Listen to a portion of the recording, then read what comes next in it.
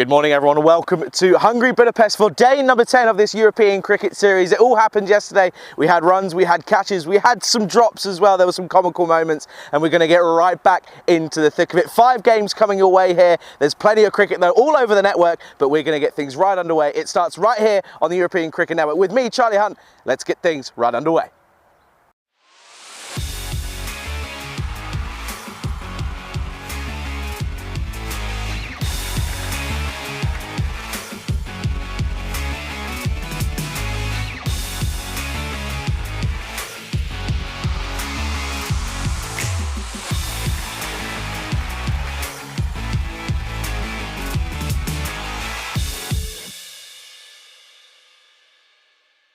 The European Cricket Series is proudly brought to you by HCL Software and Bizzaway. Good morning everyone, welcome then to day number 10. It's going to be an exciting one. We've got 5 games coming right your way, weather dependent of course. We've looked at the forecast here today, and during this afternoon there may be a little chance of a bit of a rain, some possible light thunderstorms around the local area. So we're going to keep our fingers crossed and hope that we can get 5 games in today. At the moment the conditions here this morning, bit of dew on the ground as we normally come to expect at this time of year all around Europe. But the good news is that the sun's out, so it's hopefully going to be drying away that dew early on this morning. Looking ahead at the first game of the day, of course, it's a bit of a moving day here in on this beautiful Wednesday morning. Of course, we've got match 46. It's going to be Budapest Kings. They take on United Család Budapest in an interesting matchup here. I'm certainly looking forward to it. It's my first proper look in person at these two sides, so I'm very much looking forward to seeing what these two teams are all about. I know a lot of people already know a lot about them though, so let's go over to the tournament referee, Tyrone Peters, who's over in the middle, and we'll get the coin toss right underway. You know what to call? It's heads. Heads is the call. Whoop, and it's a tail. We would like to. They're gonna ball. Back to you in the comments box, Charlie. Thank you very much, Tyzer. Yeah, good morning everyone. Welcome then to day number 10. And it's an exciting one. We've got plenty of action coming right your way. It's going to be an exciting one. Of course, yesterday, though, we did have 5 games of action here right in the middle of Budapest. It's, again, a beautiful place to play. Let's have a look at what happened then. Match 41, an upset that wasn't really on the cards. Royal Tigers batting pretty well. They were 2 for 2 in the first over at one point. Managed to recover due to some good hitting from Stanahuja and Manan to get to 130 for 2. But the Vikings knocked it off with ease.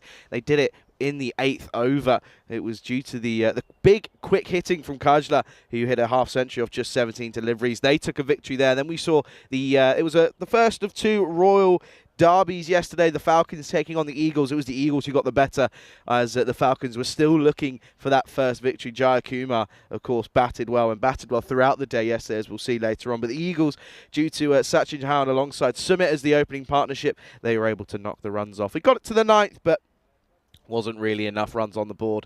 95 never looking to be enough. Then the next game, well, it was all about the Falcons. They'd been waiting almost 2 weeks to finally get their first win, and they did so with a good win up against the Vikings, which was interesting to see. Of course, the Vikings took a victory against the Tigers, so bit of an interesting day for the Royal Club in here in Budapest. But yeah, you can see that Jayakuma yet again in the runs alongside Anjum, and that was the crucial partnership, those two putting on decent runs and getting the chase done with some relative ease. But then we saw the Tigers coming back to winning ways, taking on again one of their sister clubs in the Royal Eagles. So it was the first against the second 11 essentially, and yeah, it was a pretty easy victory for the Tigers. Kukikelt came in and he hit some master blasters. He was 40 off of 13, retired himself out, which meant that Dinesh could come in and have a bit of fun. Last game of the day, Dinat Bogdani, they came up against the Royal Falcons. Falcons looking to make it 2 wins out of the day. Couldn't quite get over the line, as it was Dinat Bogdani in their final game of the tournament. They were able to get themselves over the line, and they restricted the Falcons to just 124. Let's take a look at what that means for the standings then. And it was, yeah, you can see there, United Család Budapest playing here this morning, sat in 3rd position. A victory here would tie them on points with the Royal Tigers, and depending on how they get so, it could move them up to 2nd, but they'd have to thump the Budapest Kings, who are just measly down at 9 at the moment. Of course, you can see there that the Falcons there, they've moved up to 10th due to that victory yesterday. But you can see there that the Debrecen Vikings with a bit of a topsy-turvy day yesterday, sat at 7th, and you can see the first team to play their allotted matches, Donna Bogdani. They will, well, at the moment, they're sat in 6th position, but depending on results around them, they could move up or down. And, well, only time will tell as to where they will finish. But the Blinders still sat right royally on top. They've got 2 games yet to play, have the Blinders. And, of course, you've got the Blizzards down there at the bottom with a win as well. Of course, we'll be seeing a lot of teams again here today. But looking at this first game, Budapest Kings up against United Család in Budapest. It's an interesting one, of course, and we can take a look at the lineups here. And yeah, some big names in the likes of Kasir Ahmed, but Dada Puredi, he's been the big vital run scorer for United. As of course you saw that Budapest Kings are going to have a bowl first, so we'll get to have a look at Ashrith Dada Puredi, I should say, very early on here this morning, alongside Vinath Ravindran, the skipper for United Család Budapest, but the skipper for the Budapest Kings in Tadella won the toss and, of course, electing to bowl first here. So we get an early look at potentially, you can see that at the bottom of your screen, Sunil. He's coming in for his first game. Sunil Gangadararia, who's come in for his first involvement. You can see there the confirmation of Dada Puredi's involvement in this European Cricket Series. 242 runs to his name, but he's also got 8 wickets to boast about as well. But a very good morning to everybody tuning in all around the world. It's a beautiful morning here. Hopefully it stays that way. Whether it will is only a matter of time that we'll be able to tell us that. But yeah, good morning to everyone, to Rob, to Nick, and to everyone around the world that's tuning in. It's a pleasure to be here, Charlie, on the European Cricket Network, on my own, riding solo here today. No Rico Fall. He's taking a well-earned rest day. And I have a feeling he's going to be hitting the spars up again. That's all he kept going on about yesterday. But it's a muggy, humid day here this morning, and it just with that threat of rain earlier or later on in the afternoon, it does have a feel of a bit of a muggy, humid sensation. Anyway, we are almost ready to get this this first game of the day. Match 46 is going to get right underway, all in front of our very eyes, and it's going to be Srinivas Mandali who gets us underway, and this is going to be pushed into the offside, and we will start with a dot ball. And you can see a lot of people coming in after the Sri Lanka-New Zealand match as well. And yeah, listen, a lot of cricket going on around the world at the moment. It's the joy of summer. It's a lot of cricket to be played. And, well, of course, we had the qualifiers out in Zimbabwe last week, which was rather incredible. Sri Lanka, of course, winning that. But then seeing the fact that, of course, the Netherlands were able to make it through. And a player who I played against was the highest run scorer for them in Vikramjit Singh, which was rather special to witness. This is a little outside edge, and it's going to run away, and it will be the first boundary and the first runs of the morning.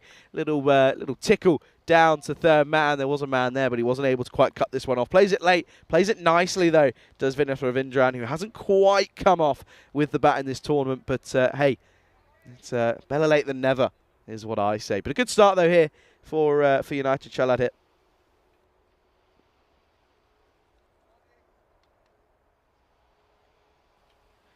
What's the response going to be then from Mandali?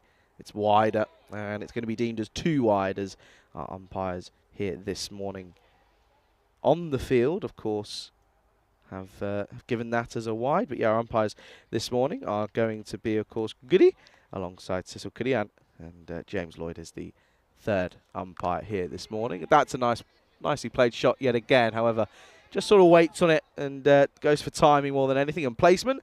And it'll be a single. We'll get an early look at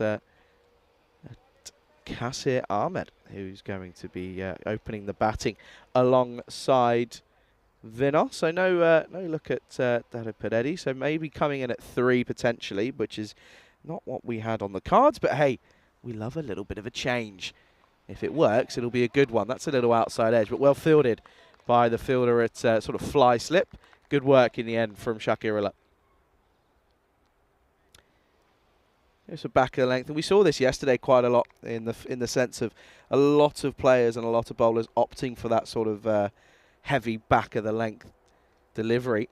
And once more he goes for it, but it's too wide, and it's going to be slapped over the offside, and Ahmed will cash in and get his first boundary, and it's a good looking one as well, as he just plays this nicely just in front of square, and he's going to get a good result out of it. It's going to be 4 runs yet again. And you can probably hear that being picked up on our effects mics. The trains have already started. We were delayed getting to the ground because there was a couple of trains coming through this morning. And, well, that's big. And that is gone. What a catch. That is out on the offside. This time it was Fuller still off of the width from Mandali. And Ahmed was trying to go big yet again. He'd already got the second boundary of the over. Did he need to go for the third? Probably not. Hindsight's 20/20 though.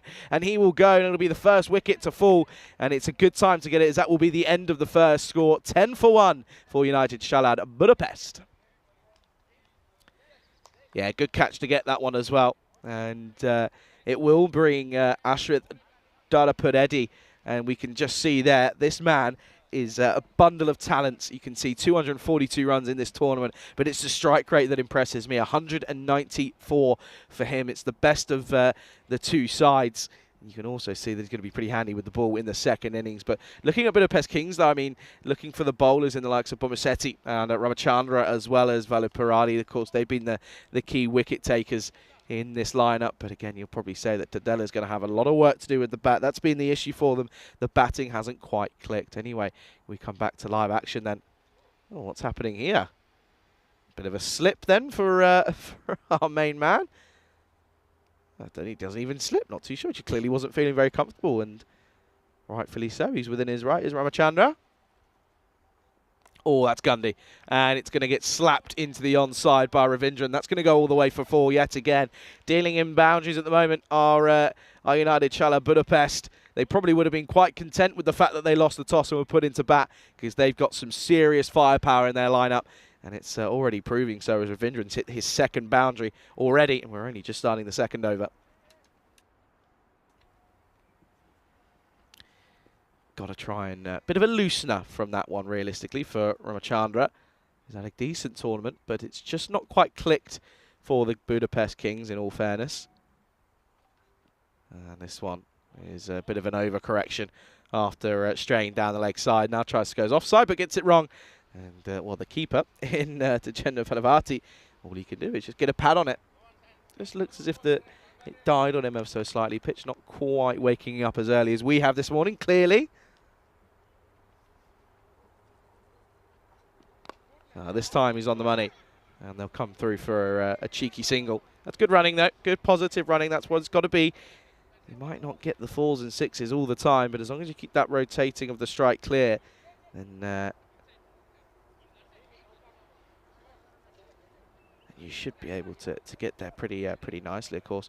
But yeah, looking at the teams sort of playing here today, of course, we're going to look at the Blizzards. They play their last 2 games here today, so that's going to be an exciting one, of course, and looking to try and get some more points on the board, some rare points in all fairness, but it will be a tricky task to do, as they've got Nomaz Baji, of course. He's away on work commitments.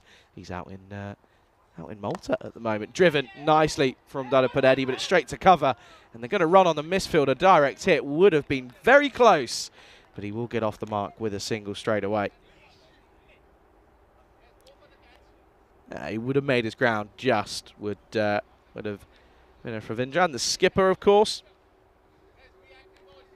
looking to sort of cement their position in the top 4 here, not leave it to any other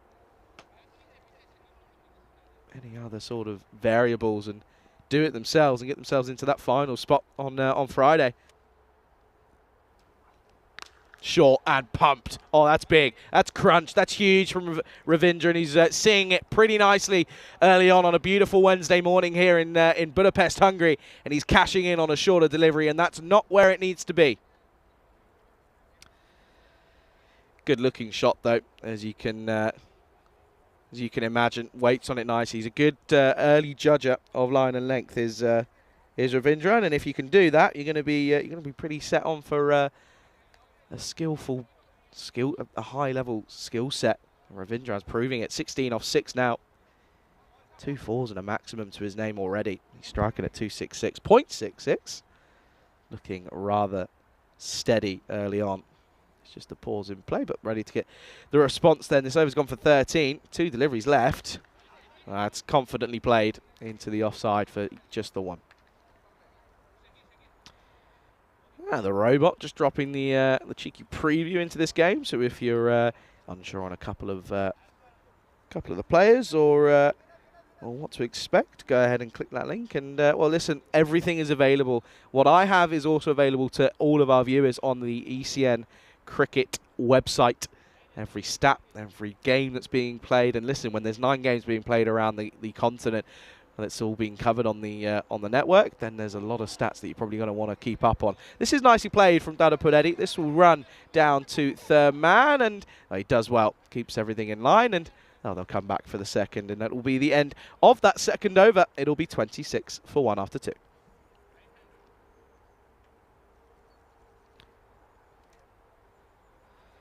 Not the best of starts, though, for Ramachandra. 16 off his first, so he's got it all to do if he does come back for that eventual second. You'd imagine that he will probably. But let's just take a look and have a look at this one. So, yeah, Blizzard's playing their final 2 games today.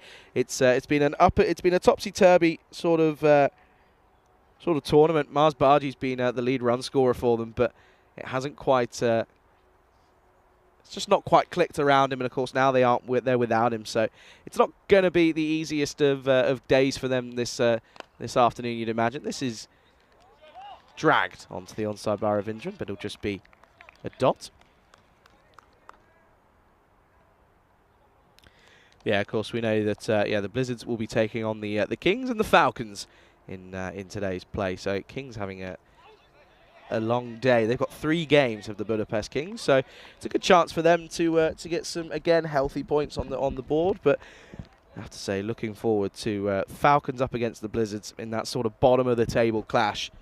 It will essentially be potentially a decider on who finishes where, but it's a good opportunity for both sides to get some points. Shot up in the air, though. Hasn't quite got a lot of it, but it will be 1 bounce 4. So Cat does catch a piece on its way through off the bat of Vinod Ravindran. You can see here batting well outside his crease, and what realistically probably wouldn't have been a terrible delivery. Just becomes a slot ball. Good awareness, though, from the batter in Ravindran, and he's raced into the 20s already.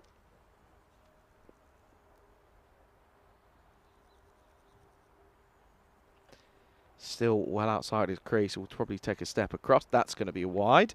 So Mandali coming, of course, back for his second in this over.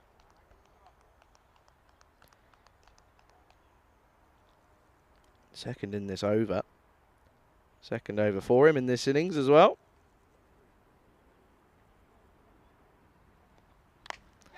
Well, this one's up in the air, and it's going to fall safely, and it's going to split the fielders precisely.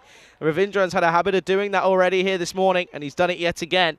Well, that's his 5th boundary already, and he's only faced 11 deliveries from this opening spell of this first innings, and he's crunching the ball to all parts of the ground because he's moved on to just 25 off 11 deliveries, and that beautiful shot over the over point is a great example of his 360-degree hitting capabilities. What's the response? It's a full toss, and it's up just over cover, and it will be another boundary. And, well, that's the game of fine margins in cricket, because he just gets enough on this, doesn't he? It's a full toss, and it's again a Gundy ball, and it's screaming to be punished. And, well, he does just that. Just gets over, though, and that will be another. That's back-to-back boundaries. So this over's gone for 13. His first over went for 10. This one's already gone for 13. Last delivery. Oh, not just yet. Bit of lateral movement, and that'll be a wide.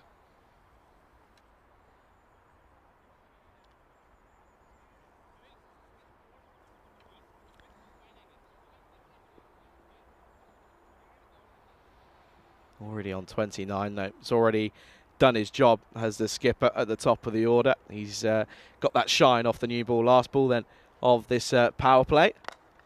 That's well bowled. That's where it's got to be. Just hide it outside off in that corridor of uncertainty. And it's a rare dot ball to finish. It's going to be 20. It's going to be 40 for 1 after the power play.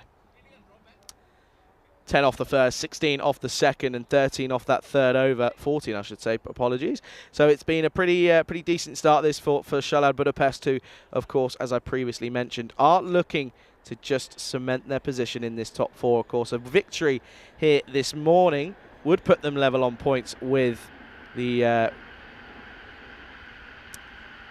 with the Tigers. But again, they of course they've got a back-to-back doubleheader.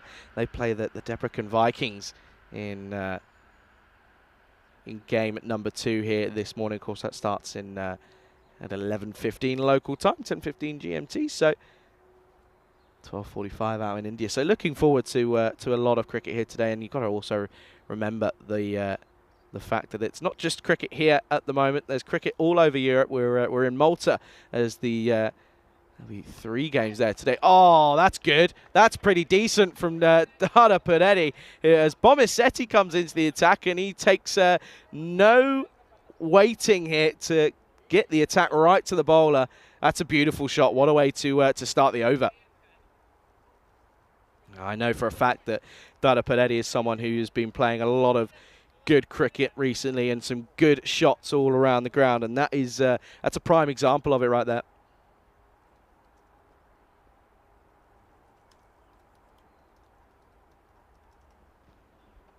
Well, this time goes for the more conventional sweep, and well, he swept that from a long way outside off, and it would just trickle over the boundary on the leg side. But again, you can see he just looks like a man who's got a lot of time out in the middle at the moment. Does Dada Punetti, top run scorer for his side in this tournament, and he's adding to them already. Moves on to 11. Good shot yet again. This time goes for the conventional sweep and gets all of it. That'll be another boundary. It's a good early signs here. But good morning to everyone in the chat. To Kai Bay, who's joined Rob as well. Pleasure to have you all alongside us. It's going to be an exciting day. It's just me, myself, and I on the network on commentary duties, and this is going to be a poor delivery, and I don't think it's going to go for a minimum, so it will just be a wide plus the extra run. It's poor delivery down the leg side.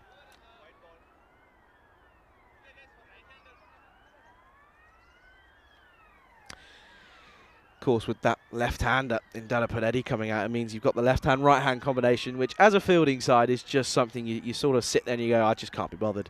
It's such a frustrating part of the game as a fielding side, but you've got to deal with it, and it's something that, it's a tactic that almost gets used by a lot of batting sides nowadays. Outside edge, gone. Oh, that's so poor. That's so unlucky from Ravindran because he's played a blinder of an innings so far. Hasn't looked like he's been in any sort of trouble or any sort of discomfort. And he's just found the outside edge off a pretty poor delivery from Bomisetti, in all fairness. It's a short, wide delivery. And all that Ravindran can do is just chip this one up to Sandy Sachin, who takes the catch pretty comfortably. It was a comfortable catch. And it will be the second wicket to go. With the 50 up on the board, it's 50 for 2.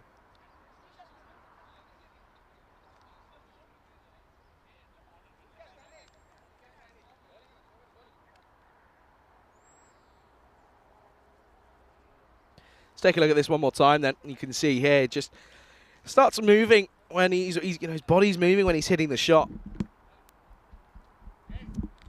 and it just doesn't realistically mean that you can find your balance and get yourself in the right position. But that's again unfortunate for the skipper who got himself in, but he's going to have to go as well now.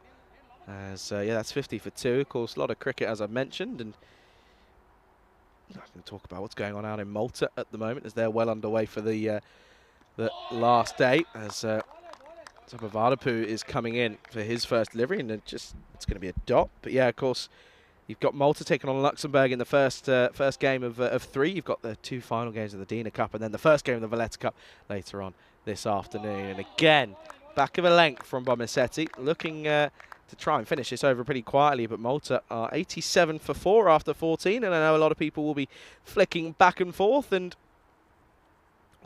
some people, some talented and very clever people will have a double screen method going on. That's just dabbed away into the offside. It'll be a dot to finish. A good comeback from Siva Bomisetti after 2 very good looking sweep shots from Dada Punetti. He but goes for a wide, then picks up the big wicket though of the skipper in Ravindran in that over. It's 50 for 2 at the end of the 4th.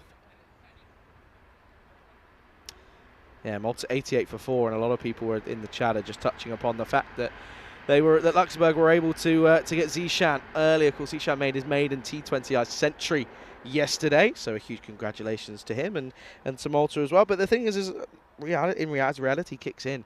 A lot of those teams are playing good cricket out there. So it's a high level. Of course, Vinny Sandu, a.k.a. Mr. Maximo, has taken you through the day out there. And, of course, we've got an international T20I women's game coming on later on here in the Netherlands on the network. This will be Corey Rutgers, who's Corey's doing a fine job out on his own out there as well. So 3 solo commentators out everywhere today. So the chat, you've got your work cut out for you. So this will be just pushed into the onside by Dada Padedi as that's Sunil Gangadaria, who's again who I mentioned first involvement in this tournament. It's a late newcomer for the side. Again, looking to offer another option as a bowler here, clearly.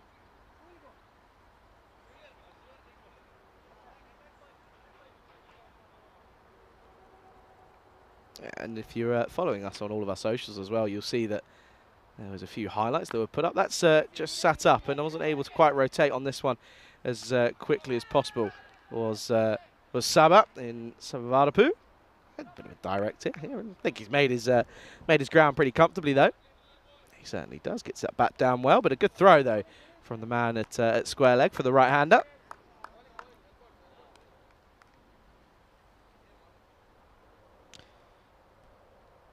If you haven't done so already, though, folks, if you're watching on YouTube, do go ahead and like and subscribe to Scream and to our channel. It's where you'll see all of the cricket action in wherever you are around the world throughout the year.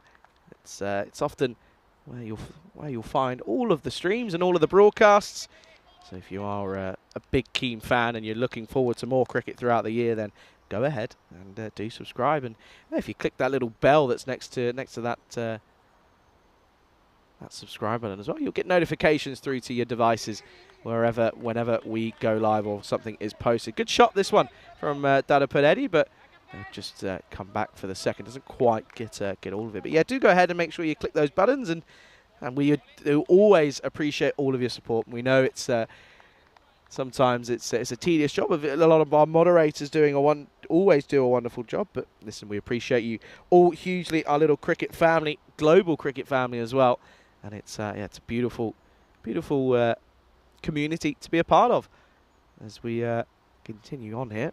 Been a good over, just 4 off it in all fairness. Oh, that's sloggy from Dada Padedi. Just tries to sort of swing through the line, get that front leg out of the way, but that's not his game. His game is pure cricket shots. That's what he's got to stick to. This is part of the frustration thing that you see when you watch a lot of cricket, is you often see good batters will get in and hit some nice shots and then go against what they've been doing that's worked for them, and you sort of sit there and you go, well, why? What's the point? You're playing so well. Doesn't really make a difference. And it's going to be a dot to finish the over, and it'll be 55 for 2 at the end of 5. And I can welcome you into the Ice Cube. Charlie Hunt here for the European Cricket Network, and it's going to be a beautiful, hopefully fingers crossed, beautiful day for cricket here. And as I keep mentioning, there's lots of cricket out on the network at the moment. Of course, we've got our 5 games here. We've got 3 games out in Malta, of course, and then we've got the 1 T20I women's game out in the Netherlands. So it's going to be exciting. Certainly looking forward to it. Of course, the Netherlands take on Scotland in that game later on today, and then we've got Malta taking part in that Dina Cup. Gone big and got all of it. That's huge. That's a big shot into the onside for Dada Padedi, who rather than going for touch goes for power this time around, and it sits up nicely from Bomisetti. Can't be bowling there, sir, and it's going to get dispatched. And they went it over without scoring a boundary, but he's making up for it here. He's already got the second of the over, and it's a big shot as he moves on to 27 now.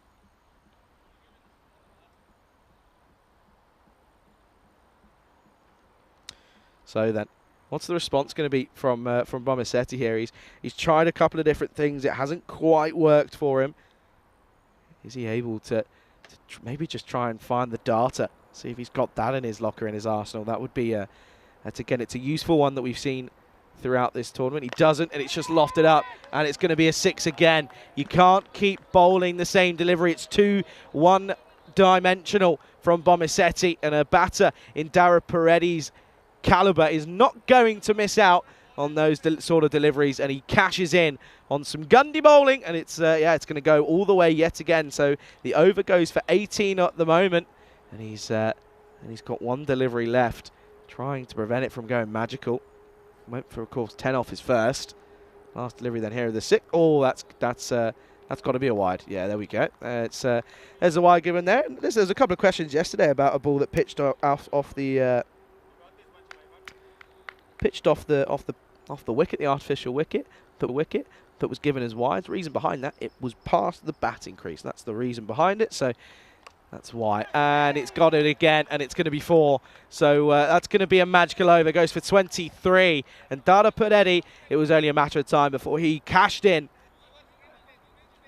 And he's looking good once again. That's a nice looking shot. Moves, races on into the 40s. It's going to be 78 for 2 after 6.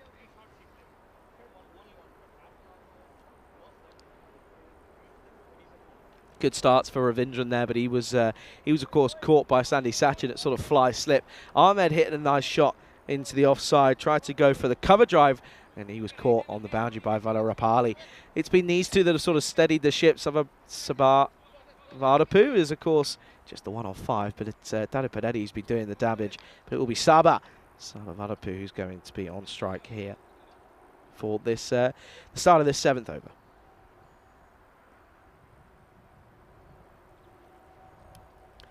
And Hadia starts again. That's going to be a wide.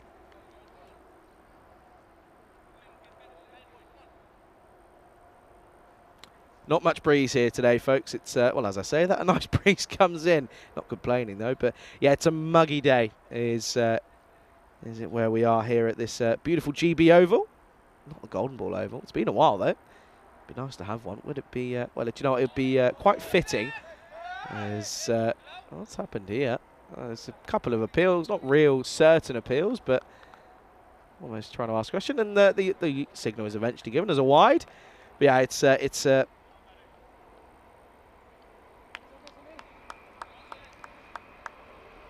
mean, the humidity is 65%. That's all you need to know. It's certainly feeling very hot out here, and the thing is that the UV index as well is at 4. So saying you've got to use your protection. There's a bit of wind, about 7 miles per hour of wind. That's going to be a wide again. Doesn't matter where you bowl. That's going to be a wide.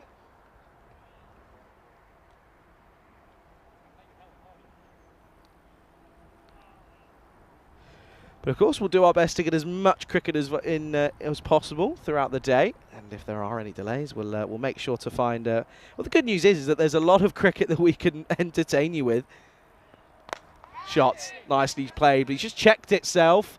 Oh, and it would have been a great catch as he went for the one-handed screamer, did Ramachandra, right in front of me here at long off. But in reality, he probably could have got more on it. He had quite a lot of time and actually quite a lot of space, but he struggled with that. Look, still about 1.5 meters there.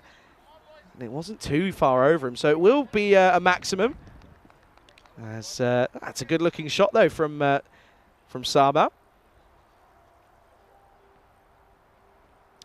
Yeah, they're looking to set a decent score here. Our Shalab Budapest here. That's well bowled, though. Trying to hide it outside that wide off-line.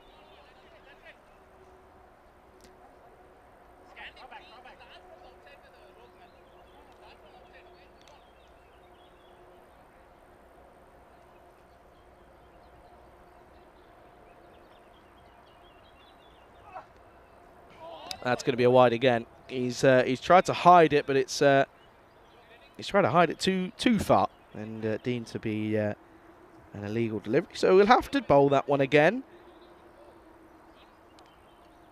Yeah, the weather's a bit of a weird one today, though. In all fairness, so it's going to be interesting to see how it unfolds. Haven't really. I know there was a bit of rain, sort of on day 2, I think it was, but wasn't really anything crazy. And the thing is, though, is that this pitch is probably in need of a bit of rain. It's been a hot summer, is what I'm being told, and yeah, it's although it has been they've had a bit of rain at one point. It's still looking very green, though. Of course, I mean the one that stands out for me is when we made our way when we were in Belgium last year. I mean that was just dust at one point, and then as soon as we got a bit of rain, it went nice and green. So just shows you that. Weather has its part. Good take, that is, from Valavarti. Does well. wasn't an easy grab, that one. It bounced just in front of him. They're the hardest ones today. I have to say, there's been a couple of times, and I know that regular viewers will know that this is one of my pet peeves and something that I just despise. If you're standing that far back, what's the point? Come forward a bit. He's not bowling express pace. You're making your work 10 times harder for yourself if you don't come a little bit further forward, because you just let it bounce in front of you. As again, just rotating the strike. Hello, hello. A bit of a slip. Well, he's wearing Air Forces, so that's probably where he's gone wrong. As Shakirullah. That's probably where he's... What's this? Just that one little step goes too far. I think he sees the funny side in it. I hope he does, because otherwise you're probably thinking, well, don't take yourself too seriously, sir. 8 off 8 for Sabah. Well, that's going to be wide. And it's probably going to be an extra run as well, as the keeper, once again, standing too far back, and this time isn't able to take it cleanly. Nice, like the shades, though. Got a few of the Budapest Kings opting for the shades this morning. There is a bit of sun, but it's quite cloudy. The sun is certainly out. Trust me, it's warm. It's muggy, is the way I'd describe it at the moment. Big. Has he got enough of it? I think he has. And, well, this is going to be another boundary. Whether or not it's 4 or 6 is yet to be determined. It just was right on the line. It was a shorter delivery, and he wasn't exactly going to wait around, was Dada Padetti. There has been a maximum already, and... oh, that's going to be another one. That'll be back to usual hitting from Dada Padetti. So that's going to be a nice way to get into the 40s this time around. But yeah, you can see there little conversation between the fielder and the keeper, sort of saying, "Well, hang on a second, fellas. What are we doing here? Why are we bowling short to Dada Padetti, who we know will just crack you into the onside and to all parts of the ground as well." 99 on the board, though, with a delivery left. A 6 would, of course, bring up his half century. And well, I'll tell you what, it'd be a pretty good one at that as well if he does get there. That's going to be just pushed into the onside. The over does go magical again. They've had a couple of magical overs, in all fairness. That's 22 off it with a fair few wides. It's going to be... well, they bowled 12 deliveries in that one over, just to let you know. End of the over, 99 becomes 100 for 2 after 7. And these are the top run scorers here in this European Cricket Series. Hungary, 2023 edition, of course. This is up to this morning, before this morning's play. Gucci, he's still sat right on top, and he's got over 102 runs. And he's not going to get chased by Baji, because Baji is not playing anymore. He's away on work duty, so we won't see him again here in Hungary, which is a shame for for his side. But, of course, Kajla for the Vikings is up there alongside, of course, that man Dada Padetti. Dada Padetti, he's on there. That'd be about 290 now, so he'll move up to 3rd position. Legamagi, of course, sat on 241, so he's, of course, up there as well. But do you know what? The run scoring hasn't exactly been an issue. It's just the bowling that's been a little bit tough for a few teams. That's where they've leaked their runs, and it's just meant that there's been quite a lot of runs on the board. I know that there's been a demand for the net run rates being looked into. And I have good intel that tells me that we can I'll be able to touch on that at some point throughout the day.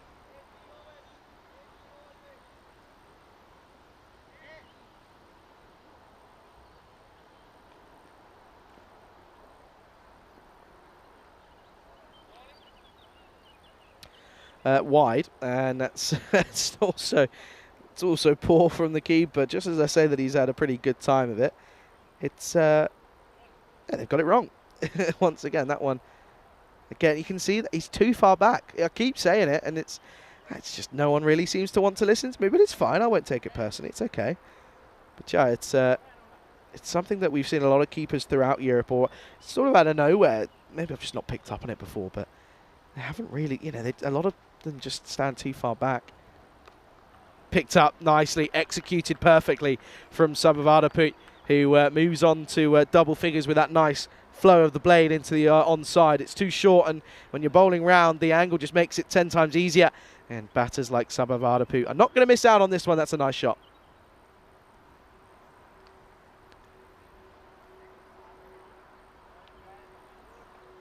Yeah, so they move on to, what's that, 106 now, and looking to finish around about 145 here, potentially, with still 2 and a bit overs to go. Oh, you can't bowl there. This is not working for Madhudapali. It's not. He got lucky that this is just plugged out of nowhere. Well, Sabo was looking to try and come back for a second, but to be honest with you, I think Dada Padetti, well, now they will, because oh dear, that's poor. I'm sorry, but that's poor. Wheels have completely fallen off. Keeper's had a bit of a nightmare. He goes for the throw. Bowler's had a nightmare in the over. He's bowled 2 Gundy balls. He's lucky he doesn't get dispatched for the second time. Watch this here. That's an absolute nightmare. It's not even a difficult one. What's he done here? That's lazy. That's just lazy is what that is. And it's another 2. But Saba can't quite get this one away. It's a better delivery.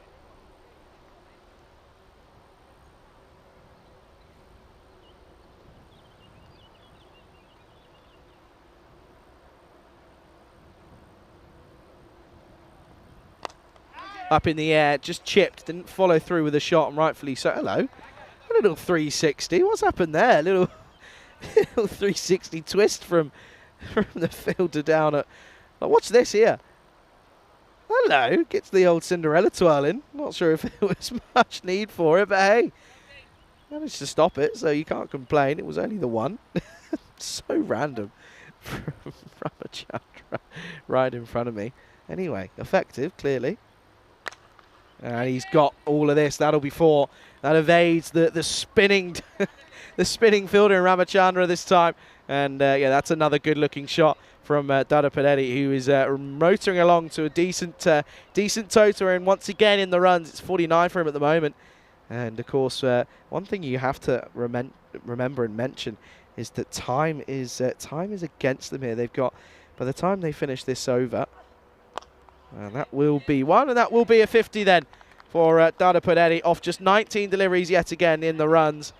As it's a poor throw again, and the bowler gets pummeled. But a 50 comes up, but more importantly, he keeps the strike. It's 114 for 2. They've got 4, and probably about 4 minutes to bowl this last over until they get to the 9th. Yeah, so look at this here. You can see it's pretty upward spiral. Started at 10 and they've never really gone below that. It's currently at 14 and a quarter as a run rate at the moment, but it's mostly down to the big hitting of Dada Padetti. 50 off 19 with some beautiful shots, mostly those reverse Malachis. Or you'd probably call them the reverse Daras, because that's what he keeps playing. 50 off 19, 5 4s, 3 6s, striking at 260. He's got to continue though. He's got 2 overs left in this first innings. Pummeled. Leg side, straight to deep straight to mid wicket though, regular mid wicket that is. Might be a run.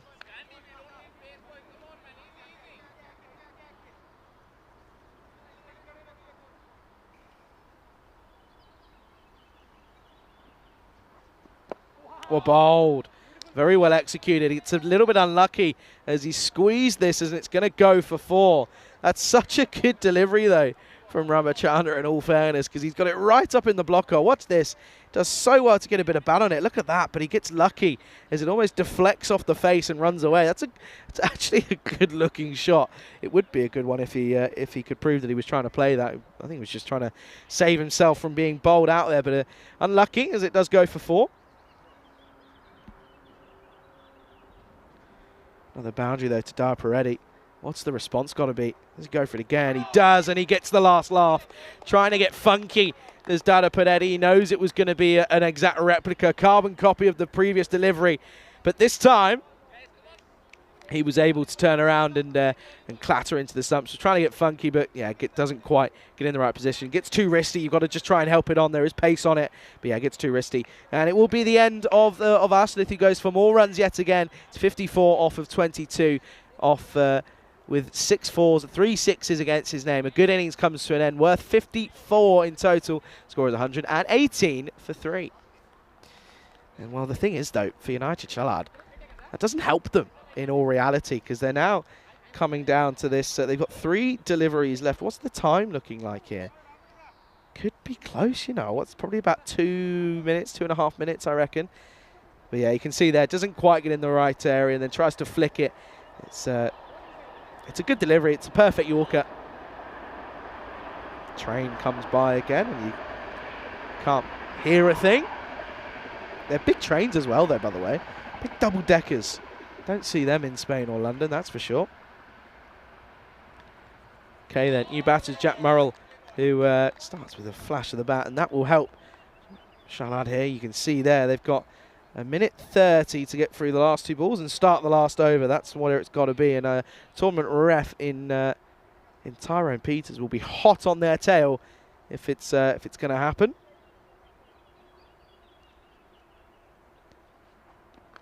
Up in the air and over the top. Man out there though. Oh, puts it down.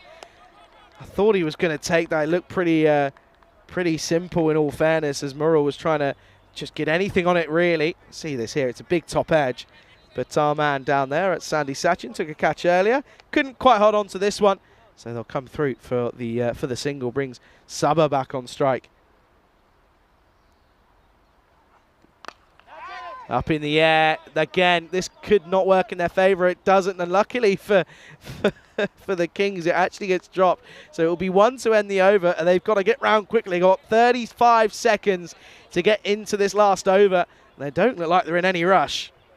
And it's going to be 120 on the board. It's 120 for 3 after 9 overs. And just keep an eye on our umpires here. Just have a look. 30. The clock seems to have stopped there. Let's just have a look. I think it's going to be okay. Just by the skin of their teeth. Just keep an eye. I'm just going to keep an eye on them here. Of course, that's story so far. Wickets for Mandali, Ramachandra and Bomasetti, but poor from Gangadaria. And Vadaparati went for 14 as well. Bomasetti's going to come on and well, it's not going to be a Bomasetti. It is going to be for Sandy Sachin. He's going to come on for this last over. Then he's going to get a bowl. And luckily for them, they do it within the time straight, so they get there quite literally on the money. Last overtime. That's a good start from Sachin. That'll be a dot.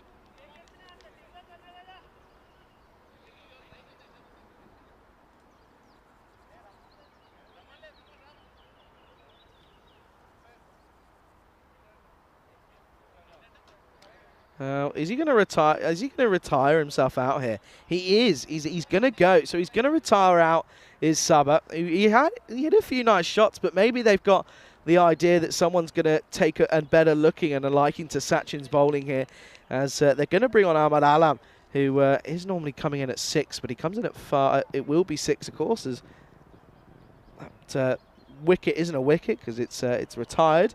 It's a retirement, so he will go. And what's interesting in the last over, you've now got pretty much 2 fresh batters at the crease. So you're hoping that one of these 2 can go from the off, and they've only got 5 deliveries left. It's 120 on the board. It'll be 120 for 4, essentially. Oh, that's tight. That's really tight. Let's take a look at this one. I thought he snuck it in. Oh, that's close. Possibly just touching it, though. So consistency is key. Up in the air, then. Chance. Taken. Good catch. Alarm. Well, the retirement clearly doesn't work. As well, that's going to be a golden quacker for Alarm. The first delivery he faces wasn't legal, and the first one he figures that is legal. He just toes and skews right up in the air. Good catch by Point. Backpedaling a little bit, had to set himself, and it's right into the sun, that is, as well. But it's a good one to get, and that retirement looks like it might come back to haunt them, as it's a golden quacker. Derek's here for the first time this morning, and it is 121 for 5.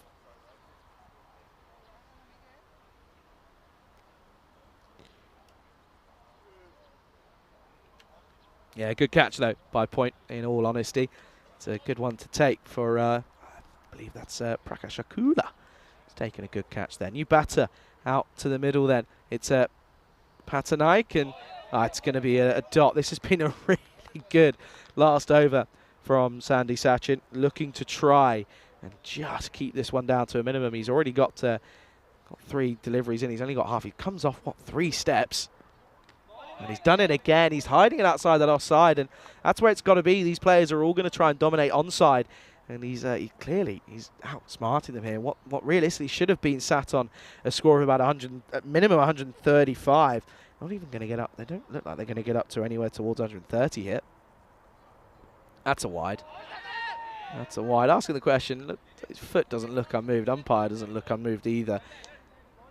You can see that. Does step out. Oh, hang on. No, hang on a second. Hang on. I thought he wasn't moving here. Let's take a look at this one. Rock this one. Oh, he's gone. I think that could be out. That's that looked closer than I originally thought. And well, they're going to have a look here. Yeah, they're asking for it, and understandably so. Keepers, there's a lot of signals going on, but they've called for it. That's, to me, Is there anything behind the line? No, there's not. He's going to be given excellent bit of work from Valivarti to have the sense of mind to take that. And excellent work by our crew at Spring Productions, giving us the quality replays there. But yeah, that's a really good bit of work. So this retirement, I mean, talk about tactics. And if you're a stickler for tactics, it's not worked for them, because the retirement has meant that they've had Alam come in. He went for a 1-ball duck, and then Patanaik has come in. He's gone for a 2-ball duck. And but yeah, I mean, there's the evidence that you needed. And we do get Derek. I wasn't sure if we were going to fit him in time, but there's just normal Derek. And well, look at that. That's a brilliant bit of work. As yeah, I mean, in theory, that retirement has now meant that you've gone 3 balls, no runs, 2 wickets. So coming back to haunt them is this retirement for Shlazad here. You never know. For Shalad, it could come back to haunt them in the latter stages. Rajendra then up in the air, hasn't got all of this. And, well, Murrell's thinking that he's going to try and take this on. He doesn't even look interested in any way, shape or form for the second.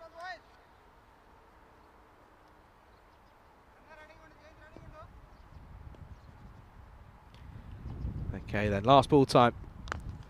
And he doesn't, and it's going to be just 1. They should turn and go for 2.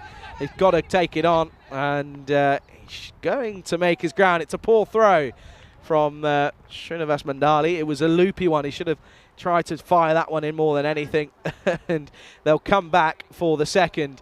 So it will mean that they finish on 125 for 6. Still probably feel as if they've ended up leaving about 20 runs, 25 runs up there potentially. We're going at 14 and a half and over pretty much all of the innings, and it was a good bit of middle spell bowling though that they were able to take the wickets at the right times. They only allowed 1 batter to get in and punish them. That of course was Dada Padetti, but he was supported by the skipper and Vinoth Ravindran at the start of the innings. He was able to get quite a few runs. He ended up going for pretty cheaply as he went for 29. It was a pretty poor score, in all honesty, in a poor way to get out. It was an outside edge. He wasn't in the right areas to play that shot, and it was a good catch though by Sandy Sachin, who, by the way, could although he dropped a catch, he looked really good as a bowler coming on in that last over.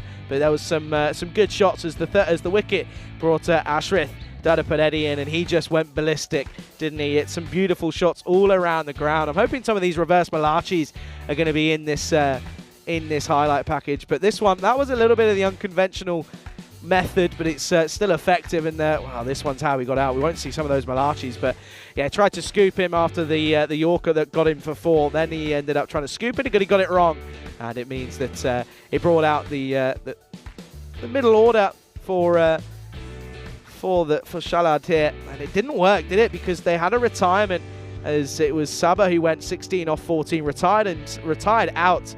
And it ended up going as the new batters came in. Murrell scored 3, Alam, duck, Patanak, duck, and Rajendran just went for 1. You can see confirmation of that scorecard there.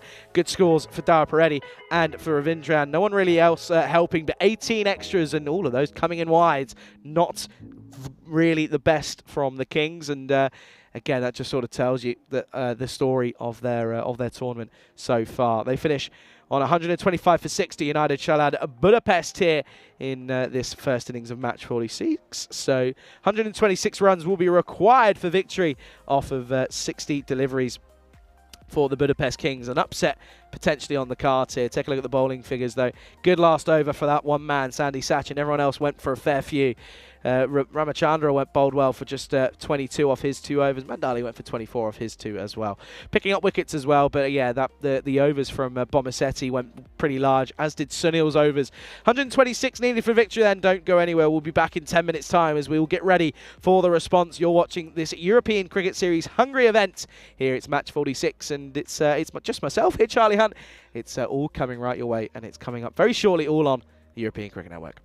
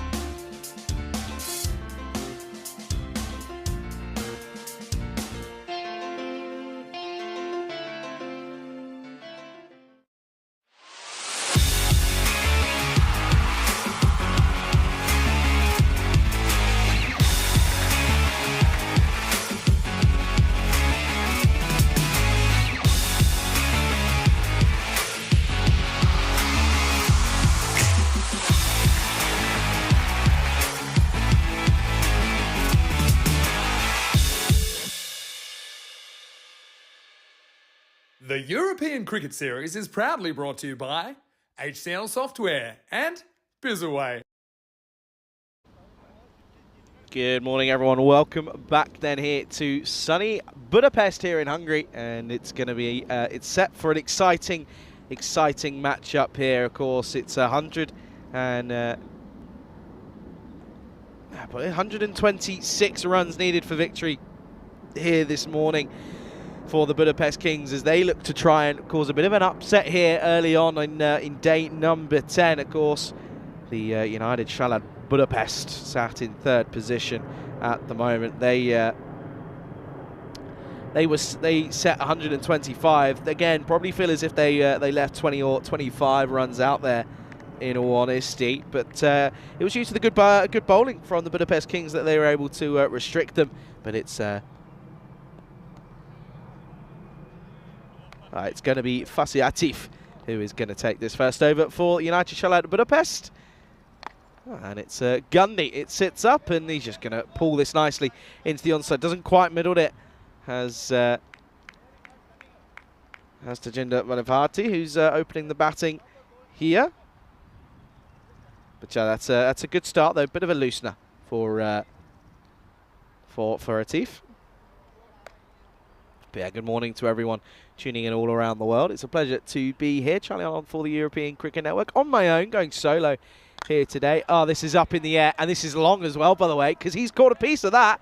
That's huge. That's gone a long way. And what a start this is for Valavati. Couldn't quite middle the first one, but this time goes goes dead straight rather than pulling it square, and gets all of it, and it goes for a maximum. It's the first maximo here this morning of this second innings, of course. And yeah, good morning to everyone. Good morning to Rob, to Kroom, to Rob as well, and to Vinny, who's jumped in as well. Of course, Vinny covering the Medina Cup, the final two games, of course, the Medina Cup, and then the Valletta Cup starts later on this afternoon. Of course, that's one of two other locations that we are currently in. We're here in Budapest, in Malta as well, but then also in Utrecht in the Netherlands. As he's asking the question, too high for me, as Atif turns around and just tries to go a little bit fuller, but doesn't go full enough for me. But this one, yeah, it's too high, way too high, hitting him on the thigh pad more than anything. Yeah, massively too high on the back leg as well. But Jana, it's a really good morning here, and it's a pleasure to be here. I always love wherever I go. Oh, and this one is up in the air. Oh, it's taken. It's unlucky for Valavati because he was looking pretty confident on the pull shot or on the shorter delivery, but this time around he gets it all wrong and ends up sort of swiveling into this one. You can see here, it goes down the track. Didn't need to, because it would have been a really easy delivery to demolish into the onside, but he wasn't able to quite do so, and it will mean that at the first hurdle they've fallen, and it's 8 for 1. As that's Shiva Tadella, the captain for the Kings, who comes out here, and well, in reality, a couple of early wickets, and this could be over pretty quickly. It's around about probably a par total and a par chase, this one, but it's listen, scoreboard pressure is always something that you've got to contend with, but of course the Kings sat in that bottom half of the table at the moment.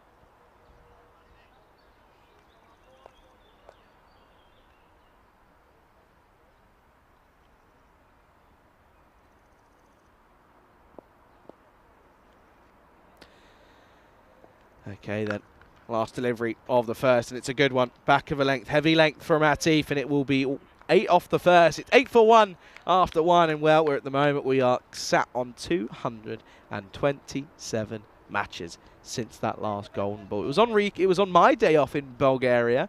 Well, Rico's on a day off here. Could it mean that we have a bit of that touch? You never know. But yeah, 227, of course, that was Emi Sofia who took the victory there. It was Chuktai hitting the winning runs after an interesting game where the ball hit the electric wires that go across the field.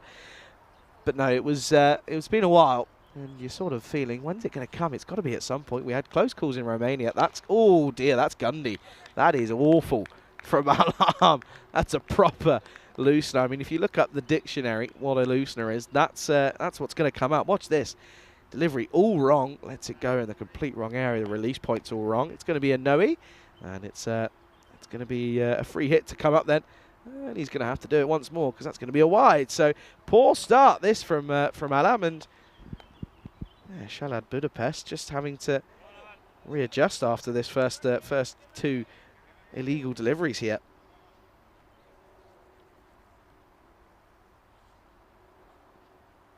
Free hit once more then.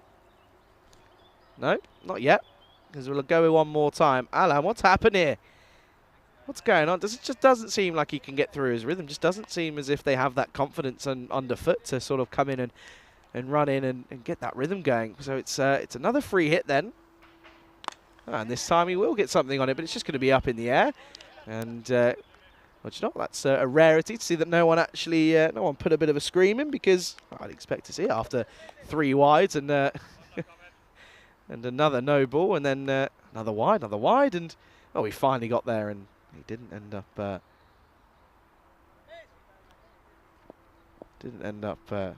up taking it and making the most of the free hit.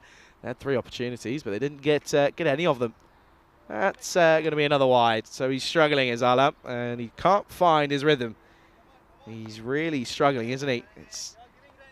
That one wasn't too far away. That one's better than the rest, but even still, though, not within the right lines. And well, this over's gone for 5 already. Only had 1 legal delivery. Well, that's going to be a dot ball. That's a rarity. That'll be a dot though by Alam, a rare one.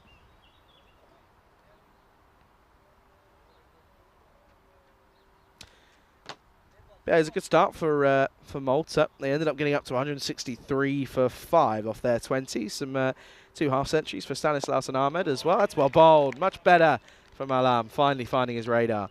And, well, the skipper and Vanan Prasath. One of the nicest men in cricket, by the way, I'll have you know. Yeah, he got some runs as well, 23 off 21. So 163, and in all fairness, you'd probably say that that's probably enough, but only time will tell, though. This one is, again, just skewed up by Tadella. That'll, yet again, just be one as the trains come choo-chooing on through.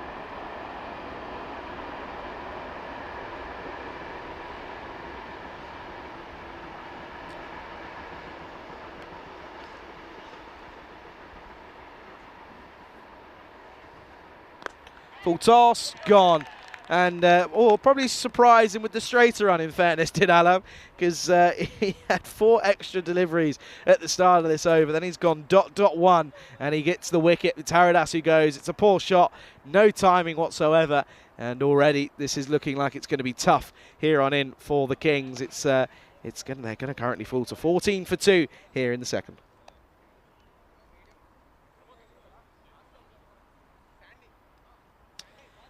That's a warm one. It really is, as I think that's going to be Ramachandra, who's going to come out at number 4 then. So we've seen him coming in at different positions, but he's coming in at 4 this time around. Full toss off the splice of the bat, and well, Alam probably doesn't deserve that wicket, if I'm being totally honest with you. But hey, it's the rub of the green. You take what you can get. Surprising with the straighter one. 14 for 2 then here, and it's you can hear it. Looking for, they want to try and get through this as quickly as possible. Oh, this one's a bit of away movement. It's well fielded by a man in the point cover region. It'll be a dot to finish. So even though there's 5 extras, they only concede 2 runs, or 4 extras and 2 runs off the bat, I should say. And it will mean that it's 14 for 2 after the second over. Just a reminder of the story so far for all teams here. Cobra CC occupying that set up 4th position, but the Eagles right on their tail. Eagles have only got 1 more game to go. They'll play that today, of course, and if they do that, then they will get into that fight for 4th. But with the fact that Cobra CC have got 3 games still to go, you probably back them to stay there. Well, this is a nice looking shot as Fazir Atif is going to continue. This is hit away and fielded nicely by Van Madugan, who's out there.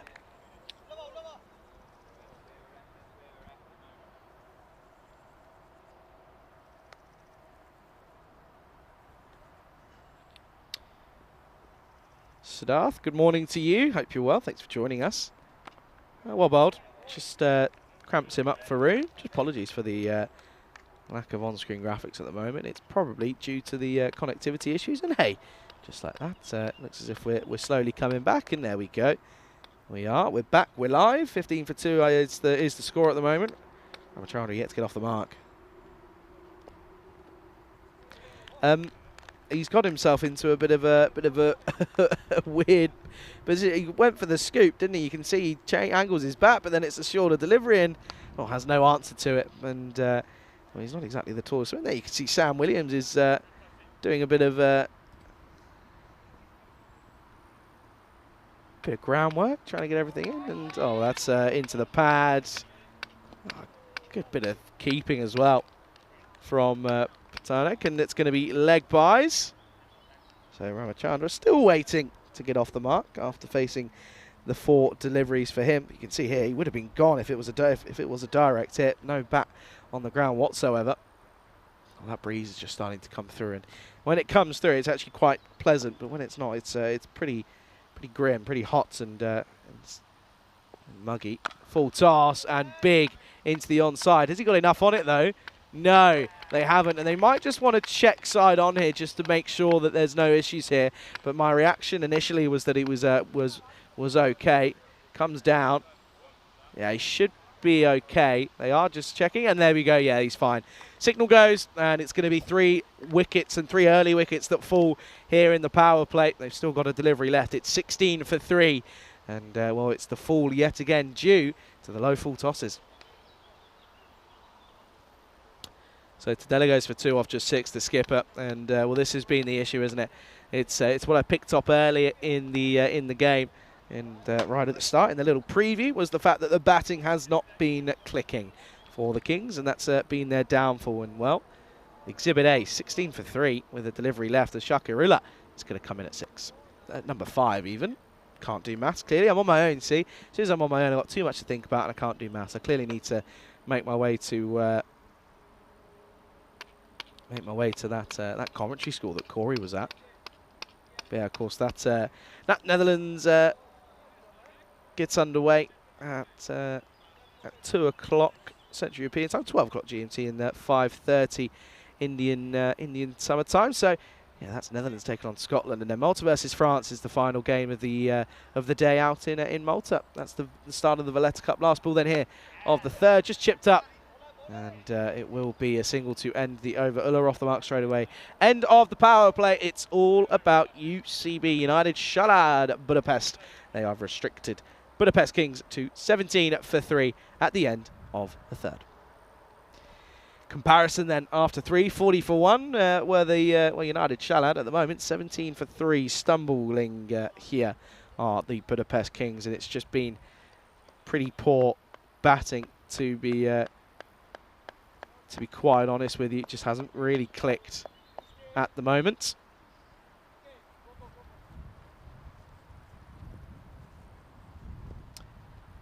And well, Alam's going to continue after the first.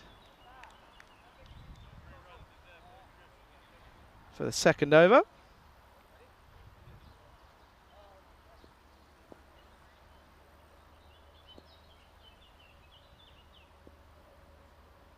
Well bowled, but also well played by Alu. Digs that one out right off the toe.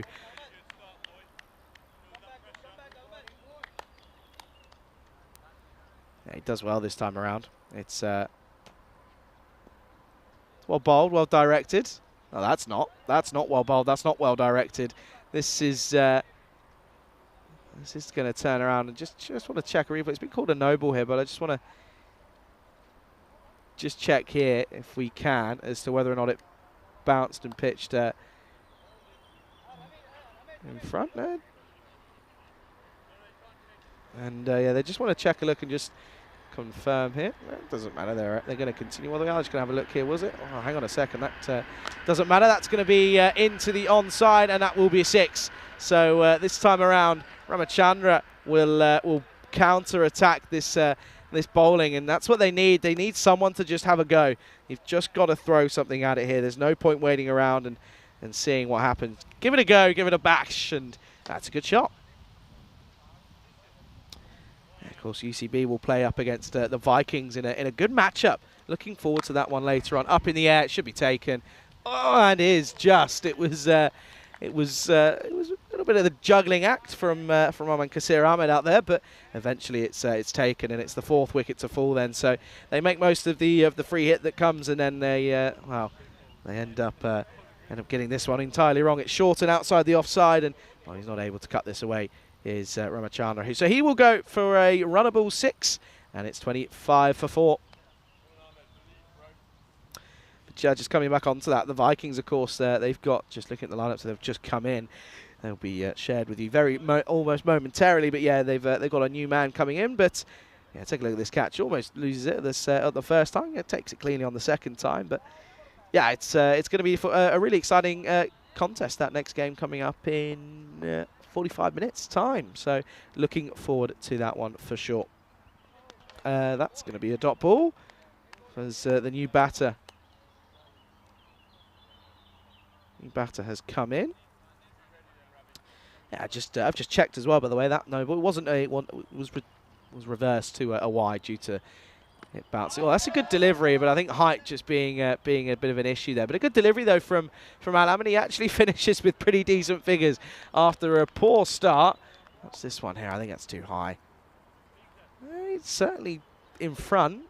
That's the height doing, yeah, it looks as if it's going over for me. Have to agree with our umpire on the field, and it will be 25 for 4 after 4 overs.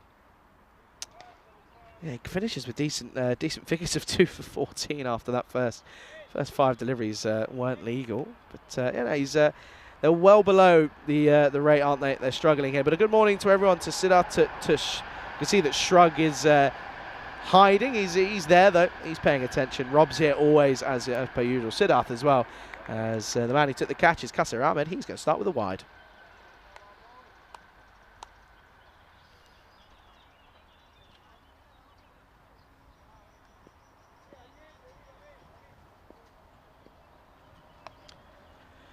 Well, a 1 off 3 at the moment. Oh, that's a lot of lateral movement from Ahmed. So that's back-to-back wides.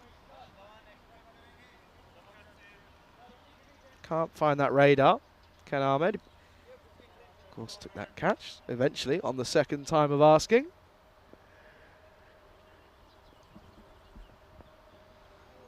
And this time he does fire it in just outside that off stump. Another trying to drag a ball that realistically he's got to open up that offside. He's looking too one-dimensional onto that onside. It's not going to pay off. You've got to go and play the ball on its merit, especially in these conditions.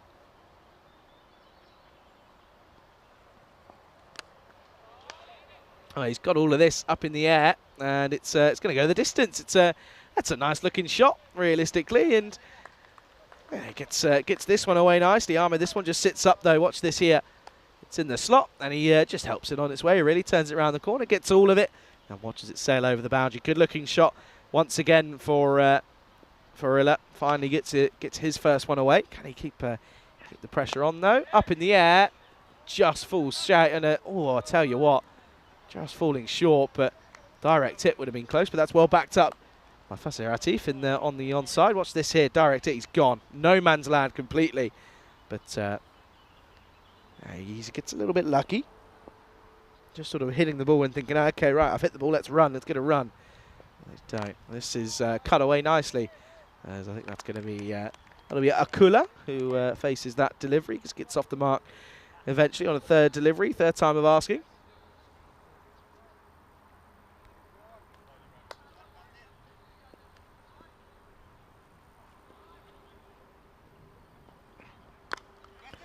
This is just skewed up, and again, it's just short of the man in covers. And do you know what? Get the squeeze on.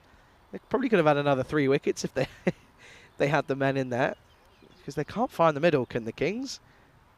Had a couple of boundaries, but they haven't really been able to find a consistency. Asking the question, not out. Comes through for the leg by though. That's. And that will be the end of the fifth halfway stage, 36 for 4 on the board. And we had a look at the highest run score. Let's have a look at the leading wicket takers. Spinner Manav Nayak is at the top at the moment. And Manav, well, I know for a fact yesterday was enjoying a nice rest day for him. Had a couple in the trot.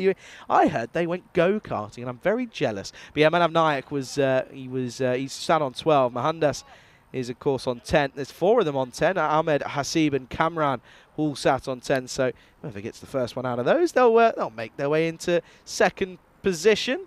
But yeah, Manav Naik, 12 wickets for him. He's been crucial, isn't he?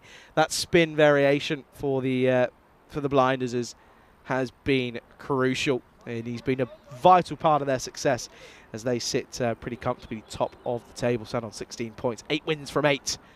As we come back to live action, or we were going to, but there's a pause. Velmurugan is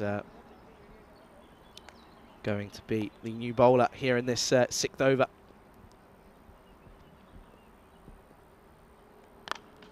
And again, miscued, and all he can do is just try and pull it into the onside. But yet again, no one really being able to. Yeah, no one really able to find the middle of the bat. It's come and it's gone, but it's not really stuck around for the Kings. That's wide. Can't be bowling that. Got to find a way of. Got to find a way of changing your angle. It's again this right arm around the wicket. I hate it. I have to say, it's just one of those things. I just don't see the point in it. You take out so many opportunities. I just don't know.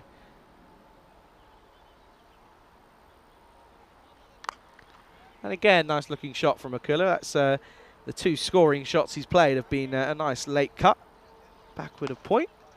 But once more, it's just single, and they need more. I mean, that run rate's already past the point of no return, isn't it? 18.2 is up there at the moment, but probably even more now, as every time there isn't, it's.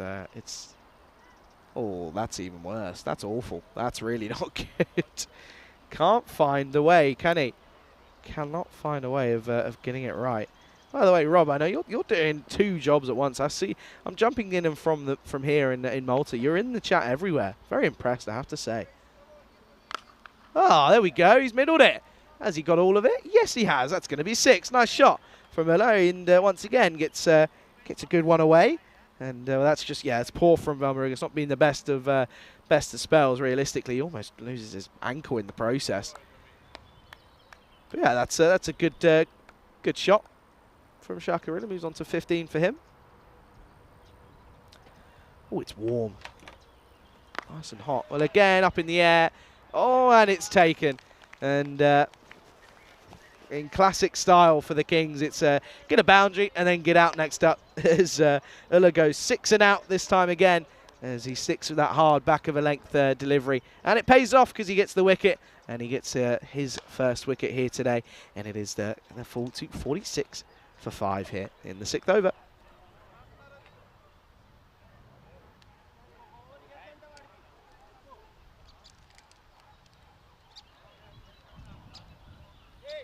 Take a look at this one again then. Miscued. They just can't find the middle of the bat, really. Again, it's coming and it's going, isn't it? They have hit a number of boundaries, in all fairness, in this innings, have the Kings. All of them coming in 6s. They've had 4 6s in total, but it's the rest around them that's not clicked, as that's going to be Sandy Sachin, the saviour, in that first innings with 2 for 5 off his 1 over. There's a good over at that as well, though.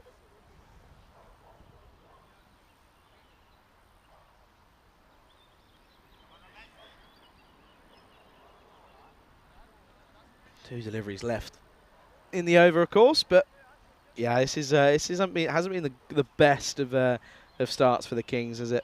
He didn't bowl the best, and well, their batting hasn't exactly changed anyone's mind either.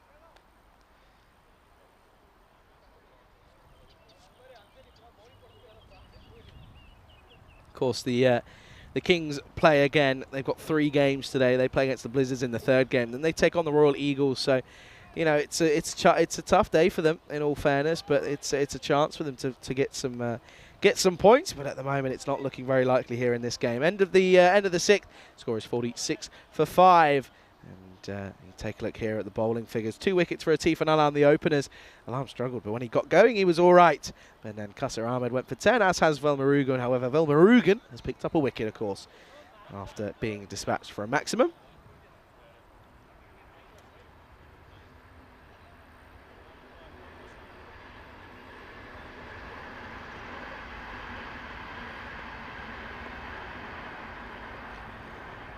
Yeah, Rob's just Rob's saying he agrees. Right around the wicket is oh, that's Shrug, sorry, saying he agrees. Yeah, it just doesn't really, just don't see the point of it. Anyway, here is Gerson. Well, that's a bit of pace, and that's going to run away down to third man, and there is a man protecting that area.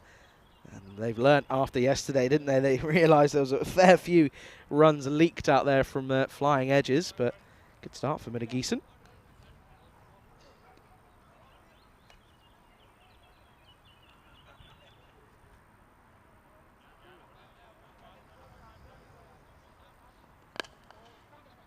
It's well played. Just pushed again. And well, the fielder forgets to take the ball. Yeah, you see that run rate's now to the 20s, and you probably say that this this game is going to come to an uneventful victory then for Shalad here. I mean, realistically, that puts them level on points with the Tigers. So Tigers, of course, took a bit of a mixed bag yesterday. In all honesty, I mean, the fact that they lost that first game up against the Vikings was a bit of a surprise and a bit of a rare loss, but they were able to bring some reinforcements in for that afternoon game, and they certainly were able to get all of it as well. Up in the air, nothing on it. Taken, good catch.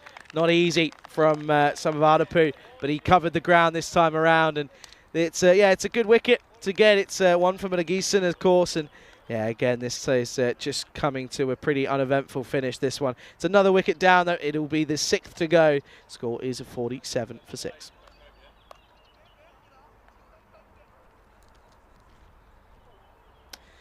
You can see there's Jack Morrell just showing his appreciation for the efforts there. But yeah, no, that's going to be the end of the batter. Of course, makes the way back to the dugout. It's never a fun walk. I'll tell you what, the only time it ever is if you've just made a half century and you're thinking, yeah, I'm done now. But yeah, you can see that's the end of Prakash Akula, who goes after a good catch. He made some serious bit of ground, but he's got long legs to do so. But that will be, of course, 47 or 48 even for 6.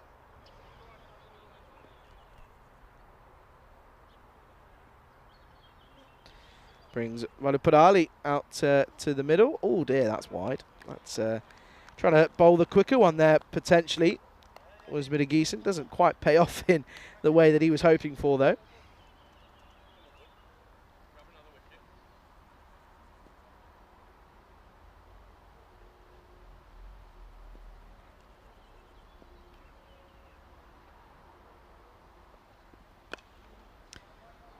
Pushed away nicely, and he'll get off the mark for one, straight off the bat. It's well backed up again. A little bit lazy, in all honesty.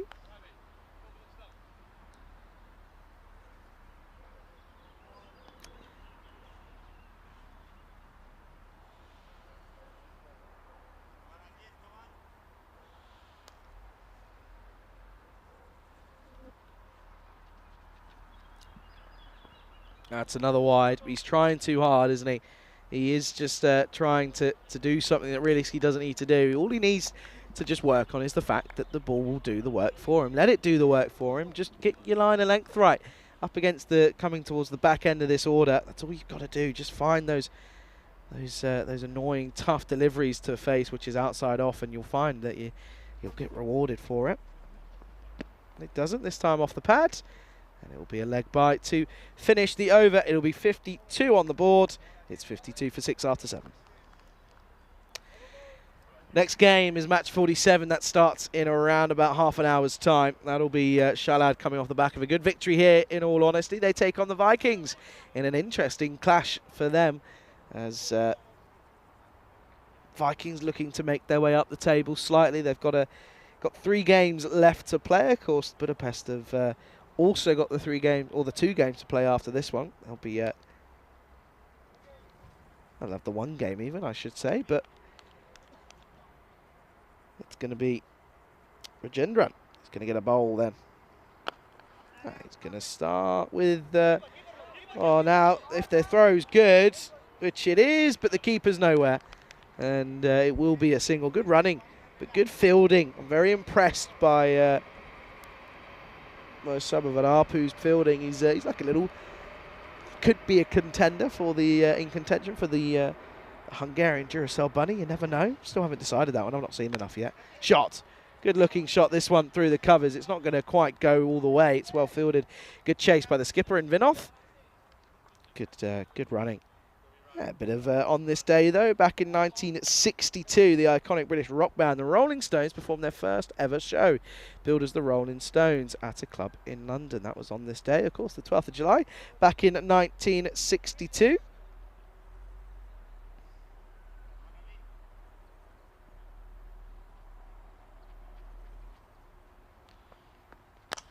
And again, up into the air, and it's just going to pierce through the gap, but it won't go all the way once more. And again, they'll just come through for the one.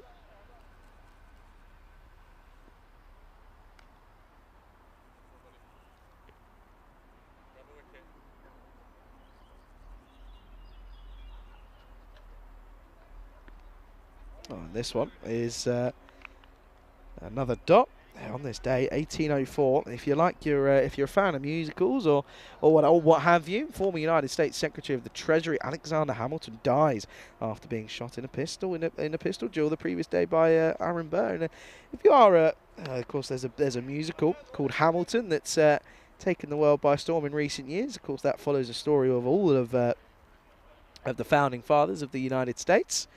If you haven't watched it, I recommend you do so. It's quite entertaining. Yeah, and well, on this day as well, it was, I mentioned the Rolling Stones, about film and TV, though. As that's big, that's 6. Ah, nice shot. Hello, Shubby. Oh, nearly. Tizer puts it down as well. Well, the ECN crew clearly not up to the scratch this morning. It's looking a little bit tired, maybe. But yeah, that's a good shot, though, from Rada Pirali. A rare flush of the bat. You can see there, Tizer went for the one-handed stunner, but he doesn't quite catch it. And it will be the end of the 8th over, 61 for 6. On this day, though, back in 1976, the first ever Family Feud game show debuted on ABC that was hosted by Richard Dawson. And then there was also the fact that in 1998, the FIFA World Cup final in the Stade de France Saint-Denis, Zidane scored twice as France won their first World Cup, beating Brazil in a pretty easy victory. It was a 3-0 victory, of course. As Gusson is going to come back and start once more.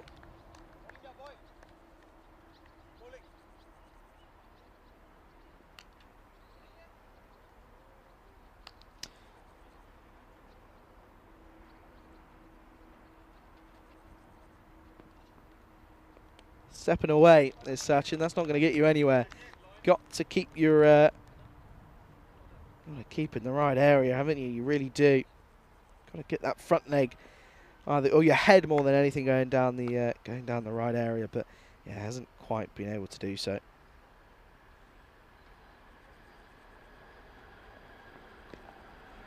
That one's going to hit into the pad and.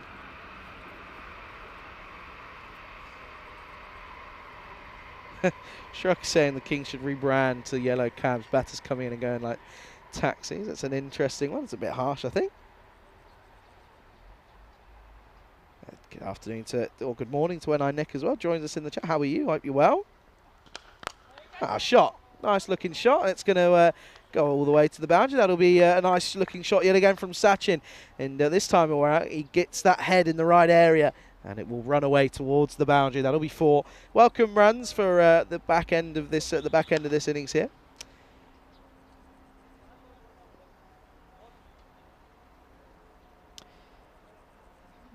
Rob saying China not even born. No, correct. Nick saying still the oldest. He's still up. Chance dropped. It was a pretty simple return catch, and a direct hit would have been gone, but now they nearly collide, and it's had everything, isn't it? Oh dear, Shrug saying, didn't have you down for musicals? I don't mind, actually. Yeah, I've said it on air. I like them. Actually, quite a big fan of them, if I'm being totally honest. But that's just 1 to the total after that one.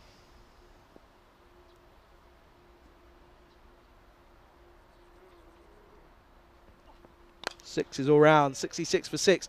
Up in the air. Is it going to be 66 for 7? Yes, it is. Good catch from the skipper there in Vinith. in Ravindra takes a good one. It wasn't easy. It was, of course, having to backpedal and take it over his shoulder, but it's a good one to get, as it looked at one point as if Valparaiso was going to enjoy himself, but of course Charlotte saying, nope, not allowed to. We are going to remove you swiftly. Thank you very much. 66 for 7 with 1 over to go. New batter is Siva Bomisetti, who is going to come out then for this last over.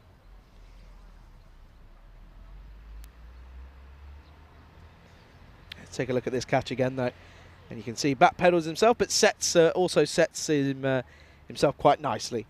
And this is a good performance, though. You've got to have a look at this, though. Shalad, of course, looking to, well, they have cemented their top of the, or their position in that top 4, of course, and they're level on points now with the Tigers. Don't know if the net run rate will get them into that next position, but still, it certainly helps their cause. They, of course, come up against the Debrecen Vikings in match 47 coming up in 25 minutes. So I'm actually very much looking forward to that as the first Dragonfly of the day enters the cube, and that'll just be one as it's dragged into the onside for 1 for Sachin.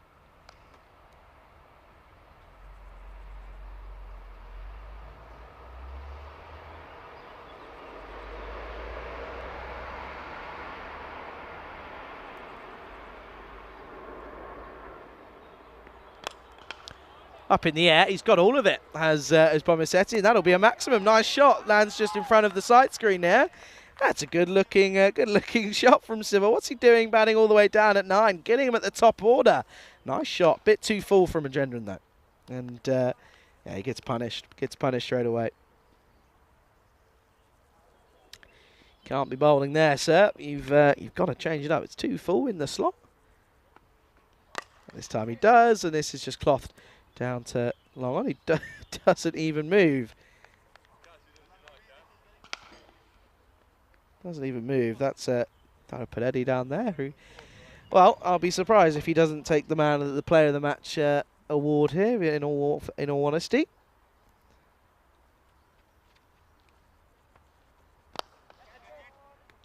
Well, good-looking shot, but it's straight to some of Van Arpoot, who has fielded very excellently in that area, and it will be the end of Sachin. Put a little fight up, but goes for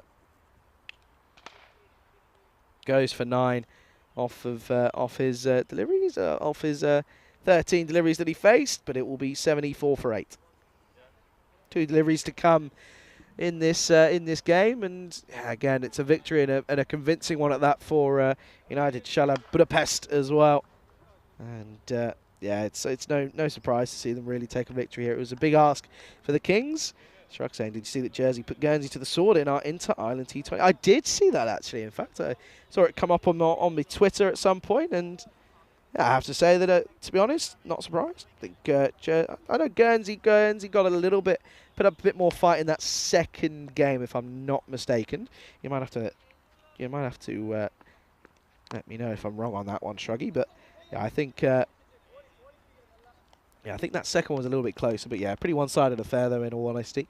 Jersey, too much for Guernsey, clearly, but this is the thing, lots of cricket going on around the world. I mean, it's good to see that we're covering the T20 Internationals out in Malta and the T20 IWs in the Netherlands as well.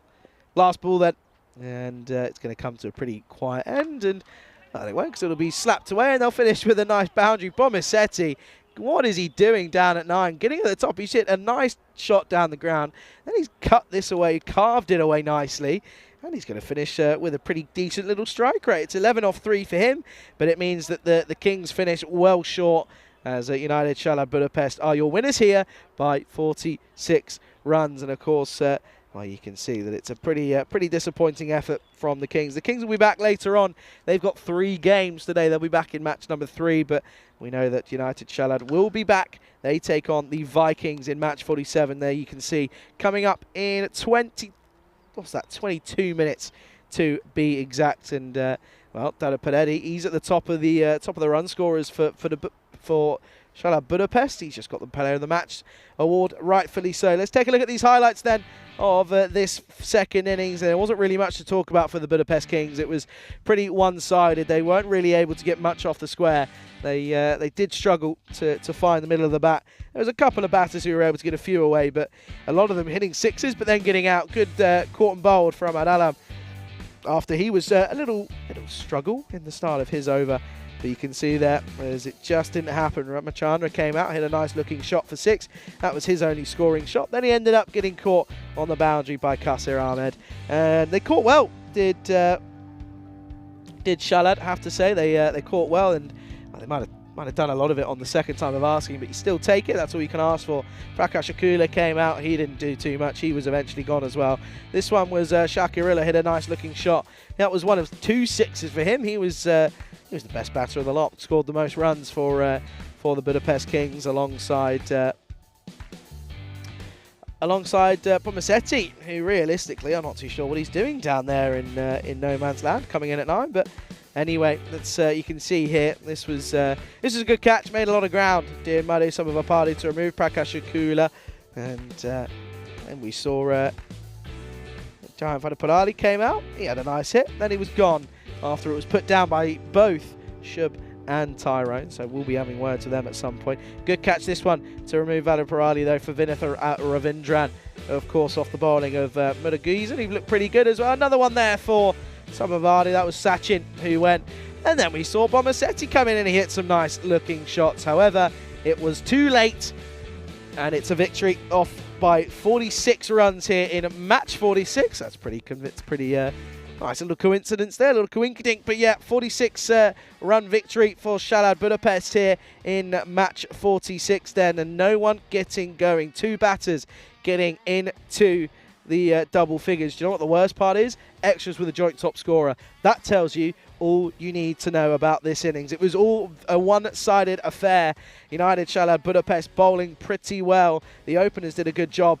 I thought Atif and Alam struggled, didn't he, with 4 wides and a no ball, but he was able to come back and not really concede much else. Ahmed went for 10, as did Velmaruga, and Murugesh went for 10 off his 2, got for 2 wickets as well. Pick of the bowlers, Atif and Murugesh in that death bowling spell. So it will be a 46-run victory. We'll be back in 20 minutes' time then, as we will see the next game coming right your way here on the European Cricket Network. Don't go anywhere. My name's Charlie Hunt. You're watching the European Cricket Series here in Hungary, and it's unfolding all right in front of your very eyes, all on the European Cricket Network.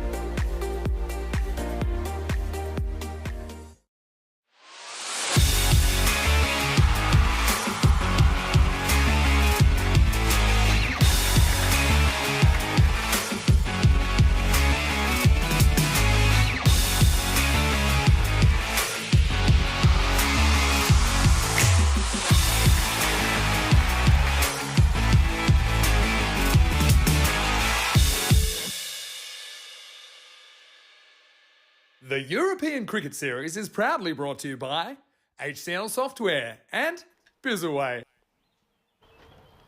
Good afternoon, good morning everyone, welcome back to Hungary, Budapest here. It's a beautiful day here and good news is I've just checked the forecast, the weather has changed and at the moment it's looking as if the rain's going to stay away, so we keep our fingers crossed for that of course. At the moment though, all we can do is look forward to the next game coming up. It's match 47, it's going to be the Debrecen Vikings, they take on United. It's in Salad, Budapest here. It's going to be an exciting game, of course. Budapest just coming off the back of that victory up against the Kings here in the first game of the day. It was a pretty convincing one at that as well. Another half century as well for their top run scorer, Depelli as well. So, of course, he's going to be looking to continue his fine form. It's going to be an interesting one at the moment. Still a lot of cloud cover around, but hopefully the good news will stay, and that will be that the rain will stay away. Let's go then to tournament referee Tyrone Peters, who's out in the middle for the coin toss. Debrecen to call. Heads. Heads is the call. And it's a tail. So we're betting first. They're going to bet. Back to you, Charlie.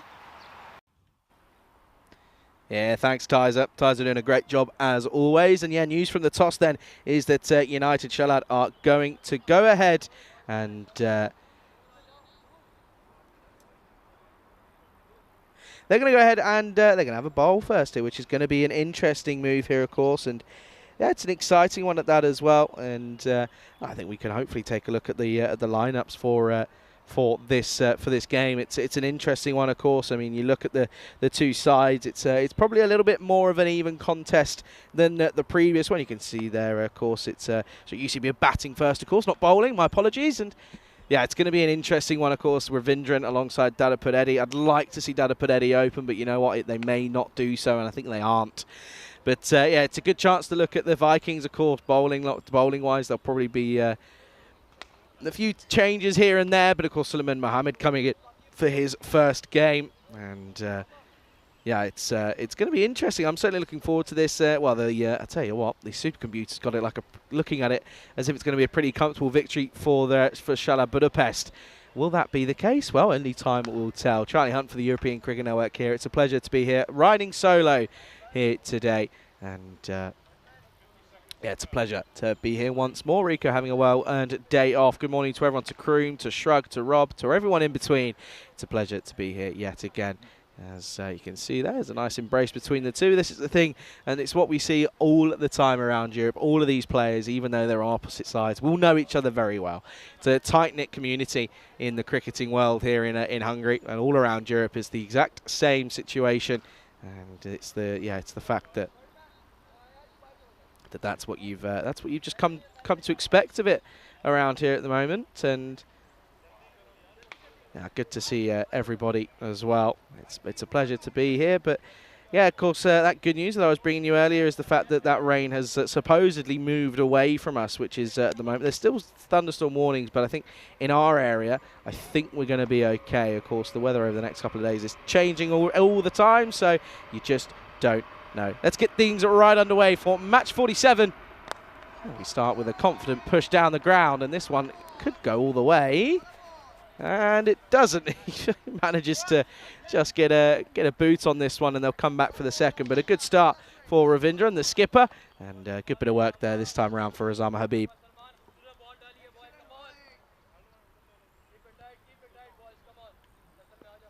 Yeah, good start though. First up this time.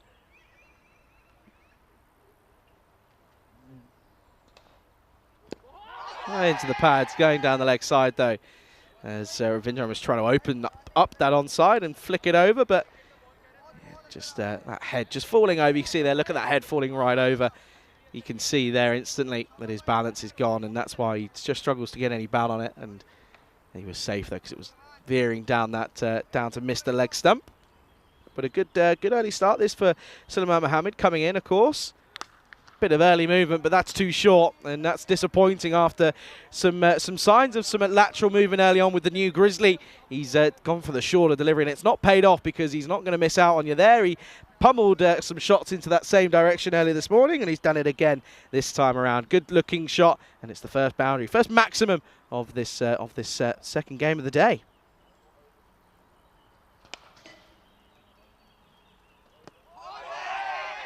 And again, a good comeback though, and once more just trying to play a similar shot that he missed out a couple of deliveries ago. And I'm pretty sure we'll see that the head is the issue again. You see this head, not too bad this time. Still doesn't fall over as much, but even still though, it's just not in the right areas.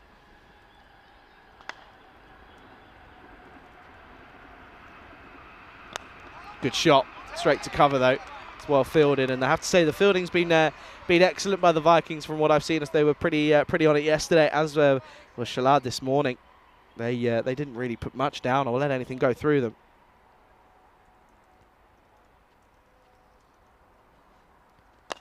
And this one's dragged down the ground, straight to the fielder out there who does the work. That's a good bit of fielding by the skipper in Ahmed Khan, and it'll be the end of the first. It's a relatively quiet one, but it's going to be 9 for no loss after one. Let's have a look then, and of course this is up to match 45, so the updated standings for Dada Puredi aren't there, so he's got more runs to his arsenal. And you look at the Vikings, going to be pretty reliant on Kajla alongside Khan for the runs, and also a Khan for the wickets as well. He's got 7. Nori and Habib have got 6 apiece for each other as well.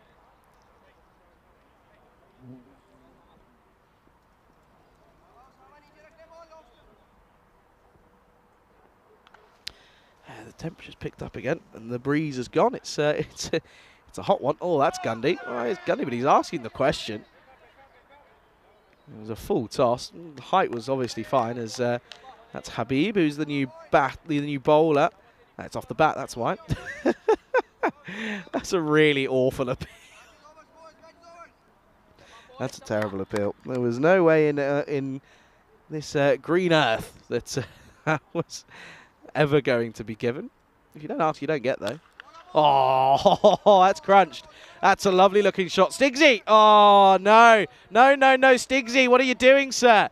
Sam Williams, project manager. And, well, he was in the game the entirety. He was interested, and then turned around, do you know what? Not for me. Oh, that's fines. That's got to be a fine, surely.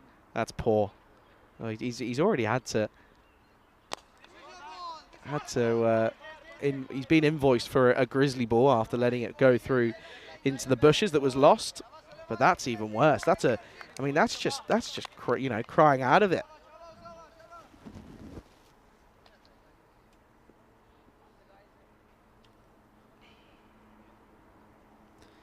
Good comeback from Habib though after getting pummeled. Oh, that's again well hit down the ground, but it's straight to Ahmed Khan once more.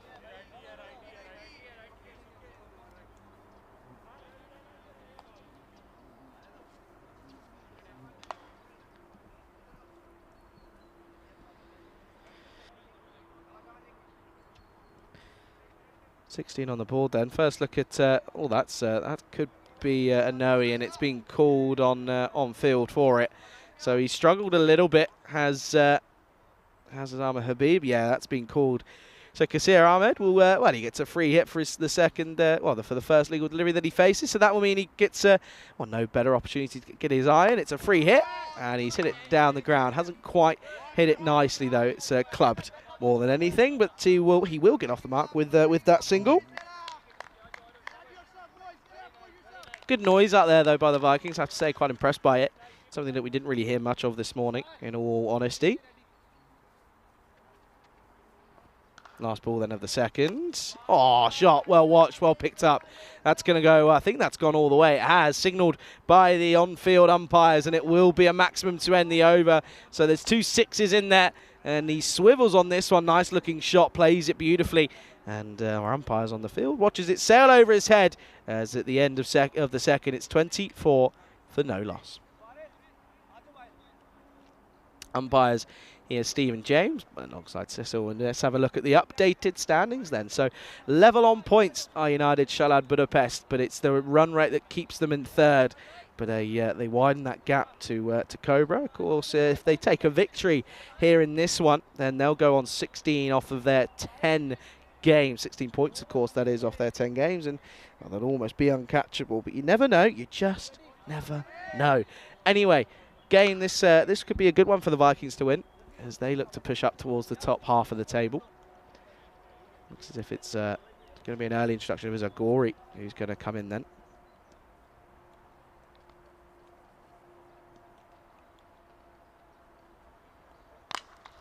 Pulled, and it's just sort of flat batted. Chance just pulls out of it in the last second.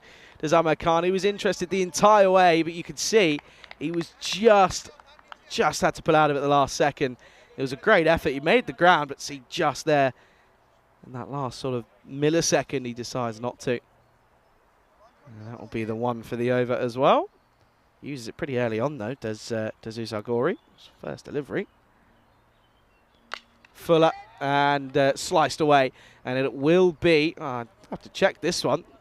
I think it's been signalled as just the 4, but they may just want to check it just in case. But once again though, Vinith Ravindran is looking in fine touch. Let's watch this one here. 1 bounce 4. Confirmation there for us, and we'll move on to 26 off just 12. It's an excellent bit of hitting yet again from Ravindran, getting a start, and now needs to cash in on this good opportunity that he's been presented with. Similar sort of ball, unable to quite replicate. Oh, been given as a wide. Okay. Interesting move, that one. Could have just been touching it, but I don't know if that would have been after the ball got past the crease. But hey, consistency is all we ask for. That's all we ask for on the European Cricket Network. Shrugs asked a question. Well, I'll come to it in a second. That's big. That's 6. That's huge. Nice shot. Ravindran just swivels on this one. And, well, if Rico was watching, he'd be giving it the old Michael Jackson impression. I won't bring that one out because I can't do it. But a good shot yet again from Ravindran, and he's liking this delivery. And, well, that's another short. Is that another short ball, by the way? I want to know. That's what I want to check. But anyway, it's another maximum. And, well, this over's already gone for 11. It's just not sensible. Not sensible bat or bowling realistically from Gori, because he's just letting it sit up nicely. And well, a batter in Ravindran's calibre will not miss out on it.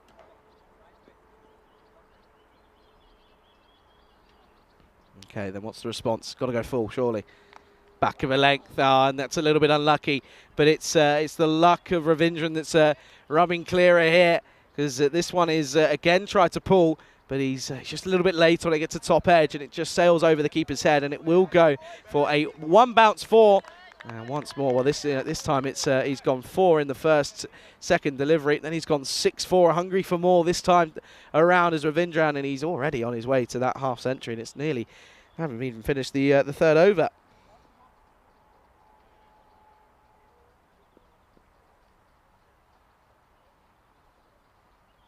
Last delivery then of this third over. That's going to be a wide.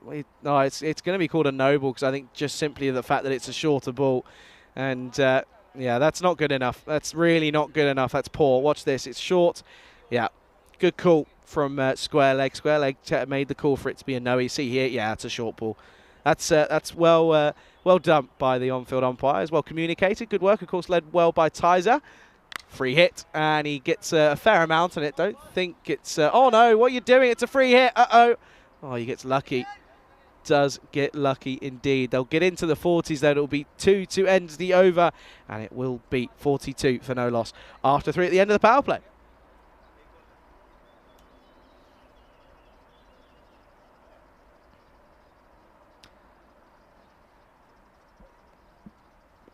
Well, it should be the end of the power play. I was going to say, I think it's the end of the power play. Umpires don't seem to be too positive.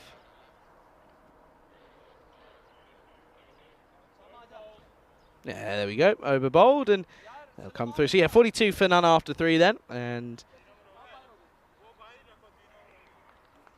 of course, Ahmed is at the best seat in the house. You can see there, Ravindran saying, where are your scoring areas? This is what you've got to look at. And at the moment, the way they're bowling, you'd probably say anywhere backward of a point on the offside, or anywhere in between sort of long on and deep mid-wicket, or even deep square leg. That's probably your big scoring areas at the moment with the way that they're bowling.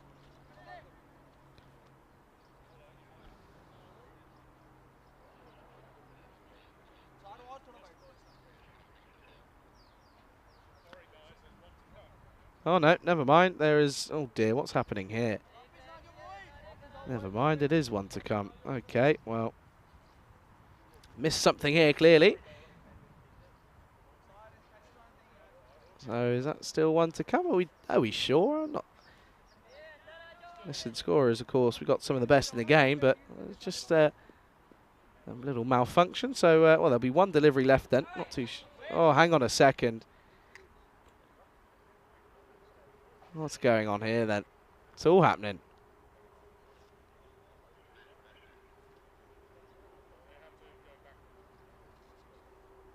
Okay, we're just looks as if we're going to have a little pause in play here as they try and just sort this little issue out. You can see there. I think we've gone back and we might have fixed it. But yeah, it means that I can take a second to tune into what's going on over in Malta. And you can see there it's an interesting chase. Luxembourg have put themselves within a chance here. They've got to go at 9s for the last 5 overs or so, but Abbas has bowled pretty well. He's picked up a wicket in there as well, but it's a good opening partnership for Luxembourg, but they've just lost a couple of wickets in quick succession here. But it looks as if it's a good game, and you can see there we go. Jerome was the opener alongside Ahmed, so Wasim Abbas coming on the third, which is an interesting as first change. I'm not too sure about that one. I like him at the top of as an opening bowler for Malta. But yeah, you can see there that it's an interesting game. So of course that's what's going on in Malta at the moment, and yeah, they well within a chance. Last delivery then of the third. Oh no, to Noe. What's he doing? What are you doing, Gory? You can't do that. You know you can't.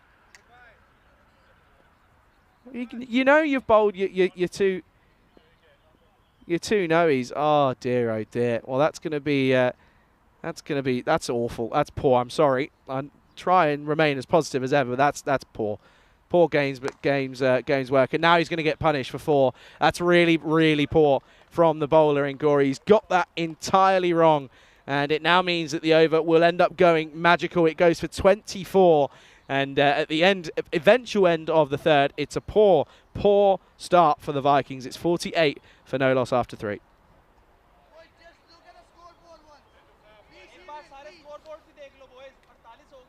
So yeah, so there's a bit of confusion at the moment, and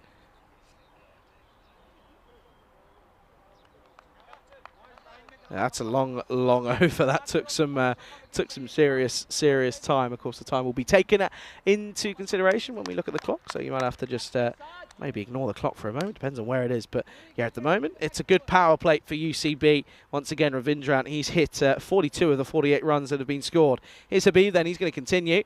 That's a full toss, and it's going to go for 4. It's poor bowling. This is. They are not doing themselves any favours here. He got it wrong yet again. It's a full toss. It's straight on the legs, on the pads, and Ahmed finally gets involved in the action with a nice looking shot. That'll be 4.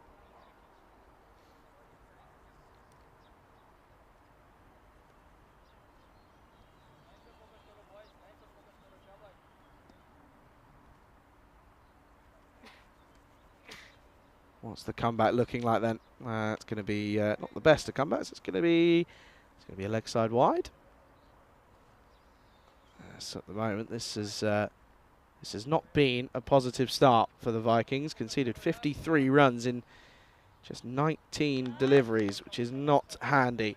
It's a good partnership though by these two. It's pretty one-sided for Ravindran, but that's lucky that it comes off the pad, because otherwise it would have been another extra.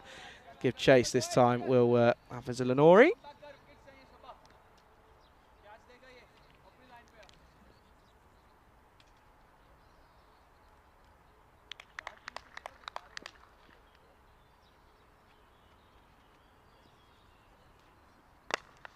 Toe end of the bat. Again, sticking with this right arm round.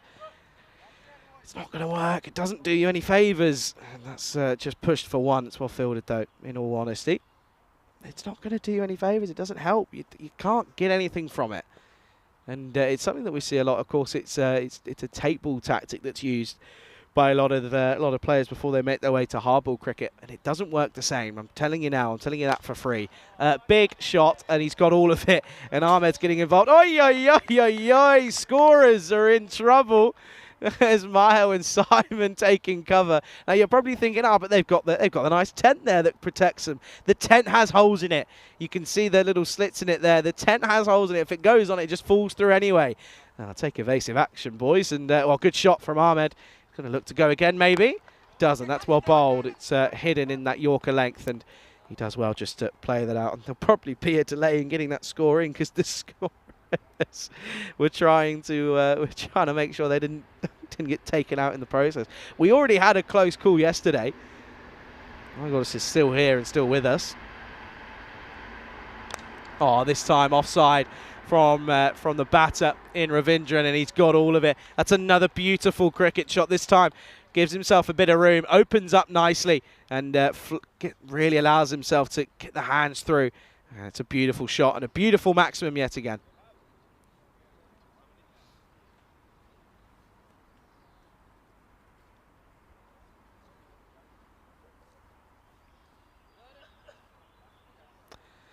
End of the fourth, then it's 68 for no loss, and it's all about the Shalad Budapest at the moment. I mean, they're going at 17 runs and over. How long can they keep this up for is the question. 49 on the board for Ravindra, and he won't be on to face this next delivery. It'll be Qasir Ahmed, who's 13 off 7.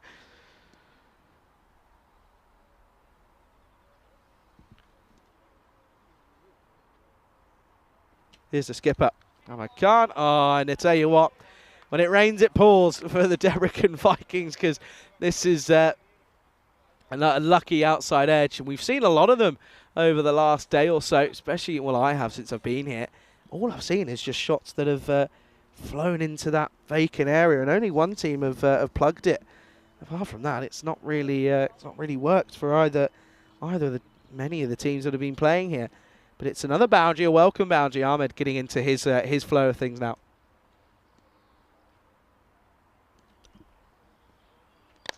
Now offered width and pummeled. Oh, what a catch.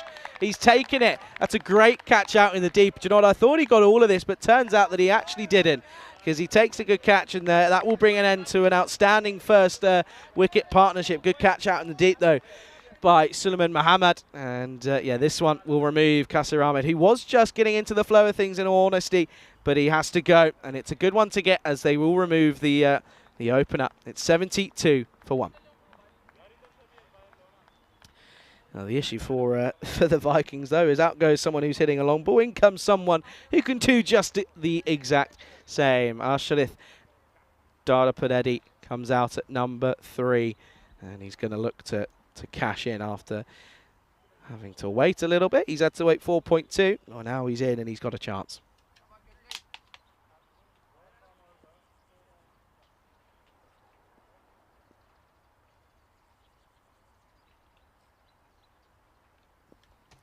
Dara Peretti then on his first ball.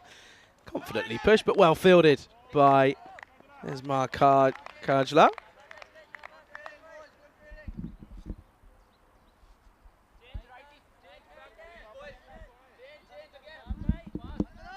Of course, something now that they're going to have to contend with is the right-hand, left-hand combination. So the fielders all change and try and get into the right areas.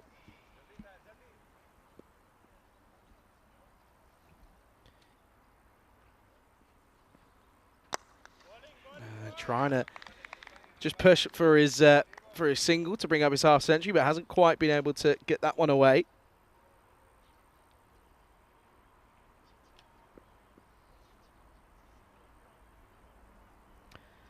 Still, if he was to bring it up, it will be an excellent half century, and he does bring it up, and he brings it up after it's a Gundy ball, and that will be his half century. It's another brilliant one.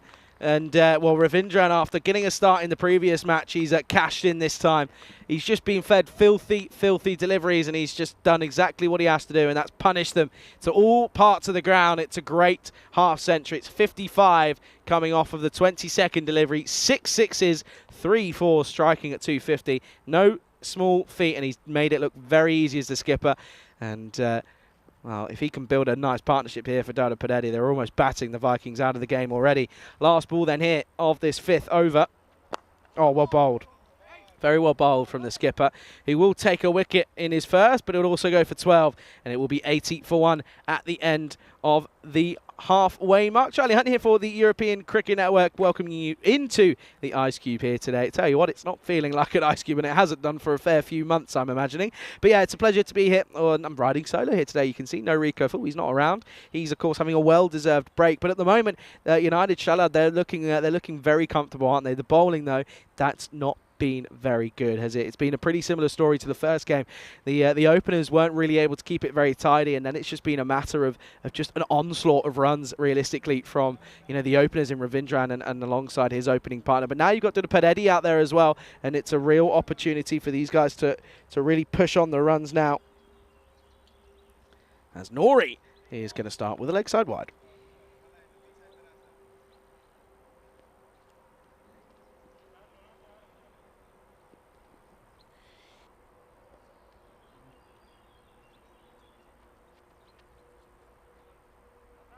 Oh, something's clearly flown in. It's probably one of those dragonflies. Vinith, I'm telling you now, that's what I'm putting my money on now. I reckon it's a cheeky dragonfly trying to run into him there.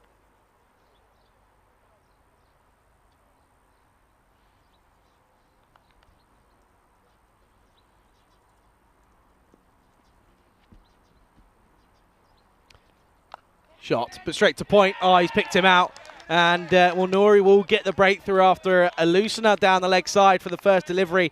His second one, and it's the first legal one though, will pick up the big wicket of Ravindran. That's disappointing for him because he started well. He got a start and was able to go ahead and convert into a half century. But now he will go, and it's the big one to get it. It's going to be 81 for 2 here in the 6th over.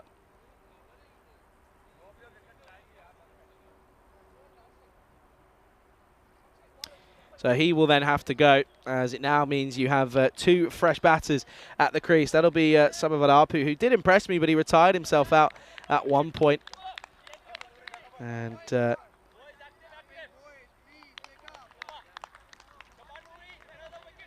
he's going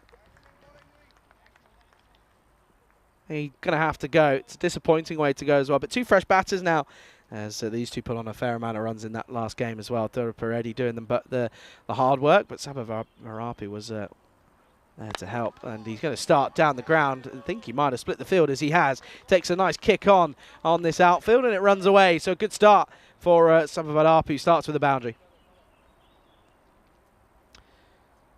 Classic style, really. Gets that little trigger in, and then back it across, and then slice, and then sort of plays nicely through the line, and gets it away pretty well.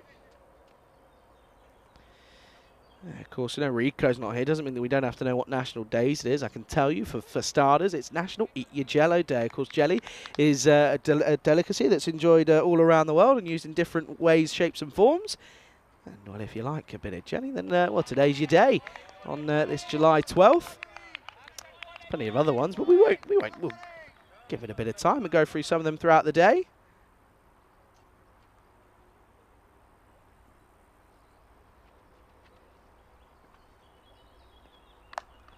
Back of a length, straight to point, but well watched this time around. And excellent bit of fielding, and it'll just be one.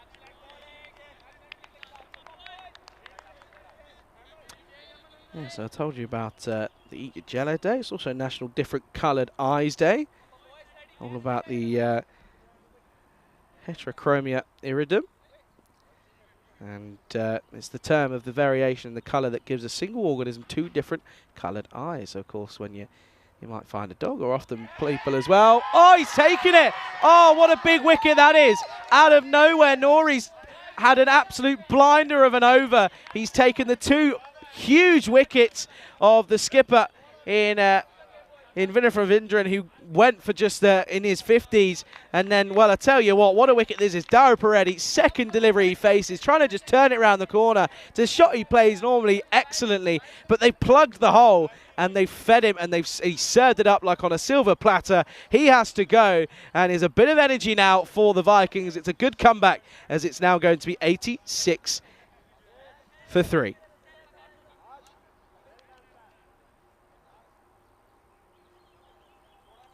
Again, takes it on the second time of asking. I was too busy worried about the fact that it's National different coloured eyes days. But what a catch that is, and what a wicket to get, as Jack Murray will come out here at number 5, and he's got a single delivery left in the 6th, and all of a sudden this game just gets turned on its head here.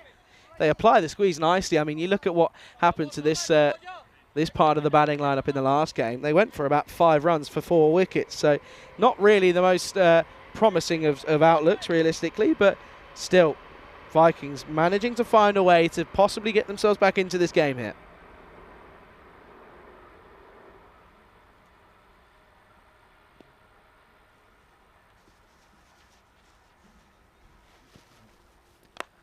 Up in the air, could it be another one? Oh, it is! He's taking it, and Jack Murray goes for a golden quacker. And it's, well, look at the celebrations. He's off, he's trotting away as well, Bike. And all of a sudden, this game is getting turned on its head. It's a poor shot. It's right off the splice of the bat. And it will mean that he has to go for a golden duck. It's a good catch by Baig, but it's all of a sudden 86 for 4 here in that 6th over. 3 wickets falling, only goes for 6 runs. What a start that is for Nori, and what a bunch of scalps he's got in there. But he has to go. It's yeah, as I mentioned, 86 for 4 after 6.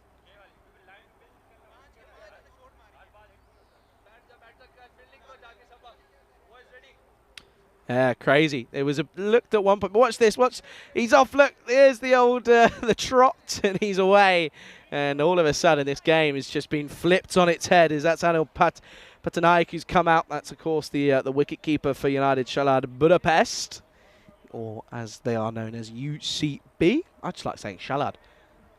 It's just a good word. I like it. Anyway, here is the skipper then, who's going to be coming in this time around. And that's it's going to be a good start. That'll just be on the money.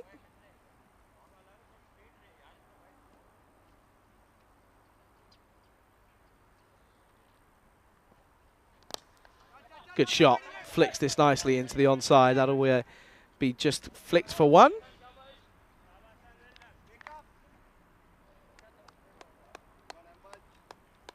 Brings Patanaik then on strike, who realistically, he's got to just take an over. Just don't let any more wickets fall, because otherwise you're going to start crumbling and having a few issues. You might not even get to the 120s if you're careful. It's going to be a big ask from here on in. And this one will just get pushed away. That'll just be, again, a 1.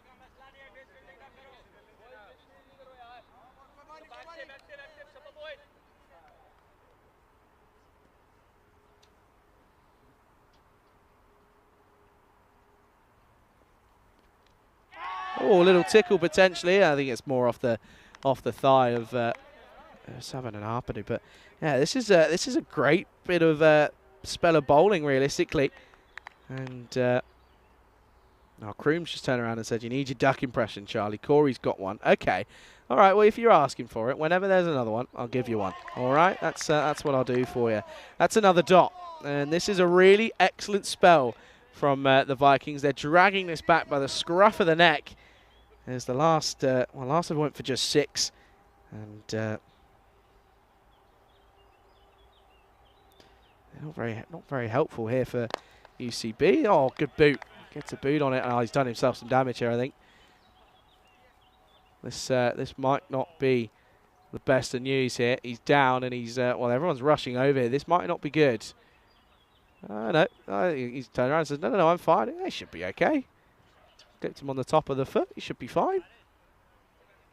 Yeah, he's okay then. Well, something we haven't really been mentioning, it's got a little bit quiet, as he might receive a bit of a medical attention, by the way, is that the European Cricket Championships is 75 days to go. It's not far away, by the way.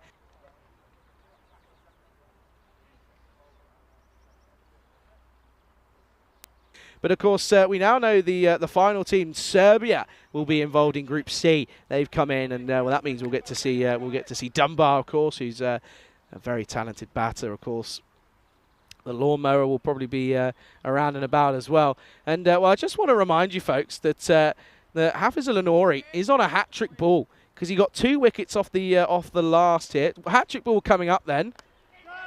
Oh, he's taken it! He's taken it! Will be a hat-trick out of nowhere. Oh, he's done it. And well, the man who just went down in a bit of pain, that's Ahmed Khan, the skipper, tries to hide himself at out of nowhere. He's trying to hide himself on the 45. All that the batter can do is turn it around the corner, and it will be a hat trick then this time around for Nori. And yeah, I think the news has finally travelled out there. I think my reaction gave them all the information they needed. What a way to do so. He had to wait for an over, but he picks up his 4th here. He's an excellent bit of bowling, and he's just picked up wickets for fun here. And the game has just been flipped. It's now 89 for 5.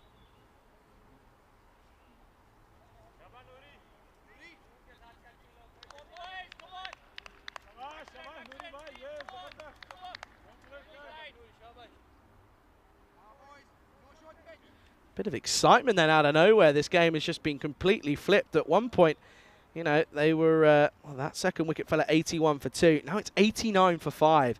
So that just tells you all you need to know. Okay, Alan then on strike. Oh, what a delivery that is from Nori. Chases on for the wicketkeeper and Mahmood Khan. What a delivery that is, though, for Nori first up. Oh, dear. That's that's rather something. Out of nowhere, though, isn't it, really? I mean, yeah, I mean, they were 81 for 2. And, well, there you go. Kroom sticking to his word. That's always nice. And up in the air. And I think this is going to fall safely, and it might run away for 4, and I think it will. But Kroom, huge props to you. You do it every time, and you still manage to amaze me. Siddharth has been gifted a membership by Kroom. Kroom, thank you so much for your support, mate. We really do appreciate it. I know you're a massive, massive cricket fan. We're a big fan of you, and we do love your continued support.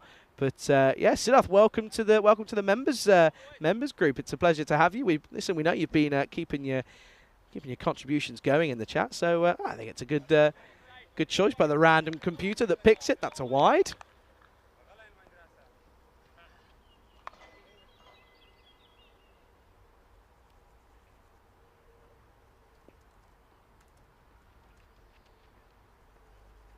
Okay, then comes back in, and that's a nice shot. Picked up nicely from Patanaik, and that'll be 6. Good-looking shot this time around. Waits on it, and just swivels. Gives it the old Michael Jackson, and yeah, gets it nicely.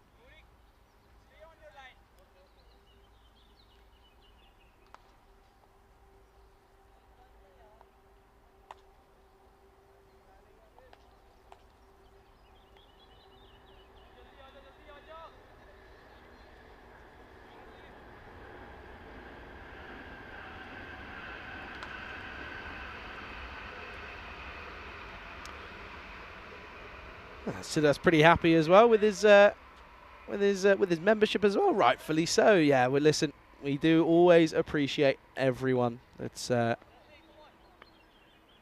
Ashika, give me membership. Ashika doesn't quite work like that. First, got to say please, and then someone might listen to you. But still, it's randomly generated. I was lucky to get one by Kroom. Up in the air shot out of nowhere. Patanaik's having a bit of fun, and he's turned around and said, "Oh, do you know what? I'm gonna." Enough of this wickets rubbish. I'm gonna have a nice little bit of fun, and he's got some nice boundaries away. And the over has all of a sudden gone pretty large, and well, Nori's been brought right back down to earth. Picked up his hat trick and then turned around, and he's been hit for 4 wide, 6-4. So all of a sudden, it's not the best of spells, but still, it is a great one. 4 wickets in any format is rather impressive.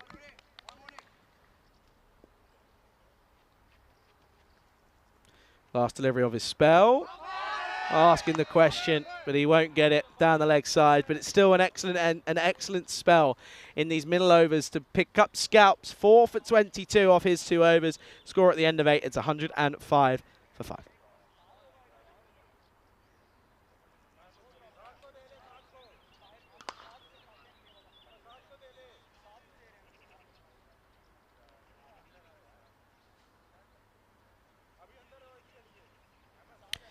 So then you can see there, 3 wickets falling in that 6th, 1 falling in the 8th. That last one was a hat-trick ball. And getting news here that Luxembourg might come to a struggle here. What do they need then? Let's have a look here. I mean, they're not far off. What's that? That's only Well, they've got an over. They've got an over and a ball yet to come. There's a close little finish out in Malta as well. So, oh, I'm going full screen on Malta. That's happening. That's what I'm doing. It's happened. I know we've got a game on here, but by the way, they need 17 off of 7 deliveries. It's not out of the equation. They're 147 for 6. I tell you what, that's wide and poor, as that's Fires who's come in, and he's going to start with a wide. Yeah, Luxembourg looking for a bit of an upset here, in all fairness. Malta looks like it's again, it's a stunning ground, isn't it, that Master Sports Complex. It's beautiful, and yeah, it looks great as well. Looks nice and green, even though they've probably not had much rain. They probably had all that rain back in at the start of the season. I remember Medadao was telling me that and they ended up, they had floods at some point, flash floods. That's another wide. Wide down the leg side, so they're going to come back. They've come back for a second here, and they've got it as well, have Luxembourg. That's quite poor, really. So, okay, they're going to go down to the last then. It's going to be, what are they going to need? They're going to need 15 off the last. So, you never know. Games happen in funny ways. Yeah, I'm going to have to keep an eye on that one. That's another wide. That's 4 in a row from Fires. This isn't great, really. Tried to change the angle, didn't work.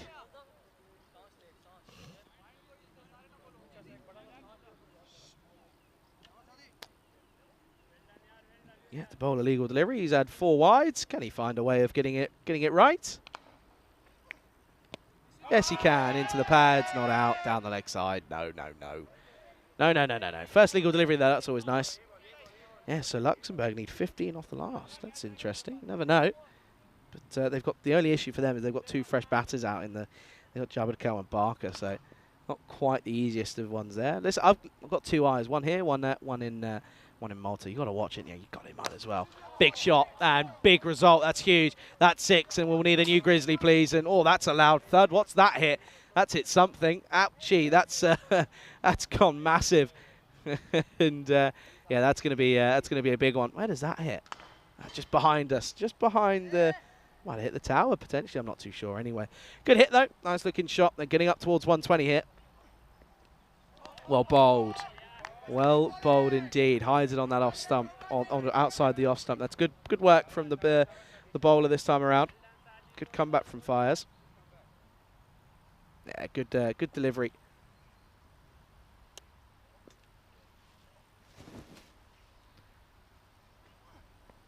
And again lofted, but he's just picked out the man and takes it. Yeah, good catch. Well played and well fielded by the man out in the deep. Uzagori had a bit of a nightmare earlier. By the way, they've just Luxembourg just hit a boundary off the first ball of the last over, just to let you know.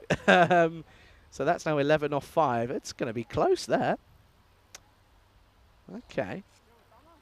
Good shot this it was a good shot, but he just didn't quite get the power behind it. Went for the elevated option as he has to go. So it will be 115 for 6 then.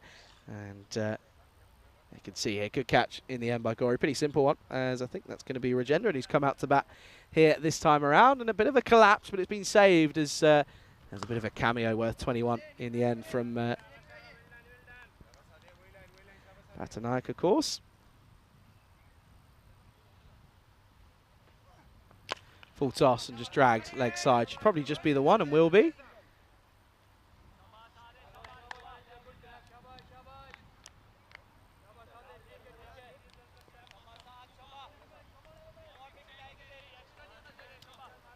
Tell you what, they are taking their time. As taking their time.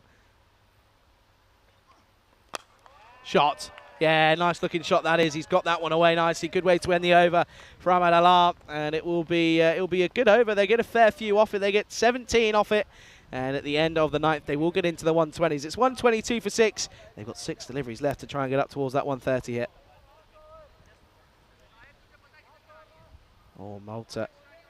So Luxembourg need. Oh, that's a brilliant shot. Hello. What's that? Is that a 4 or a 6? What's happened here? Oh, my laptop's frozen. No, don't tell me my laptop's going to freeze now. Come on. Come back to me. There we are. Right, okay. I think 7 needed off 3 for Luxembourg here. Okay. They're really giving it a good go. listen, I'm basically commentating on 2 games at once. It's pretty impressive if you ask me. Oh, it's another boundary for Luxembourg. For Luxembourg need 3 needed off 2 for them now. They've just hit 2 back-to-back boundaries. Oh, that's incredible. Oh, wow, what an upset that would be. Anyway, last overtime. It's going to be Hafiz. And that's going to be up in the air. Is it a catch?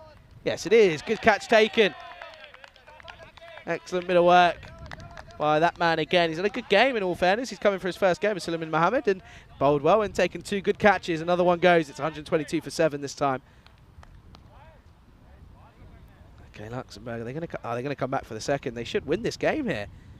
Well, the batter's already started celebrating because I think he thinks he's done it, and that's quite good. He started celebrating, but he needs an extra run because the scores are tied out there in Malta. Look at it, he starts celebrating. Brilliant. Good catch this though, wasn't it, by Mohammed? And excellent bit of work to remove the batter who goes. Good start to the over. Picks up a wicket first up.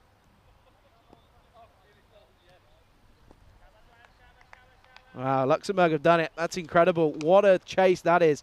164. That's a no-e, and that's going to be called, so it'll be a free hit. So right back down to earth for Hafiz. But yeah, Luxembourg have done it, and boy, are they happy, and rightfully so. They've beaten Malta by 4 wickets. That's a huge win for them, I have to say. That is a huge, huge win. Definitely a no ball though this time around.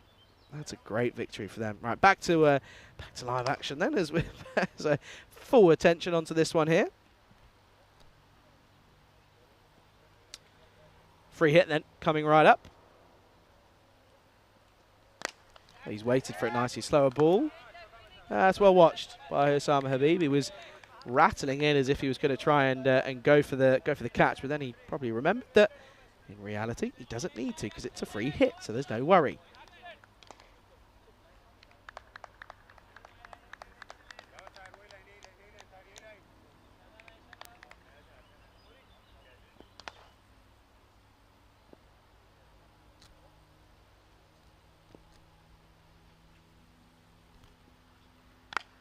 That's well played. Amadugan and the new batter who's oh, hello. Buzzers, potentially. Got to be buzzers. Oh, no. Alarm wasn't looking. Alarm was not interested whatsoever. It's a little bit poor. It's a little bit a lack of awareness that time around, realistically. Keeper had it all to do, didn't he? In Mamin Khan, he'll probably open up the batting in all fairness, and he's got a good chase to get as well. It's looking like it's going to be up in the potential 130s here, but Alarm, 8 off 3. He's got 3 deliveries left. He's got to try and get at least 1 boundary here. And he's gone for it, but it's gone right up high. Point interested. Yeah, it takes it. That's a good catch. That went seriously high up into this white cloudy sky with a bit of sun as well. It's almost a nightmare one for a fielder, but they do excellently well. And yeah, that's a good catch to get. Alarm will go. It's 126 for 8 now.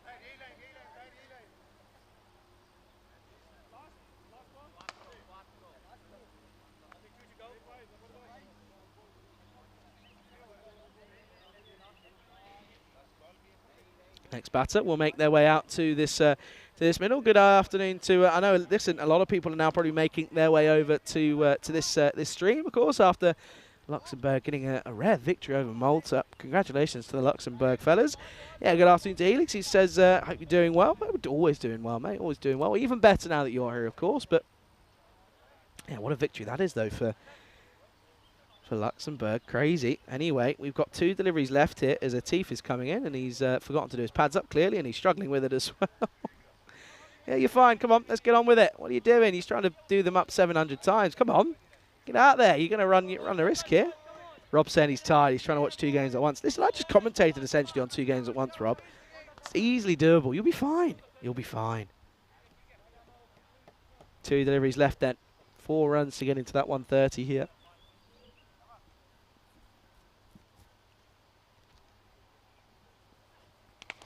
Oh, they won't do it. That's well bowled. Excellent, excellent bit of work from Hafiz. That's going to be a golden duck. And Atif will go for a golden quacker. And a couple of people are asking for it. Well, keep your patience. You'll get it eventually. Kroom, if you're still here, I hope you are. Anyway, that's a good bit of bowling from Hafiz. It's full, it's straight. It's a Yorker delivery, and he gets it right. And it will be another wicket. And they're 9 down now. Could be about to get bowled out, but it's a golden duck. There's Derek, and it'll be the old. Oh, hang on a second. What are they stopping him here for? Have I just been a little bit premature on the old golden duck? What are they waiting for? Yeah, they're just looking for a side-on view here. No, it's fine. No issue. Absolutely no issue. Off you go. See you later. You're gone. And let me know what you think about that little impression. I think that's not too bad. Nothing beats Rico's, though, of course. 9 down now, and the batter coming in at 11 probably didn't even think he was going to be needed, and he's had to rush and get his pads on as Kanagaraj. And well, now, yeah, it's 126 for 9 with another delivery to go. And, of course, Hafiz is on a hat-trick, so we've already had 1 in this innings. Are we about to see 2? I mean, Nori's taken 1. Hafiz has bowled excellently well, of course, for his 1 over. He's gone 3 for 4. What a comeback this has been by the Vikings. He's on a hat-trick, and he's facing their number 11 batter. He'd be backing himself here, in all fairness.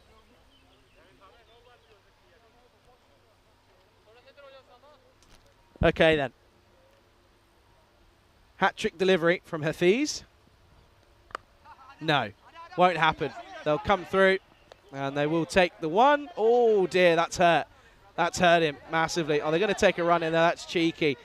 Well, he's going to be out anyway, so they don't get it, rightfully so, because the keeper's down and out. So that will be a wicket here, and yeah, that's going to be gone. But let's watch this back. Keeper is down, by the way, and that's of course that's Mamoon Khan. Watch this here. It comes right in. What does it? Do we see where it hits it? Oh, it's right on the foot, and he takes off. And they cheekily come through for try and take another run, but it's a good bit of fielding, and he'll be gone. So it will mean that they will finish all out on 127, but the big issue now is that they may have just lost their opening batter in Mamoon Khan, who's down and down with an injury. Let's take a look at the highlights, though, and it was the top order that got United Shalad Budapest off to a great start. It was Vinith Ravindran who got away nicely, didn't he? He was opening alongside Kasir Ahmed, who took a bit of time to get going, but he eventually was able to get some runs going. But he eventually went for 1 too many. He was caught by Mohammed. There was a couple of good catches for him, in all honesty, in this game. But he went for 17 off 9. Ravindran kept on going, though. He moved on to 56 off of 24. Dara Peretti failed. And you can see there that he was caught just trying to turn it around the corner. Meant that Jack Merrill came out. He went for a golden duck. He was involved, of course, and he was a scalp in the hat-trick. We almost had 2. But we got the 1 hat-trick in there. he'll be happy to see that his name will be going on to onto the Hall of Fame, of course. And you can see that was the hat-trick. Just caught trying to turn it round, and that brought out the dangerous Patanaik, who was able to get a bit of a comeback on here. 21 off of just the 9 deliveries for him. He was eventually caught, though, by Isagori. Then it was a lackluster performance by at the back end here. Alarm went for 8. Rajendran went for 1. Belmudigan went for 2. Atif went for none. And Kangaraj went for just the 1. So it will be 100. If my calculations are right, they're just trying to work it all out and do the maths. But if my calculations are correct, I think it's 127 all out. And we'll watch this here. That was the well bowled delivery from Hafiz, who finishes for what should be 4 for 4 off his over. Again, that's all guessing games. So I think we might have to wait a second as we try and get the scorecards ready and loaded. But I reckon it's 127 all out, but only time will tell. Do keep an eye on it then. We'll have to wait and see until that comes through. But it's a good comeback from the Vikings, in all fairness. We'll be back, though, in 10 minutes' time. We'll wait, and we'll leave you guys waiting for the scorecard, as it's just taken a moment, and we do apologise for that. But 10 minutes' time, we'll see the response as the Vikings looking for an upset here against Shalad Budapest. You're watching the European Cricket Series here in Hungary with me, Charlie Hunt, on the European Cricket Network.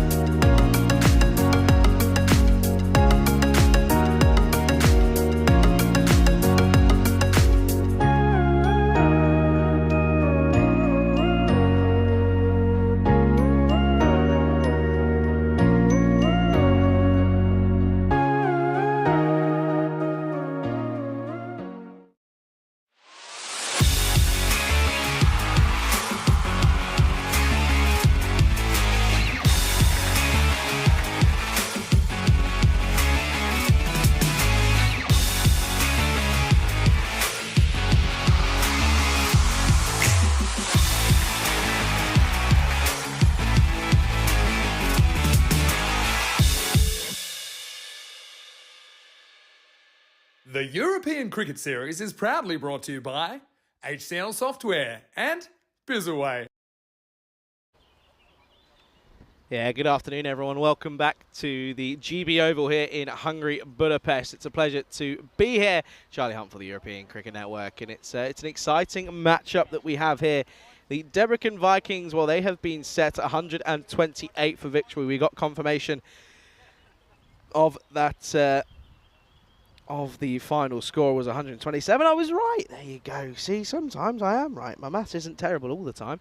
But yeah, it's 128 needed for victory. They need to go at just under 13 and over if they're going to get towards this total. And yeah, certainly looking forward to it. It's going to be an exciting Chelsea. Well, welcome everyone back here to the beautiful GB Oval. Is it the Golden Ball Oval? Maybe. You never know. This game's already had a hat-trick, so we've had something here today. See, Rico finally gets something that happens on his day off. Ha! Have that, Rico. But yeah, it's an exciting one. Looking forward to this. Looks as if it's going to be Fazir Atif who's going to take the first over here for the Shalad Budapest.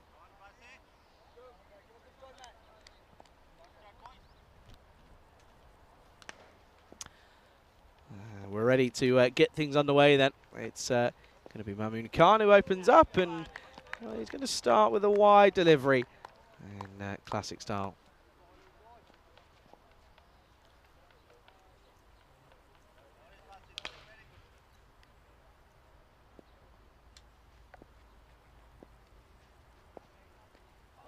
Wild from Khan. That's a good comeback from Atif after straying a little bit wider. Gets it back on the money, and he's yeah, he starts well.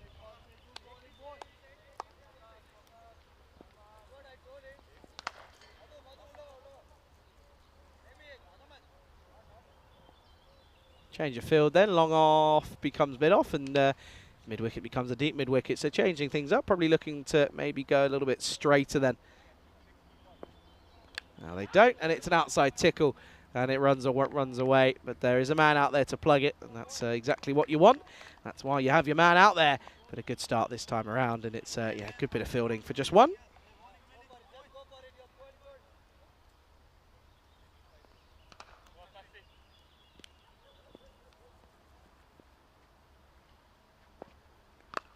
Big shot up in the air. That's gone super high. If he takes this, it's catch of the tournament. No, doesn't take it, and that's Ramesh Velmurugan out there, and that was not an easy catch in all fairness. That was never going to be easy. And yeah, I mean, that went so high off the bat of Ahmed Khan. It was like you're almost asking for trouble if you try and even think about taking it. And this time, just pushed in for a single.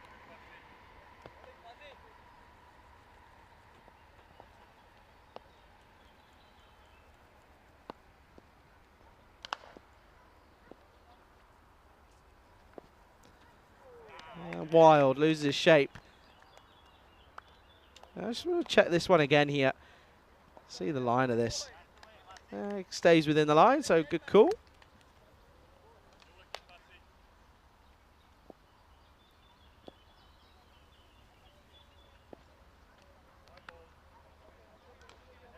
That's a wide this time. And gets it back. Sunshine's just peeping through a little bit, which is nice to see. I see it come out. The breeze isn't quite there, though. At least I'm not feeling it in the cube. Maybe I need to open up one of the sides. I've got one of them on to block the sun coming in, but that sun's still coming in pretty lightly, so I'm going to wait. Just pulled, but hasn't got all of it. Another chance, and this one will be taken.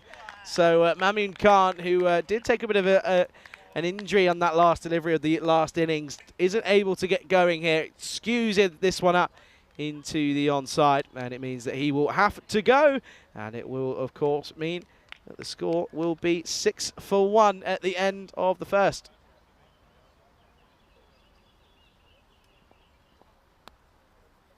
.228 matches now. That's what that number means. Matches without a golden ball.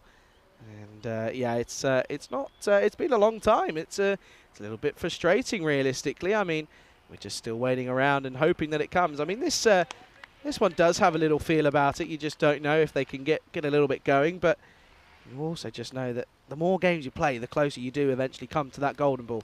Here is not a good start for the new bowler, who's that's of course Ahmed Alam, who gets punished away on the offside for a 4. Good looking shot this one for Ahmed Khan, as he's joined out there by the one of the leading run scorers in this tournament. It's Osama Kajla coming in at 3.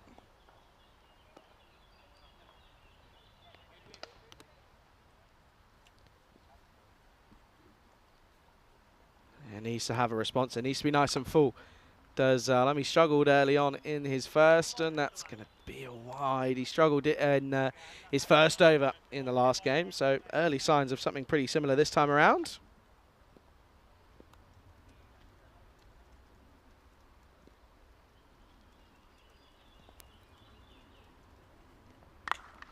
Well, this time it's miscued entirely, and it just is sat up and sits up with a pretty easy catch to be taken, and it's a good one to take at cover as Ahmed Khan mistimes this. It's right off the toe end of the bat. He's trying to hit it way too early, and yeah, it will mean that it's another wicket to go. 11 for 2. Early struggles here for the Vikings.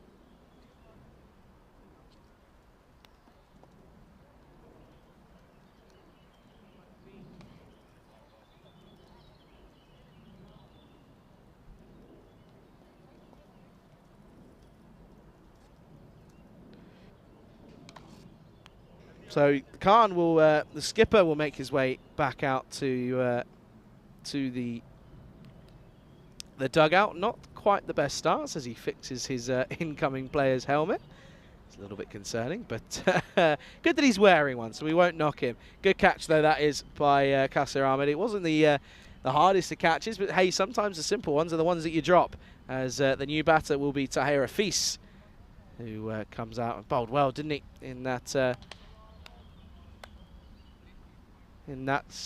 Last over, went for 5 runs, picked up the 3 wickets in there as well.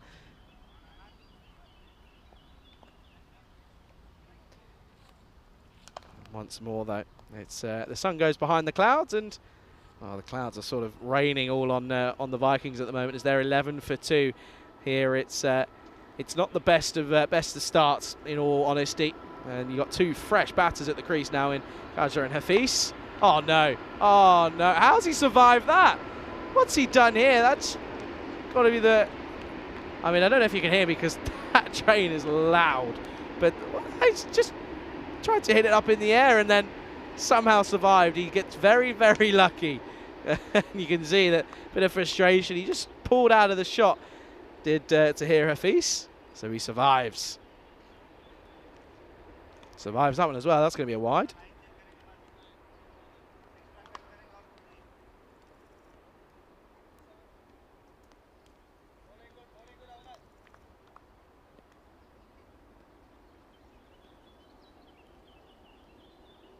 Oh dear, that's another wide, and keeper goes for the one-handed screamer for no apparent reason. Does Patanaik? He's probably thinking, I've looked pretty good on camera here this morning. I'm going to give this one a go. He puts it down. We won't tell him that we caught that on camera though. That turned nicely into the onside of Feast. That was what he was probably trying to play first time around, but he wasn't able to quite take that one away.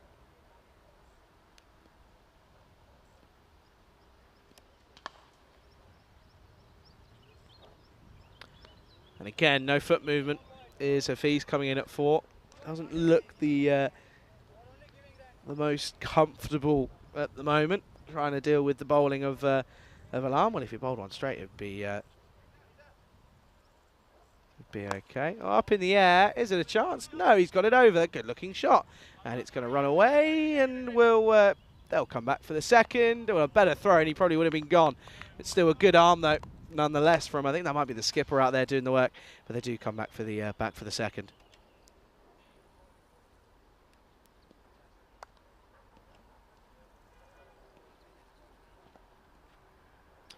Last delivery then. And it will be, because it is legal, and he's got it away nicely. Good looking shot from Hafiz. Looks a little bit more confident on the offside than he does the leg side, and he's got that one away nicely, and it'll finish with a 4. It was a pretty tidy over, apart from the extras, but apart from that, it will be mean that they will finish on 20 for 2 after the second over. I don't know if that's just because my headset's loud, but that train was getting louder and louder. Anyway, 20 for 2 after the second, and that run rate's already up to, it's out at 13.5, so not quite the simplest of ways in from here. There's Kanjla. Well, if he gets going, you never know, but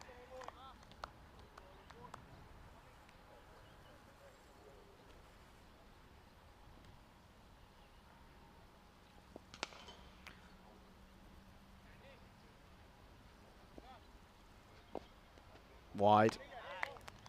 Bowling's not been great, in all honesty. I mean, extras are probably going to be up there for some of the highest scorers at the moment. It's sat at 6, so yeah, it's it's the second highest run scorer, but it's not. It's just not been tidy enough, really. It's just not worked for them. They aren't bowling, and they're not keeping their standards high when it comes to the bowling. Shalad. That's better from Atif.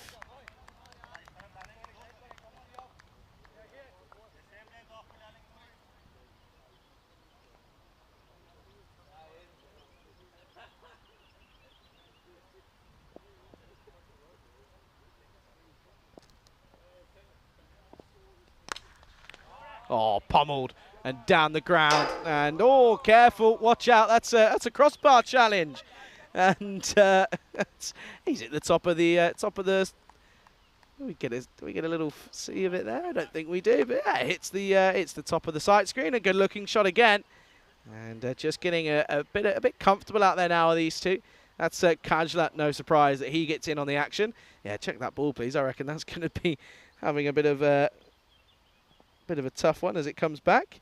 Anyway, not quite worked the best this second over. That's well bowled. Doug digs him right up, and all he can do is, well, gets himself into a bit of an awkward situation. And manages to just dig it out nicely. But yeah, Atif's second over. It's gone for a few.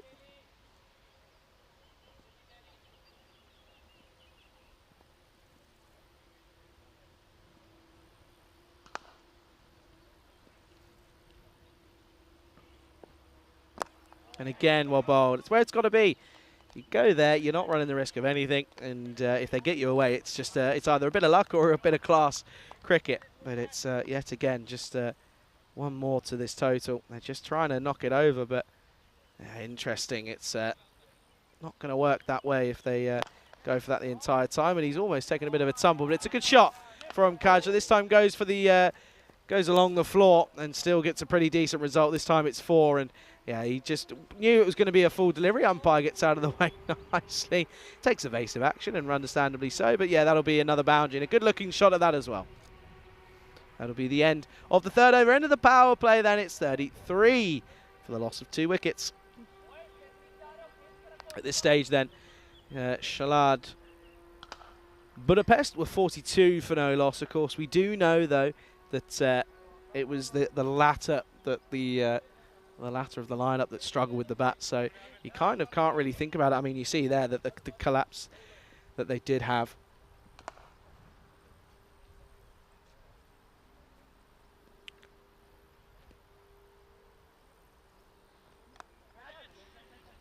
Outside edge again, and this time he sort of meant to play it, but probably went a bit finer than what he was hoping for. But he just, again, it's just one, but train goes through again.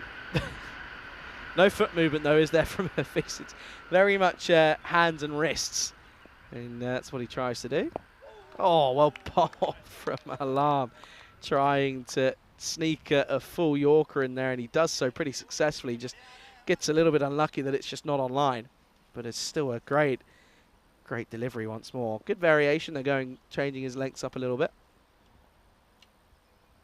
Oh, this time it's a full toss. It's a low full toss, and he gets pummeled into the onside, down the ground, and Vikings looking like they're trying to take this back on again after a bit of a wobbly start. They are moving on and moving along nicely. They move into the 40s. Great looking cricket shot that time.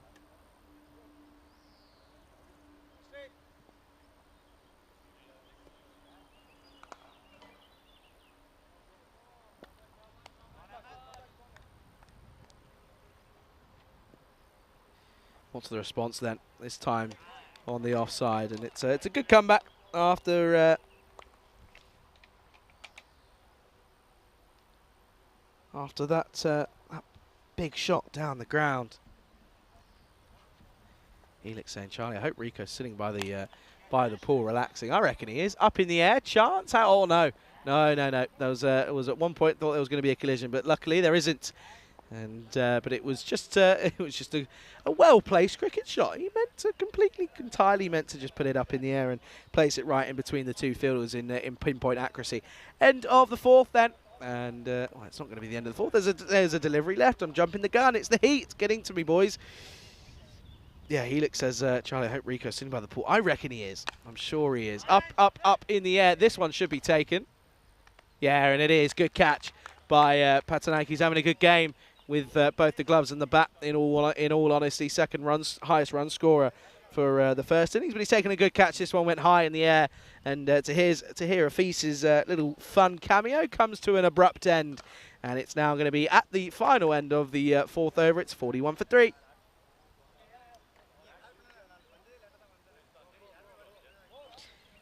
Yeah, it's a warm one. It really is. There's no breeze, no air, no anything. And we're sat at 31 degrees at the moment. It's a warm. It's very, very hot, and it's a long old slog for everyone involved in the tournament in this heat. I mean, I've only joined yesterday, but yeah, the temperatures have been soaring, and that's just the joys of it. It's just perks of the job, I guess. Hey, listen. At least you might get a nice tan, or you might get some dodgy tan lines, but a tan's a tan at the end of the day. It's like Mars Bargy, who, by the way, does not want to get a tan whatsoever. Hates it. Hates the idea of it. That's why you sometimes see him in sort of the cowboy-looking outfit. Anyway, here's Dara Padetti. He's going to bowl a bit of spin. It starts well, and just starts with a nice delivery on the offside. Helix with a pina colada too. Well, yesterday was National Mojito Day, so maybe he's gone for better late than never, and he's gone for the mojitos. I would. Oh, what I'd do for, and it's only 12:30, but later on, what I'd do for one, in this heat, or bowled.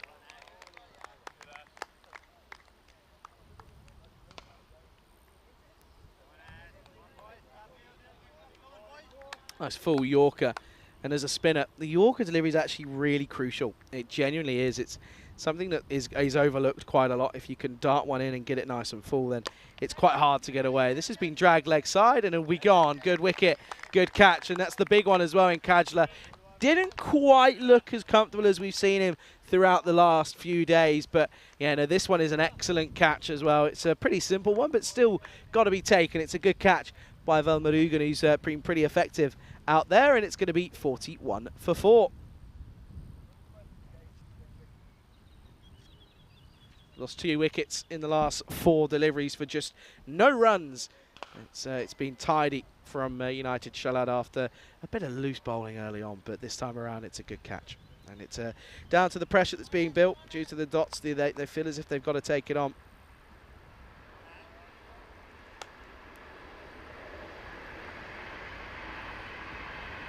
Another train, another day, another train.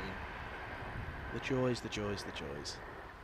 Oh, a bit of drift, and this is turned nicely around the corner by Sagori, but well fielded. Just keep it to the single, and it's been a tidy first over this from Dara Paredes. That's the first run that he's conceded off of his bowling.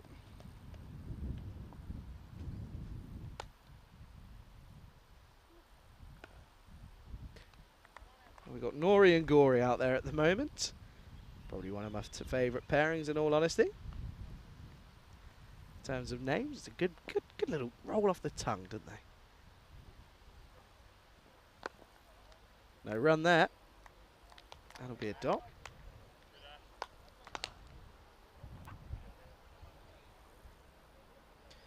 Okay. That's something I've never seen on the YouTube channel, and the fact that Dream Devil his name is like that. Well, how are you doing? You well? Trying to work out what that means.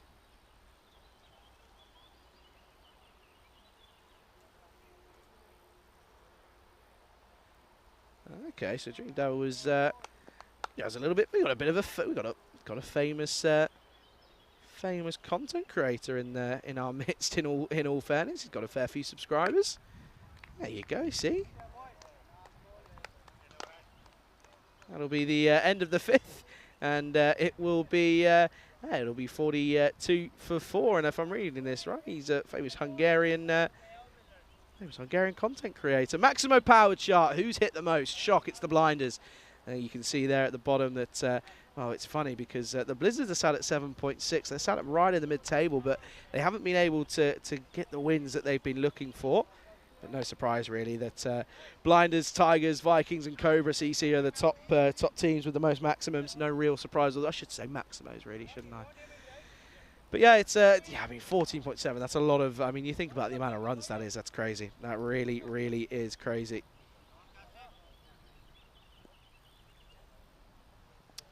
Helix saying, Charlie, do you get a pommy tap? No, actually. Good shot. This is over me. It's going to be a nice shot. That'll be 6, and. Yeah, good-looking shot from Gori, as that's 2 full from, let's see, from Kassir Ahmed. But a good-looking shot nonetheless.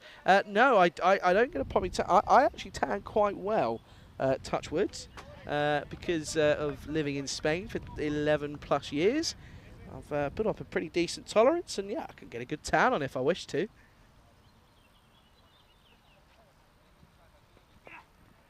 Ooh, wild. And that's a little bit. This is the again. It's frustrating. Hit a nice shot and then loses his shape completely. Does Gori?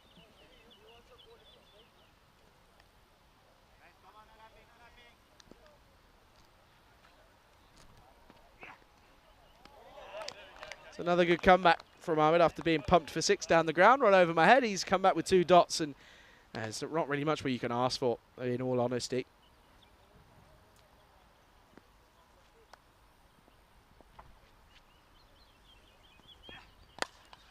Up in the air, high, chance. It's a tough one. Yeah, nowhere near it. Didn't look anywhere near it, did Alarm. And they're going to come back for the second, so they get a little bit lucky. Does Gori? He survives, and he's got to try and cash in now. And well, if he can, it'll be you'll have to make the most of it, of course. Last game of the Medina Cup has just got underway. Luxembourg batting first up against the French. 2 for none after 1.2. Oh, big shot. Has he got enough on this? Yes, he has. Nice shot, this one, into the umpire's tent. Watch out, boys. And, well, those are the people you probably don't want to get on the wrong side of, because, well, they basically, and well, I like the old teapot look by Square Leg there. I'm liking the hands on hips. Good shot, though. That'll be another. That's a maximum. He's had 2 off this over. It's gone for 14. He's got a delivery left. Still, though, this run rate, not just at the point of no return, but it's not far away. This is a nice little tickle down the leg side, and this will go for a 4 as well. So good over for the Vikings as Gori comes in and hits a few bombs down the ground. Then this one's a little bit more of the timing and the touch, as it's 3 boundaries in the over. It goes for 18. It's the end of the 6th. The score is 60 for 4. Going at 10s, aren't they? 10s aren't enough, of course. Needs to be at just about 13. So it hasn't quite clicked for them with the bat again. But in all fairness, the bowling's been pretty tidy. You can see there. Top scorer is Kajla, is 18. And Gori now moves on to top scorer with 19. So realistically, just isn't quite clicking for them here.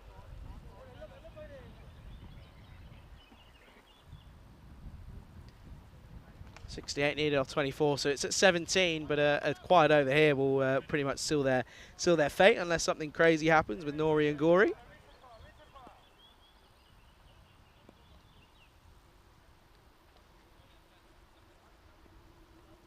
That's a wild swing. Poor.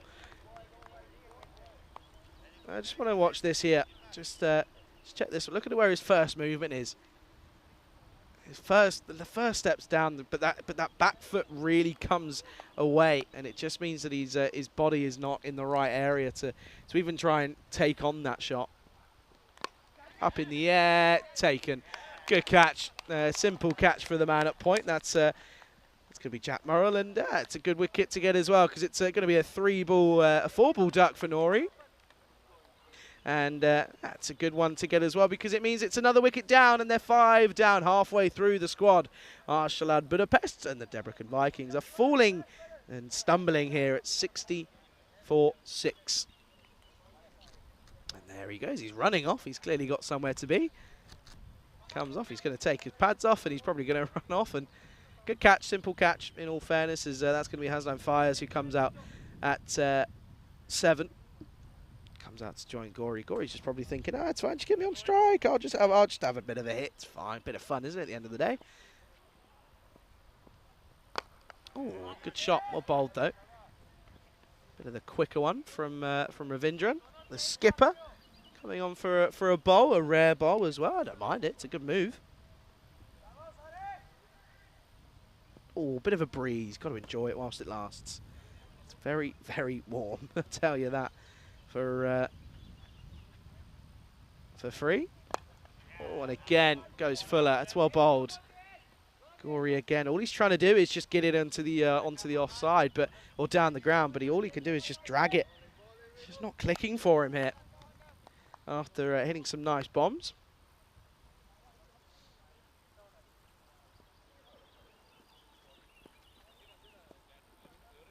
Wide. Gives it the old lightsaber swish, does Gory. gives it the full Monty. Watch this one here. Swings at it, knows it's going for a wide anyway. What's the follow through though? Look at this. Oh dear. Do you you're not a Star Wars fan, what are you doing? Big shot up in the air. It's going to fall safe again. They've had a couple of these. 3 of them converge, but no one is able to get round to it. So he will survive after skying it pretty high.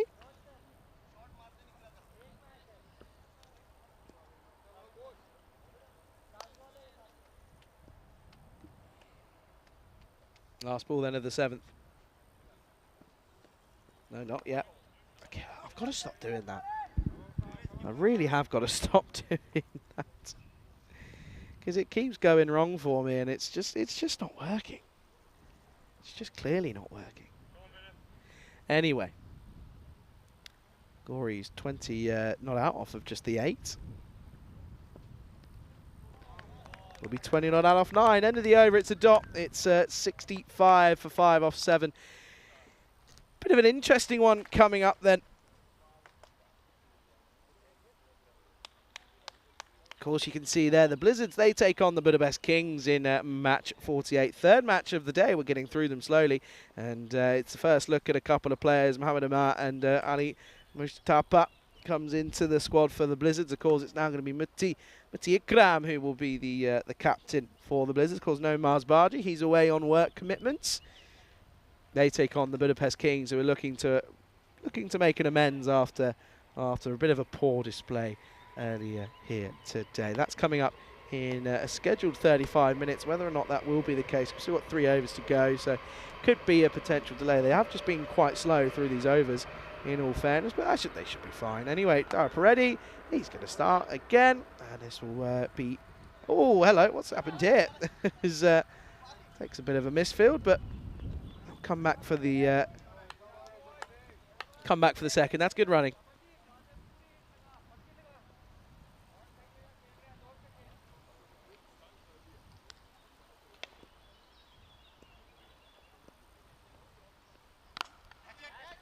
This one up in the air, it's been put down, and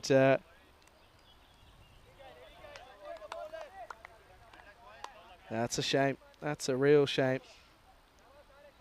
Anyway, continue on.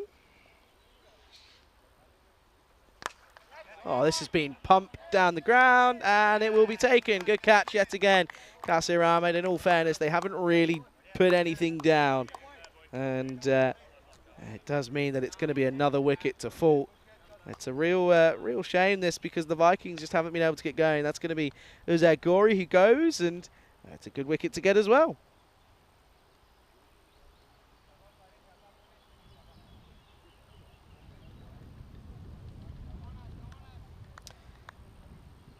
Yeah, we just had a bit of a...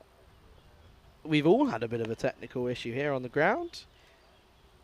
And I'll tell everyone, I don't mind. The main software that is all being used by everyone has crashed, so that's always fine. But it doesn't take long to get set back up, and you'll be on your way.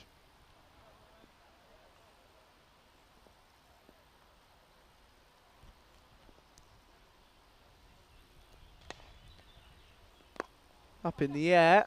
It's going full safety, doesn't really get anything on it.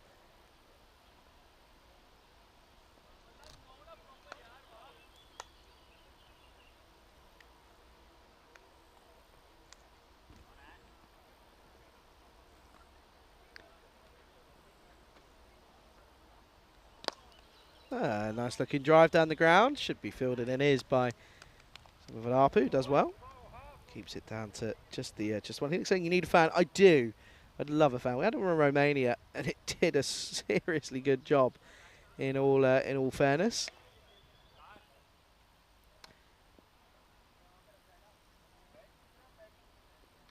And he will be gone. That'll be another wicket for Dara Peretti. That'll be his third score then.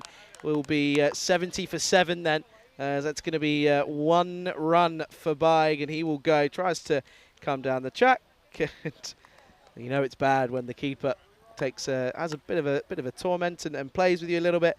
And that will be the end of the 8th. The score will be 70 for 7 after 8 overs.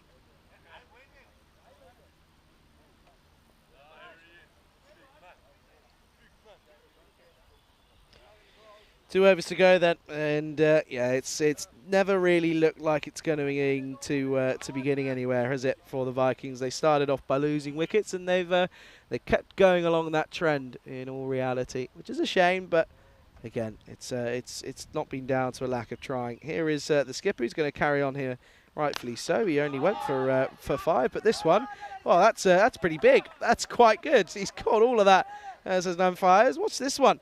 Boom. Off it goes, and he doesn't even watch it. Turns around and says, yeah, I know where that's going. That's going into the jungle. See you later.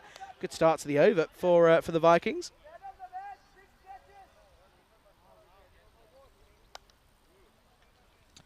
Not mathematically out of it just yet, but in theory, you'd probably say they are. Oh, that's Gundy. That's a good stop, though, from the wicket keeper in Patanayak, and it's going to be a no-eat. Watch this one here. Gets it wrong, doesn't he? Yeah, it's a no ball.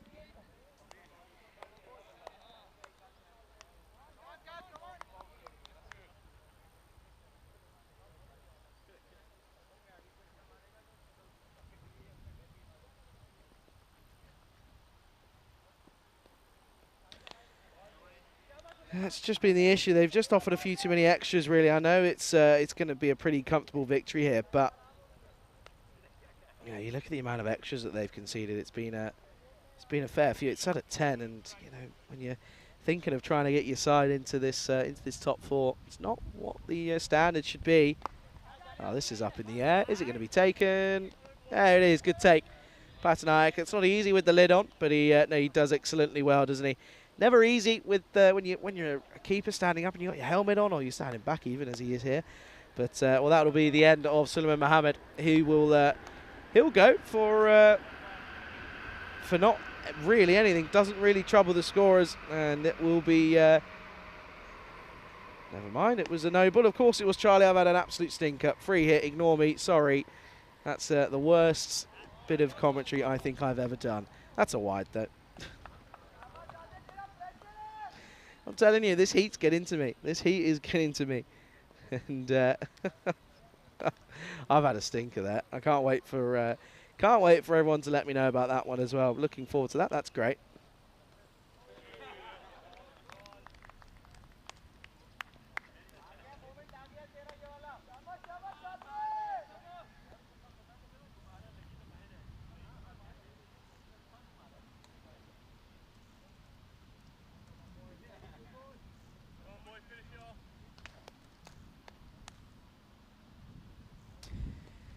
Okay then, so Mohammed of course will get a run. I've just had to remind myself of how the game works. That's, tipped over the bar, and he gets put down by normally a man who's pretty consistent, Sabo Balapu, but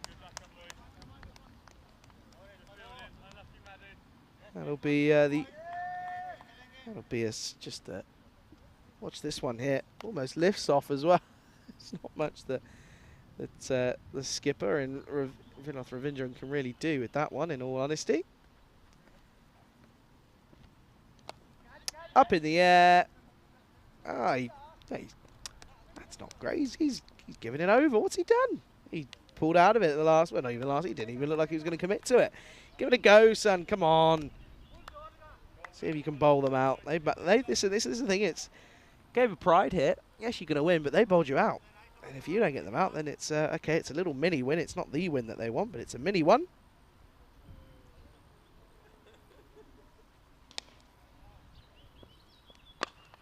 Clubbed by Mohammed. Thinking of a second. Yeah, gets turned away, no surprise. End of the over then. It will go into the last. It'll be 85 for 7 after 9.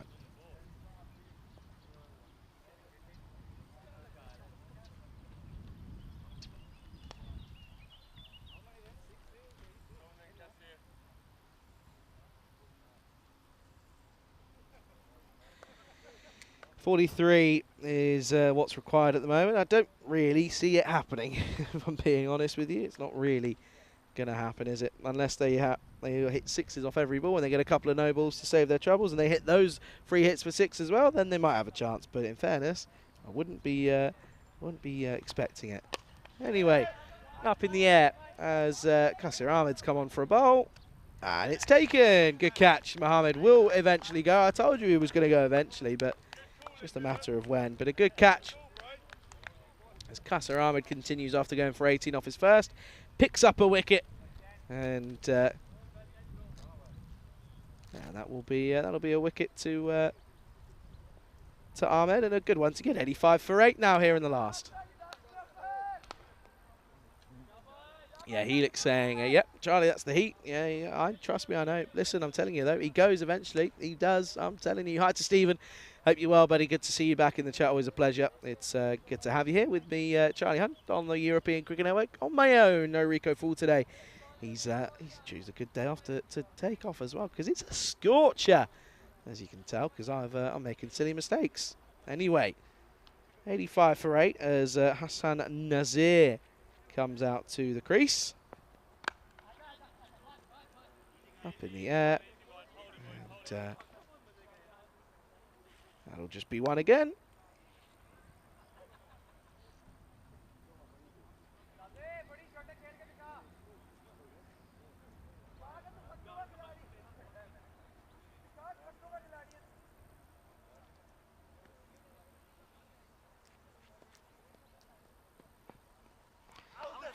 Tries to get funky, and well, they're asking the question, and no one's moved. I think it might have just clipped the pad more than anything. Watch this here.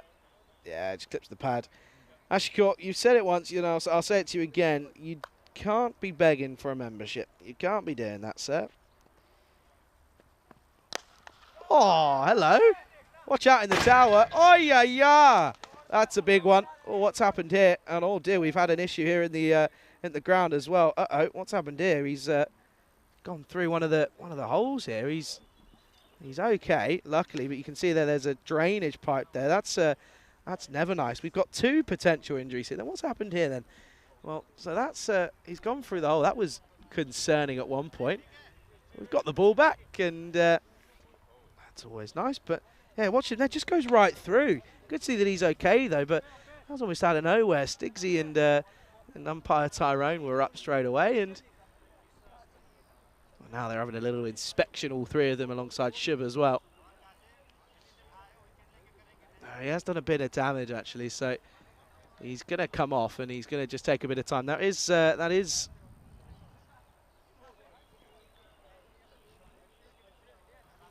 not nice to see, but that's Dara Puretti who is out there. He's okay, he's walking, but that's something I've never seen before. It didn't.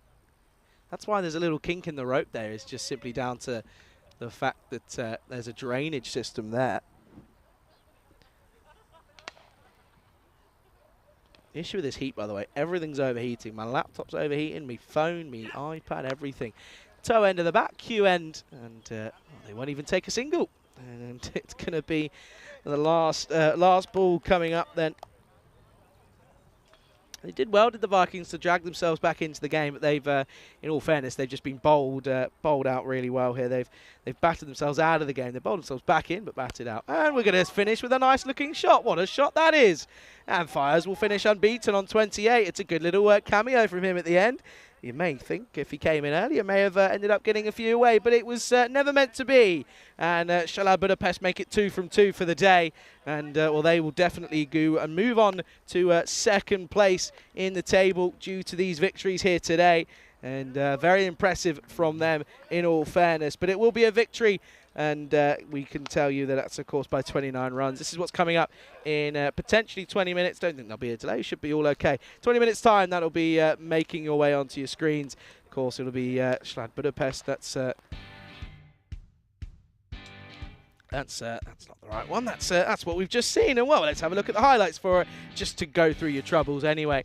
And well, this time around, it just wasn't really meant to be for the Vikings. They've lost wickets pretty early on. I mean, at one stage, they were 6 for 1, then they were 11 for 2. At one point, they were 60 for 5.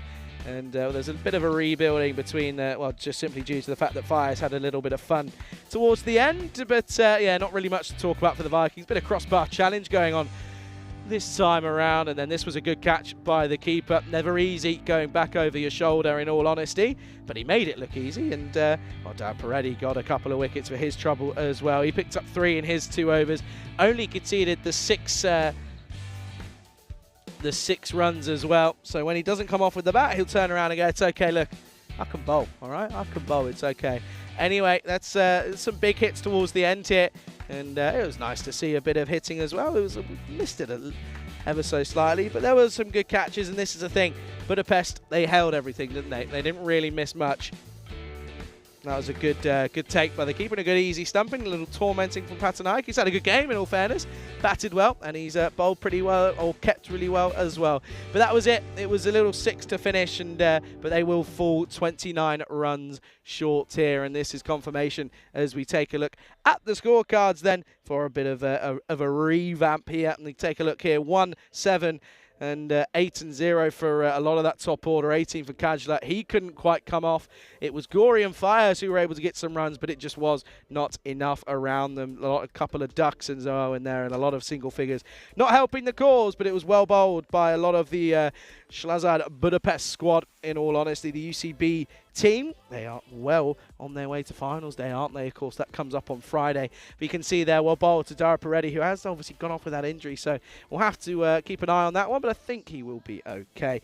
Yeah, good spell for him. Wicket shared all around. Pretty good, pretty all-round good, positive performance for Budapest there. Okay, then, we'll be back in probably 15 minutes' time as we'll get things ready for the next game. Of course, it's match at 48 coming right your way. Don't go anywhere. You're watching the European Cricket Series Hungary here with myself, Charlie Hunt, on the European Cricket Network.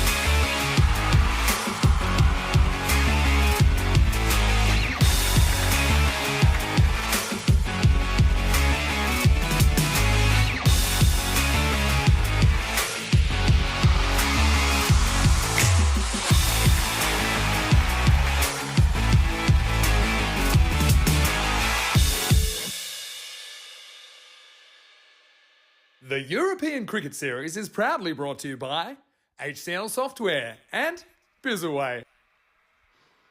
Good afternoon, everyone. Welcome then back to very sunny Budapest here in Hungary. I can tell you that the forecast is true. The rain is staying away, which is, of course, positive and brilliant news for us here. It's again, it allows us to get on to this next exciting matchup. It's going to be the Blinders as they take on the Budapest Kings here. Of course, Kings, we saw them earlier today, they succumbed to a loss against a Slongslazad side, in all fairness. The Blinders, of course, well, they are, of course, missing Mars Bargi. He's away in Malta actually working, of course, and he's, of course, got work commitments. So he's a big miss. He's the second leading run scorer in this tournament, of course. So they're going to be looking to other sources here. It's a good chance to finally maybe get some more points on the board here for the Blizzards, of course. But yeah, it's only a matter of time until we see and we get the action right underway. Let's go out then to tournament referee time. PT's out in the middle with the two captains for the coin toss.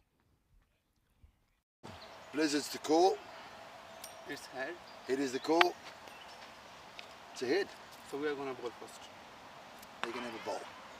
Back to you, Charlie. Yeah, thanks, Tizer. And there you go then. News is that the Blizzards will have a bowl first here up against the Kings. Interesting matchup, I have to say. It's going to be a fun one. It always is here in Budapest. It's been a great tournament so far. Certainly looking forward to what will unfold over the next few coming days. Of course, we know that there is a little late change as Shaukat comes in for the Blizzards. So Mohamed Amir, of course, is the only man who hasn't played yet. So it's a good chance for him here for the Blizzards. Of course, Blizzards were led by Mars Bargi in this tournament for the first week. Second time around, though, he's, of course, away. But looking at the Kings, probably looking a little bit lackluster after that first game this morning. Their batting wasn't the best. That's putting it nicely, though. And yeah, in all fairness, it's just a matter of time until something clicks for one of these two teams. Of course, it's they're running out of time, though, as they look down the barrel at this final few days of cricket here. And of course, and well, it's Wednesday. We've got 3 more days of European Cricket Series stuff coming your way. Of course, the finals day on Friday, and then of course we have the internationals that come up on Saturday and Sunday. Of course, we've mentioned it briefly, but we've got the Hungarian squad, Portugal and Sweden. They will be the teams that will be taking part. I'm looking forward to that one. I've got a lot of time for a lot of the national boys in a lot of those teams. So looking forward to it. I think it's going to be an exciting matchup, in all fairness. I think it's one of the closer ones that we've had. We've had a few close tournaments at the weekend, and last couple of events they've been a little bit one-sided, but good to see that it looks as if it's going to be a tight one. I think it's all comes down to the squads that are coming, and of course we know a little bit about it. Anyway, let's get things underway, shall we? Ilan Kurin is going to start us off with a bit of spin, and Malivarti, all he can do is just push this away for a dot first up.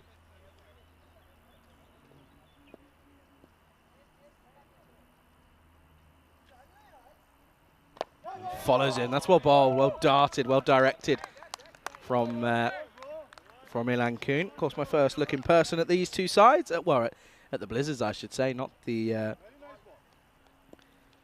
the Kings. We saw them this morning, as I keep mentioning. A bit of the variation this time around, and they'll get the first runs on the board. It'll be just dragged into the onside, and they'll come through for the one. They get their setting and their runs underway here. And again, it's well bowled though by Ilan Kurin. He's giving it a lot of flight and a lot of variation, which is again what we've seen teams struggle with here.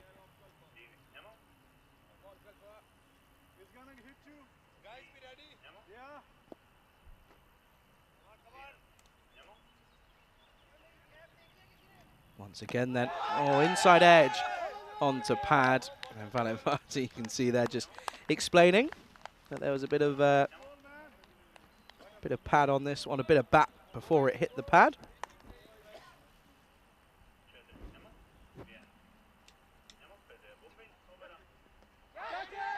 up in the air. It's going to flow and flow through.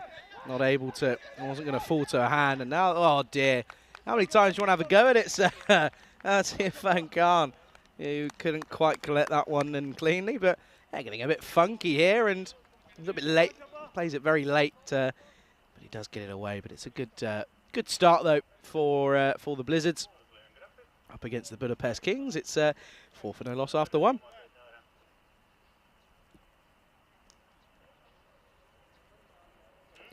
Take a look then at the stats gun, of course, powered by our wonderful partners at HL Software. You can see. That's not the right one. Well, that's at the moment, though, of course, they'll be pretty heavily reliant on a few new incomers.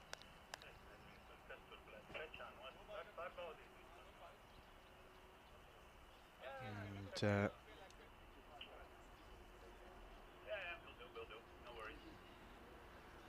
yeah, so it's going to be Ahmed Zahid who will bowl the second over for the Blinders Blizzards. Well, he's going to start with a filthy one. There we go. This is the correct one. You can see there, Ikram. He's the top run scorer for the Blizzards aside from Mars Barji.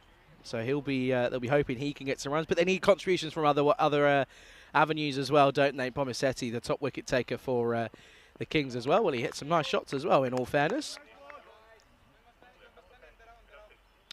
Just take another look at it here. You can see there, Valavarti and Tadella are pretty handy with the bat, and they have been the run scorers for the Kings. That's been the runs that have been the issue, though, isn't it? Wickets have come pretty comfortably. It's just the batting that's been the issue. Nice shot as he just rides the bounce on this one. Does Haradas, and this will run away towards the boundary. Little bit loose from Ahmed Zahid. It's too short, in all honesty. You can see there, just gets the uppercut. Good shot.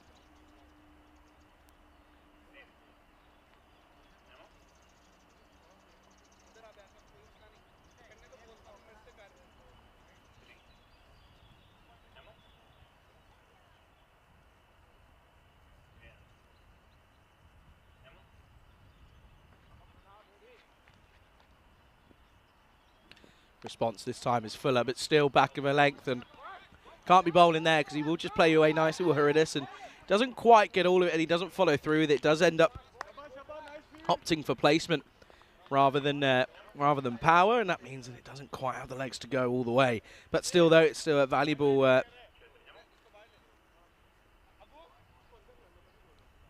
runs.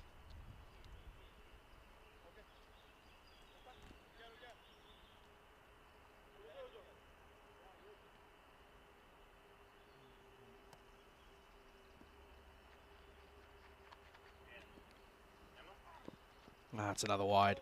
Another wide. He's trying to bowl too fast, isn't he? You can see in his run-up that he's trying to really belt it on in. The small little steps. It's just the rhythm that's not there. Not able to find it as he follows through. Comes in again then. Up in the air, and this time it's going to flow all the way, and it'll be another boundary in the pretty similar area, in all honesty. And once more, plays it nicely, plays with soft hands, opens up the face, so he is meaning to play it that fine. It's a good shot though, as well, and it will bring 4.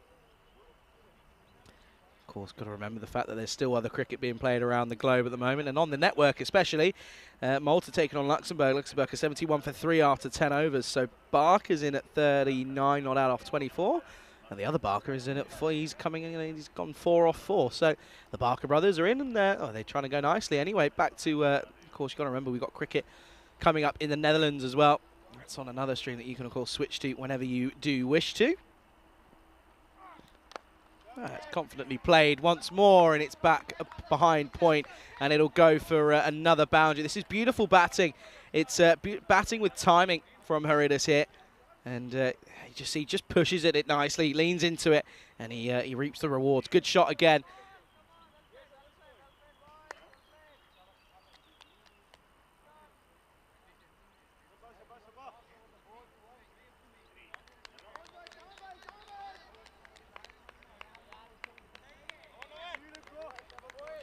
Okay, then. He moves on to 15 already, does Haradas, and It's a good signs for him as an opener here. And just fishing at this one a little bit. Doesn't quite commit to it as much as we've seen him do so in the last few deliveries, but still though, it's a good delivery again. Good comeback from Zahid. He's still offering that width though, which is, I'd like to see him try and sort of trap him in front potentially. Looks as if he might struggle to get that front leg out of the way. Lets that one go. It's going to be another wide. It's the 4th wide of the over. The over's already worth now 18. Trying to just finish it off as quietly as possible, but he can't do so at the moment.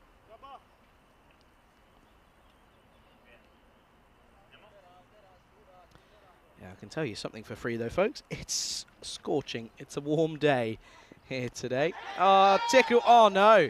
Oh, it's been put down by Adnan Khan. It was a regulation catch, in all fairness. He didn't really need to move. You can see it doesn't get low, then moves late, and it just falls out. It just sort of hits his gloves and goes, but oh, that's a little bit unlucky, and I think that will be the end of the over. They're just checking with a fair few wides. It's not quite the easiest one to work out, but it should be the end of the over. 23 for no loss after 2. Bottom of the table clash you can see here. Blizzard sat at the bottom due to their net run rate up against the Kings, who are sat on 6 points. A win here for the Blizzards would move them up to 10th, so take them off the top, off the bottom even. Oh, never mind. It's they've not finished yet. Well, this is up in the air, and it's going to fall safely, but they come through, and it will just be the one, and that will be the end of the over. It's 25 for no loss after 2.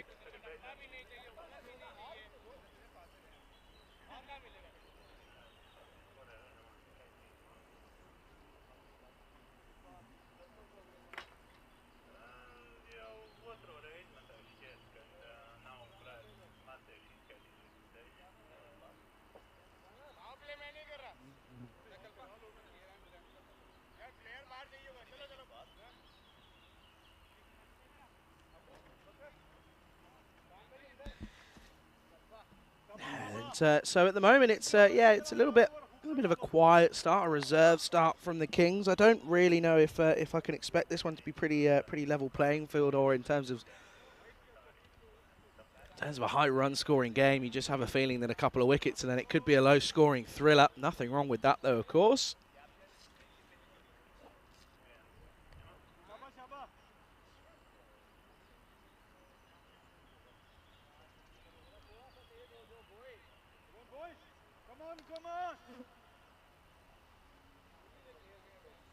Going to continue with Ilan Kuhn after just going for the 4 runs off his first over, understandably so. Going to continue with his leggies here, and it's well bowled, but it gets through him. That's poor, and he could have saved the boundary because it's going to go for 4. It's a little bit unlucky. The bowler wasn't quite able to get something behind it, which is a little bit frustrating, as it will go all the way. It's an unnecessary boundary out of nowhere.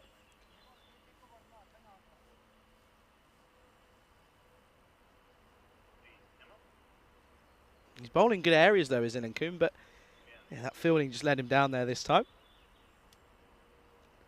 This time darts this one in a little bit quicker. Of course, the Blizzards are the sister side of the Blinders Club.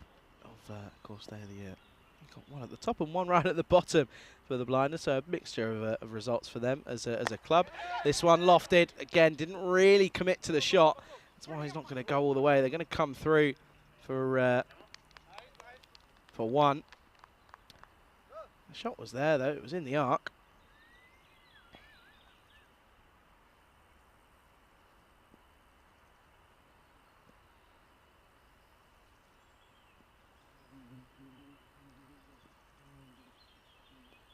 Oh, well bowled. What a peach that is. Watch this one dip in slightly and then just turn away. That's an excellent bit of bowling, bit of leg spin bowling. That's a bit of a top spin in there. Keeper doesn't really have too much of an idea, in all fairness, but he does well to stop it. So let's be positive. Oh, he's got it. He chops on. This time it's the shorter delivery, and all that Haridas can do is watch this one as it clumps off the inside edge and it rolls onto the stumps. And it's the big one of Halidas who will go as well. He goes for 16, and it's the first wicket down. It's 30 for 1. Yeah, it's the shorter ball and just the bottom tickle that goes onto the off stump. It's a very unlucky dismissal. I have to say that is very unlucky. I got out in a similar fashion in the game last week against the spinner as well. But yeah, it was just the shorter delivery that gets him, and it means that Sandy Sachin will come in at number 3.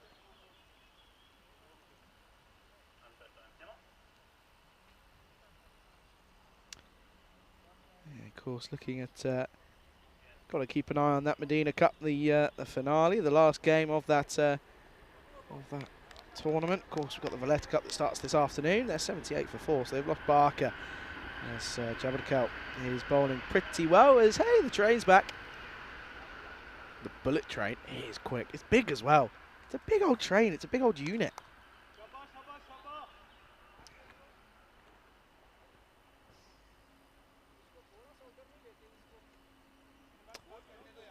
Okay then, bit of a wait here. Not too sure is they're trying to get the field set placement correctly. He's tried to go for the shorter delivery again. But it will be a dot ball to end the over. Then it's a good over at that as well, because they pick up the wicket, they break the opening partnership. It's worth 30. Score at the end of 3, it's 30 for 1. You can see 21 off that second over, but it's been relatively quiet from the overs of Ilankoon. Finishes with great figures of 1 for 9 as ECN Blue Crew favourite Shub watches. Okay, I'm being told he's not Blue Crew, he's wearing black, so he's part of the black shirt crew. Okay, walking around with a nice. He's walking around with a nice cool box. You know what? If he's got any ice creams in or an ice lolly, I'll certainly take one off your hands. I'll snap it off you.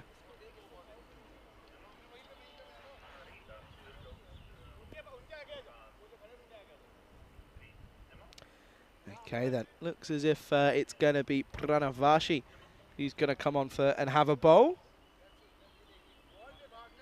Yeah, of course, Blizzards are the sort of second 11 for the blinders, and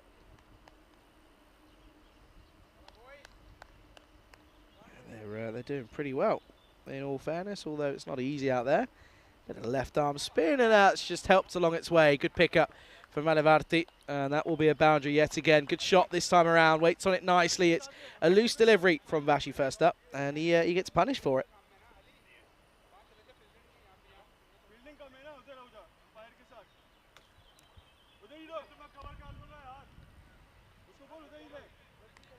Got to find a way of taking wickets consistently, haven't they? Of the Blizzards.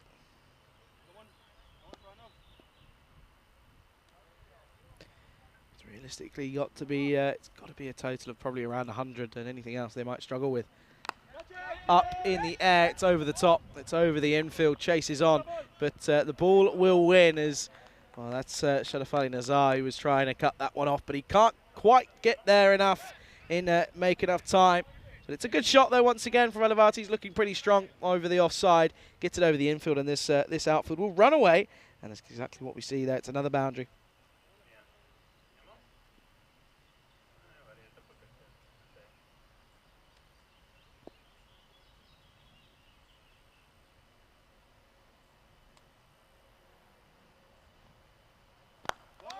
Two boundaries off the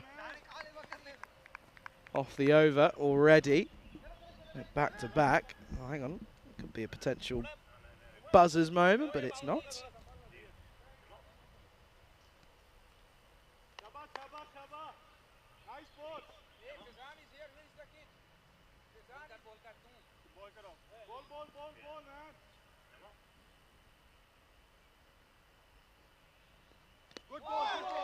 It's well bowled. It's also well taken as well by the wicketkeeper this time around for Adnan Khan. Struggled a little bit, in all fairness, and I think he's almost a little bit happy that he's taken that one.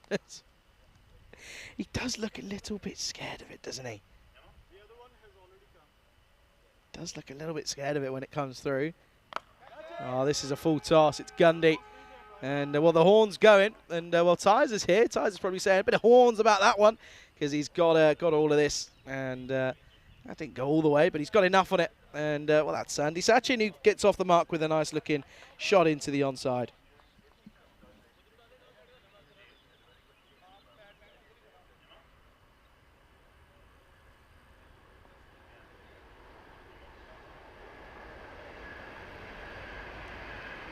That's the horn, and then there goes the train. It's a little bit like thunder and lightning. You'll hear one thing, and then you'll get the other. Free hit coming up. Then what's happened here? It might be due to the wicket keeper possibly encroaching. You just don't know. But free hit coming up then. So that's no ball 5. They take it on, hit this down the ground. Should be cut off. Man's there, and eventually collects it this time around. Zahid, that is, in front of me. Down here at long off.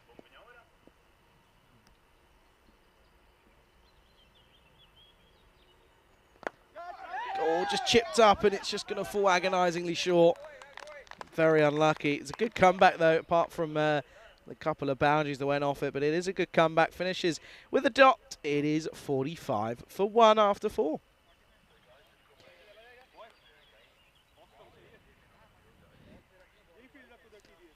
You can see there, it's another scorcher of a day. There is it's a warm one.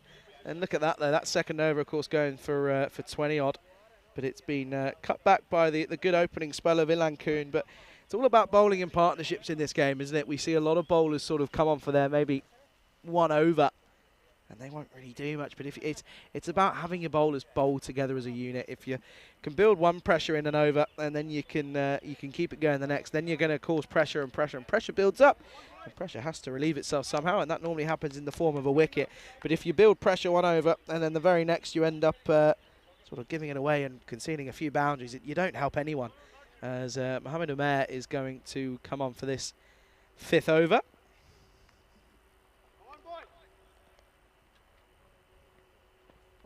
Oh dear, that's going to be a wide. That's a loosener.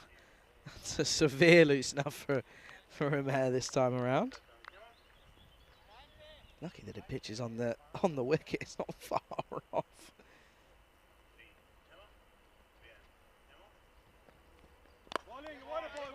That's well bowled, and Sandy, all he can do is just push into the offside. Oh, the buzzers are out. They're going to come back for the second pretty comfortably in the. Oh no! Come on, Blizzards. Let's have a bit of something about us here, fellas. It just looks a little bit flat, doesn't it? It's a bit of a pointless throw, in all honesty. No real necessary requirement for it. Anyway, it's going to be runs to the total yet again.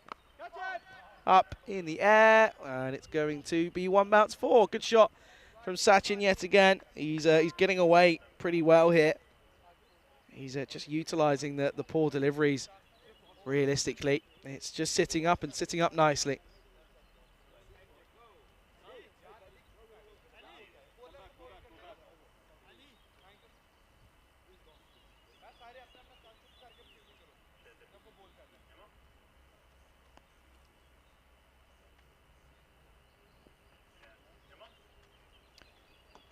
Once more then.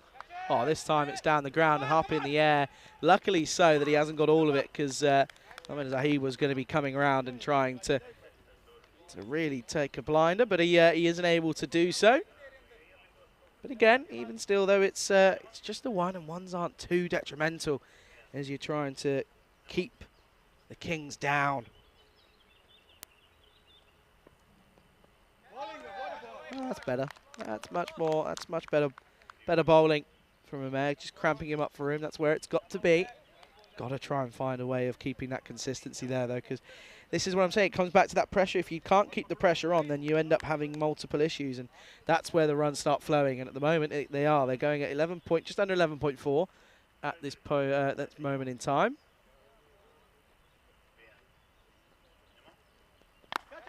Up in the air, pulled nicely.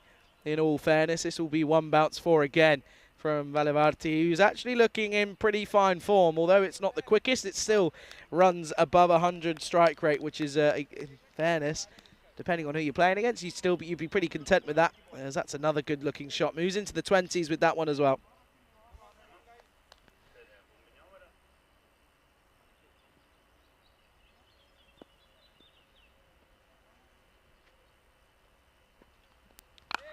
And again, this is short, but to mid-wicket.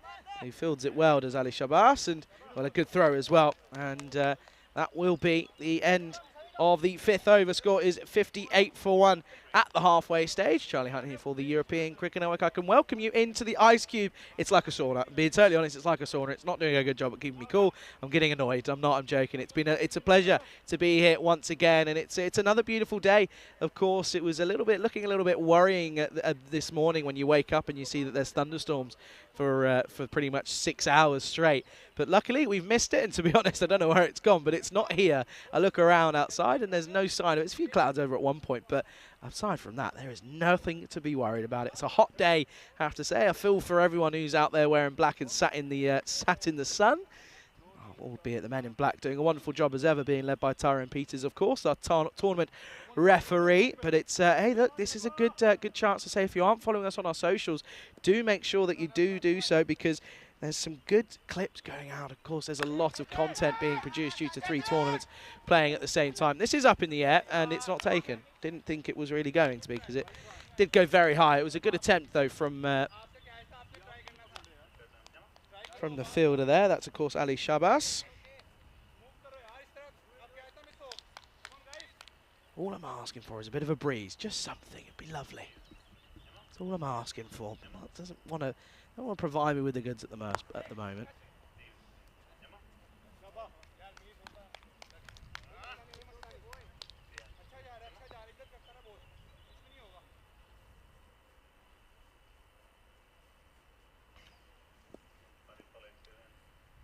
Varty then, 24 off 17 for him at the moment.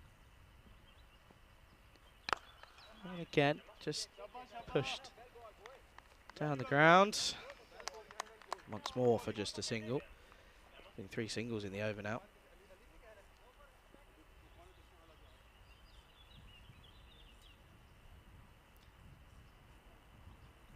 He had the 1 over without a boundary. That was the first one off Ilan Kuhn. Oh, that's big.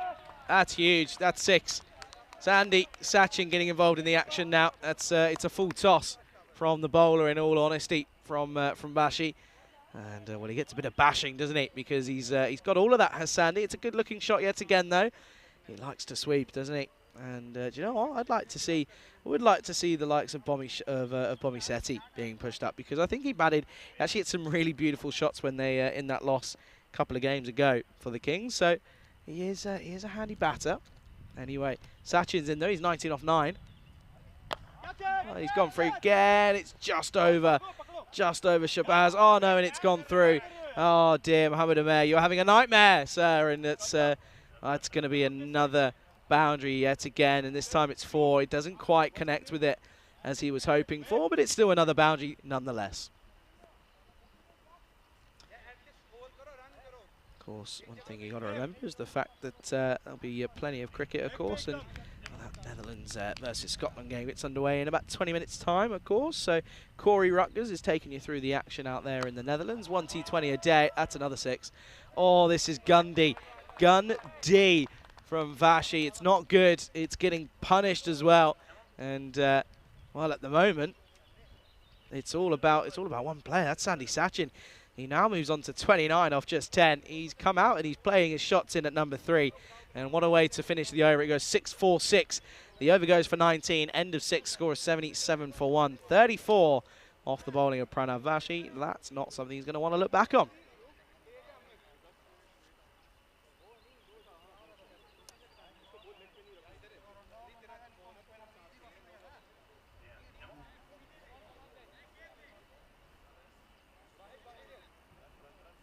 Okay, then looks as if it's. I haven't actually made a mind up on who's going to bowl this next over. Who's it going to be? Oh, it's going to be the man who just had a bit of a nightmare out in the field. It's Mohamed Amer is going to come on and have a bowl.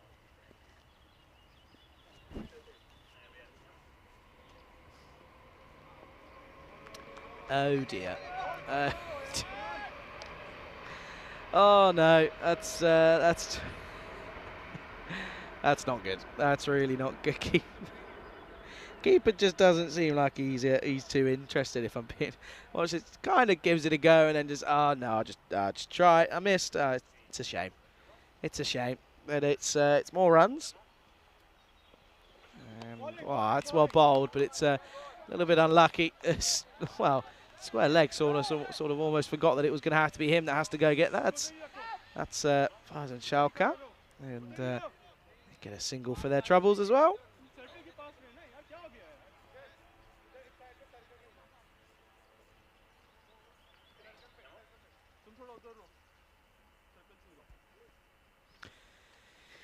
Yeah, coming up to about 2 o'clock now, and we normally sort of expect a bit of breeze to come in at this sort of time of day, but at the moment it's just it's not quite coming at the moment. That's Kalpe Lankoon who has the fielding there.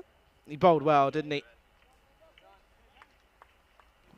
What's the story out in old Malta? Luxembourg, 94 for 5. They've really struggled, haven't they? Vid was 5 off 10. He was caught off the bowling of Mangal. Yeah, it's not been a good start this time around for Luxembourg after their first victory against Malta, of course, and a direct hit. So he would have been gone by a fair distance, a fair few meters, if I'm being honest with you. Watch this here, direct throw. Had he been gone, he was not even half. I don't even think he got to halfway.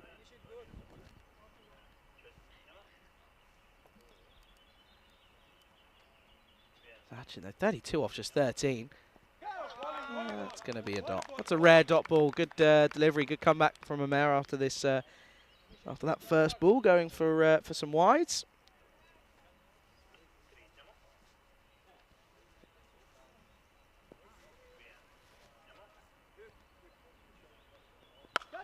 Pulled nicely. Hasn't quite got all of it, but it's going to be enough. That's going to be enough. Let's take a look at this one here, because I think everyone's sort of slowly realising that I think he's overstepped here, and I think he knows it as well. Well, he's high-fiving. Don't know why. Watch this here. Yeah, that's 4.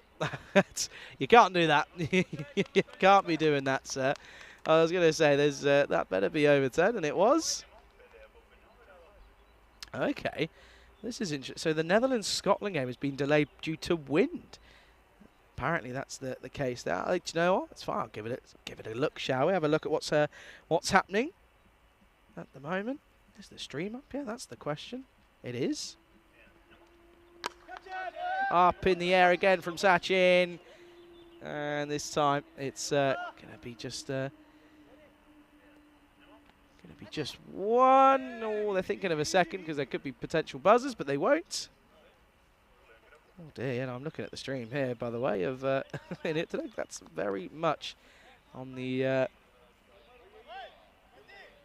windy side. Anyway, run rates by the day, you can see at the moment we're averaging about 113 per 10 overs. Of course, you can see there back in 2022 it was 9.6. Back in 2020 it was only 8.2. So you can see it's getting there slowly, but yeah, up to 11.3. I mean, we had the biggest day in the last couple of days at 12.7, and that's the highest it's been. We haven't had anything more than that. Of course, that's mostly when we've had the likes of some big hitting clubs involved at the moment. Yeah, it's a shame about what's going on out in the Netherlands at the moment due to the wind. It's a big shame. You can see them trying to play about with the cover. That's going to be a wide as so he's going to come back after going for 21 off his first over.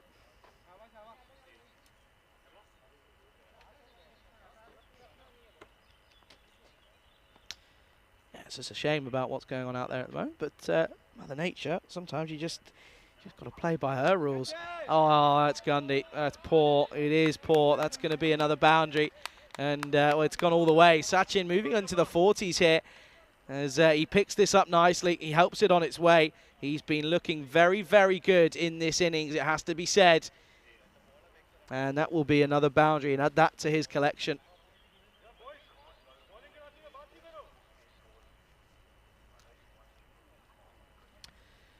.43 off just 17. He has he scored 7 boundaries as well. That's at the moment. His best partnership now worth 65. Of course, came in at 30 on the board. That's wild. That's wild. He struggled when it's on the offside. You can see there, Valevarti just saying, excuse me, sir, offside's also an option, just to let you know. It's always nice to get support from your non-striking partner.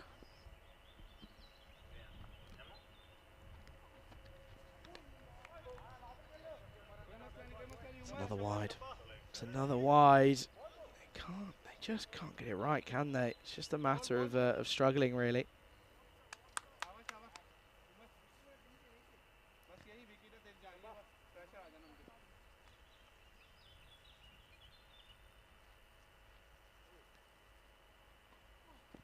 Well, this time it is on the right area, and he does push into the offside and doesn't find the middle, and that will be helpful, and that'll again be one. Of course, something you got to remember as well is it's New Conversations Day, which is a fun one. And Rico, I am completely pinching this from you. I do apologise, but you're on your day off, so I'm allowed to. Holiday set aside to encourage the people to talk to each other. Oh, okay. Who's that that's just gone? Is that?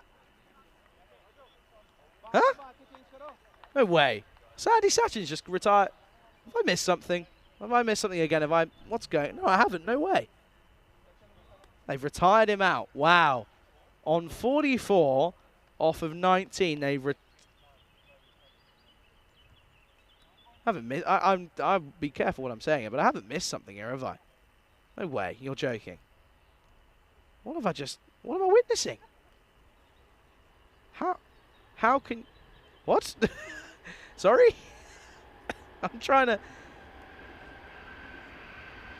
trying to fathom the fact that they've retired Sandy Sachin out on 44 off of 19. Yet Valefati is still there, and he's on 26 off 19. Make it make sense, please. What has just happened? Why? Right, let's have a think about this. Let's try and think about this logically. Is there any tactical reasoning behind it? No one else really to come in that's going to go and hit big bombs. Oh, what a catch!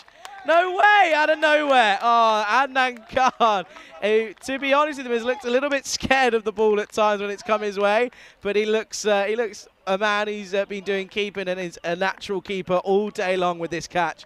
Oh, what a grab that is. Outside edge, one-handed ripper. And it's going to be the end of the batter, who they came in, Shiva Tadella. He retired Sachin out. Again, we've seen a failed retirement already. I think this is going to be another example of it. Anyway, it's going to be 98 for 3 here in the 8th.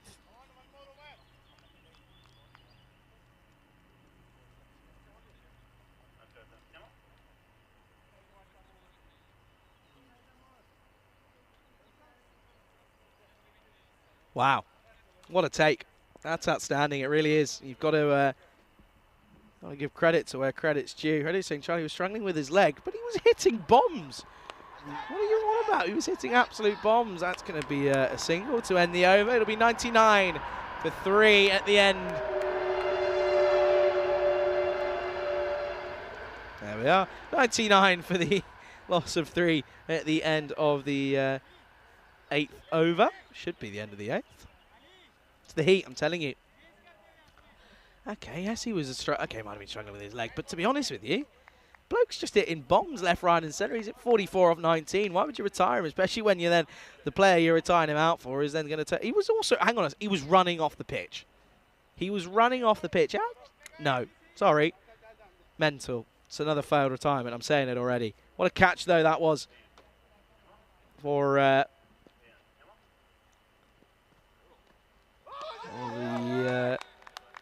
The keeper. That's going to be a wide to start.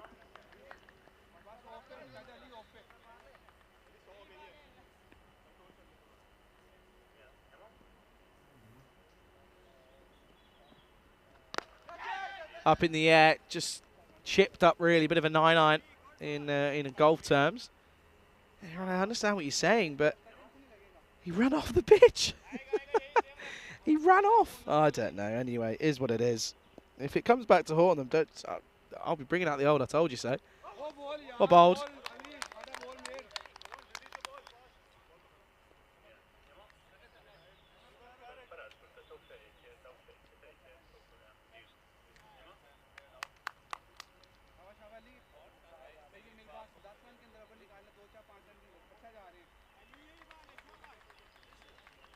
Well, they're going to have another one this time around, and okay, that's going to be Vali Varti that goes, and this one I can understand because he was struggling. He sort of played himself out of form in all honesty, and it will be that he will go. So it will be now 101 for 4 as the new batter comes in. Oh, and he's hit this down the ground. Is he gone?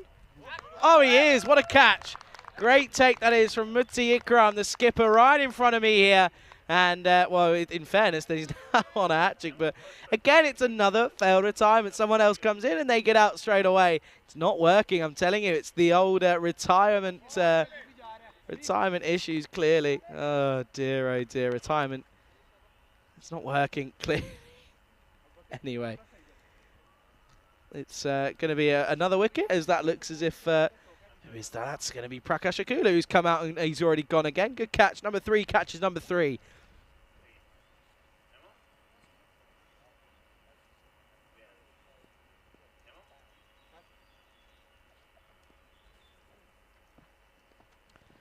New batter. That looks as if that's going to be Ramachandra. It is. Confirmation of it there. Been a good over this has been, really. Picked up the wicket. And again, hooping away.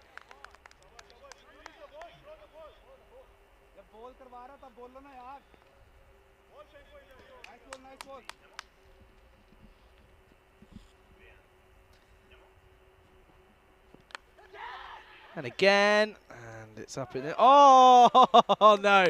Oh, no. Oh, Irfan Khan, what have you done? Oh, dear. Oh, dear. Watch this here. Should be a sip. Get the long barrier out. Oh, no. Oh, dear. Don't watch that one back. That's 4. Out of nowhere. Oh, no. Don't. Oh, I can't believe you've done that. You put the camera on him as well. That's harsh. That's a wide. Bloke's just had a nightmare, and now you're going to chuck him in the spotlight. I didn't do that, folks. Blame Spring, not me. Trust me. Come on, then. Ramachandra, 4 off 2 for him. Up in the air. He's got a lot of this. Has he got enough? Yes, he does. Good shot, this one again. Beautiful cricket shot from Ramachandra. It was just a matter of time, in theory, until something was going to happen. He goes deep in his crease, and he gets a full delivery, and he counter-attacks the bowler, and it's a good end to the over. The over goes for a fair few, goes for 14. It is at the end of 9 overs. The score is 113 for 5.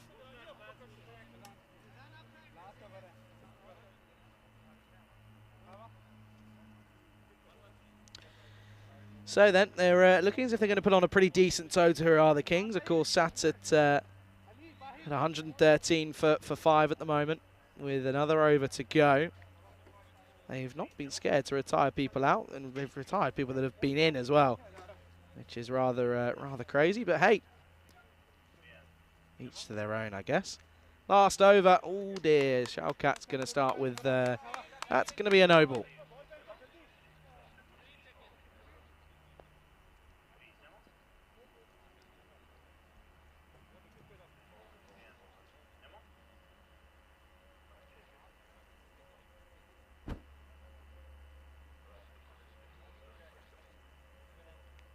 There we go, confirmation. It is a free hit, so no ball off that delivery. Free hit coming right up. Then here we go. Oh, that's another one. Oh, this over could be quite long.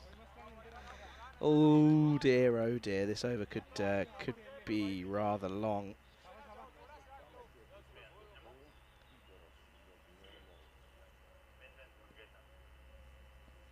Oh no!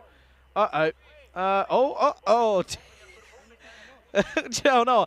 I don't know what to signal that either. That's another no. Okay, what's happening here then? Was he going wrong? Oh, the release point doesn't let go of it in time. Oh dear. Okay, come on. Got to be away. You can work this one out somehow. Change the angle. It does work. And the no ball free hit goes for 6. Good shot. Waits on it nicely, does Ulla. And this over could be running the risk here.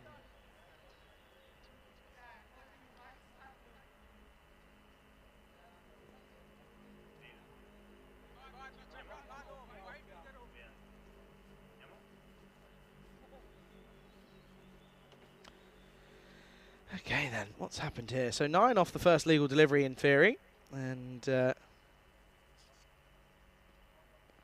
another legal delivery up in the air. There is a chance. I don't know. Will he get there? He's got there. Oh dear. Oh yeah, he's put that one down. He shelled it as Vashi, and he struggled with it with the bowling. Now he's struggling in the field, and this has been a tough one here.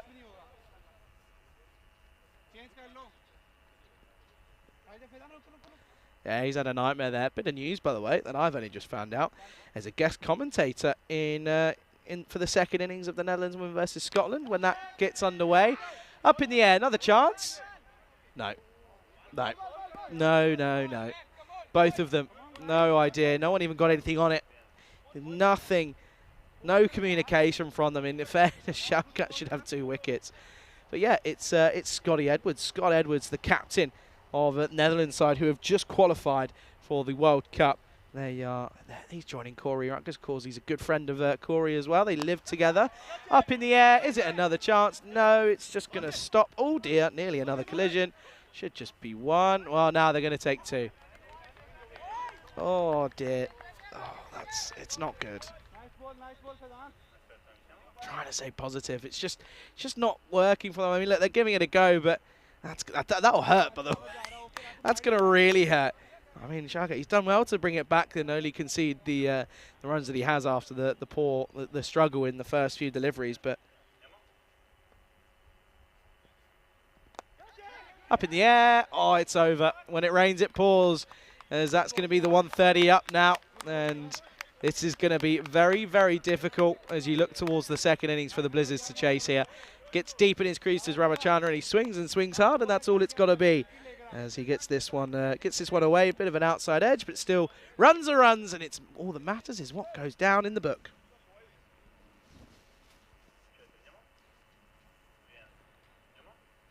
Last ball. This has been swatted down the ground. Skipper does get something on it. They're going to come back for the second, and this time it's well fielded. I think he's actually made his ground here though, and the bat's gone flying in the process. Watch this here. Slow this one right down. Bat's bat's in, but watch it. But now follow it through. Watch the bat go flying.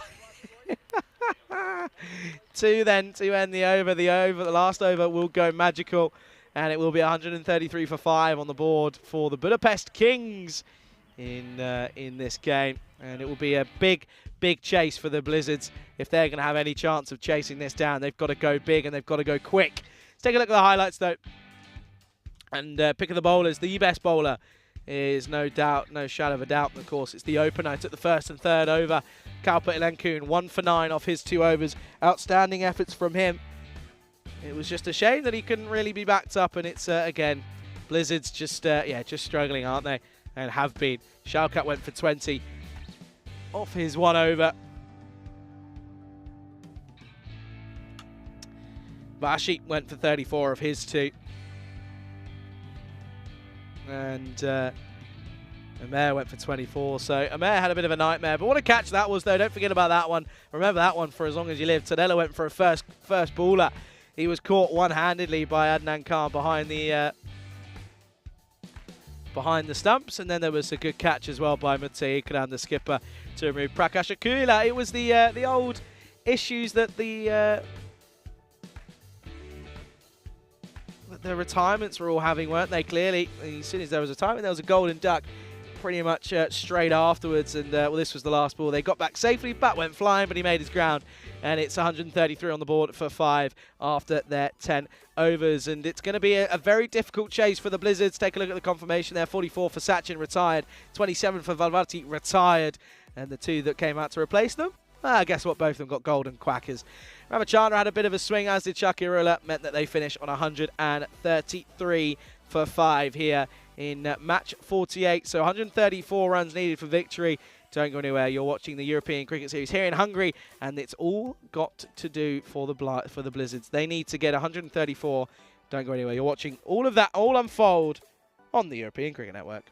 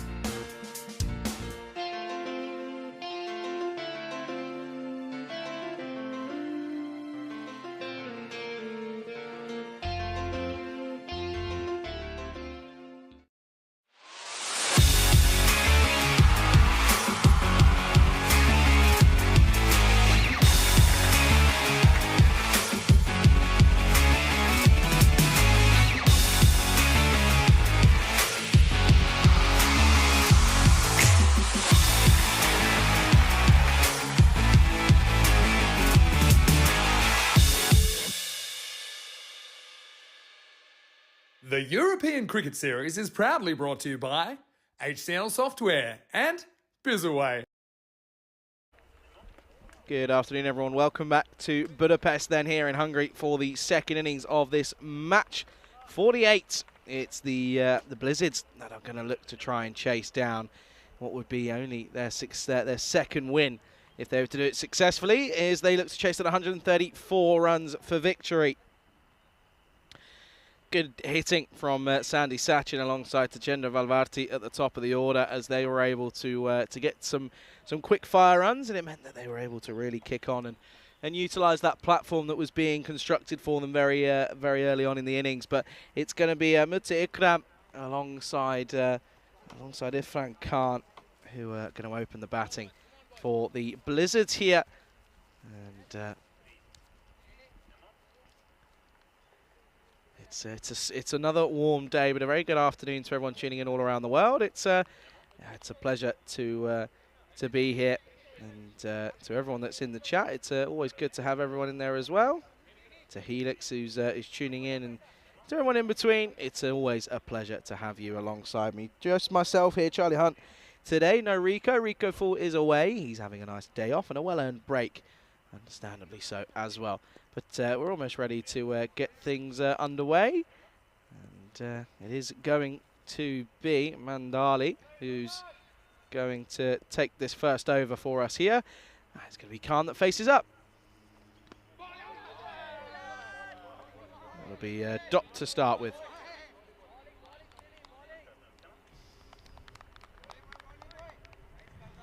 Gets pushed back straight away from Mandali. Might push him back a bit and then try and go ahead and then turn around and get him on the nice full bunger, potentially.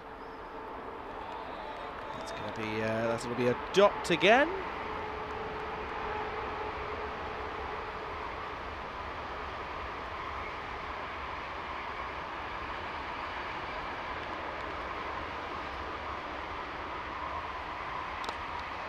This time it's played nicely, if you can hear us, and it will be a Dot. Yet again, it's straight to the fielder, though. Good fielding by Shiva Tadella, the skipper, in the covers.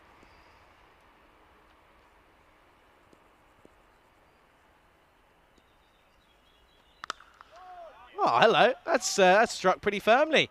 That'll be one bounce four. Good-looking shot from Khan, who hasn't really looked like he's got anywhere near much of what's going on, but he's got this one.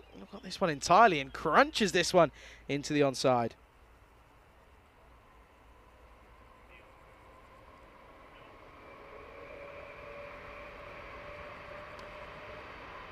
There's another train comes through and lose the ability to hear yourself think for a brief moment.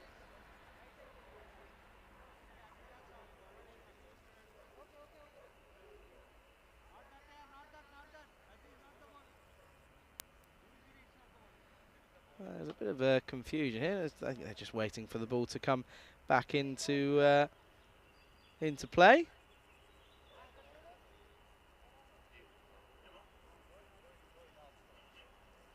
We've lost the ball. We've lost Abel. We've got Abel back, but it's not. We've lost one of them, and that's never good. Trying to find it and trying to work out where it's gone. I think the boys just need to come back. We've got a ball. We'll find it at some point.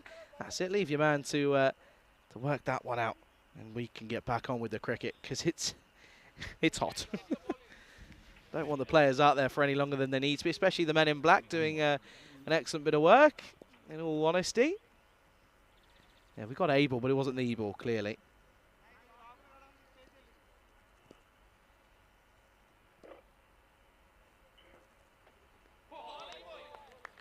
That's well bowled. Keeps it in the wide line, and it'll be deemed as a legal one by the umpire there, of course. Again, that's fine, because, of course, it's a full bunger, and the full bunger bounces are past the stump, so wasn't even touching the wide line on its way through. Good call. Oh, that's well bowled. That'll be the end of the first. That will be 4 for no loss after the first over. 229, that figure on your screen, folks, tells you that it's nearly, very, very nearly 230 matches without a golden ball. It's 229 to be precise. Do I think we're going to get one in this one? No. No, I don't. I don't think we're going to. I don't think we're going to find a golden ball out in this matchup. Of course, this is the third game of the day, with 2 more coming up. Of course, we're bang on halfway through the day after this after that innings break.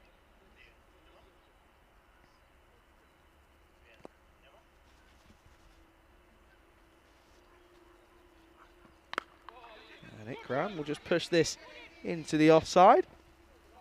Buzzers potentially, but they won't do so. It's good, well watched by the fielders. Good bit of work. In all fairness, they have fielded well And for the Kings, it's just about taking those catches. That's been the key difference in a lot of these teams that have been playing here tonight. Well, today, I should say, even. Oh, hello. Well, this is high. Good luck. Oh, he's put it down. At one moment, I thought Akula there was going to take it. It looked as if he held it for just a moment. But he turns around and it just gets shelled at the last second. He had a couple of attempts at it, but he wasn't able to hold on to it. And well, that's unfortunate. Oh, now he's going to go big into the onside again. Well, you've got a second chance. What are we saying? This one he does take, and there's a few giggles in and around the outfield, and understandably so, because he's got a second chance, and well, he's certainly redeemed himself. First wicket down. It's going to be 6 for 1.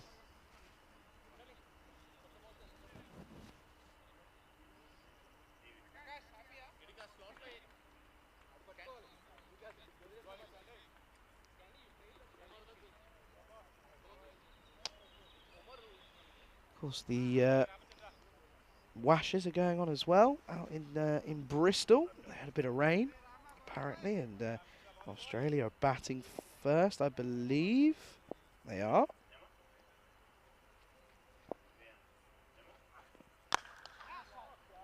This has been hit nicely, and well, there's the thud as well into the scaffolding, and well, it's going to be another Maximo. Good shot once more this from Zahid this time. Nice looking shot, and oh, good shot first up to face your first delivery.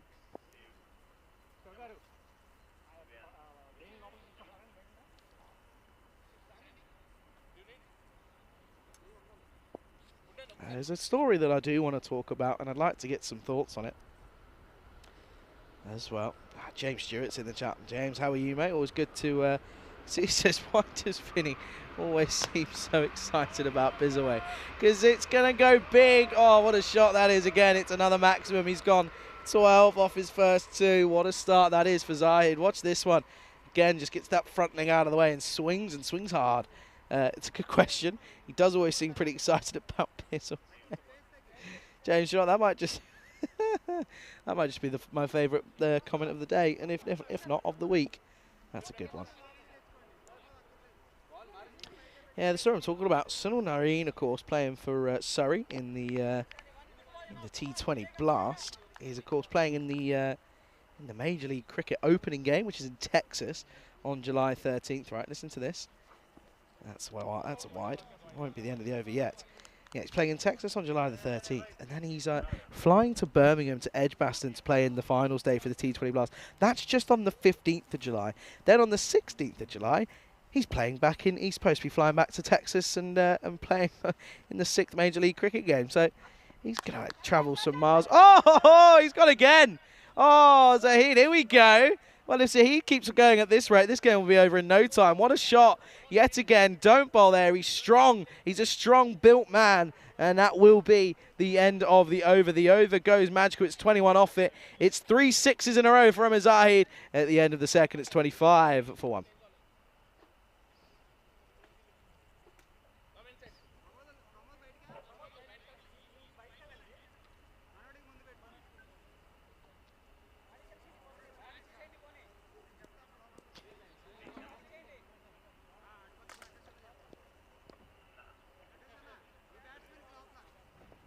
Okay, then this is going to be Dali. He's going to continue after good first over. Only went for the 4 runs in his first over. That's a good start again, deemed to be within the legal limits. It's a good start then here for the Blizzards after that over that went for a fair few. Well, this one has gone large into the onside again. Hasn't quite got the distance, has he? No, it's going to go for 4, though. It's going to trickle over, and it teases the 2 fielders on its way in. And that's certainly going to help proceedings as Irfan Khan finally gets 1 away. It's a good-looking shot as well.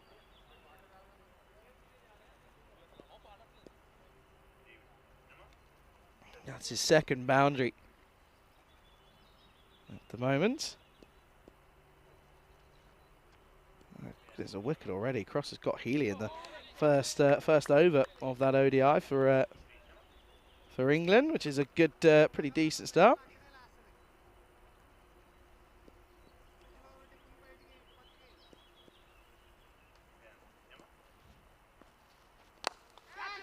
Up in the offside and just pushed for once more a single, so retaining the strike after the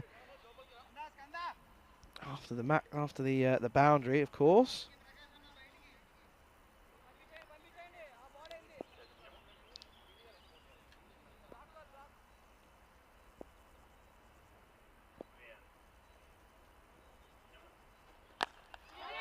Oh, he's gone big again, and I think he's going to have all of this. It's one bounce force as he continues, not quite in the same similar fashion, but he's got it down to just 4. But even still, it's a good shot again. He opens it up nicely. He really allows those shoulders to fly and flow on through, and yeah, that's going to be another boundary.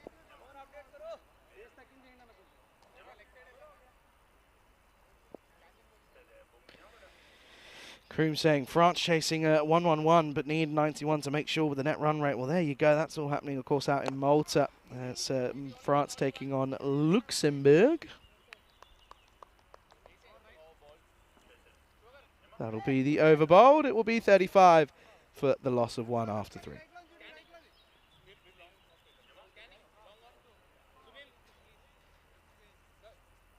End of the power play then. And, well, they're ahead of the run rate at the moment. But it was a ballistic end, in all fairness, from the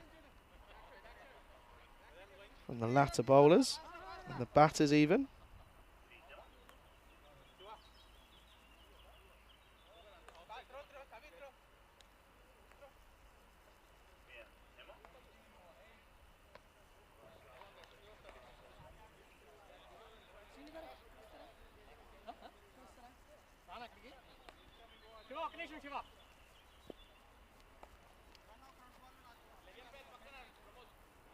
Couple of field changes again, as well, that's going to be Bomasetti,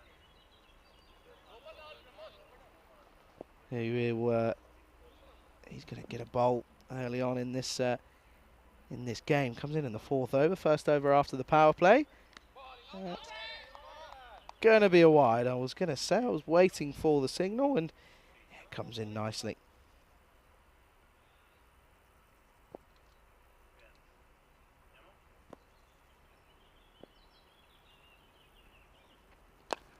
Dragged from outside the off, Zahid, and well, for the first time doesn't quite get that one through. And well, good afternoon to everyone in the chat. Shrug saying, now you're a regular on the comms crew, Charlie. Where's your favourite place you've commentated? That's a tough one. Wherever, I'm trying to think. I think Desert Springs has been a pretty good place. I think the location's quite cool. The ground's a decent ground there. Romania was just the other week. That was a splendid ground. In all fairness, that was a really good place. I think, although I did a game at Cartmel in the ECL. I was there on holiday. I went and had a bit of fun. As it's going to be another dot.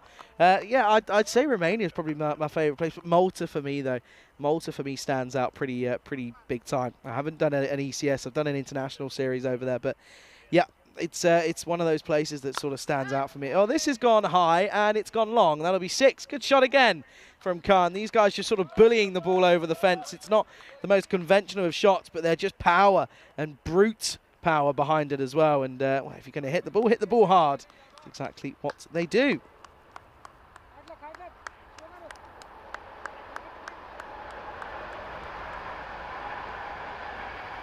Oh, there's the 223 train going past, clearly. Oh, that's a missed stumping.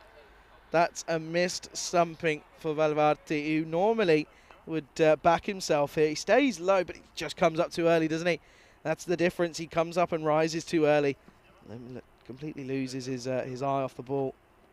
Oh, now it's gone even worse because it's just gone over him and gone through him, but it'll only cost him the 1. It'll be a bye to end the over. And oh no! Oh, what are you doing? What's happening here? Alivati, wake up! Wake up, sir. Come on, you're better than that. That's 3 mistakes in the matter of 2 balls. I don't know how you managed that. Anyway, it won't be a single. It'll be 2 byes to end the over. And at the end of the 4th, the score is 45 for 1.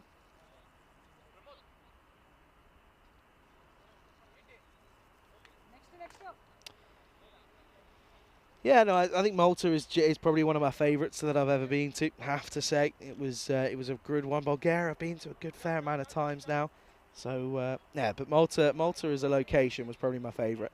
I enjoyed that one the most, and it's in the sun. It's quite nice, but it's baking when you're in there in the wrong times, aka when Vinny's there at the moment. To be honest with you, we've got underway in Holland. Well, it's supposed to be underway in 5 minutes, so still no sign of that. But I think it's less windy, which is good. In Utrecht, of course, as Sachin is going to come on and bowl. Well, he's woken up because he stopped it, but it's going to be a wide.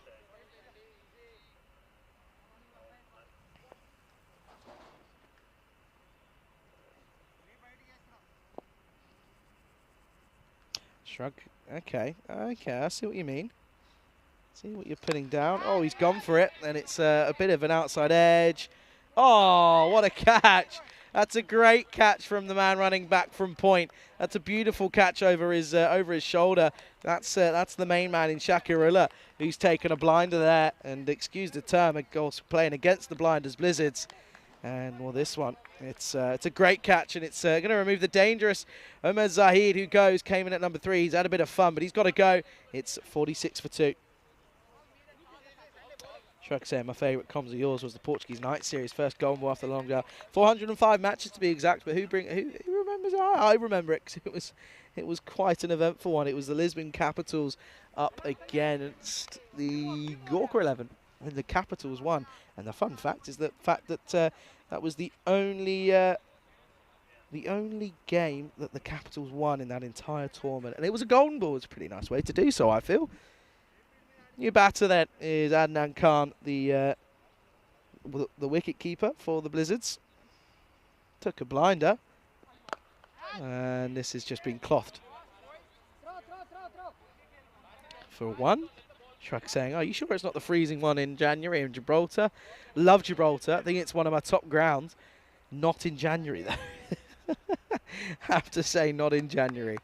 Not one little bit of me wants to be there in January. Oh dear. Well, run a ball becomes less than a run a ball because that's a dot. Can't.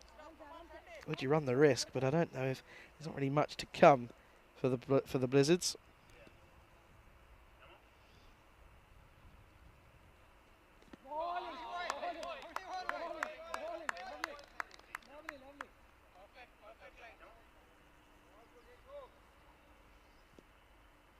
Again, just does the bare minimum, realistically.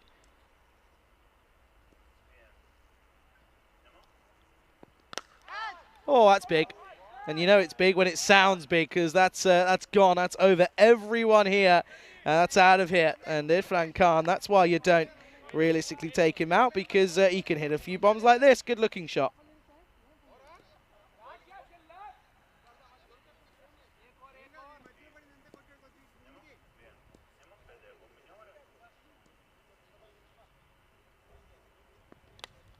Outside edge, it's going to run and run away. Little thick one, and it's going to be 4. So it goes at 6 and 4. They're looking hungry for more, aren't they?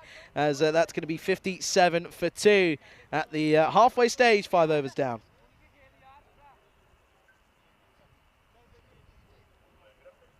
And well, this is of course what's going on all around the world at the moment.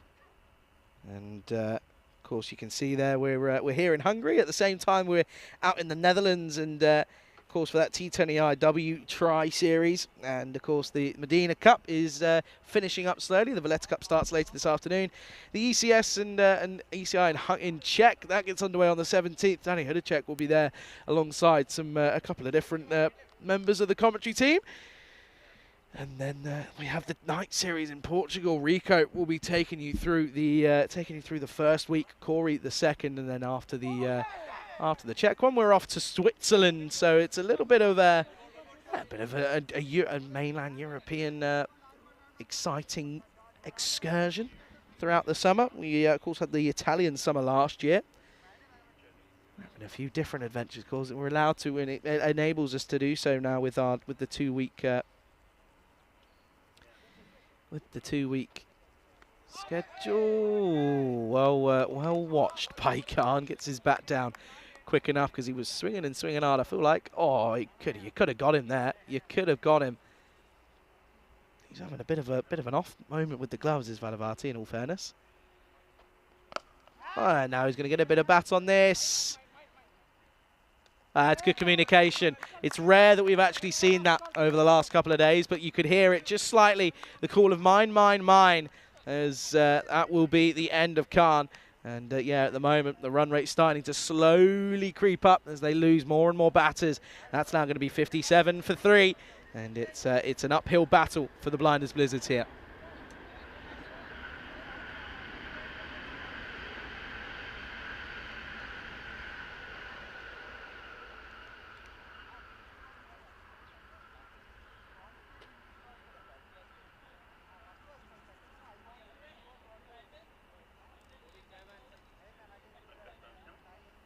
Yeah, just take a look at this one again. There could have been a potential collision, but yeah, it's for the first time, as I mentioned, there was actually some communication, which was nice to see. So of course, that's good to see and good to know. At the moment, though, it's well, it's 5 threes. Apart from that 7, it's a bit annoying. 57 for 3 after 5.3.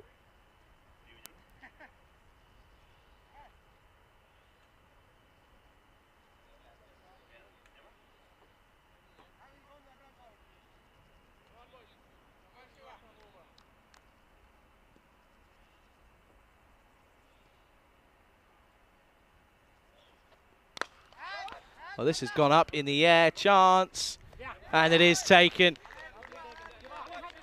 And that will be a golden duck then. So Bomisetti, who is yet to concede any runs off this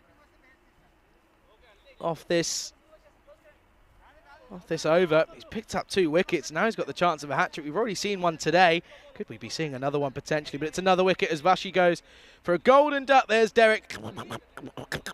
And that will be the end of him. And it will be 57 for 4 here in the 6th over. Good catch as well by Ramachandra right in front of me. He can hear me. Look, he's now having a bit of a stretch and saying, oh, I knew what was going on. Anyway, though, 2 in 2 for these for Pomisetti. And now, well, he's got Faizan Shaukat who's coming in here, and Pomisetti's on a hat-trick. The squeeze is slightly on, not big time. No Shaukat then. Hat-trick ball. We've already had one. Can we have another one here today? No. That's actually well played by Shaukat into the onside, and they'll come through for just a single. Shrugs asking the question, saying, when are you off to next or on after this week? When am I next on? So I've actually got a month off in after this week. So I'm away. I'm off home and doing a few bits and bobs. I'm away for a month, yeah. So there's a couple of tournaments in Germany at some point throughout summer. This is big, and that will be 6. And Stigsy yet again, and Mahel also this time in the midst of it, but they get this one here. Oh dear, good shot though from Irfan Khan, who's just trying to hold a battle here, but actually I'm not going to put that one down as a drop because it was going right at the front of the tent. So it was more getting out of the way than trying to think of taking a catch. 6 overs down, score is 64 for 4. So I'm off for a month, which will be nice. I'll be off to Germany at some point in August, so I'll be looking forward to that one. But yeah, you won't hear from me from a month, so some will probably be thinking that as a blessing. And well, I'll be tuning in every now and then, of course. I'm looking forward to the Switzerland one. We haven't been there in a couple of years, so that's going to be an exciting one, and I'm certainly excited to see what happens with that. I know there's a fair few people that we all know and are involved in that one. And asking the question here. And it's given. And well, Sachin, he was asking the question, was Sandy, and he was waiting for an answer. He waited patiently. Let's take a look at this one. Big step across. Oh, I tell you what, he did take his time, but probably or potentially going on to hit or clip leg stump. So my thoughts are, if you're going with a regular DRS system, I reckon that's going to be umpire's call. It's given, and it will be another wicket then, and it's going to be 64 for 5.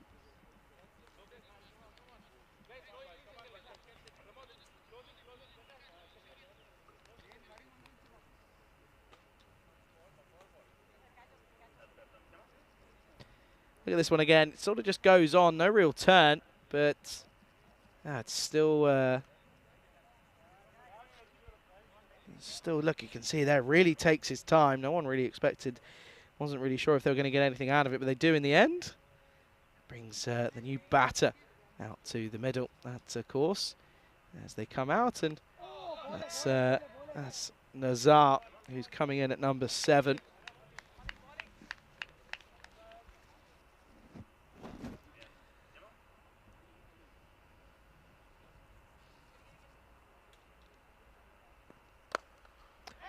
This is hit into the offside, straight to the man though. It's well fielded. And they won't get a run for their troubles. That's well done, well bowled, and well fielded as well, bowling to your field.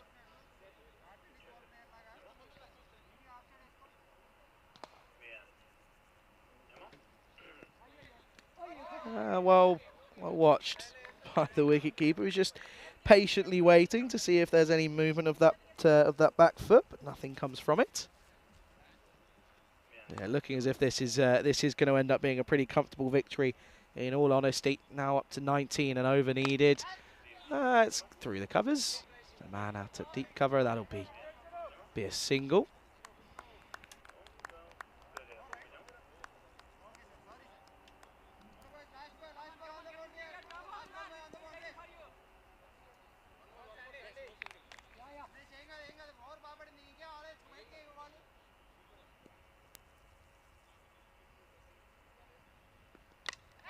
Outside edge and over the top. And this is going to run away nicely. And it will be a 4. And, well, you take whatever you can get, in all fairness. But it almost slightly ruins Sandy Sachin's good day, because he ends up going for 17 off his spell, which isn't terrible. But he picks up 2 wickets as well. And at the end of 7, it's 69 for 5. This is what's coming up in the next game. It's the 4th game of the day. It's match 49. Blinders Blizzards. They take on the Royal Falcons. That's coming up in, what's that now? That's just under 40 minutes, 38 minutes or so. As, yeah, you can see there that we're going to get a first look at Barga for the Royal Falcons. Of course, Falcons picked up their first win yesterday in that game, of course, against the Vikings. So, again, they're not exactly a team that can't not win. It's just a matter of getting it right. The skipper brings himself on in Tadella and starts with a wide down the onside.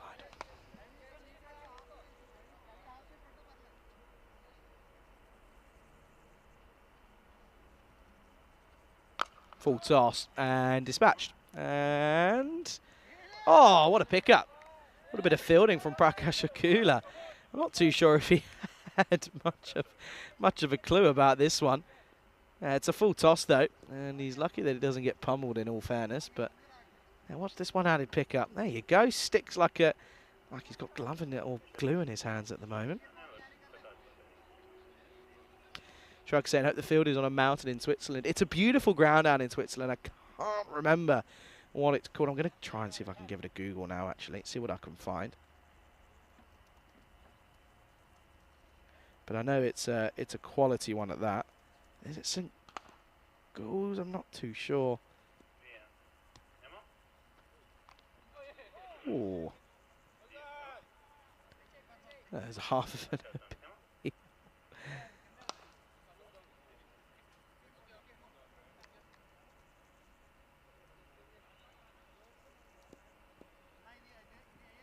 Try to see if I can find it.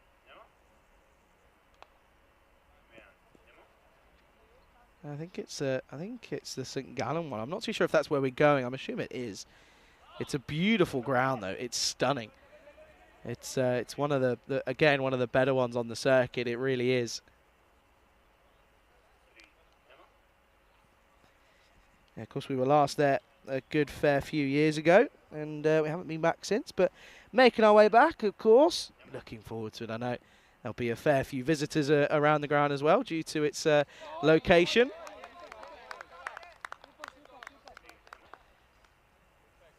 Keep an eye out for a certain commentator in that first week as well, is what I'm being told, by the way. You didn't hear that from me, though, just saying.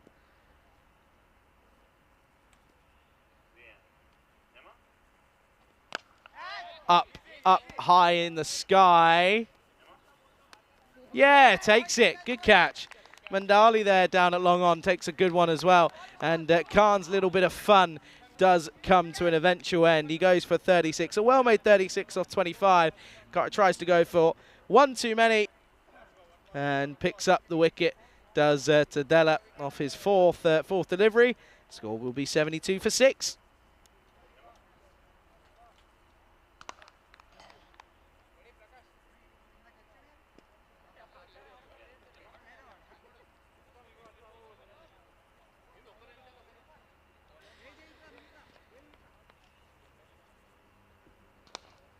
Okay then, this is going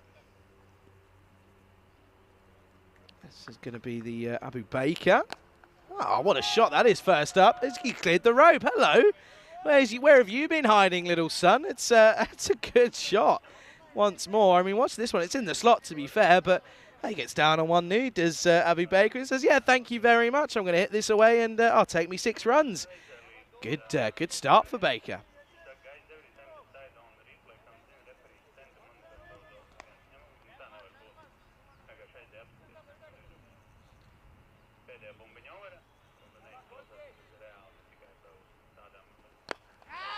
Oh, this one down the ground and gone.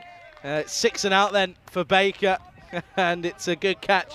Again, they've caught well. Have the Kings. It's going to be another one. It's a good catch. Another one for Ramachandra, and the score is going to be 78 for 7 then. After going for the first boundary, then he turns around and tries to go again down the ground, but he picks out the man, and it's going to be a pretty simple catch. And he finally eventually lets it go as the train goes past. And, well, I tell you what, a couple of these players might be on it because it looks like it's going to be a pretty uneventful finish here. Another wicket goes, 78 for 7.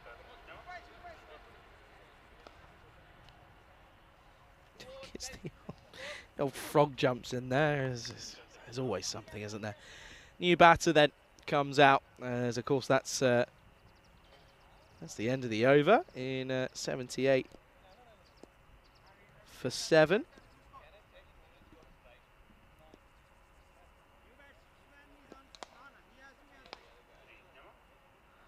Bit of confusion as to who should be on strike, as it should be Sharaf Nazar, and it will be, as of course that's Shabas, Ali Shabas, who has come out to the middle now.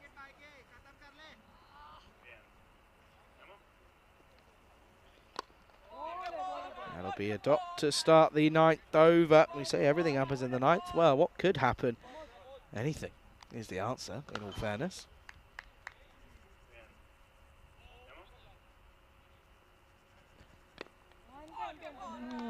Again, late on it is Nazar, as that's Haridas who's come on to have a bowl, the opener.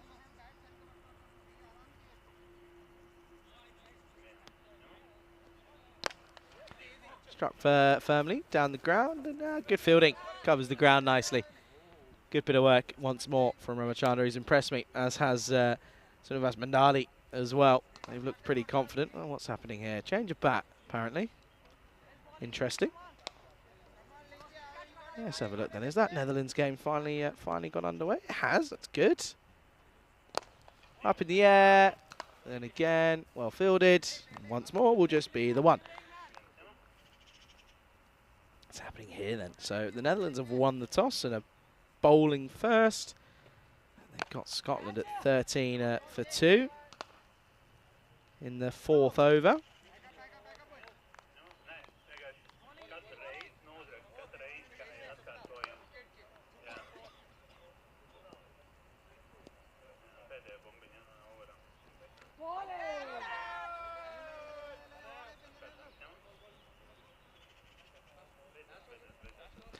Well bowled.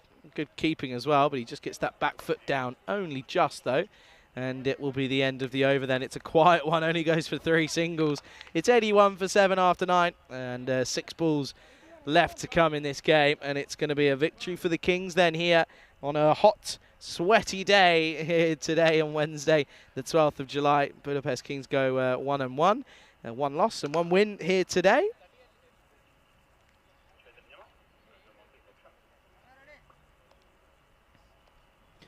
Last over, and it's going to be bowled by the skipper in Shiva Tadella. That's going to be a wicket first up. Yeah, good start to the over then this time around. And Nazar will go this time. Who goes disappointingly? Yes, Alavati's worn one in the chest there after it comes up off the stumps. Good to see that he's okay though. That'll be 81 for 8 then here in this match 48. It's coming to a pretty uneventful close. Well, the number 11 batter's ready. He doesn't have much faith.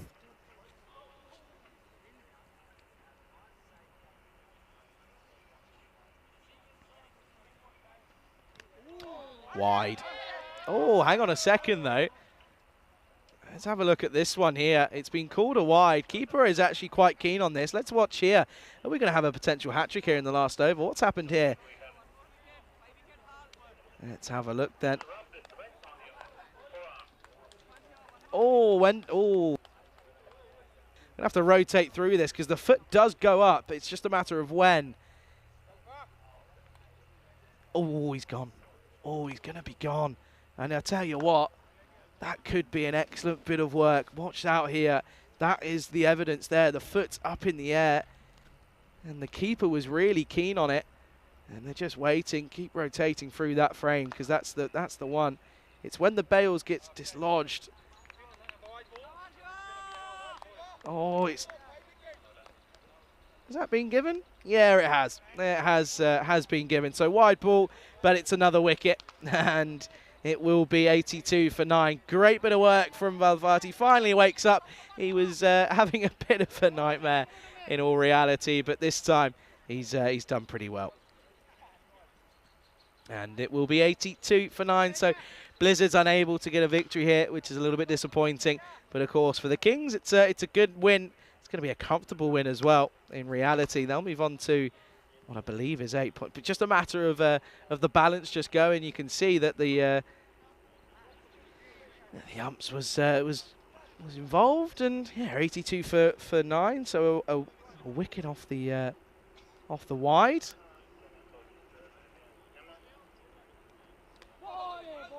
Well, that'll be another wicket, so he survives, does Ilan Kuhn, who is a genuine number 11 batter by the looks of it. And he in for his spinning. He's a good bit of spin bowling as well. That's wide.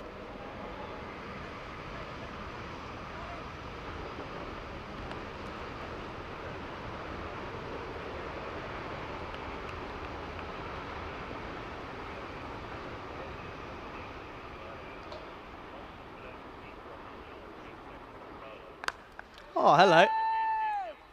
And he's gone. There we go. Tadella, well, I'll tell you what, Tadella's picked up a fifer. And out of nowhere, that's an outstanding bit of work. And you can see there, look, the wicketkeeper saying, give it some flight, give it some flight. Probably not that much, but it's worked, and it's worked nicely. And it will mean that it will be 83 all out, and Shiva Tadella will finish with excellent figures of 5 for 11 off of his 1.4 overs. And credit where credit's due. It's been a good spell. He's taken the wickets that he's needed to, and it will mean that the Budapest Kings will beat the Blinders Blizzards by a grand total of exactly 50 runs here in this matchup. And match 48 comes to a pretty uneventful close, and we know that the Blizzards, they're going to be returning. They take on the Falcons. That's coming up in just under half an hour's time, around about 25 minutes time now. That'll be getting right underway. Do make sure you make your way back for that one. Let's take a look at the highlights, though, of this second innings here, and it's going to be a pretty lackluster one. There'll be catches, a lot of them, because they caught almost everything. That one wasn't taken. but the rest of them pretty much were second time of asking. It was a good one for Prakash Akula, who came on and took a wicket. Well, then we saw a little bit of fun for Omar Zahid, who came out at number 3, hit some nice looking shots in all fairness, put on a good partnership with Irfan Khan, who put on 36 and 24 respectively, but eventually they were caught, and it was just good bits of catching. This was a great catch to remove Zahid. Jackie Arilla over his shoulder is never easy. There was a bit of luck as well throughout the innings, but in all fairness, not really there, were they? They just didn't seem to have enough power in the lineup, in all honesty. And yeah, this one again, you just have to say catches win matches, and they were able to take a fair few of them. And well, listen, take avoiding action when necessary. That was a good bit of work. This one was given, and the bowler there, of course, was Sandy Sachin, who was hoping for the decision that he wanted anyway, and it was eventually given. And then you can see all around here, just catches, they just stuck, and that's the difference. It's standards, it's quality, that's what it was. And that was how we lost Nazar. He was one of the 5th victims to Shiva Tsadela. This was a great bit of work to remove Damer. It was a great bit of work from Valvati, good thinking, and it meant that he was gone with, of course, it wasn't actually technically without facing a delivery because it wasn't legal. So 9 extras, but it means the Blinders finish, or the Blinders Blizzards, I should say, finish on 83 not out here in match number 48. No one getting really going apart from Khan and Zahid. That's not enough, though. That's not enough to get you over the line. It really isn't. Anyway, let's take a look at the bowling figures, though. It was, again, it's just going to be one man that stands out for you here, really. It's, of course, it's the 5-wicket haulman. It's Shiva Tsadela, the captain for the Kings. He was able to pick up 5 wickets. He came on as the 5th bowler as well. But wickets for everyone apart from Hadidas and Mandali. But it was a good effort all round. And they all win us here by 50 runs. So don't go anywhere. We'll be back in 23 minutes now or so, as we'll get things underway for the next match. That's coming right your way very, very shortly. You're watching it all unfold here on the European Cricket Series here in Hungary, all happening on the European Cricket Network.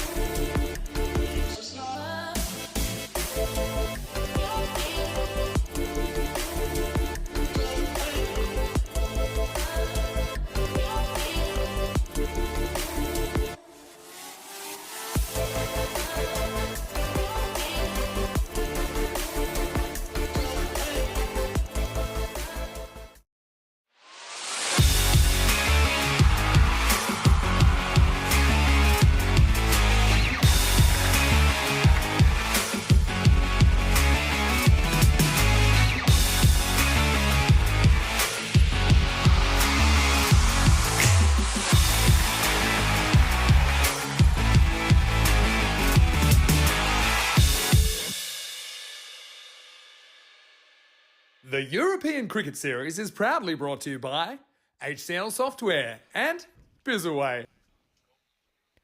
Good afternoon, everyone. Welcome back to Budapest here in Hungary, where we're almost ready to get things underway for the fourth match of the day. It's match 49. It is the Blizzards. They take on the Royal Falcons here in this fourth game of the day. It's an absolute scorcher of the day here, Charlie Hunt, for the European Cricket Network. Of course, it's a day again where there's plenty of cricket on show. 5 games coming up here. We've already had 3. We've got 2 more to go here this afternoon. We've got another game and a half or so out in Malta to go, and of course we've got an innings or so out in the Netherlands as well. So plenty of cricket, plenty of action still to come. But this game right now, it's going to be an interesting one. It's a bit of the bottom of the table clash. Falcons 1 victory, Blizzards 1 victory for them as well. Coming back towards the back end of both of their tournaments, it's a vital game for both sides as they look to maybe gain a position or possibly 2. You just never know. But of course, it's going to come down to the toss is the first one. We'll see who will be winning that one. We'll go to Tyrone Peters, who's out in the middle for the all-important coin toss.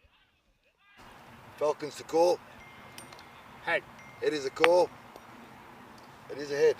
We go for ball fast. They're going to bowl. Back to you, Charlie.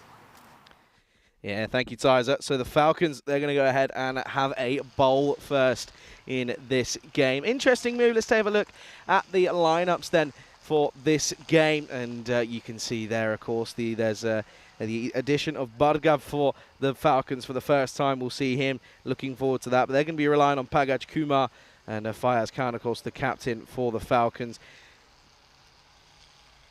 Looking at the Blizzards, you can see there, Adnan Khan is going to be pretty crucial. Let's have a look at the bat versus ball though. And the supercomputer's telling us that they reckon the Falcons is going to take this one. And they imagine that it's going to be a pretty close one as well at that as well. But anyway, it's all going to come down to the simple equation: who can get the most runs and who can stop the other team from getting the other runs as well. That's the simple equation of cricket. It's a great sport. It's why we're here. And I'm certainly looking forward to this next game. A very good afternoon to everybody tuning in all over the world. Pleasure to be back here. And yeah, it's a pleasure to be here. Of course, it's going to be another exciting matchup again. It's one of those games where it doesn't really mean too much in the grand context and the grand scheme of things in terms of this tournament. But what it does entail is the fact that it's pride that they're playing for. I mean, the Blizzards are coming off the back of a pretty poor loss in that game just a moment ago, about 20-25 minutes ago. 50-run loss against the Kings, and yeah, so it's just realistically, it's just trying to find something that clicks.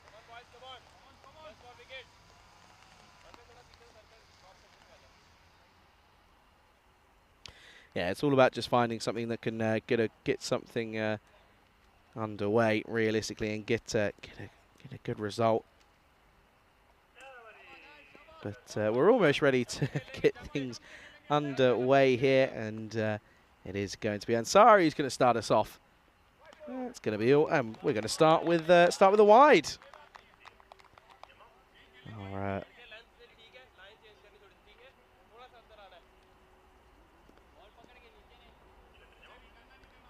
Of course, the Kings will be back up against the Royal Eagles later on in the final game of the day, but in this one, of course, it's Duncan Showbridge and Shoebridge, I should say, alongside Steve Anthony. So alongside Cecil, who is the third umpire. It's going to be another wide, though.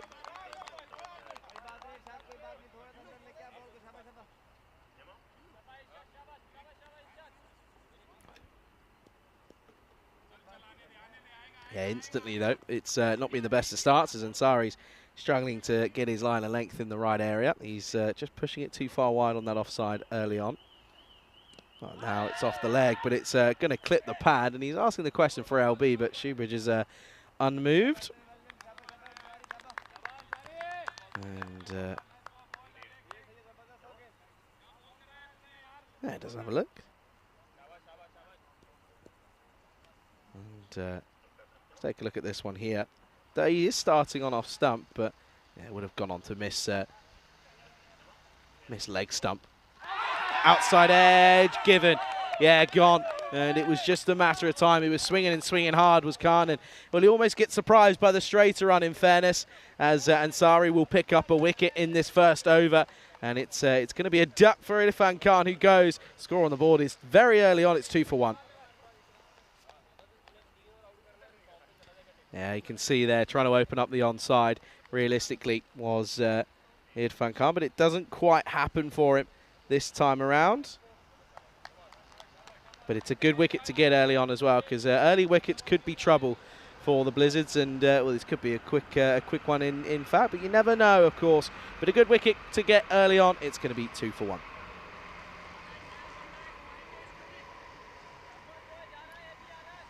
Bat path was a little bit wrong, wasn't it? You can see there as sent his marching orders. Now comes Zahid, who had a very quick fire 20 odd in the last game. We'll be hoping that he can do something similar here. If he doesn't, it could be trouble. Oh, this is just clipped nicely off the pads and straight to the 45. Well, he's got 45 on his back, but yeah, that'll just be a dot and a rare dot to start with. We haven't really had many of those already. Wide dot, wicket dot. So but a good start here though for the Falcons. Of course, looking for a second victory here.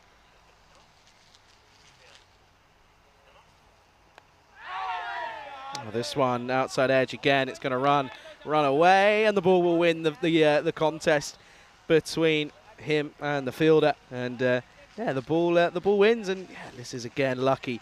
Just evades the outstretched hand of Fayaz Khan, the captain and wicketkeeper, of course, for the Falcons. This has been a good over, albeit they've had a few.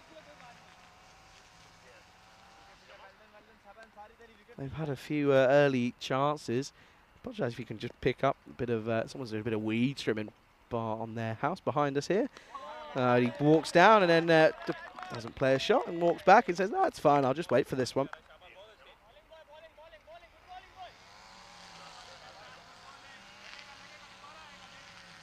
It's well bowled though, hiding it in that corridor of uncertainty. It's in the right areas.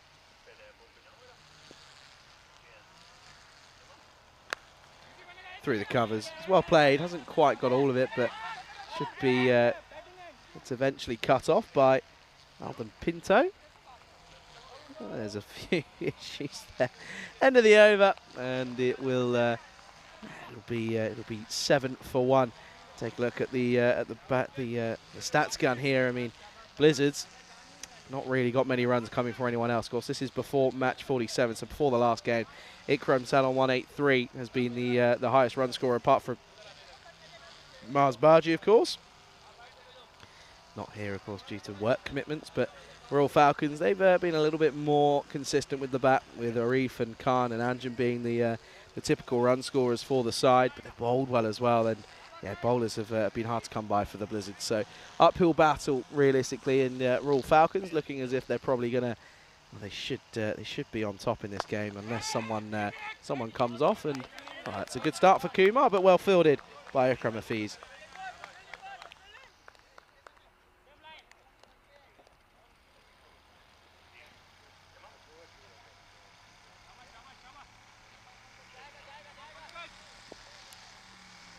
Zahid then, who's 5 off 5. It's a little slower than last time. Oh dear, the slower ball in Kumar. You can see he's biting his nails. He knew that was a close one.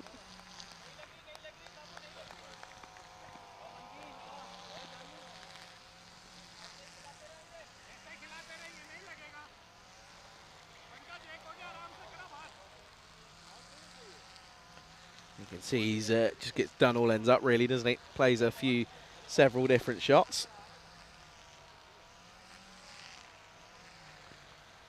This has been a tidy over yet to concede a run. There we go. That'll be a wide. Just as I mentioned that it's been a good over, and he turns around and says, "Yeah, don't worry, Charlie. It's okay. I'm just going to go ahead and give you a wide to talk about." Gets it wrong. Just loses his rhythm. Good afternoon to everyone though tuning in, to Shrug, to Keanu as well. Listen, this is the thing. You know, a lot of people, of course, sort of streaming and playing and tuning in on a lot of different streams, and we appreciate all of your continued support throughout this time. Crunched. Oh, and it goes through the man, and I'm surprised he hasn't done any damage there, because that was a crunch from Omar Zahid. He's got all of this one, and you can see him here. He waits for it. Well, he's waits pretty set on that back foot. Powerful, strong base and it goes the distance, and it gets through the hands of Shahid there. Not much he really could have done with it. What's the response? It's a slower shot to delivery. He probably could have played about 500 shots in the time that he's played the all over the shot, isn't he? Watch this here. Look, it's a lot of movement, a lot of shuffling, and right off the toe end of the bat. Oh dear.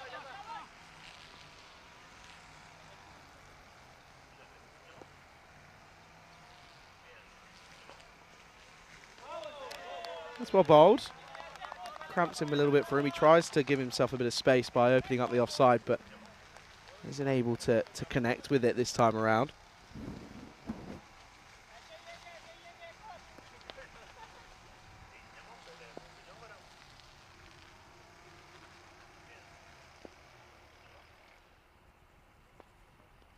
Well, this time dragged into the onside, but it's going to be stopped eventually by Ishad Ansari, and then helped nicely by Tripathi, and that'll be the end of the over. It's a good one at that. Only goes for the 8 at the end of the second. It's 15 for 1 after 2. Let's take a look at the updated standings then, shall we, and see what the table is looking like at the moment. Blinders still all right up there, of course. And, well, yeah, they play their last 2 games tomorrow. Looking forward to that one. And you can see there it is a bottom of the table affair. A victory for either the Falcons or for the Blizzards would move them up a place, but it could be a very interesting matchup. This one, it just has one of that feelings. As could be something a little bit crazy at some points, but you never know. Up in the air then, and he's got all of it actually. That's I thought he skewed it, but he's got all of it. Nice shot once more from Zahid, who we know can hit a lot of runs, but he can hit them hard as well. And again, skews it, and the bat sort of goes in a little bit of a funny angle. But yeah, he's got all of that, and that'll be a valuable 6 runs.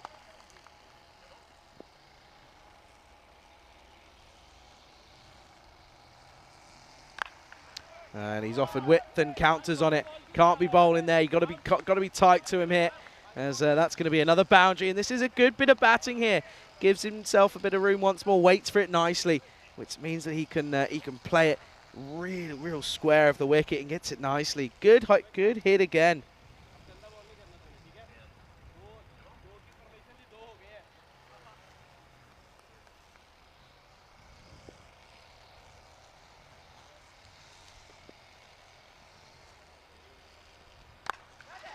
This time it's more in front, and it's more into the cover region, and the exact result, it's another boundary. This is excellent hitting from Zahid, who's gone 6-4-4, and well, I would say hungry for more, but realistically it's not really in that position anymore, because he's gone 6 and then back-to-back boundaries, and this over already has gone for 14. He's moved on to 26 off just 13, really taking the attack here.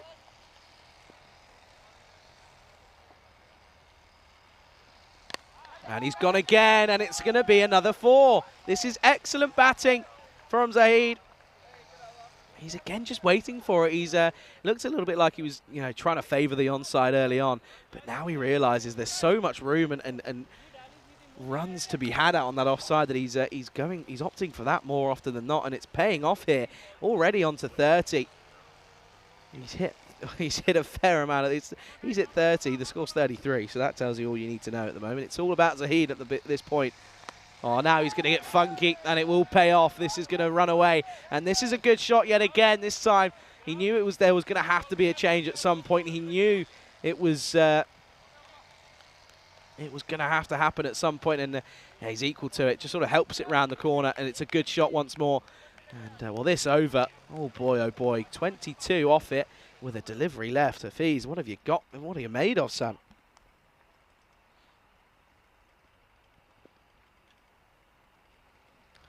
Goes wide on the offside, and again is crunched through the covers. Don't think he's quite got all of this. They're going to think of coming back, but they won't, because he's going to want to keep the strike, and that's a win-win for the Blizzards. And what an over it is. 23 off it. It's 6-4, 4-4-1. And, well, that will be 38 for 1 after the third. And a good power play comes to an end for the Blizzards. As you can see there, 7 off the first, 8 off the second. It was all about the Falcons, but that over just changes it, and it's a good end to the power play. 38-4 after 3.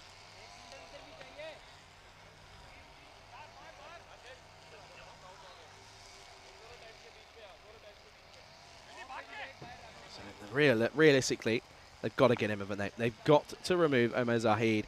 They've got to get him early, because if they don't, he's already faced 16 deliveries. He's at 35. If he keeps on going at this pace, it could be some serious runs out there for the Blizzards. It could be a complete change up in that, considering they're playing against a possibly weaker side. He's got it. He's gone for it again, and he's got it. That's into the bushes. New Grizzly, please. And you can see Simon saying, I know where it is. Go on, you can go. Go on. That's it. Keep finding it. There you go. And what a shot that is again. He moves into 41 off just 17. This is outstanding.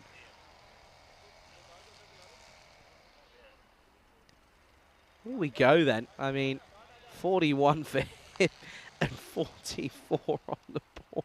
That is that's astonishing. It really, I mean, I'm trying to think of words to describe it. There aren't many. There really are not many.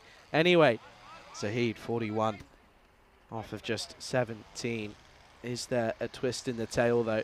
Because if you get him early, then something changes. Something has to change, though.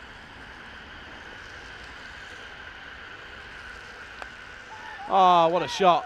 What a beautiful shot this is. He's just toying with the bowlers here, isn't he?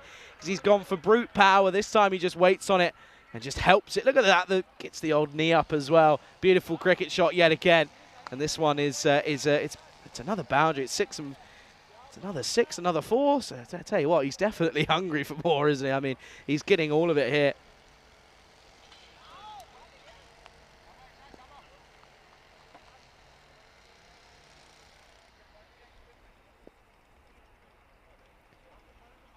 Is there a response? Is there something up the sleeve? Well, skewed up, but it's there's no one out there. Realistically, you probably should have someone out there at the end of the power play, because the power play's finished, and they haven't.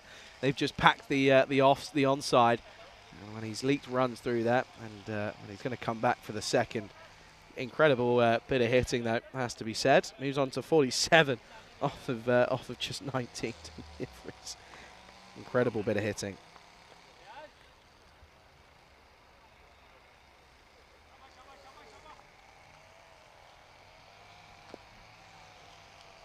Does he bring it up, this ball? No, that's well bowled. And this time all he can do is just respect this with the full face of the bat. It'll just be that'll just be the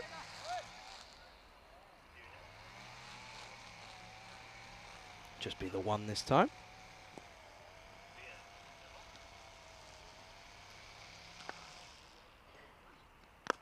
Oh, up in the air, and that's the first ball that Ikram has faced. And Ikram is, of course, the skipper. Ikram opened the batting, by the way, and he's been waiting. He's been waiting, what's that, nearly 4 overs to face a ball. That's rather, that's good ball counting from Zahid. He's faced 20 deliveries already. Ah, what a shot. Gets in on the action. And this is going to be 6 runs here. He waits and waits for it nicely, and he's waiting in a calm fashion, wasn't he? Waiting for his turn, and he says, that's okay, I'm going to get involved now. And this is better, much better from the Blizzards. End of the 4th over. Score is 57 for 1. Yeah, good afternoon to everyone in the chat, to James, to Keanu, and to Ashraful as well. It's a pleasure to have you alongside me. And listen, I appreciate all your support and get involved in the live chat. It's been a little bit quiet today, I have to say. But listen, when there's 3 events on at one point, you can't really expect anything else. I'll tell you what, though, everyone at the ground here today is hot. It's just a muggy day. There's no air out there. There's no breeze. It certainly is a warm one. Anyway, here's a reef. This could be. Will the spin be the kryptonite for Omer Zahid here? Good take by Fayaz Khan.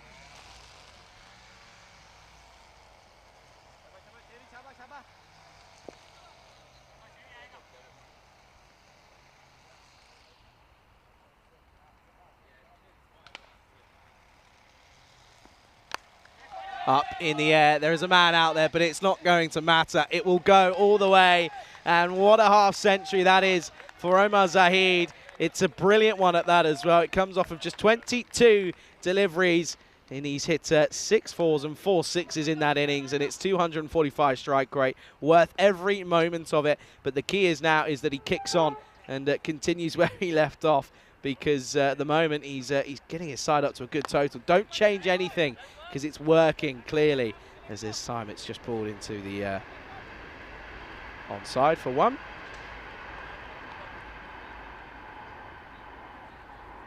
Another train, another day.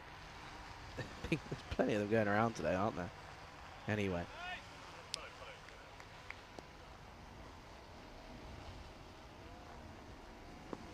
Oh, hang on a second. Gone. Given. And Ikram is, well, he's not too content. He's going to have to go. I'm not too sure as to what his complaint is here, because to me it looked pretty dead set. Let's have a look at this one here then. Let's see. So he's already started, and he's basically on a leg stump. Oh, that's, yeah, there's not really much that's not giving that. I can't see much that's not going to be able to argue against that. Really can't. And it will be the end of the skipper. Muti Ikram will go. It'll be 64 for 2, but it's not the wicket they want. They really desperately need Omar Zahid to go, but it's not happening at the moment, as he's just he's hitting some beautiful cricket shots here. I mean, this was the wicket there, unless he's hit it, but I don't think he has. Didn't sound it at all. And I like the appeal. He managed to sort his hair out as well, as if he knows he's on camera. Ali Shabazz comes out then. Oh, this is up in the air, and it will just fall safely. And they're not gonna. They don't take a run either. I'm not gonna lie to you. You've still got another ball after this. I would have taken it. Realistically, I don't think you're in the position to be turning around runs just yet. Still plenty of cricket to still go. You've got 5 overs left. Don't really think there's much need to be turning it down, unless he's going to do something here. No, it's just going to be turned into the corner, and it will be a dot to finish the over. It's a good one. It goes to 7. They pick up the wicket of Ikram, and they go, and it is 64 for 2 at the end of 5. Welcome back to the Ice Cube here in Budapest. Charlie Hunt for the European Cricket Network, and yeah, it's a pleasure to be here, of course, once more. I keep saying it because it is, and I mean it. It's always nice to get out there and get to see some beautiful cricket in a beautiful location again. Budapest, what a place it's been. I mean, I've only got to see ever so slight parts of it, but it still is a beautiful place to be in and around, and I'm looking forward to the next few days. I mean, we've got so much cricket coming up. We've of course got finals day on Friday. We've got the ECI international cricket that's coming up this weekend. 3 incredible nations will battle it out over the course of Saturday and Sunday. Portugal taking on Hungary, and of course Sweden.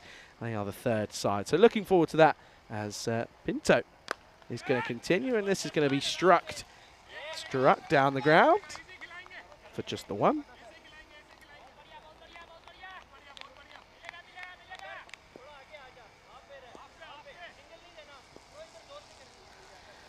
That's what I'm talking about. You've given the single to Zahid, so now you've got to apply the squeeze to Shabazz. Try and keep things down to a minimum. Bowl in your partnerships as well. Well bowled. Good bit of bounce for the tall left arm of Pinto. What's this here? Well, in all fairness, he's not exactly the tallest of men, but even still, it's a good bit of bowling.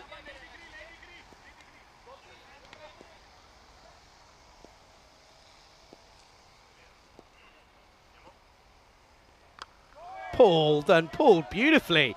He goes for the one-handed option, but he gets all of it, and that'll sail over the boundary. And what a shot that is from Shabazz, who's just been biding his time and waited for the shorter delivery. And well, he knew it was coming and pounced on it nicely. And yeah, good-looking shot. That'll be 6 valuable runs.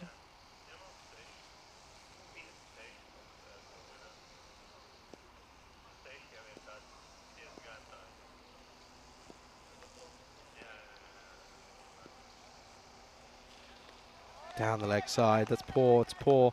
Got to apply the squeeze after being hit for a boundary, and they don't this time, and that's not quite where it needs to be. That's just the difference in the levels realistically throughout this throughout this period and this this tournament. It's just the different levels have been pretty evident. Oh, this is up in the air. Chance. Oh, I shelled it. He's got it completely wrong. It's popped in and popped straight back out. That's Anjum down at long on, and you've got to expect to see those being... you've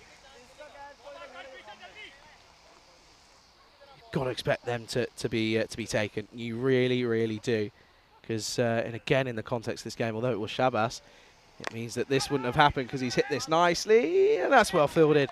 Was worried it could have been going through him at one point, and that's Kumar out there, but no, he does well, gets the old long barrier out, and that's a good bit of work.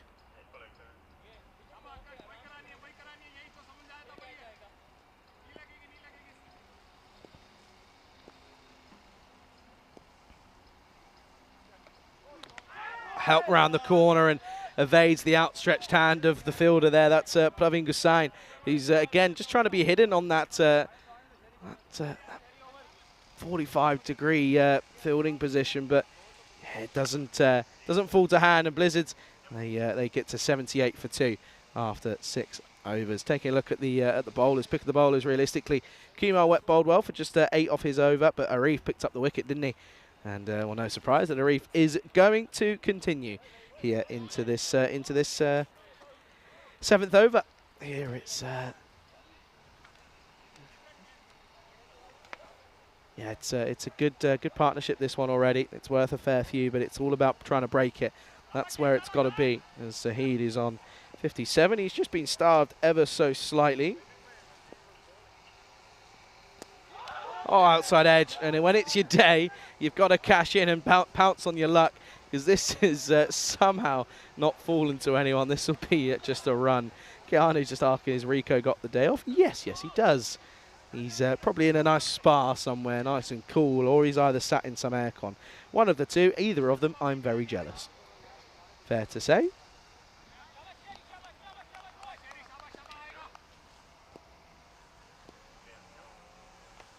Oh, he's tried to scoop it again, and he's got a little top edge, and it will run away. You can't be bowling there if you've got it wrong there, sir, and it's going to run away nicely. And this is, again, a good shot. He likes it there. He likes to get the old paddle scoop out. You can see he likes it helping it on his way. And this one, yeah, that one will go to the fence.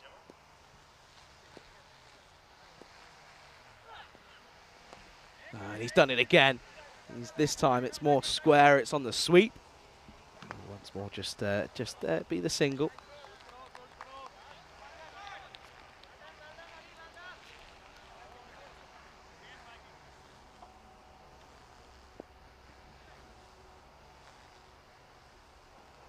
Well, now he's trying to get funky up in the air. Oh, what a catch!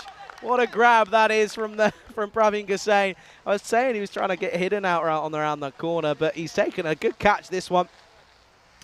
And well, this could be the start of the downfall, you feel, because now they've got to try and restrict them here, because they've got the big wicket in Saheed, who goes for a well-made 58. Was just getting starved with the strike slightly, and that's come back to haunt them as he goes for, again, I'll say it again, a very well-made 58 off just 26. He will go, and it is 84 for 3.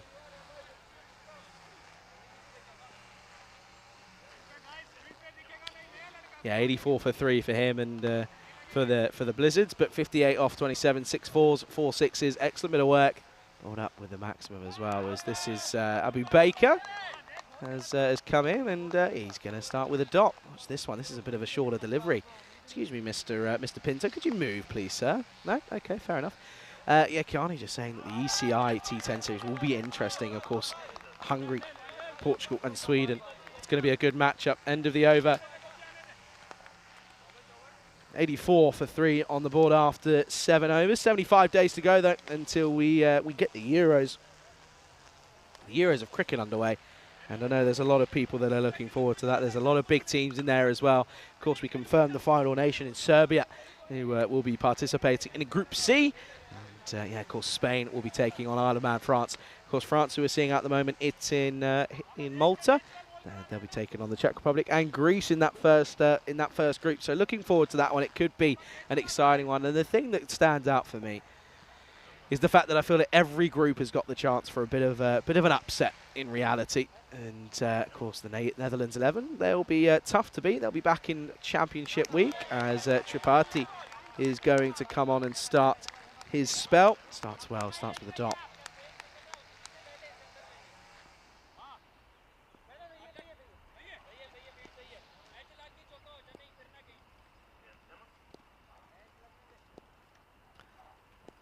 Trabasu 16 off 9. That's wide. That's wide. Good take from Fires. Bit of an update on some of the cricket that's going on around the world, shall we? It's been a while since we've checked in on the course. Well, listen, if you want to do exactly what I'm doing right now, you can go to the ECN.cricket website. That'll tell you everything you need to do, as Scotland women are currently 104 for 6 in the back end of the 18th over. So they've had a bit of a recovery. They were sort of 30 for 2 at one point, possibly worse. But they have recovered well. As, of course, Malta take on France in the first game of the Valletta Cup. That starts in about half an hour. Of course, France winning the Medina Cup, so congratulations to them. And yeah, looking forward to seeing them throughout the rest of the week. And listen, them up against Romania could be a good matchup. And of course, Romania and Switzerland join the current 3 teams out there at the moment to make up the rest of the Valletta Cup. That's put down. It's been shelled by Ikram Hafiz, and that's unlucky. And his bad day goes even worse because he started pretty poorly with the ball, but now he's also just put down what should be a regulation catch. That's a shame, real shame. Would have made himself a little bit happier. And well, Kiani says, I wonder if McKeown will be at the ECC. Well, do you know what, Kiani? Only time will tell. I couldn't. I wish I. Do you know what I hope he is? Because of course he's a very talented player. But I do hope he is. Up in the air. Isn't another chance? It is. And this one will be taken. There we go.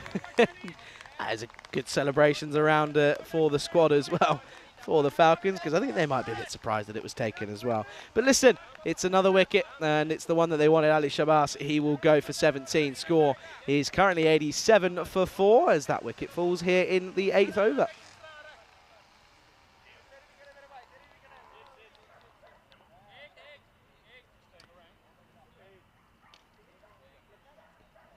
New batter then is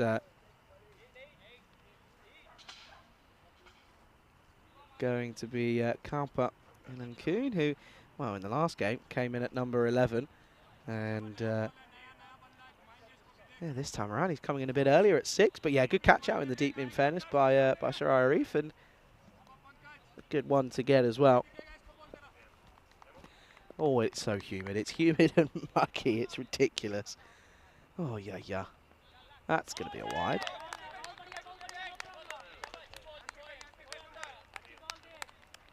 Kiani saying that France versus Switzerland will be good.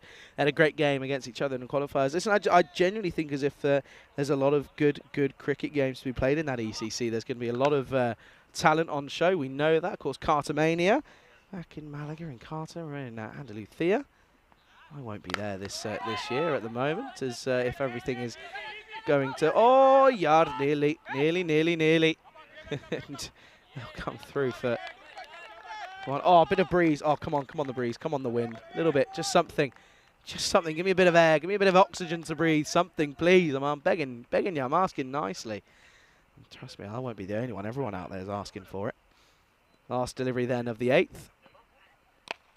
And this will be into the offside. Baker gets turned back, but no, they still won't take it. It'll be a dot to finish then. That will be 89 for 4 at the end of the 8th over. And with a fair amount of time to go, you just have a feeling that this could get to a pretty decent total. It could be an interesting chase. If they get to anywhere north of 100, it's going to be a tough chase for the Falcons, you feel.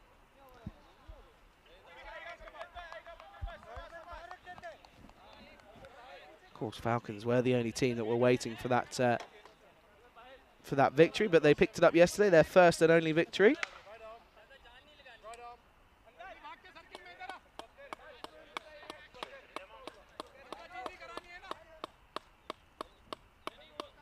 Well, you can see there, and just on the left side, there's a Bit of maintenance being done again. Sam Williams, he's a project manager, does everything. Does old Stigsy. Although one thing I will say, not very good at directions. And I'll tell you who told me that, Tyrone Peters. He was the one who told me that. I was in the car yesterday as Kumar's going to continue on for his second. Kiani saying, is it hot today, heat wave in Europe? Yes, there is talks of a heat wave all over Europe. We're not really part of it here in Budapest, but I know at home in Murcia in Spain, it's sat at around 48 degrees, which is grim, if I'm being honest with you. That's pretty horrible. And my mum and dad are there, so I've told them to make sure that they're staying safe. Oh, good shot. Is there a man there? Yes. Oh, and he takes it. Oh, Elenkin looked like a really nice shot in all fairness, but unfortunately, Ishad Ansari turns around and says, no, not if I've got anything to say to you. And he takes the catch, and they're 5 down now. And they're 5 down without reaching 90. It's 89 for 5. What a catch that is. It removes Ilankun, who will go. And that's a good take as well down at long on. Wasn't an easy, but it means it's a wicket for Pankaj Kumar.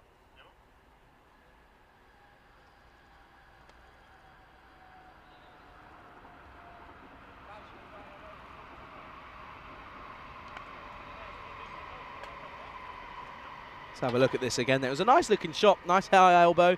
It was just too much elevation. If he could have tried to go a little bit flatter, maybe play a little bit later, then he probably would have got the power that he needed. But even to the same extent, it's just a good catch in all honesty. In comes Pranav Vashi, and he's going to hit this nicely over the infield. They've got no one out there on the offside, and it's going to be 4. So Vashi starts with a boundary. And that's not going to help anyone, in fairness.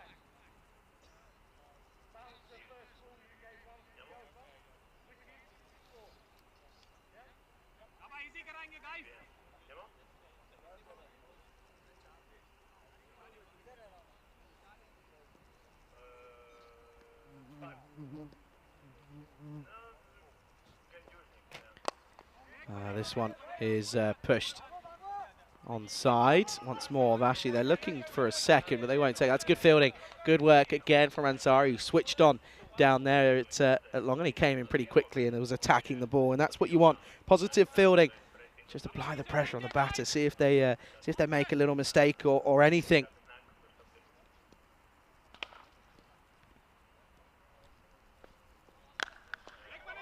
And this one is well played, but well fielded by Arif. And I have to say, the Falcons have just switched on a little bit here. They're taking things, and they're also just doing things in the right manner. But it's been a pretty tidy over at the moment.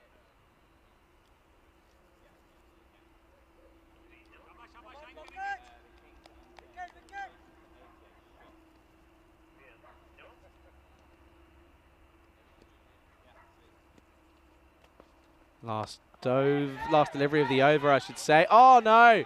Oh, it's been shelled. He's done some damage as well. He's hurt his finger. Oh, dear, oh, dear. How has this been put down? It was somehow turned into the offside. And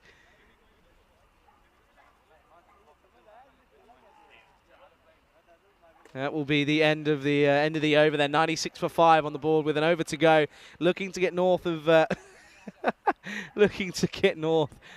100 here. As do you know what? I'm telling you now, I might have to.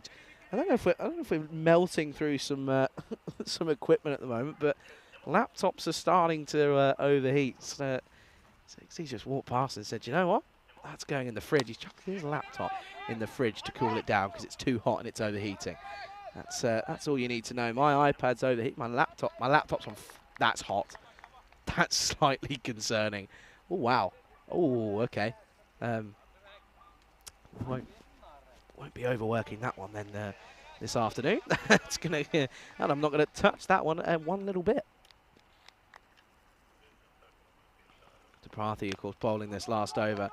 As Baker, they're going to take it on, and well, no one really comes in and pressures them, so it's good running in the end.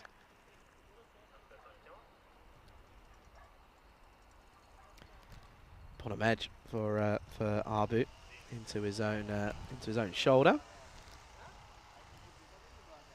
Ifan saying he doesn't think that the Blizzards can defend whatever they put up. It's an interesting shout. Hey, if you want to find out, stick around. That's all I'm going to say. No. No. Simply no. Chibrali's like, what? No, it's not out. What's this here? What's the impact? No. It's not even hitting the stumps. There's no question about it. No way near. Stop it. Stop misbehaving. Come on. Umpires have already got enough to do out there. They're in the heat in all black. I'm gonna put a petition in. I'm surprised none of the umpires have done it already. Up in the air, and he's got enough on this. Yeah, he does. It will go for 6, so they will get north of the 100 here for the Blinders. Of course, due to the large contribution from their main batter in Zahid. But yeah, good shot this one from Vashi, who's he's hit some pretty nice shots in all honesty. But yeah, this one's a good one. 2 deliveries left, then they're already upwards of 100 here, 104. 2 balls to go. Not going to get anything off the penultimate one, so last ball coming. And well, the thing is as well, by the way, you can't charge anything because it's too hot. It's very frustrating.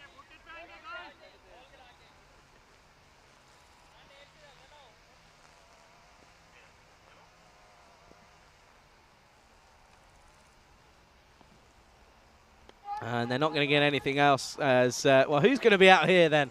Not too sure, but all I know is that it will be another wicket, and it will mean that the Blizzards will finish on 104 for 6 here in match 49. We're 3 innings away from the end of today's play, but that means we've got 1 more to go here in this match here, and it's going to be 105 runs required for victory for the Royal Falcons as they take on the Blizzards here in match 49. And let's take a look at the highlights then of this interesting, very interesting first innings. It was a wicket very early on. They were 2 for 1 at one point without scoring any runs off the bat, as that was Irfan Khan who went, which then brought Omar Zahid out to the middle alongside his skipper. Skipper didn't really face many deliveries in all honesty, as he just went ballistic, did Omar Zahid. He was scoring runs for fun to all areas of the ground. He opened up that offside, and when he did that, it was game. It was endless, really, because you just knew that anything else was going to be a bit of a struggle. And he was. This is what I'm saying. It was 360-degree hitting. Also, as much as we've seen a lot of batters take on that onside, he was able to open up the offside, which is why he was so successful. That was the wicket of Mutikran. That was a good over from Sherlock. He only went for 7, picked up the wicket of the skipper in the opposing side. Then there was a bit of fun between Zahid and Shabas, but Shabas, realistically, I'm not going to blame him, but he chewed up a few deliveries, which meant that Zahid was almost sort of out of form. And, well, this meant that Shabas was going to have a hit, but he couldn't do so. Arif took a good catch. Ilan Kun came out, hit a nice-looking shot, but he was caught by Ishad Ansari off the bowling of Panjat Kumar. And you can see, realistically, that meant that Pranav Vashi, who came out, hit a few nice-looking shots in all fairness. Nice little finish as well, watches that all the way. But he was eventually run out off the final ball. As you can see here, they don't cross. So he almost just runs away and walks off, and he will go for 13, and it will mean that they will finish on 104 for 6 off their 10 overs here in match 49. Of course, we're getting ever closer to those final 4 matches on Friday. It's all still to come. We've got 1 more day, of course, tomorrow, but this is the summary here. 104 for 6 as Baker finished not out on 3 off 6. The Baker boy, as you can see there, 58 off 27, an outstanding innings, 6 fours, 4 sixes for him, for Zahid. It was a great innings, and he was able to get his side up to a decent total. Looking at the bowlers, though, it was wickets pretty evenly shared around. None for Pinto or Hafiz, but a wicket for Ansari, 1 for Kumar, 2 for Arif, 1 for Tripathi. Arif, my pick of the bowlers, 2 for 13 off his 2 overs. It's all got to come down to this. The Falcons, they've got 105 needed for victory. Don't go anywhere. You're watching the European Cricket Series. Hungary in a very, very hot Budapest. And yeah, I appreciate everyone for sticking around. Do make sure you come back in 10 minutes. We'll be back here coming up very shortly, all on the European Cricket Network.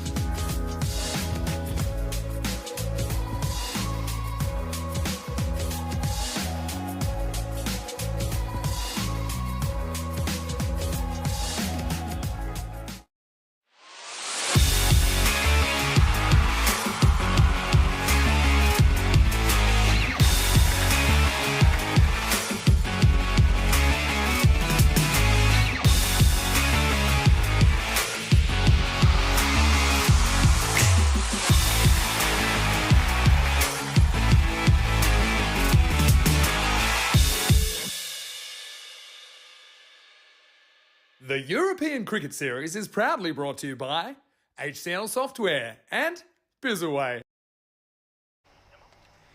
Good afternoon, everyone. Welcome back to a scorching Budapest here in Hungary. And when I tell you that precautions are having to be taken, laptops are being put in fridges because it's currently sat at around about, well, it says 33, and I don't believe it because it feels ridiculous. It feels about, yeah, I'm just looking at it. It now says feels about 35, 36. No surprise because it's it's everyone. I walked over to the scorer's tent, walked over to the umpire's tent, and everyone's just sort of like, this is ridiculous. This is crazy. I mean, a credit to everyone who's out in the middle, to the umpires and to the players for sticking at it. I mean, because this is crazy heat. After this is probably some of the worst I've actually felt in a long time. But it's just the humidity as well. I mean, I look on this weather app in front of me, and the humidity is currently at around about 55%.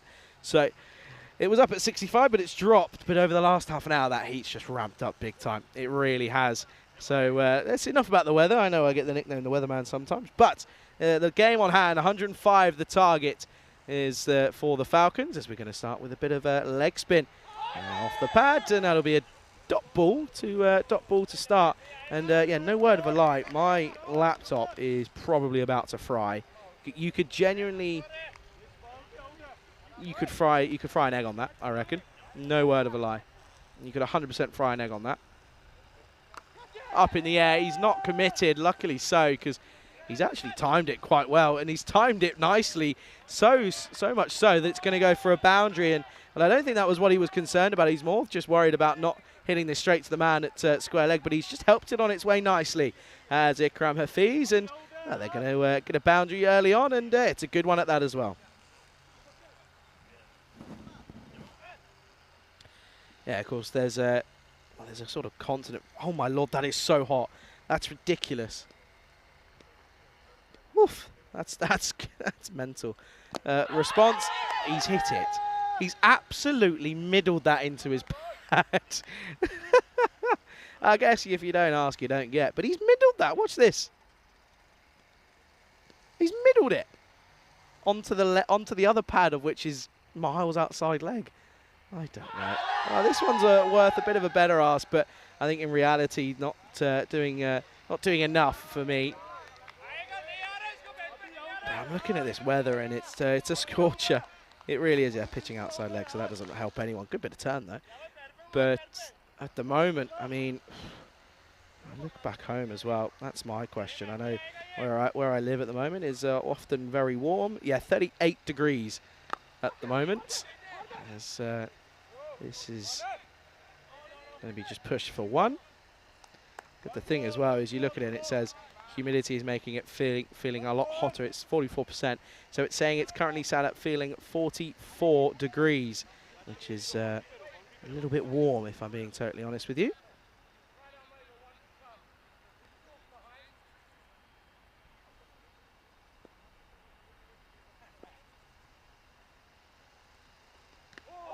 Oh, that's well bowled, and it will be a good end to the over. It only goes for 5, and at the end of that first over, it is 5 for no loss after 1.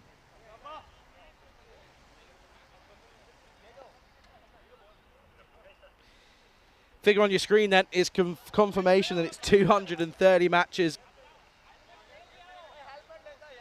230 matches without a golden ball since we last saw one. It was all the way back in Bulgaria that we saw one. It was, again, I mentioned it again, it was on my day off.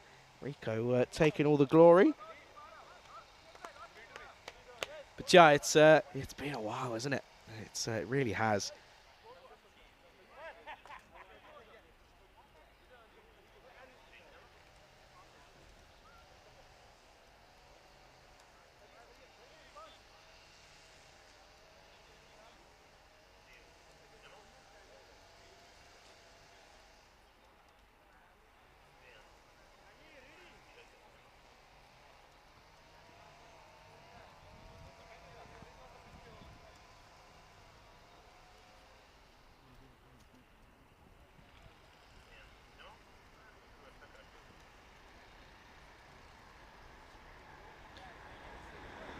It's a bit of a pause because I think Hafiz has turned around and gone, yeah, I don't really want to be wearing a lid in this heat. And to be honest with you, I can get with that. I know we sit here and we will always promote wearing helmets, always, absolutely. But when it's nearly 40 degrees, when it says it's, you know, okay, it's 33, 34, but it says it feels like 39, you can't, you know, you're going to bake under that. You literally will become fried under it or something. Oh, dear. Anyway, good start to this over for Said. Oh, my Lord. I'm concerned about my laptop more than anything. Wide down the leg side.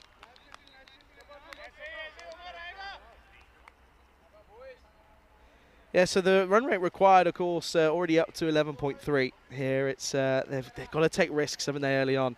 You've got to make use of this power play fielding restriction. Only the 2 fielders are allowed out. That's going to be another wide. Poor. But yeah, you've got to make use of those restrictions. Just trying to have a look at some of the scores around the world at the moment. Let's have a look. So Netherlands require 111 for victory up against the Scots. They're 6 for no loss after the first over. Good start for them. That's another wide, by the way. What else is happening? Malta are going to be fielding first, so the French have decided to bat first in the first game of the Valletta Cup T20I series. Again, I've said it a couple of times yesterday. Holds a real dear place in my heart, that competition. It was my first ever tournament for the European Cricket Network, and I'll never forget it, of course. There were some memorable moments in there as well. That's sort of that spell for Malta from Aurora and Bilal Mohammed was something rather sensational in that first, in the final up against Romania. That's just been sort of chipped, and well, they're going to come back. What an arm that is. They're going to come back for the second. That's confident running.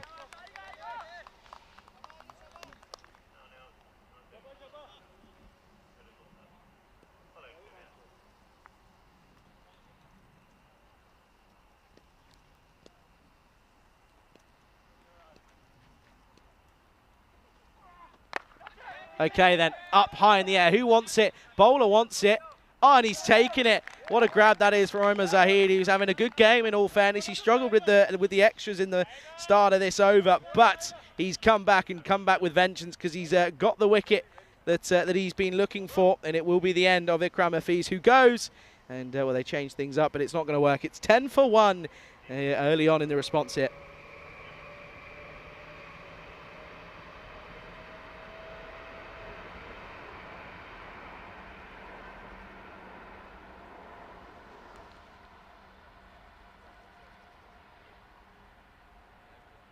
So then, let's have a look at this one again. Just skies it, doesn't he?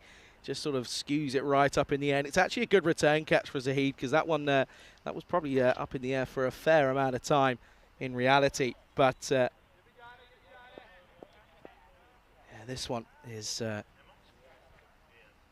good comeback. What's the first liberal work? So to push at this one from Akash Ashok as well, who comes in first up.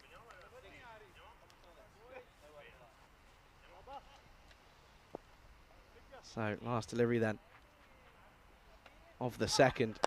This is just clipped nicely, and it shouldn't go all the way, and it doesn't. It's well fielded, and that'll just be a single.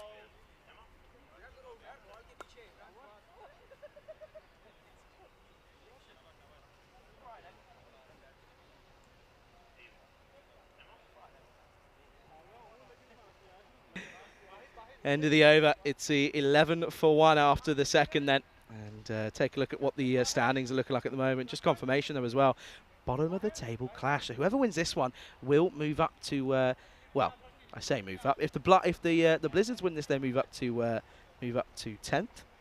If Falcons win it, then there's no change because they won't have enough points to get up to 9th. So no worry or concerns from the Falcons about losing a position here, but. Or I should say the Blizzards even, but the Falcons could be struggling. Oh, hello. Bit of bat on this one, I think. bit of bat on this, as otherwise that looked as if it could have been very close. Yeah, bat signaled by the umpire. Watch this. Yeah, it must have been an inside tickle because there's a bit of a reserved appeal from Karpa Ilankuk. Oh, that's close. That's really close from Ilankuk. That's well bowled as well. Just darts this one in. And do you know, I have a feeling that he might have just been having a few conversations with Manav Nayak, because he just looks as if he's sort of taken a few notes out of his book. Not scared to throw in the darted delivery. In reality, is he?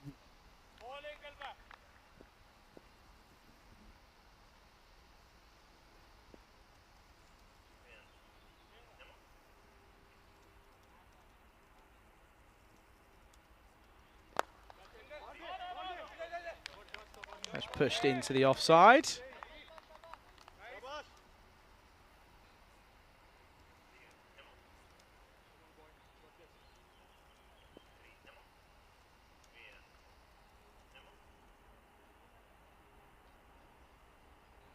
Oh, this one is Gundy. Oh, it was a Gundy delivery.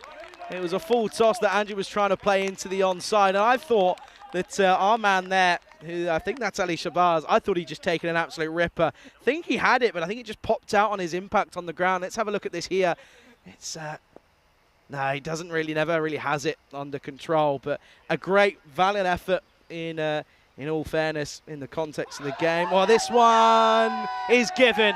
Yeah, and well, Ashok isn't too impressed, but in fairness, it's the darted quicker one, and Ilan Kuhn, he's been waiting and he's been asking for it a couple of times, but he finally gets the wicket. Watch this one here. Yeah, that's plumb. That's not doing anything else for me, and there's no bat involved, I don't think, and he will have to go. He sent his marching orders, and that will be the end of Ashok, and it will be will mean that it is 13 for 2 here. It's coming towards the end of the power play. Yeah, just to anyone, I just want to say as well, by the way, anyone watching around Europe, I know there is, I'm banging on about this weather, right, and I understand that, but if you are watching in Europe and you are out and about, do please be careful, be vigilant, take some water with you wherever you go, because you know you've got to prevent. You rather prevent it, and you rather be safer than sorry. That's all I'm going to say. Anyway, as last delivery, and he's let this one go, so it won't be. It'll be a wide down the onside, but I'm liking the idea from Ilan Kuhn. He's trying to go straight on and looking for that LBW again. This time it's the classic leg spinner. This has just been skewed up, and it's going to be a nice looking shot actually from Arif, and it'll be a welcome boundary to end the power play then, and it'll mean the score finishes after 3, 18 for 2 on the board.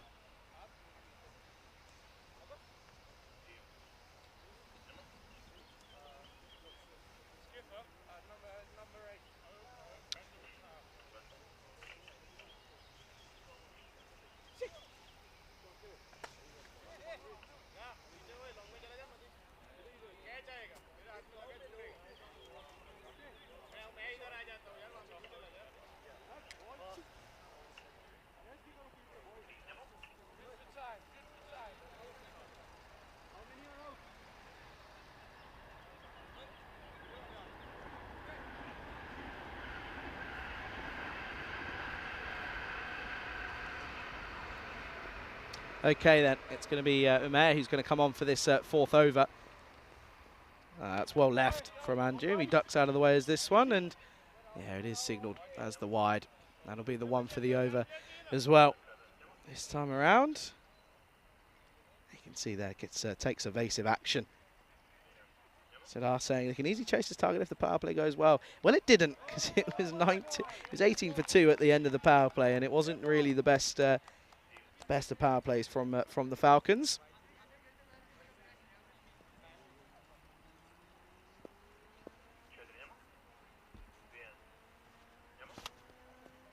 That's another one. That's another one, and this isn't good. This is not good from Umair. You can hear they're just saying, don't worry about what the ball does, just focus on going wicket to wicket, stump to stumps. And it's a simple equation of you miss, I hit. We haven't seen too many bowled. Has that one snuck in? It has. Bit of lateral movement right at the end. does enough. Watch this here. Just gets in. I've seen them given though, so just one of the ones that you just have to sort of take on the chin and move on.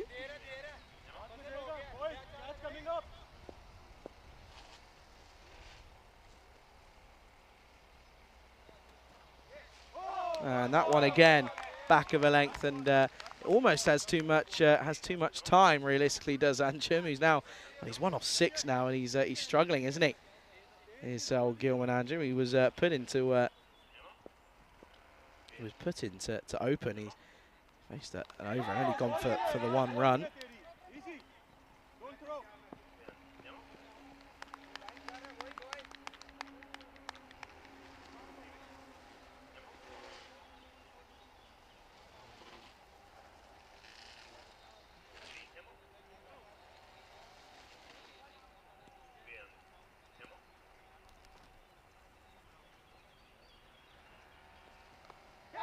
Helps it on its way. Oh, put down around the corner. That's Schalke on the 45. We've seen a couple of good catches taken there today, but this one gets put down. It was an easy one. It came pretty quickly at him. It was sort of just helped around the corner by Arif, but still, it's a catch that goes down, and catches do win matches. It's what we always say, folks. What everyone always says in reality.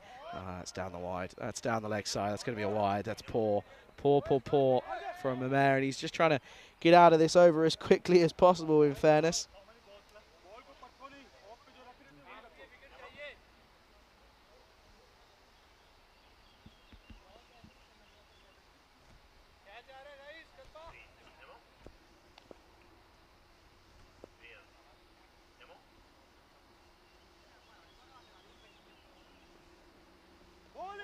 Oh, look at the shape on that, by the way. That's hooping. That's absolutely hooping. It goes for 5 off the over, and at the end of it, it's a good over in reality. 4 overs down. Score for the Falcons in response here. It's 23-2.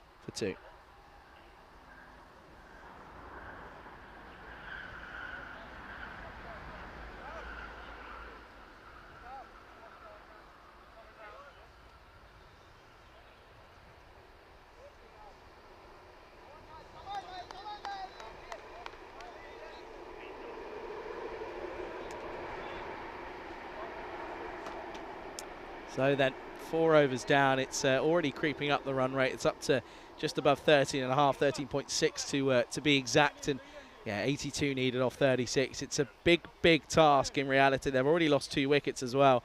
And you look at sort of who's left to come in for the Falcons. You've got Faiz Khan, the skipper, Pankaj Kumar, Ishan Ansari as well, Pinto as well. But in reality, you just you feel maybe this could be a victory here for the Blizzards, and they could go up to 10th position here when what could be an interesting one here for sure.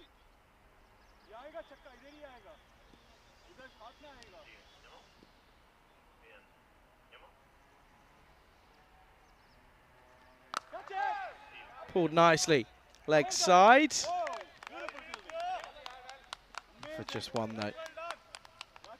Need boundaries, and you can see at this stage they were well ahead. They were 63 for 1 plays, 24 for 2, so already miles behind are the Falcons.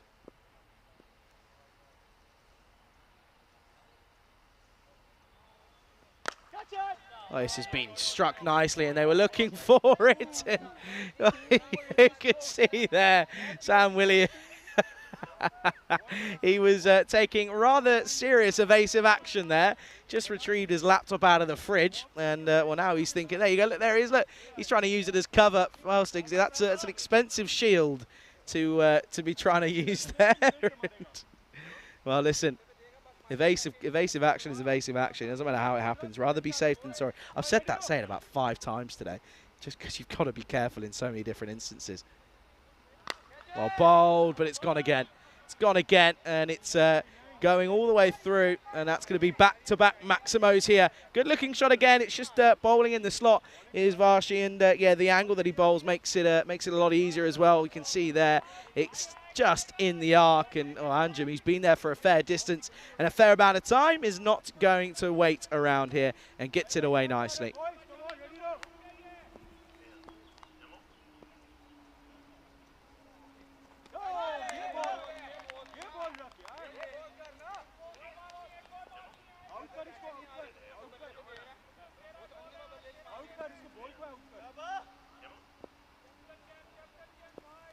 Good comeback though, after being hit for 2 maximums.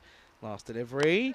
Oh, this time in the offside, and it's well watched in the end because he could have gone for it and messed it up, but he doesn't. He retracts himself and keeps it down to just the 1, and that's a pretty good result at the end of the over. 5 overs down, score is 37 for 2. This is what's coming up over the weekend, of course. We're getting there very slowly but surely. Saturday, we've got Hungary taking on Portugal in the first game. Then we see Sweden, and again, it's 9 games of entertainment, international entertainment as well. And of course, there'll be the winner that will be crowned after that match number 9, Portugal taking on Sweden. But yeah, Portugal, you've got to feel for them. And Hungary as well. I mean, Portugal have got 3 games in there, but Hungary have got 4. That's a lot of cricket to be played. And in this heat, that's going to be a killer. Sweden have got 4 on the... We've got 3 on the Sunday, 3 on the Saturday. So plenty of cricket coming up. Looking forward to all of that action. I know Rico will be as well. He'll be here for both days for a change. It's often been that someone's been left alone on the Sunday, but nice to be that we'll be both here on the Sunday, which will be a bit of a change and a pleasant one at that as well. And here comes Shabazz. Bowled well in the last game. Felt he probably didn't deserve to only get the 1 over, and they're going to come in and. He's going to start nicely with a nice outswinging delivery.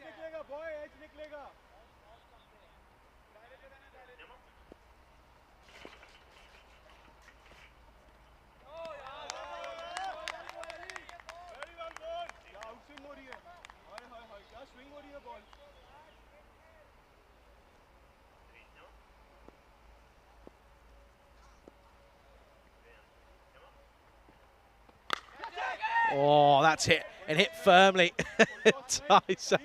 Tyrone was looking for a 1-handed screamer again, but wasn't able to get there. They're in the firing line, are the gents down there, aren't they? And Tyrone, you can just see at the bottom of your screen there. He was looking for it, wasn't he? You can't blame him either, as that will be another maximum. And Anjem, he's got a bit of grit between his teeth, isn't he? He's trying to get something going here.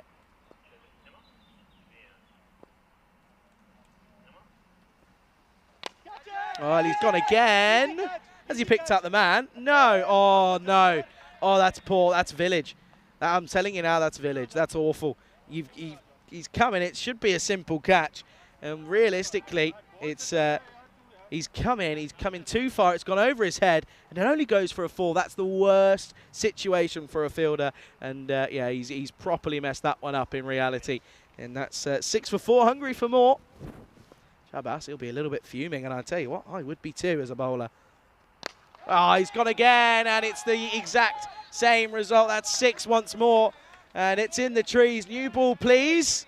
And well, they're not even going to bother looking for that because they know that that's gone. You can see this all the way. Comes up, you lose it. Just look to the left of the sight screen. You'll watch it come all the way back down. There it is, and yeah, that's a goner. And all of a sudden, this over's gone pretty large. It's gone ... 646. And this is going to be another boundary, so add another 4, so 6-4, 6-4. Tell you what, he's definitely hungry for more. What a way to end the over. It's a magical one. Just the over they needed to get themselves back in with a slight chance here, as Anjem has gone big. And at the end of the 6th over, the score is 57 for 2.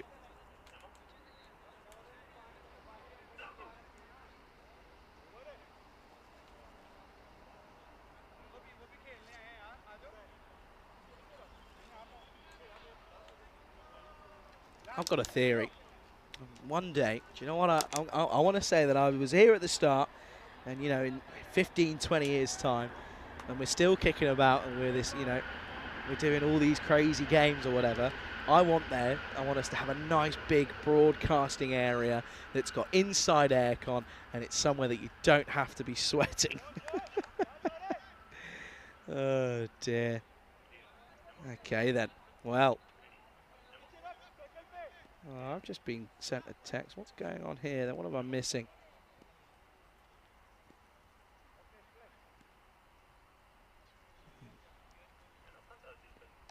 Yeah, this is nicely played as Vashi comes back after going for 14, and he's going to go for a few more here.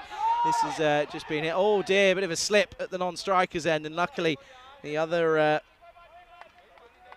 batter in Anjem was open to it. Watch this here. That's a proper stumble. That is. That's not a slip. That's a stumble. He's That one, he's lucky that he hasn't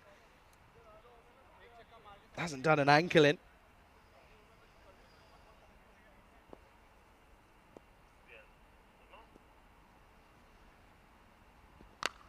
Oh, he's got it again.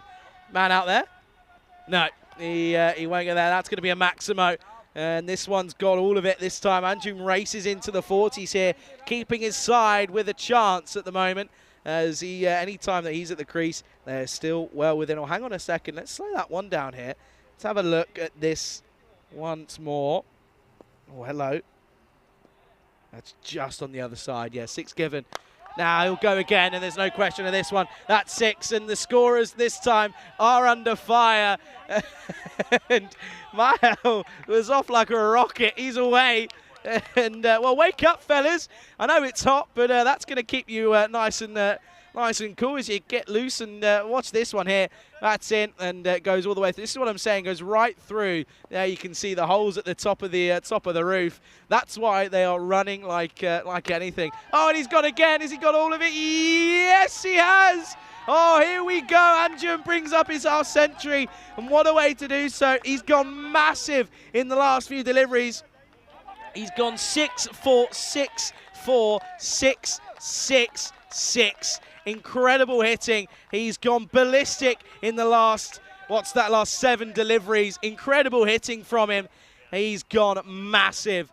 And oh, that's incredible. He's gone 38 off the last 7 deliveries. What a bit of hitting. 53 off 21. He's not done there because this one's even bigger down the ground. Oh, what a way to do it again. And all of a sudden, this should be a simple equation, as it's the Falcons who just need 23 off 19. They've raced along to 82 off just 6.5. This is incredible hitting. It was a risk that they chose to take to put Gilman at the top of the order, and boy, oh boy, is it paying off. He's 59 off just 22 deliveries. This is incredible. Will he go again? Last delivery, Vashi under pressure. Oh, it's a dot ball. It's a dot ball, and it will be the end of the over. The over goes for 25. It's 1-6-6-6. 6 dot ball, and at the end of the 7th, it's 82 for 2. This is what's coming up then, the last match of the day. It's the last time we'll see both of these two teams in action here. Budapest Kings taking on the Royal Eagles. That's going to get underway in 45 minutes time. Match 50 coming right your way. Do make sure you stick around for that one. Looking forward to an interesting battle between these two pretty evenly matched sides, I reckon. You can see there their records, they're the exact same, so that's why I'm guessing that one. Yeah, looking forward to that one for sure. Well then. Arif, all you got to do, son, is just get Anjum on strike. He's seeing it like a balloon. 23 needed off of 18 balls.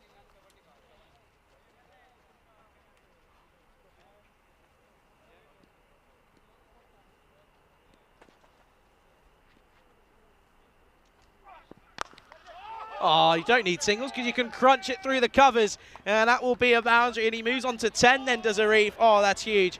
That's a really good shot again. And I tell you what now, talk about bottling the win here. The Blizzards at the moment looking as if they're going to come to another defeat and end their tournament at the bottom of the table out of nowhere. They were well in the driver's seat, but now it's come down to just 1 run a ball, and that's going to be 4 runs here. And Arif is he's clobbered that one.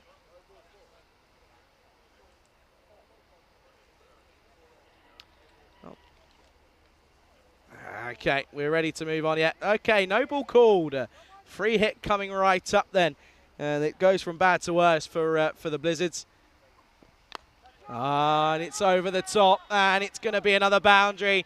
And this game is now going to come to an interesting time, because realistically they can do it in singles now, in even less than singles, because the no ball free hit, both of them go for a boundary. Oh dear, the walls have fallen down. They're crumbling. The wheels have gone.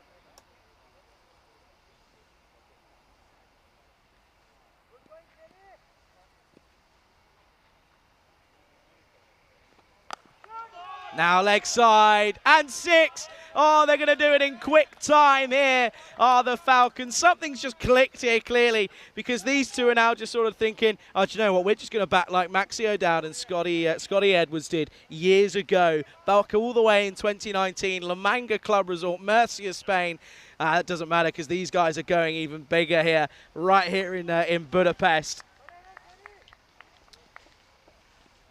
Oh, wow. 8 needed then off 16. That's going to be 7 needed off 16. That's poor. You can't be bowling here and in these conditions like so. And it's going to be, yeah, just 7 needed. 2 hits required then for the Falcons to cement their position at 10th spot. And a loss here for the Blizzards would mean that they would finish bottom of the table. Here we go then. Oh, this one over the top. And there's a man out there. Oh, no. Well, what's going on here? That's just lazy. That is laziness to the maximum here. Mohamed Omer, hang your head in shame. He's just walked past it.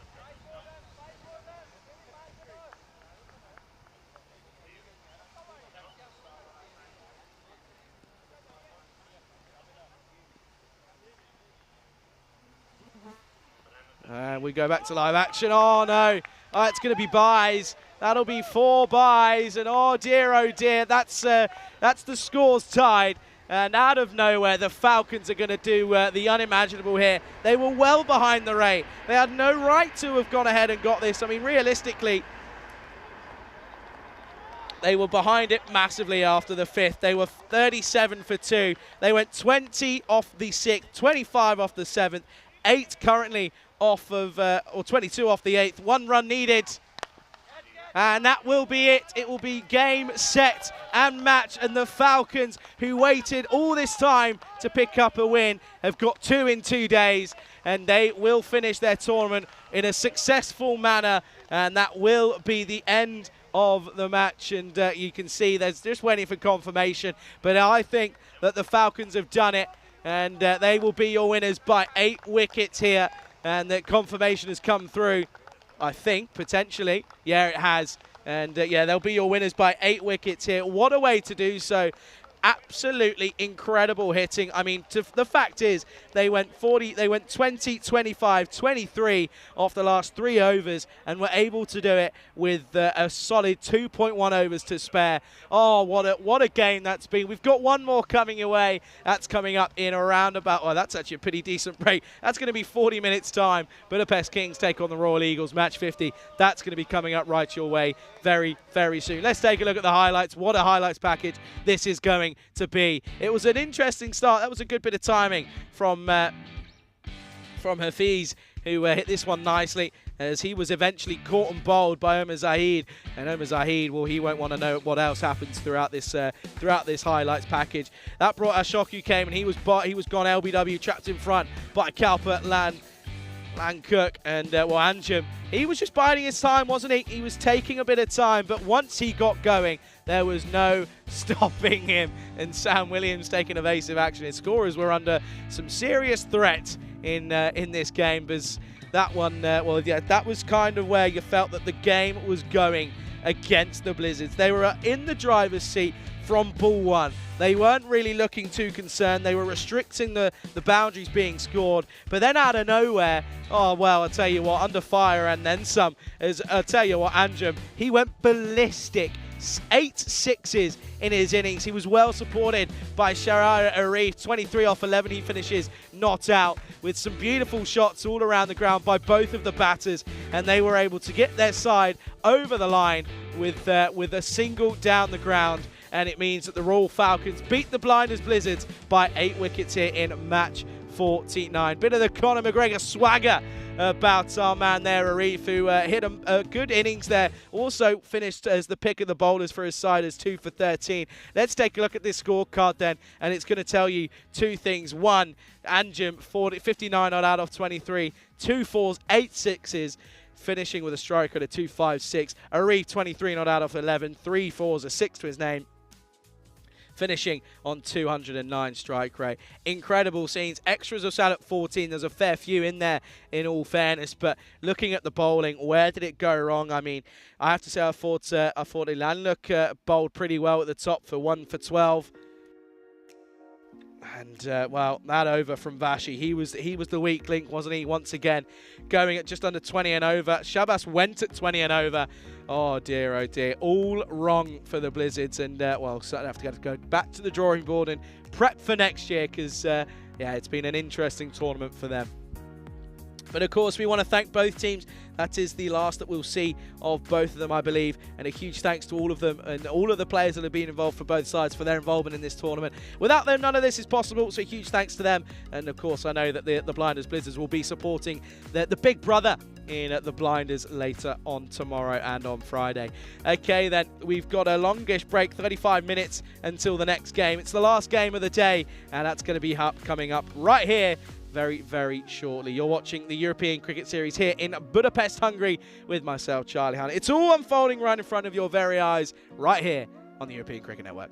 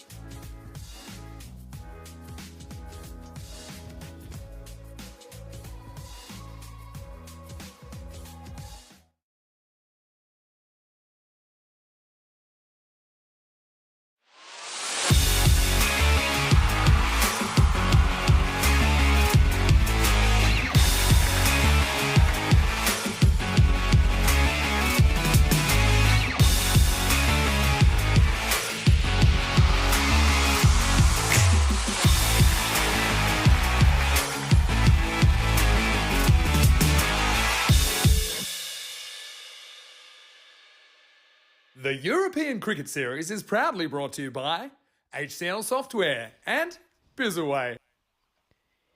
Good afternoon, everyone. Welcome for the final time here on this lovely Wednesday here in Budapest, Hungary. Charlie Hunt here for the European Cricket Network. Welcome for this final game of the day. It's the afternoon/evening game. It's match 50 coming right your way here on the European Cricket Network. It is going to be the Budapest Kings taking on the Royal Eagles here in this exciting matchup. It's a bit of a mid-table clash, of course. Both of them have the exact same record, same amount of points. So, of course, this is a pretty big game. It's both of the last times we'll see these guys on our screens here this year, of course. So looking forward to seeing what these guys have got about them. It's going to be an interesting one, of course. Kings have already had a win and a loss here today. It's their third game of the day. Fatigue, that could come into it for them. Of course, you just don't know. I mean, one thing I have been mentioning, the fact that it is very, very hot out there. It's hot in here, let alone hot out there. So only Lord knows how they're doing it out there. But we commend them all and we thank them all, of course, for all their efforts. And one man we have to thank is Tyrone Peters. He's done a great job. And for the last time today, let's go out to him. He's in the middle with the two captains. Finally, for the coin toss. The Eagles to call. Head. Head is the call. Oh, yeah.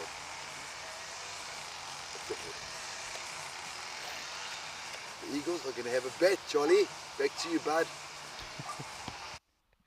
Thank you very much, Tyser. And Tyser clearly getting a little bit frustrated at the fact that the coin wanders off the pitch.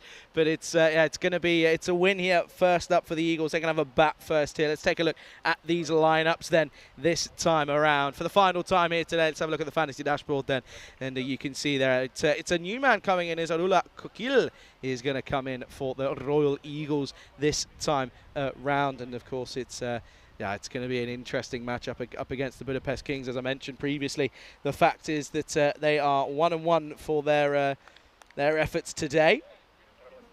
Yet to realistically get much going though. Have a look at the expected scores. Again, another tight one. It's predicting that the Budapest Kings are going to finish at 104, whereas the Eagles looking at about 112, upwards of 110. So that's realistically where we are at the moment. You can see matching records 4 and 5 for both sides. This is their 10th and final match, of course, looking like it's going to be a fun one for sure. It's going to be exciting. I certainly cannot wait for this final game. And well, it's in probably what is the hottest part of the day. But the good news is, folks, there's a bit of a breeze coming around. Slowly but surely, we're getting a bit of a breeze. As you can see, we're almost ready to get things underway. It's going to be Srinivas Mandali who's going to open up the bowling this time around for the Budapest Kings here in match number 50. It's almost ready to get underway. But yeah, good afternoon, good evening to everyone tuning all around the world, whether it be on Fancode out in India or on the European Cricket Network YouTube channel. A huge pleasure to have you with us. Sachin Chauhan is going to open the batting for the Royal Eagles as we get this final game underway. We're just waiting for it to come through, clock over to that 1/4 mark, and it has. And we're ready to get things underway with Mandali.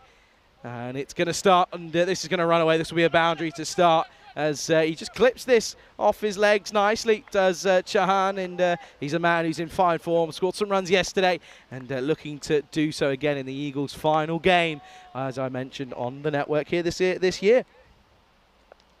Of course, Eagles, the second 11 essentially for the Royal Tigers. That's who they are. Of course, the Falcons, the third 11. So, yeah, good to see that they're taking this seriously. This is the thing, they've all taken it all very seriously. They enjoy it when we come out here. This is cut away straight to point. That's been worn by Shakirilla, but well watched.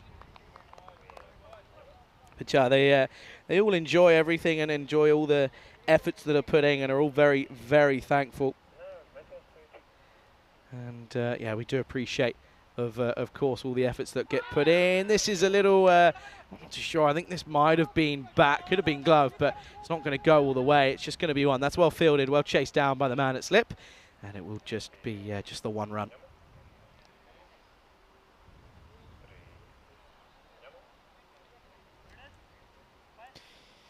Yeah, of course, it's the last game of the day, and well, we all know that this is where the game starts to get a little bit funky. The thing is, as well, of course, got to remember, there's lots of cricket being played all around the globe, and especially on the European continent at the moment. Out in Malta, France are currently not doing the best. They're getting there slowly. 99 for 3 after 13 overs, so they're motoring along pretty nicely. at this point. Oh, that's well bowled up against, of course, that's Imad Khan opening alongside Chauhan. But yeah, plenty of cricket, and of course the Netherlands taking on the Scots. And yeah, well, the Netherlands lead 27 in 22, so that's not completely over, as the ball has gone a long way, and that will be easily found. I can see it from where I am. Trust me, go and look for it. It's easy to get, as that will be that's a maximum, by the way.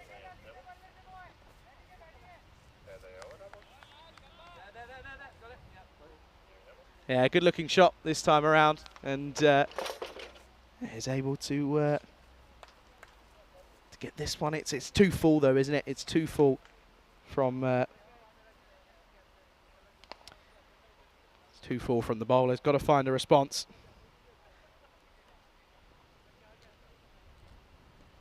And he overcompensates a little bit, but gets away with it. Does get away with it. It'll be a dot to finish the over, and it will be 11 for no loss after the first over. Let's have a look at the stats gun, powered of course by our partners at HCL Software, and you can see there the run scores. Let's have a look at the Eagles though. We've seen quite a lot of the Kings today, and you can see the Eagles, Chauhan is the top run scorer for them, and then supported well by Pathan and Dilbar, but it's Jasval who's been the main wicket taker for them. So looking for potentially someone to come in and take a few wickets as they look to try and find a way. But of course, Bomasetti, he's been up there for the wickets for the Budapest Kings, hasn't he? Alongside Ramachandra and Sachin. Sachin's been in the runs as well, so a bit of an all-rounder for the Budapest Kings, as it looks as if it's going to be Ramachandra who's going to come in for this second over. Chauhan, all he can do is push this into the offside for a dot ball to start.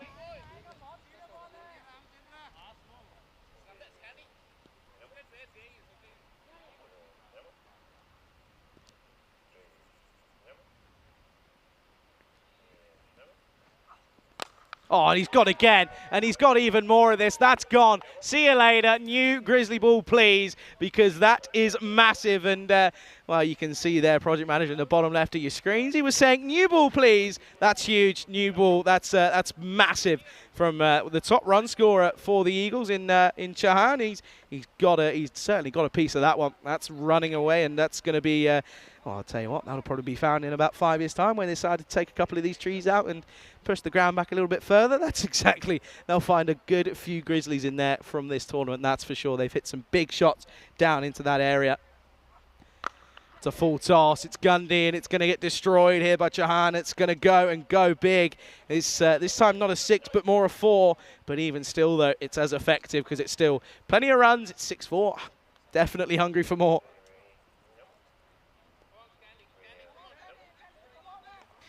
A little bit flat are the Kings out there at the moment. Doesn't quite look as if they're ready to. I don't know. Just don't seem quite on it at the moment. It just looks a little bit flat again. This is what I was saying. I mentioned it in the right at the start of the broadcast for this game. Fatigue could come into it. I mean, you've got to remember that they've played a lot of cricket today. They played 2 games before this one, so it's not going to be easy. By the way, Netherlands were in 86 for 8, so in their chase there. There's a bottom edge, and they're going to take it on, and rightfully so. That's good running, as it puts a bit of pressure on the bowler.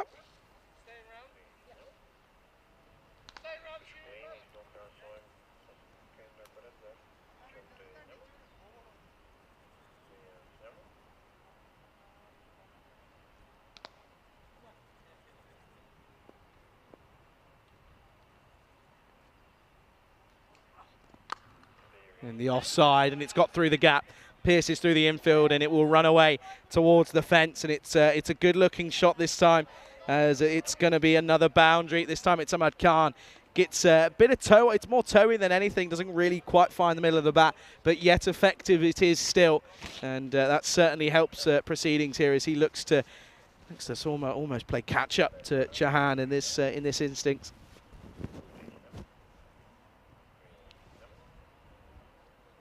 Oh, no, That's a no, and it's also big. That's huge. That's going to go all the way. That'll be 6 runs, and it's going to be a 7-up this time because it's a Gundy delivery again from Zakanda, and he watches this nicely, and he almost loses it. But yeah, good bit of hitting. It's range hitting almost, really.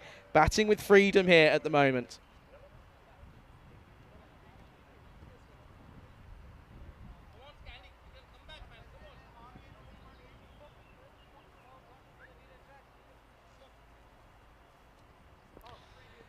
Over's gone magical already. It's 22 off it. Free hit coming right up then Khan. Will he counter-attack the bowler again? He's deep in his crease. Pummeled it. There is a man there. He puts it down. It doesn't matter. It's just going to be 1. So he saves a boundary, more importantly, as it will just be the single. And at the end of the second, the Eagles are flying, aren't they? Soaring more like it's 34 for no loss after 2. Let's have a look then at the updated standings here once more, and we can see, of course, that again, I told you, it's a bit of a mid-table clash here. I mean, a victory for the Eagles could potentially put them well, we'll put them on the same points, but the net run rate is too dire to get into that top 4. And of course, Budapest Kings, it's the same story. A victory could put them level on points, but it's a battle for 5th here, really, isn't it? At the moment, of course, other results could change tomorrow, but yeah, it looks as if that top 4 is almost pretty dead set. Anyway, it's going to be Mandali's going to continue. That's a wayward shot from Khan. A bit of a looser shot this time, not as compact.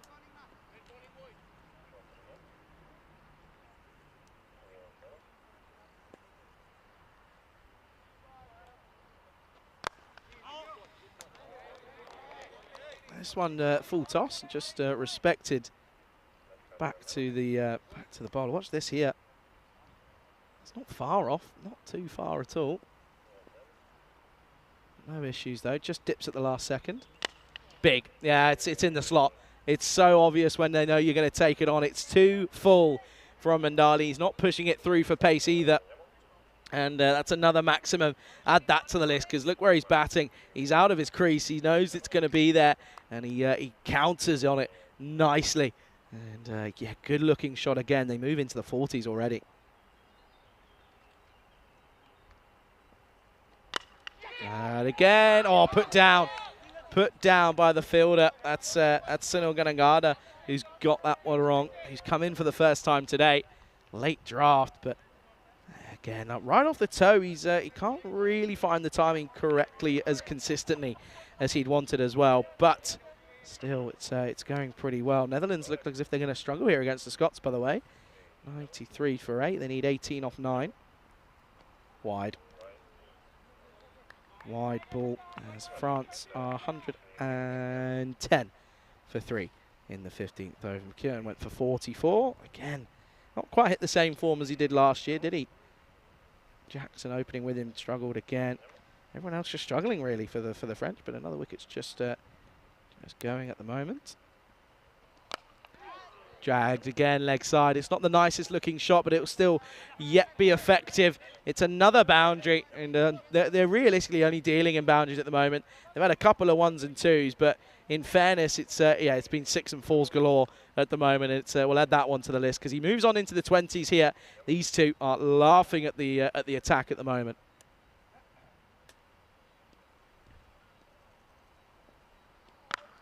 Gone again, and there's no one in the ring realistically apart from Akula, who will collect that. It'll be 1 to end the over. It's a good start to the game for the Eagles. It's a good power play. 47 for none after 3.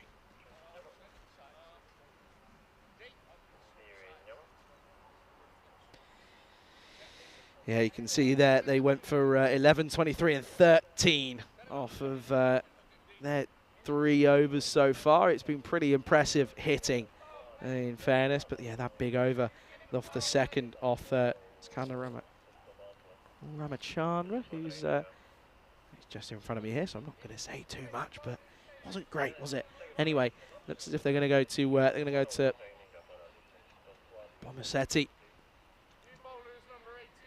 in the classic fashion. They've been doing this quite a lot throughout the day in terms of having the spinner come in for this 4th over. It's been pretty effective. They, of course, won a game, lost a game here today. Have have the Kings. And here is Bomisetti then, one of the leading wicket takers for his team. Oh, that's not good, but he could get a wicket. Oh no, how has that delivery taken a wicket? That's got to be one of the worst deliveries that Chauhan's ever faced, and all he's able to do, didn't need to play at it whatsoever, he's just lofted it up in the air, and oh, that's not very good, and that's going to be the end of him. They're just waiting around, not too sure as to why. But, yeah, that's going to be the first wicket to go then, just falling short of the 50-run partnership. It's Chauhan that goes. It's 47 for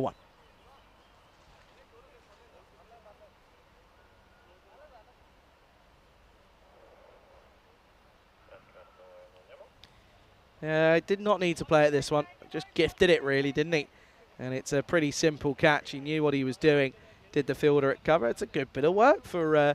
I think that's the skipper there. Skipper, by the way, on the back of taking a fifer in the last game up against the Blizzard. So he'll probably be turning around and saying, oh, hang on, lads, I think I'm going to give myself a bowl at some point.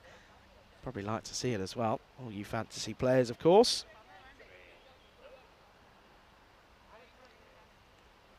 Good start to the over, though, for Siva Pomisetti. His loose delivery gets a wicket, as the new man is Shaz Dilbar, who comes in here. In at 4, in at 3 even. And he's going to start by just dragging onto the onside for 1.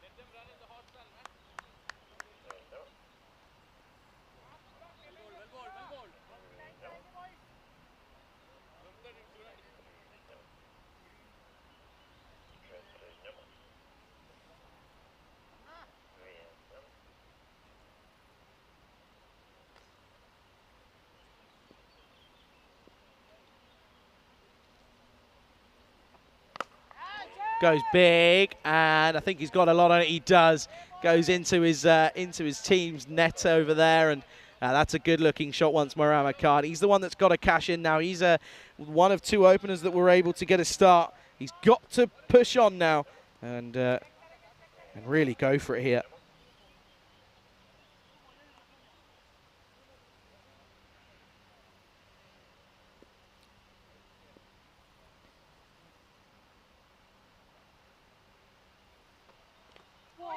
Oh, that's unlucky. That's really unlucky. Could have very easily chopped on there, but he doesn't. And it's a dot ball, but 30 still not out off of 12 is rather sensational, in all fairness.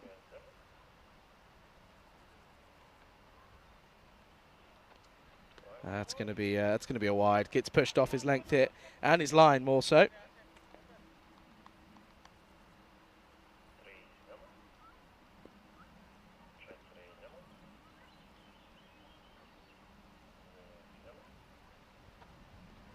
Oh, almost got him as well. It's the sort of delivery that you try and take on, but you know in reality that you probably shouldn't. It's he does him with the flight, really, doesn't he?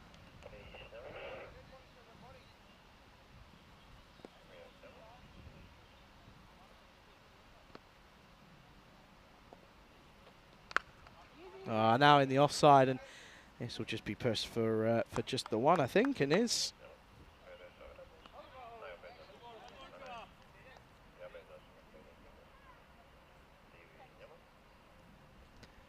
That'll be the end of the 4th over. It'll be 57 for 1 after 4 overs then. And it's a bit of a rebuilding moment after losing their opener, but Ahmad Khan has continued where he, well, he wasn't really stopped, was he?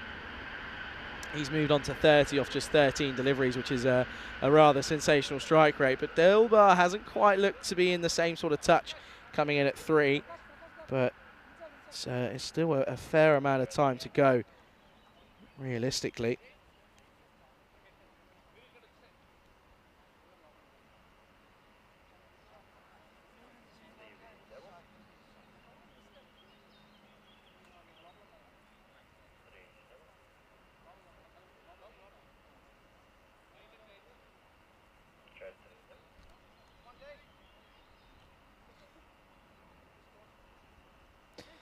Have a look at this this result then for the women in the women's T20. Scotland win by 6 runs, only just the 6 runs. That's rather impressive. Half century for Carter for Scotland and 29 for Callis for the Netherlands. But yeah, not enough runs on the, or more, just enough runs on the board as in comes Padali, and well, that's going to will be a wide to start here in the 5th over. It's again, the temperatures you'd think maybe half 5, probably going to get a little bit nicer. No, it's still as hot as ever. Feels about 35 degrees, which is always lovely. The joys is what I'm saying. The joys. I don't complain about it ever, though. Trust me. Up in the air. There is a man there. Oh, and he's taken it. And it's Dilbar that will go. Never looked comfortable in all reality, you have to say. Only faced the 2 deliveries before he was gone. But, yeah, he just never really looked too happy, realistically. So he will have to go. And it will be the 2nd wicket to fall. It's fallen here in the 5th over. It's 58 for 2. And it's a possible momentum shift to that wicket, or the 2 wickets that they've got now, as the Kings look to sort of counter punch after being, well, rather sucker punch themselves in all reality. As yeah, there was a big 2nd over of 23, 13 off the 3rd though, has built them up to a pretty decent score at the end of the power play. But now it's just a little bit of a battle of a yo-yo battle, really. It's sort of ebbing and flowing between the 2 sides.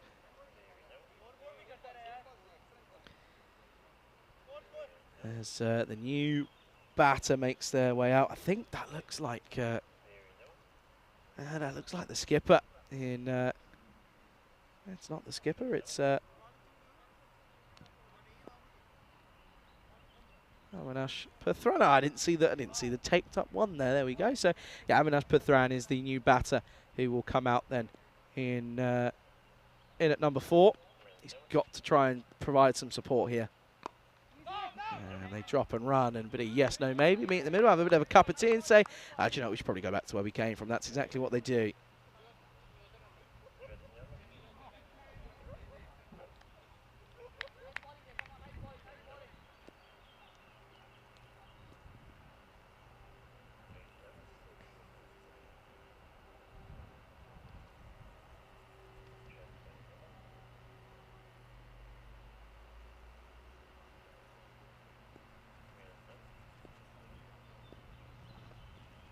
Wide.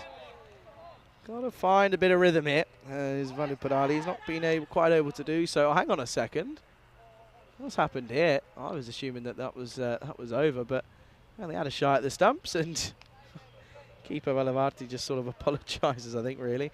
Watch here, look. They just go for a bit of a wonder, but well within his ground. But interesting, little sneaky one, though, from Valavarti.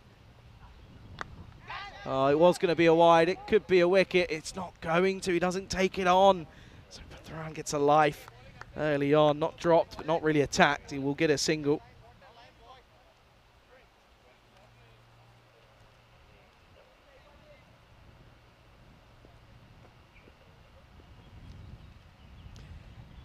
Yeah, of course, that was a good catch by Roman Haridas down there, but just pulled out of that 2nd one this time around.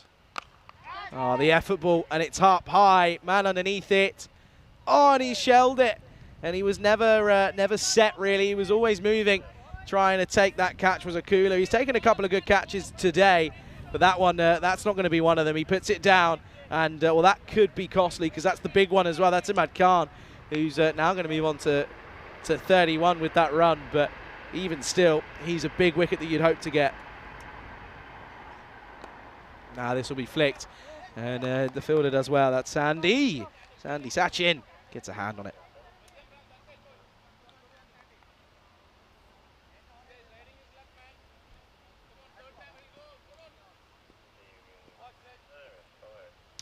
Last ball then here of this 5th over.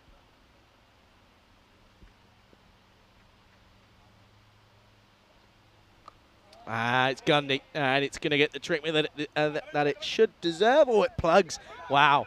That is really not good. That's slowed up even more down there. I thought he caught that quite nicely as he was trying to use the extra pace. But it will just be 1. It will be 64 for 2 at the end of 5. Charlie Hunt here for the European Cricket Network. Welcome for the final time before we say our goodbyes later on today into the Ice Cube. And yeah, it's not an Ice Cube. We need to find a new name for this one.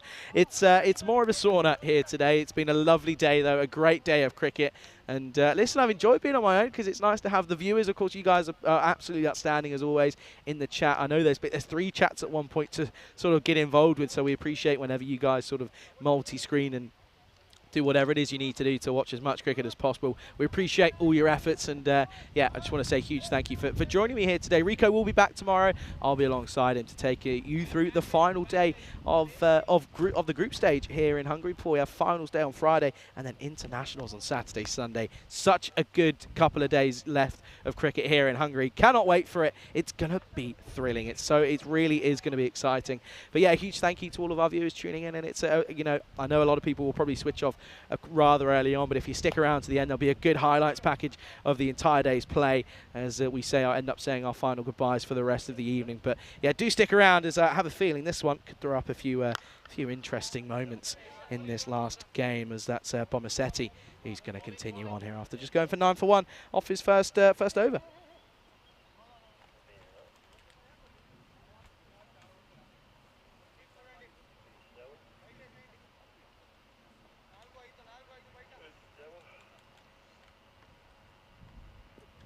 Khan, 33, not out off of 15 for him at the moment. I had a couple more. This will just be this is a slog more than anything into the onside from Khan. Not the best of shots, really. This is the thing, though. It's one of those interesting periods where now you've got to sort of ask the question of, well, hang on a second, who are we going to look for? Am I able to really go and take this on, or have I got to be playing a bit cautious? Well, hang on a second. Up in the air. Oh, and it's taken. He's picked out the only deep fielder on the offside. And, well, he struggles a little bit at one point. I think that's Valapaladi out there. He's taken the catch. But Patran will go. And it will be 66 for 3 now here. And, yeah, not the best of shots selection, really. All the gaps in the field, and you pick out one of the only fielders on the offside isn't the best, realistically. But a big wicket, and it's 66 for 3.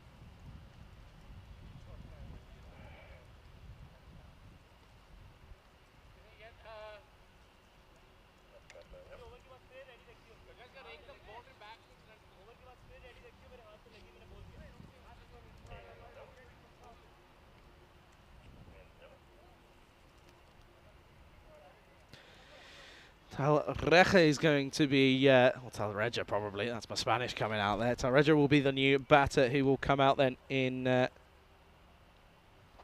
5, and he's going to start with a big shot down the ground, and oh, that's 4. Oh dear, that's a big whoopsie by the fielder down there. Let's have a look at this one again. So it's going to be the new batter's first ball. He just pulls out of the catch at the last second. Then it's a bit of a jubbling act, and well, it goes from bad to worse, and it ends up with a boundary for Talreja first up. And this over's it's been a pretty decent one up until that point. Up in the air. Oh, it's going to fall safe. How has he managed to end up hitting that to mid-off? That's rather impressive. Oh dear, the more you know, hey, the more you know. Last delivery then coming up this for this over. It's gone for just the 7,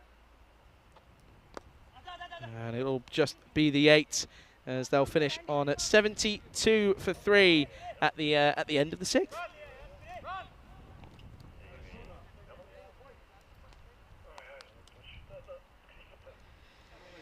So Khan, then he's just had to slow down a little bit, hasn't he? Because there's been a bit of a collapse after losing Chauhan. It's Dilba and Puthran have gone, and you look at sort of who else is able to come in. I mean, you look at sort of AJ, Jaisval, and Israel Kokikela as well. But apart from that, not much to come. So it is just a matter of you want to bat out your 10 overs big time. That's sort of the big no-no if you don't do that as a setting side.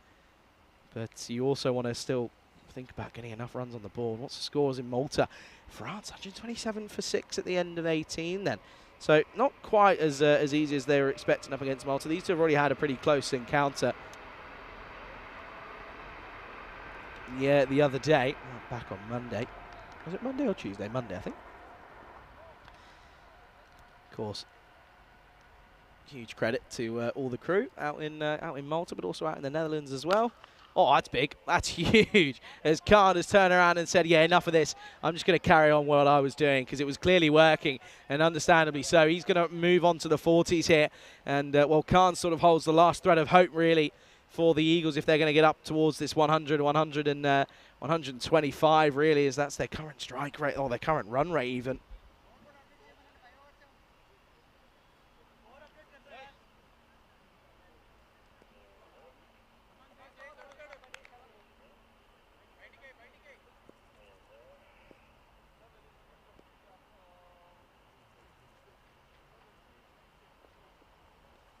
Oh, well bowled. Good slower delivery from Valuru Palali.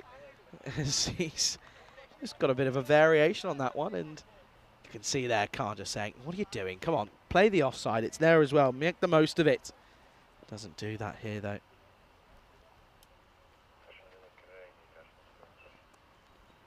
It's going to be a... Oh, there we go. Khan was rightfully just sort of saying, well, hang on a second, where's my wide? And, well, I could be thankful that eventually it does turn up, and rightfully so. It was well outside the lines. Oh, that's big. Crunched, and that's 6. Yeah, that's another maximum.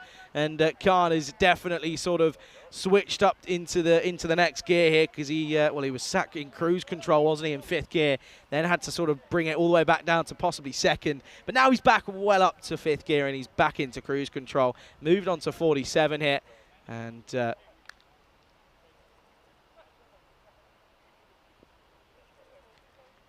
batting well, isn't he? 47. That's going to be another wide here.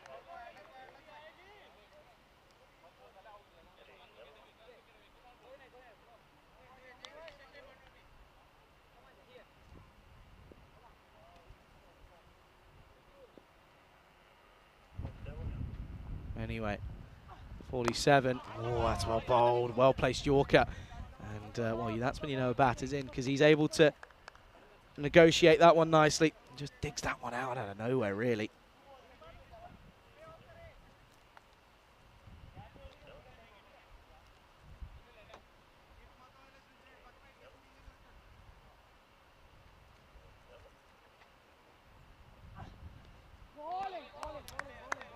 That's going to be a dot. As Talreja can't really do much with this one.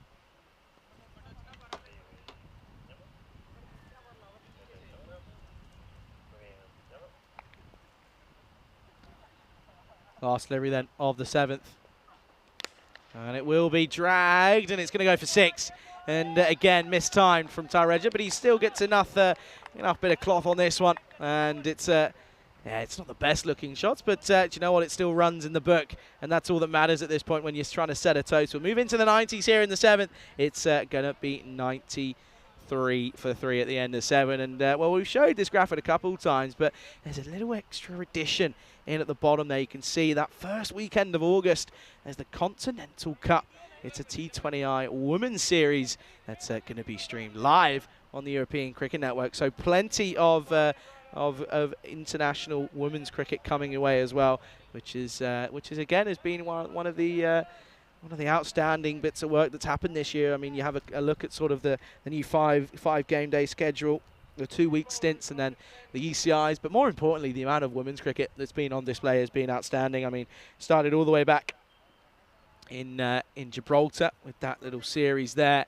And yeah, it's gone from strength to strength, and it's all part of the plan of developing the game, and for everyone, it's all about inclusivity and making sure that everyone enjoys the game that we all love so much. So it's good to see. As well, I'll tell you what is nice to see. Sandy Sachin's going to come on for a bowl, and that will be the 50, because he's launched this into the leg side. That's gone all the way, and what a way to bring up your half century. More runs for Imad Khan. He's a very nice fella, and he's tell you what, his batting isn't too bad either, because he's got all of that once more. And yeah, that's going to be that is going to be another huge maximum, and it's more runs. 54 not out off of 22 deliveries. Outstanding bit of work from him. Got to kick on and carry on here as they look to bring up the 100. And they'll do so, but it's a little outside edge. It's going to run and run away down towards that vacant region. And it's a back-to-back boundary, so it's 6 and 4. You know the rest. And it's another lucky bit of runs. But runs are runs, and that's what you take.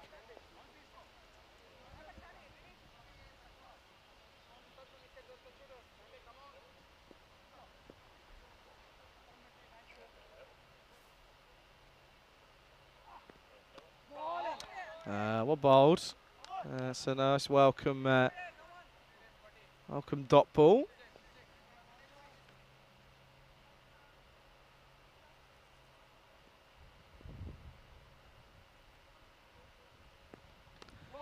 That's all snuck inside. Okay, consistency again. It's the word I always say. As long as there's consistency, that's you can't be too upset. That's well played by Khan. Pushes through, and I think he knows with the delivery left, he's going to want to just see this one out.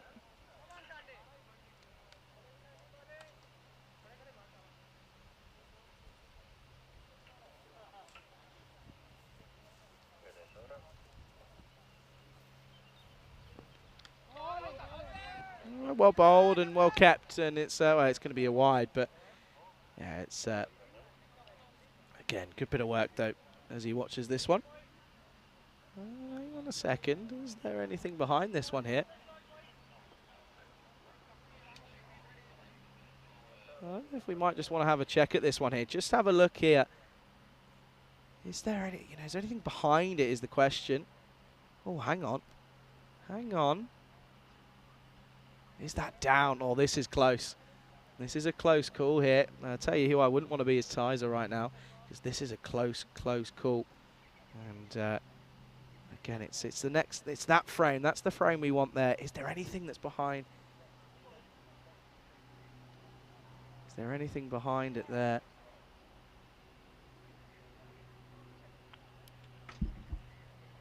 And you can see there. We're just looking there.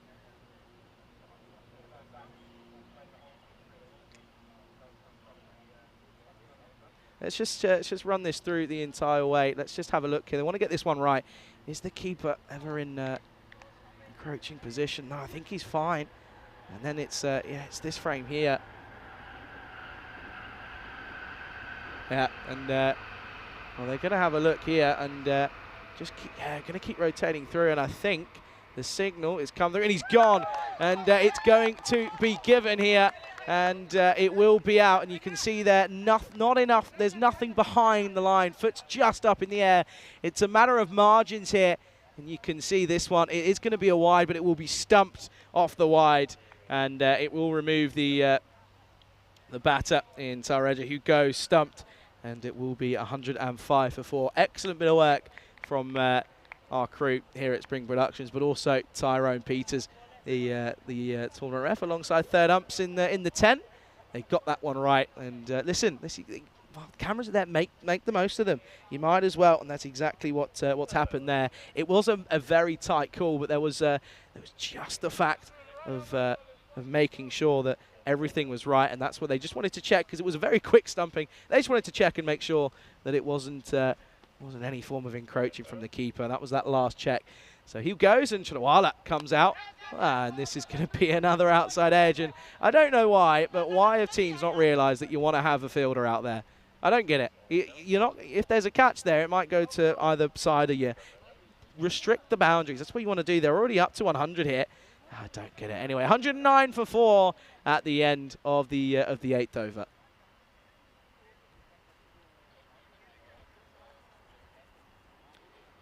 Can see there, they just got a big over that second one. They've just sort of been on a downward spiral, but they've been up at that 130, 135 rate pretty much the entire time, haven't they? It's been rather good batting in reality. It's due to the man who's still out there in Ahmad Khan, who's 59 off just 26 deliveries. And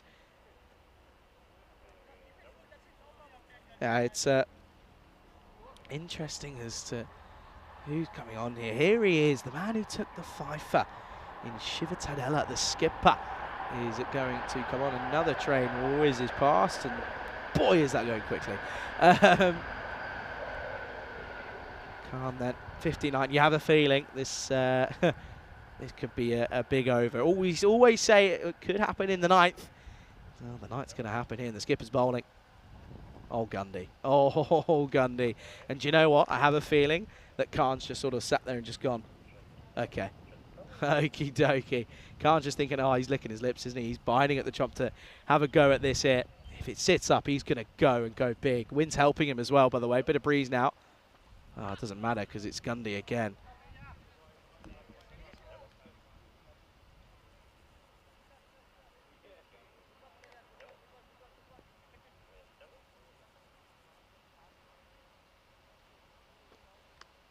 No, that's another one.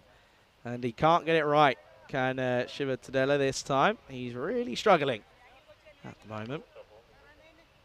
France have, I'll tell you what, Amjad's come in and he's gone ballistic. He's got 21 off 11.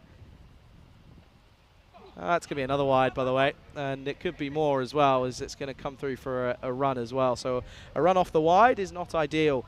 France have got their way up to 150, so a decent start here, but still no legal delivery has been bowled yet.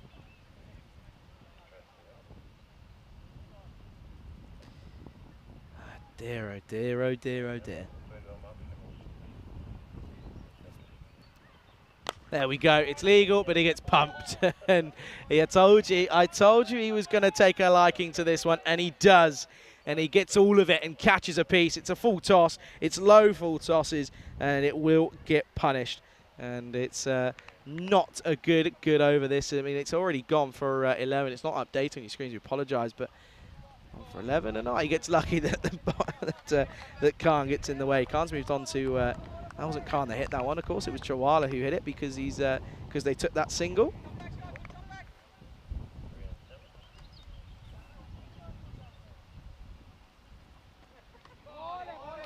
That's a good bit of keeping. Well watched.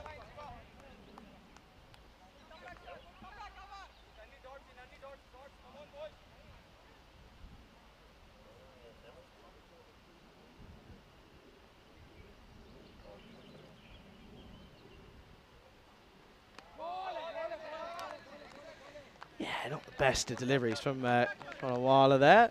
As,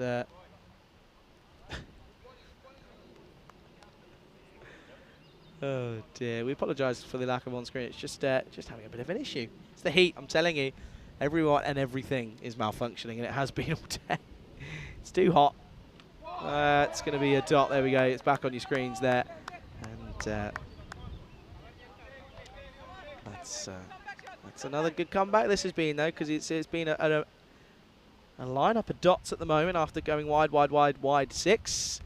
That'll be another dot, so it's a pretty good comeback from Tadella. It's 120 for 4 as we come into the 9th. More importantly, Khan's on strike.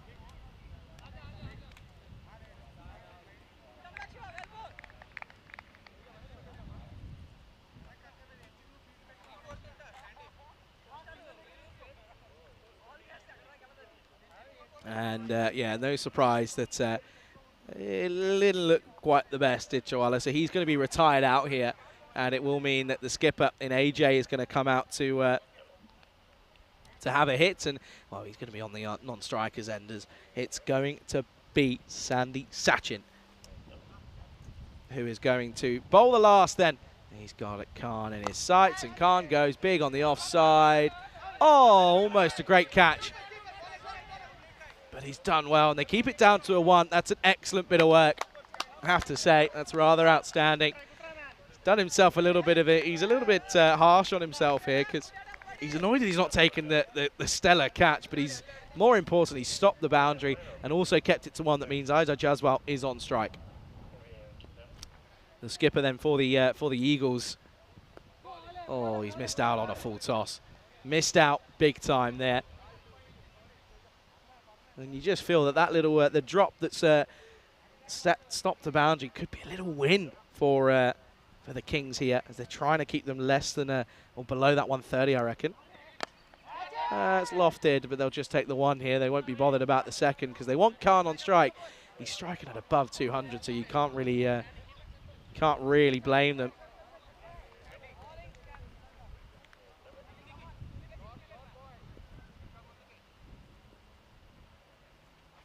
Here we go then, going to take a light, he leaves it. That's well played.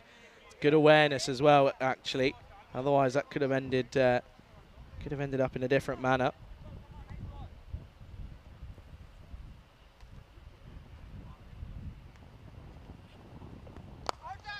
Oh, he's gone for it, and again, oh, and it's gone through, and I think that's gone all the way. It has.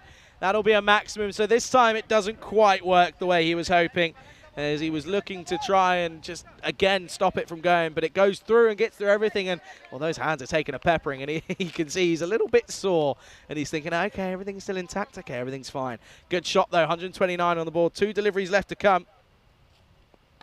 Well, Bold sees him coming, and they will come through for the single. Would I have taken that one? No, I wouldn't have, if I'm being honest with you.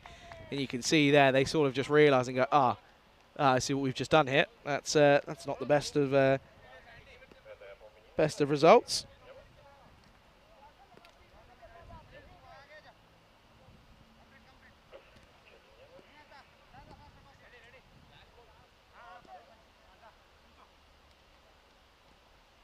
Last ball then.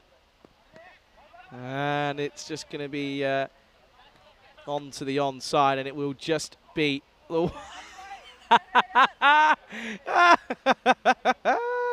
oh no. Oh, please tell me we've got that on a replay. Please tell me. Watch this here. They come through. It's going to be 1-2. Watch this. Tries to get out of the way. Ready? Ready? Oh, that's a nasty one.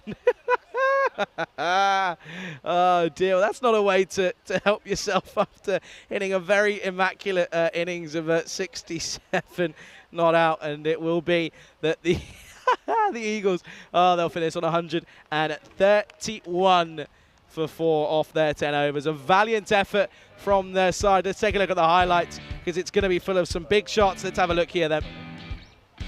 Good start, wasn't it? Imad Khan started the innings off at the top, and he also was the one to finish it as well, as you can see here. Let's see this one, and there was a lovely few shots in there. He was well supported though, but it was a poor way to get out for Sachin Chauhan at the top of the order, wasn't it? He just lofted it off the bowling of Bomasetti. He was the pick of the bowlers, took 2 for 17 off his 2. This one was shelled, and that definitely came back to haunt them, because it ended up going big, did Imad Khan. This was a good catch to remove Puthran, and then this was a bit of a comical moment. He went out, didn't go for the catch, and then he ended up there sort of fumbling it really. All parts of the ground. A great innings from Imad Khan. This one was close, had to go upstairs, and rightfully so, because it was eventually gone. And it was a great bit of work from Valvati, in all fairness. This one was hit down the ground, and well, that was a 6 to finish. And then this one, I knew it was going to be in there. Watch this. He goes bloop, and that's going to hurt in the morning. End of the highlight package. It means then the Eagles will finish on 131 for 4. The Budapest Kings need 132 runs for victory here off of 60 deliveries. Let's take a look, and a quick look at the scorecards here. And it's all about one man, Imad Khan. 67 not out off of 29. 2 4s, 8 6s. Outstanding hitting for him. Well supported by Sachin Chauhan, who was 21 off 10. And I can walk you through the bowling figures as well. The only pick really is Bomasetti, 2 for 17. Everyone else was getting a bit of tap. Bomasetti was the only one to go for single figures as an economy rate. I mean, Ramachandra awful over 21 with a 23 off with the no ball as well. So all to do then for the Budapest Kings if they're going to look to make it 2 from 3 here today. The final innings is coming right up. We'll be back live on air 8 minutes time. You're watching the European Cricket Series here in Hungary with myself, Charlie Hunt, as ever, on the European Cricket Network.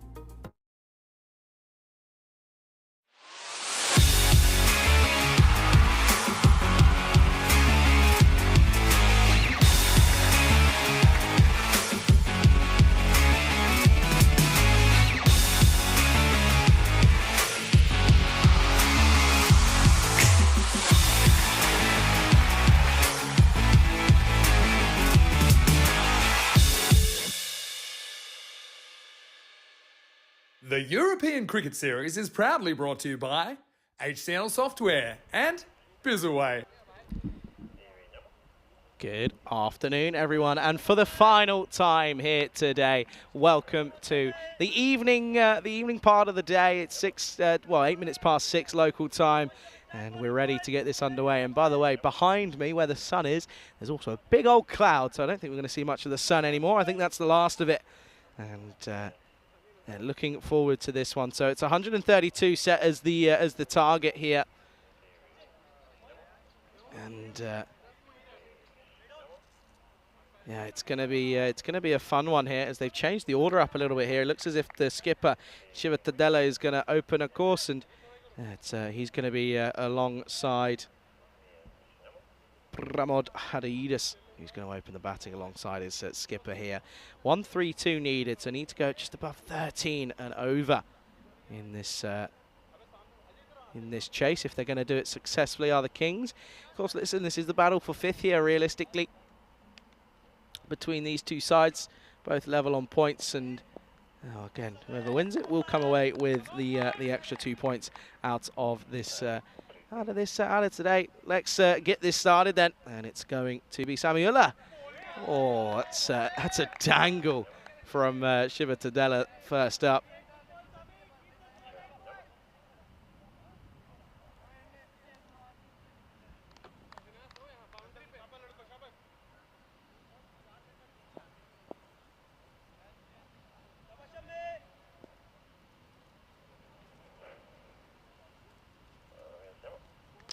Oh dear, that's going to be a wide. That's Gundy. It's a bit of a loosener from Muller this time around.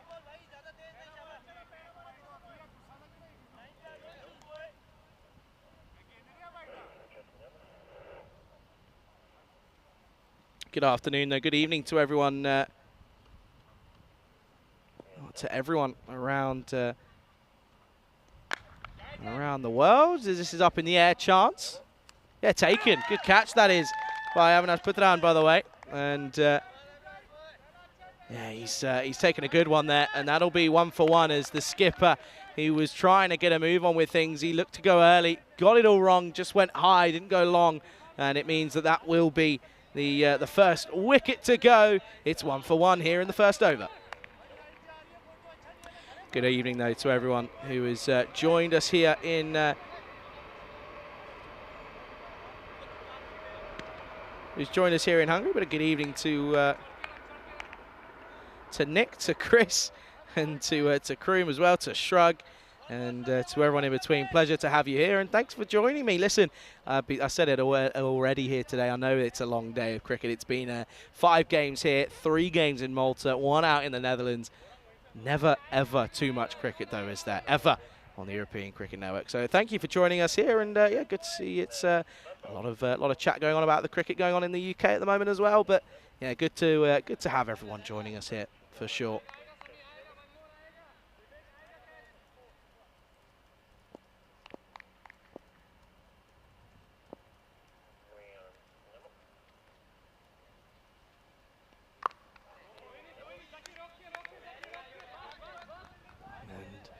That's just pushed by Akula, who's the new batter, Prakash Akula, that is, of course. And that is that's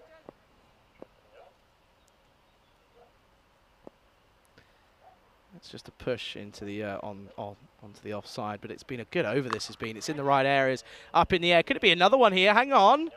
Oh, it is, and this has been a great over because it's Akula who's now going to go, and this chase has gone off to the worst possible start for the Kings. They've lost 2 big batters in. Well, they had the skipper go earlier, Tadella, but then Akula came out, and the change has not worked here, and it means that it's going to be another wicket, and it's 1 for 2 here, and Samuela, he's on fire.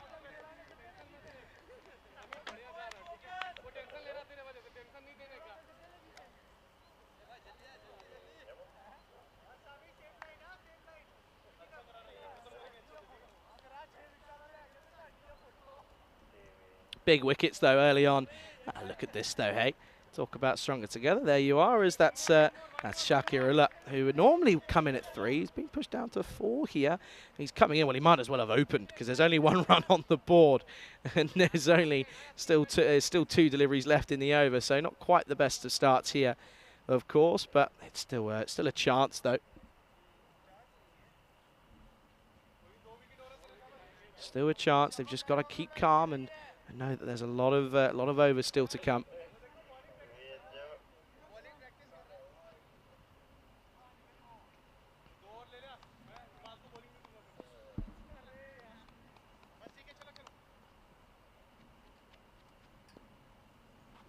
Oh no!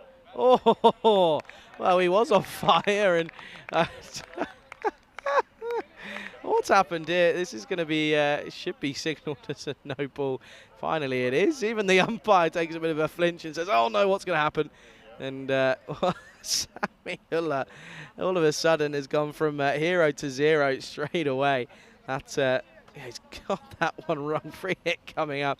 It's Essler up against Essler. Sammy up against Shakir. Free hit time. Ah, it's well bowled. Very well bowled. Ula was thinking, oh, hang on, a wicket. No, it's a free hit, mate. Come on. I know it's been a long day. I know. But it's your only game you played. Come on.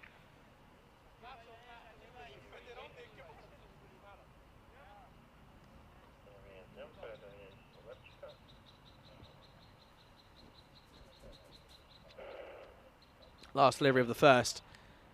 An outside edge, but it's on the full, so it will be a dot to finish. And what a great first over that is. Had a wayward no ball, but of course we do. It's Hungary. End of the first. It's 2 for 2 after 231 matches since this last golden ball. It was in Bulgaria. It was MU Sofia taking a victory. It was Chuktai who hit the winning runs. And at the moment, we need a bit of magic because. Well, I don't think we're going to have it here tonight. Don't think it's going to happen. I think it's going to be a pretty convincing win for either side, one of the two. Yeah, you always know there's a bit of weathering when you get the flies coming out. They've not been here all day, but now they're just starting to come out. I can't even get further enough out to see, but there is a cloud coming, but it doesn't look too vicious. It looked a bit dark in the break, but it's lightened and brightened up ever so slightly, which is good and positive. Of course, we want it to stay all fine. As here comes the skipper, as Ajay Jaiswal. I'd love to see him if he could follow through. He stops straight away. Watch it. Honestly, you watch this one. First of all, bowling around the wicket as a right-hander should be criminal. Is criminal. But watch how he just stops on the crease. He could be such a more prolific bowler. Watch this. Stop straight away. And he's already walking back, is AJ.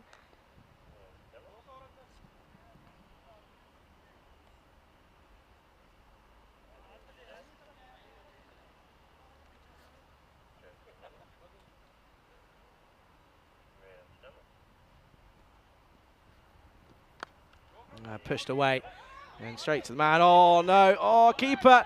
Oh, let's have a look here. We're going to go upstairs and have a look here, and you can see that the the umpire's reaction tells us that this could be a little bit close. Let's have a look then here. It was a little bit wayward, the throw. Keeper has quite a lot of work, so he takes it cleanly. Oh, he's gone. Yeah, he's gone. He is gone, and it was close. Look at that. Matter of frames, really.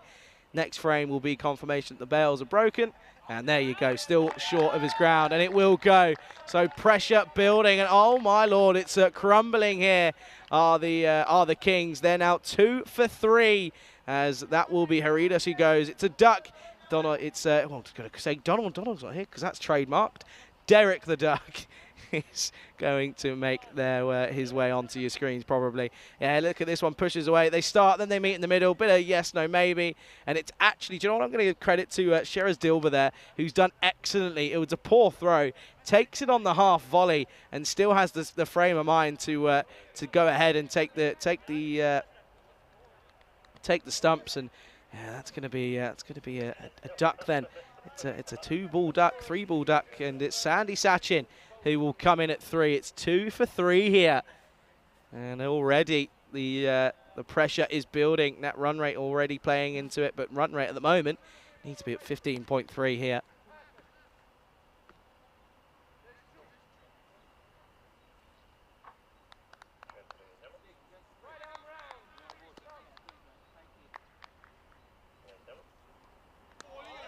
again around the wicket, proving to be a little bit tricky. Sandy just sort of looks there and just goes, ah, okay. Sort of has to have a think about it. First delivery phase, he's got to give himself a bit of time, hasn't he? Got to. Oh no, he pulled away very late there. That'll be a dead ball. It's a bowler's worst nightmare. Well, if Chaswell came in off a few more steps, he'd probably be a bit bothered, but doesn't look too concerned. What is? I want to count how many steps this is. It's not many, is it? About 9 or 10, and then doesn't follow through. And oh, well, hang on a second. Was there a little tickle on this one? The reaction would tell you that it probably could have been. Potentially it was close. Look at this. It's put down, and Ada Jaswal was already walking back. Look, if he follows through, he gets another bit of pace, and it becomes even harder to deal with. But he starts going back already. I don't understand it. Oh, direct hit. They're on it. Are the Eagles here? Clearly, they want that 5th spot. 2 overs down. Then, oh boy, they're in trouble. 2 for 3 after 2. This is what I mean, a battle for that 5th spot, realistically. Royal Eagles trying to keep their 5th spot due to their superior net run rate here. Of course, you look at the teams we'll be playing tomorrow. The Vikings, both the Vikings and the Ultimate 11, then we'll also see the 2 top teams as well. Tomorrow is going to be an exciting day, the last day of action before we make our way to finals day. Cannot wait for that one. It's going to be so exciting. Good news is the weather keeps changing, and it keeps changing for the positive, as it looks as if we should be okay over the weekend. By the way, that was a maiden for Jaswal, which is very rare, just to let you know. A maiden off that over. They picked up a run out as well, but that was, of course, a team one. So that's going to be Ulla, who's going to carry on and continue into his 2nd over straight away. Malta 20 for 1 in reply to 1-5-3 set by France, by the way.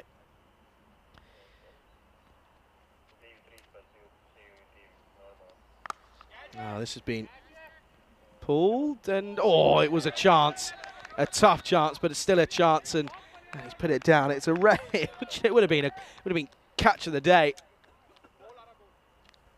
Just an outstretched hand, really. But yeah, tomorrow. I mean, tomorrow's a big day.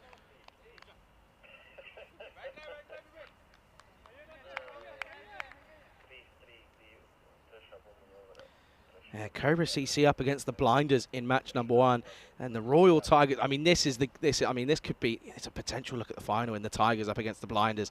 That's going to be exciting, really is, as this is just pushed into the offside for 1. Finally, we'll get up above runs, above wickets. Yeah, the Royal Tigers take on the Budapest Blinders. That's going to be a big game again. Cobra CC, of course, looking to cement their place in the top 4 up against the DV Ultimate 11. That's, of course, the Debrecen Ultimate 11. Then the Debrecen Vikings take on the DV Ultimate 11 in the 4th match of the day. And the Cobra CC take on the Vikings. Vikings have got 2 on the bounce, so not easy, but a big day coming tomorrow. And it's going to be some good cricket on show as well. We'll be able to see the likes of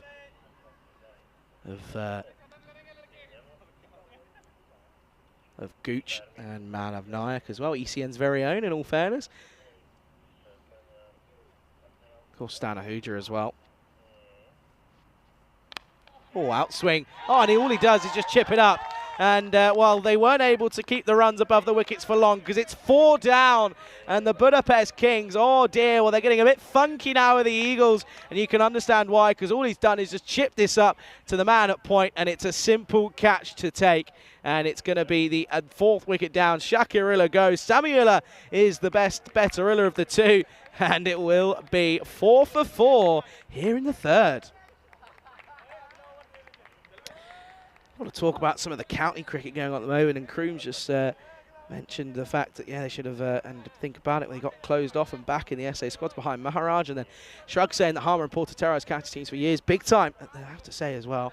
Met Porter, met him, he was on a sort of county tour, kind of, it was the Tom Maynard Trust, who they toured Spain for a good 6 years. It was a game that I didn't play in, but I played in one of them as the Spain A side, but yeah, he was there, and I was able to talk to him and talk about Essex cricket. I was very young. I don't think he knew exactly what was going on, but it's fine. I'll take it anyway. But, wow, this is a big, big moment. 4 for 4 at the moment. 4 for 4, and in reality, it's just a matter of time as Valivati's coming. He can still hit a ball though, in fairness. Oh no, it's another one. It's going to be another no ball. It's pitched behind the popping crease.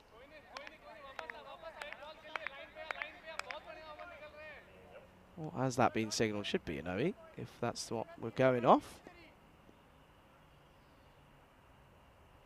Okay, not too sure. I think it might have been given a wide. Interesting. Anyway, last ball. Well, the catch has been taken, but it's already been called a no ball. So it's been called a no-e on field. They're just going to want to check this just to make sure. But let's have a look at this one here. Initial reaction. So he moves down. That's one thing you've got to remember here. Moves down. Is that dipping enough? You've got to go off his initial point here. You've got to go off your initial point here. Hang on a second, folks. What's oh no, we're carrying on. No, it will be a no ball. Free hit, punished. Man out there, takes the catch, doesn't matter. Oh no, hang on a second, get your arm in. Oh, wrong end. Oh dear, as the two batters are just sort of forgotten at the moment. This is embarrassing for the Kings. They're 8 for 4 at the end of the power play. That's got to be the worst power play I've seen in a very long time.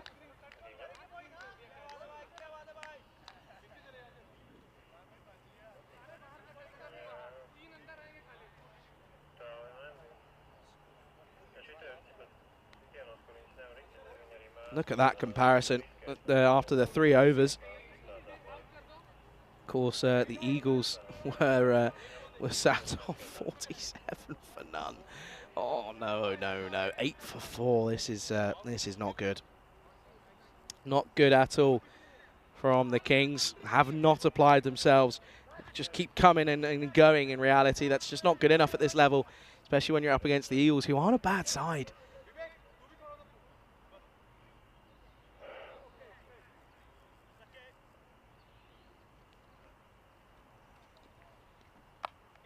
Up in the air, there's the new bowler is Naman.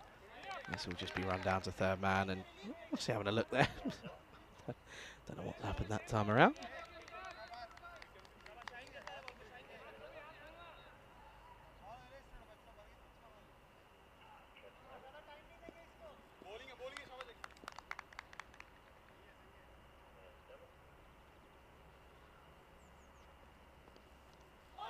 Oh, a little inside tickle as well, but it's the slower one from the man as he saw him coming. That takes a lot about yourself to be able to pull this one off, and he's put his back out as well. Not surprised he swung pretty. He threw everything plus the kitchen sink at that one.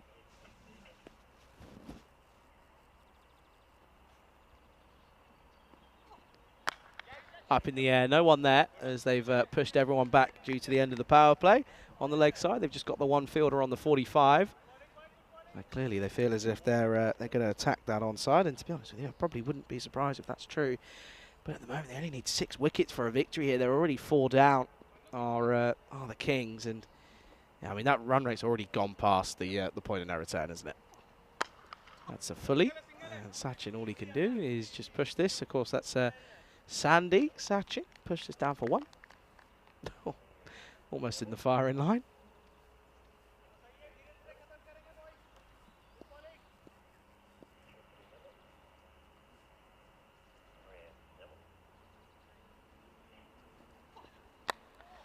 Clipped nicely. Good looking shot. Chases on for the fielder out on the boundary. The boundary rider there is, of course, Vivek Chawala. This has been really tight. I've been very impressed by the Eagles here this afternoon. They came out and they meant business with the bat, and they've just backed it up hugely with the ball, haven't they? It's 11 for 4. I mean, at 1.4 for 4. That's wide. Oh, hang on a minute. Now they're thinking of taking a run. Direct hit. Oh, no one's there. No one's home.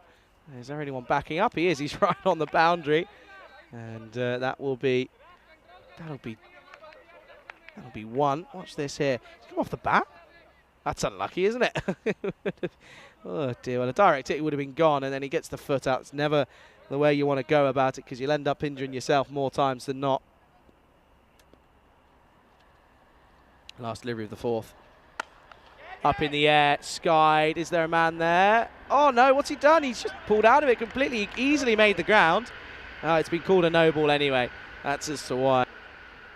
And that'll be the reason why. So it'll be a free hit to come then after that no ball. Let's have a look at this here. Okay.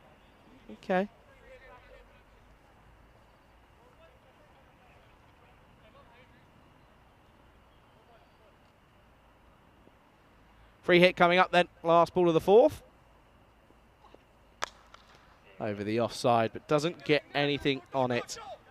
And it's eventually they come round. They come round for two. Man wasn't too far away, but he's gone the long way round. Clearly it'll be 2 to end the over. 4 gone. It's 18 for 4.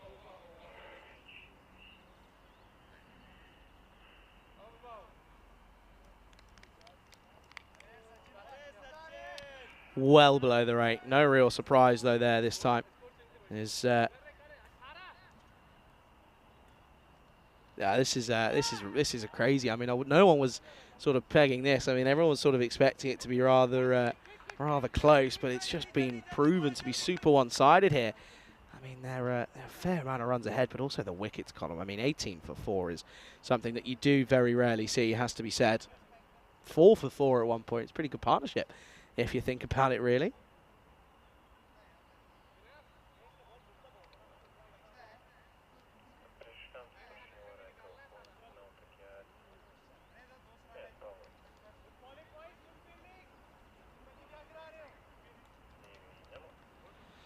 They're going to go for a little bit of something different here for this 5th over. Looks as if they're going to go for Sachin Chauhan here then. Something bit of part-time. Uh-oh. This is going to be well fielded by Ulla.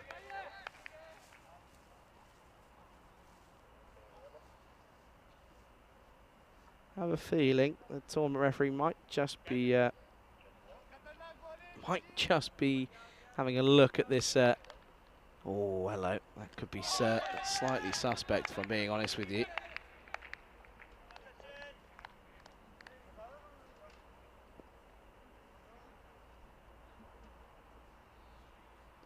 Oh, right off the toe, and it's they're gonna run for their trouble. He holds his ground. Shrug saying, "How far is that railway line from the ground, Charlie?" Literally next door. As in, you come off the main road, you come off, you turn right, you've got the sort of, you come across over the railway tracks, the station's on your right, you turn left immediately after and the ground's there. So it's probably a matter of about 100 metres, if that, I'd say. Quite literally next to it. Manav's in the chat, Manav. Hey, buddy, how are you? Oh, hello. Oh, what a shot. The one-handed reverse Malachi. There we go. Oh, and of course it's that man. It's Sandy. Look at it. It's literally one-handed. Oh, what a shot. That's the best shot of the day. Thank you very much. Thanks for coming. Get that one on the socials. What a shot that is.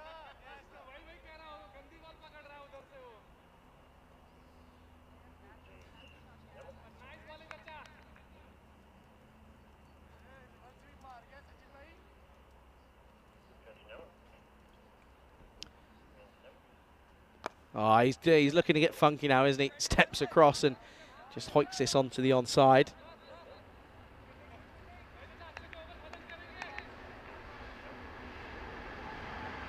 There you go. There's the train going past. That's probably about 100 metres, maybe a little bit more, 150, maybe 200.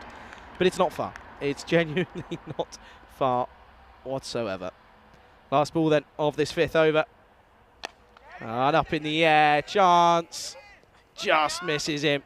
And that will be just be 1 to end the over. It'll be 25 for 4 at the end of the 5th.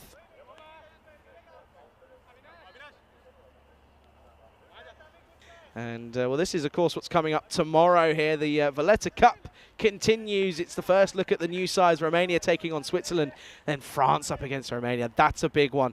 Certainly looking forward to that. Thailand taking on Scotland again tomorrow. That's day 4 of 6, so we've got 3 more matches in the Netherlands to come out of the tournament. And Luxembourg, of course, they take on Malta. That starts at 8:30 Central European, 6:30 GMT, 12 o'clock in India, 12 o'clock GMT for Thailand versus Scotland, 2 o'clock Central European, and 5:30 out in India. Of course, that's alongside the final day of group matches, and we've got the two top sides taking on each other tomorrow, so make sure you tune in for that one. Oh, this is up in the air. Chance? No, that's going to be 6. Yeah, just over the top. And that's a good-looking shot as Putran here has come back, and he's got thumped straight away.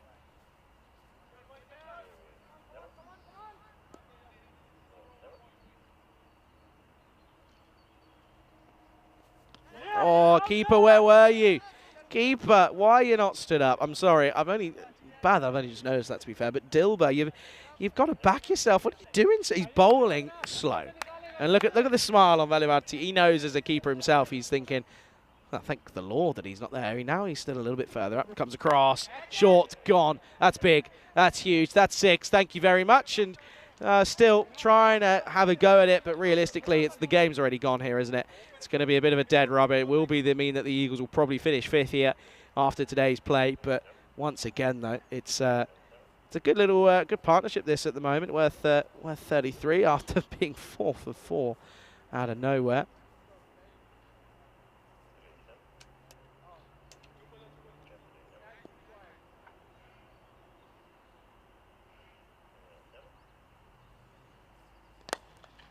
Slaps down the ground. Hasn't timed it, though. That'll be Taraja, who does the fielding for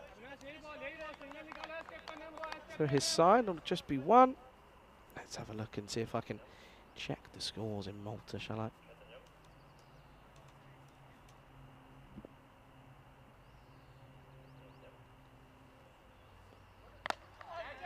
Up high. And again, has he middled it?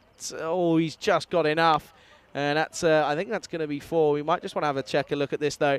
But it's, again, a good shot, but it's too short. You can't be bowling there, Avinash Putran. Let's watch this one here. That's 4. Yeah, 1 bat's 4. Thank you very much. And it's too short. It really is. And this time it's Sandy Sachin who gets involved in the action here. Malta, 36 for 3 up against the French in the first match of the Valletta Cup. Not good from them whatsoever. That's Gundy. That's a wide.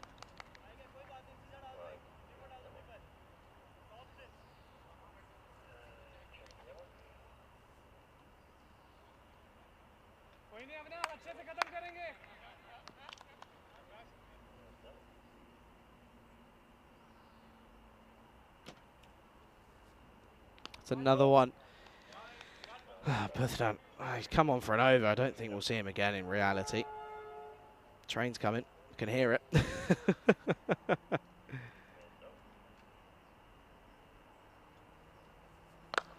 Swept nicely. Not probably the best shot to play in reality, but he'll get a single and he'll keep the strike. End of the over. It is, of course, going to be 50, not 50, 45 for 4 after 6. There is the train. See, I told you it was coming. Been here for a day and a half, and I already know what's going on. Told you.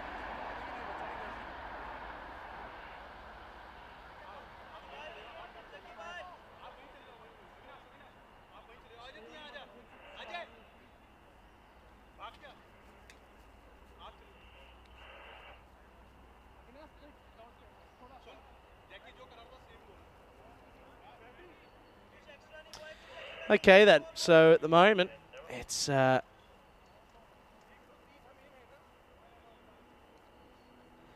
87 needed off 24. It's been stuck at 21 for the last couple of overs, but yeah, it's not looking likely, is it, realistically? This is going to be Naman who comes in, and this will, oh hello, nearly does put it down, but oh, buzzers, no, it's all happening here, all happening even though it's not.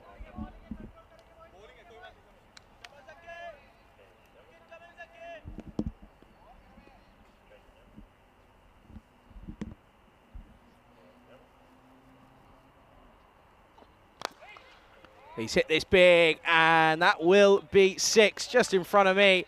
And that's a really good shot yet again here. As it's 2 full, makes it into a slot delivery. If Rico is here, I'd be straight up trying to take that catch. 100% I would have got it. I'm telling you now. Good shot from Malivati, who's getting going once more. Again, he's now 25 off just 12. As He's just trying to do something here, trying to do something a little bit different, isn't he? Oh, and he's gone again, and he's got it. Tizer, oh, he just pulls out at the last second. Gives a little bit of the old ballet dance about this one. Watch this little leap out of nowhere. Here we go. I don't know if we pick it up. Is it picked up? Is he? Oh, you can't. There's Shub. Shub's got everything. Shub's got a coffee. He's got water. He's got a bit of paper in his hand. He was thinking about it though. He's thinking about dropping it all. Ties up. I've heard a lot about this one-handed ripper. Not seen it yet. I've not seen evidence, and I've also not seen it in person. I've seen you pull out of a few. Stigsy's the same, eh? Stigsy's the exact same.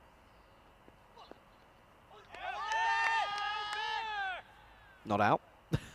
Nothing. Absolutely no noise whatsoever.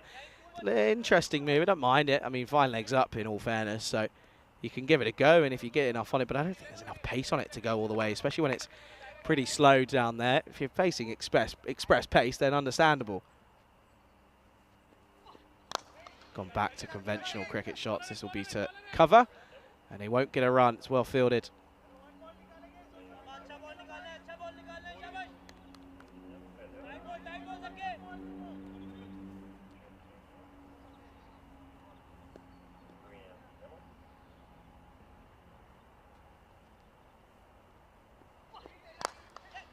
Hit nicely, straight down the ground, but yet again can only find the fielder, but he'll be the one. He'll keep the strike. Partnership's worth 55 now, by the way. It's 59 for 4 at the end of 7.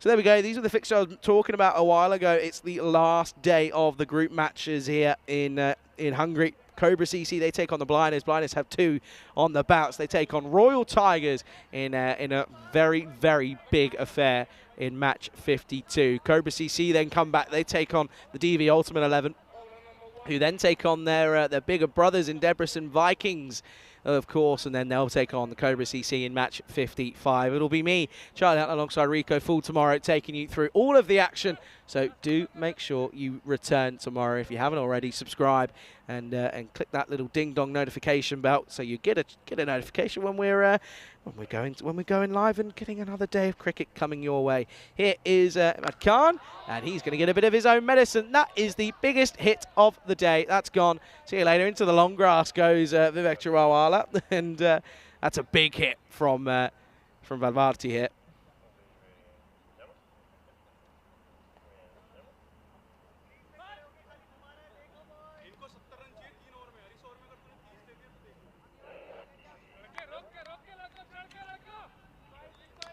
Batted superbly well, didn't he? And not a good start. He got a bit of his own medicine. Oh, this one is big and even bigger. Should be, come on. Oh, should be, no. That's got to be the worst effort I've seen all day. You were there, Shubby. You were there for a reason, and you've completely got that one wrong. Oh, we're going to be having words. Look at this one here, right in front of us. And you know what? Shubby's lucky. He's just blocked out by the view. There he is. Look at him. He's thinking, oh, I'm going to hide. Look, it wasn't me. I'm sorry. I'm really sorry. It wasn't me. Oh, dear, Shubby. Next time, eh? Next time. He's always in the right moment at the right time. Well, he's gone again. Shubby was getting ready. It's going to be taken, though. Shubby, take lessons here. There we go. Look at that. Turns around and says, Shubby, I'm watching. Look at this. This is how you play. This is how you get it. And it's a... it's going to be the big wicket of Valvarti who goes. It's a good innings that comes to an end. Bit of resistance, but it's not going to come good. Goes for a well-made score of 44 off just 19. Another wicket down, 71 for 5. Shrug saying it's... it's all happening even though it's not. There's a bit of Alan Partridge. Hey! I'm just a comedic genius. It's fine. Don't worry. It's okay. Kroom saying, even though it's all happening, I've heard a rumour that it's not. So we'll catch you all tomorrow off for his cricket. Kroom, see you later, mate. It's a pleasure to have you, and thanks for gifting out that membership earlier. It's always appreciative and always appreciated, I should say, and we're forever grateful. There's Ramachandra who's come out at number 7. And, well, he's gone.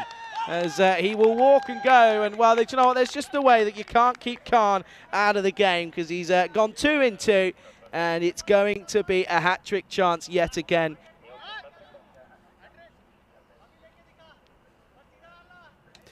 And this will be, it's a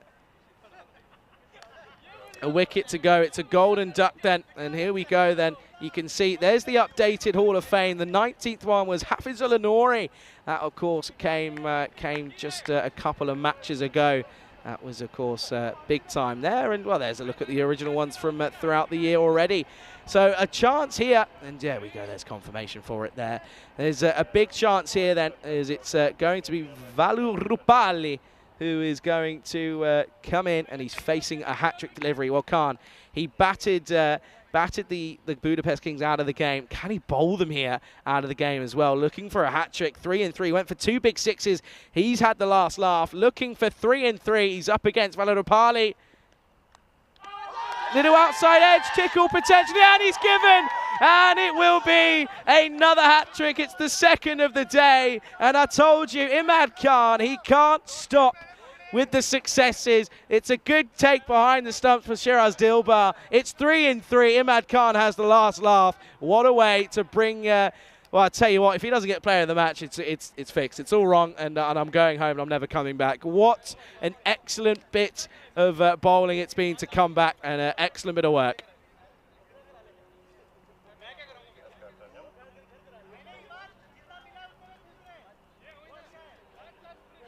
Can see there, he was waiting for it. I heard it. The batter knew he was just going to see. He didn't want to walk on a hat-trick ball, but it was a thick outside edge, and it's yeah, it's a good catch. 71 for 7.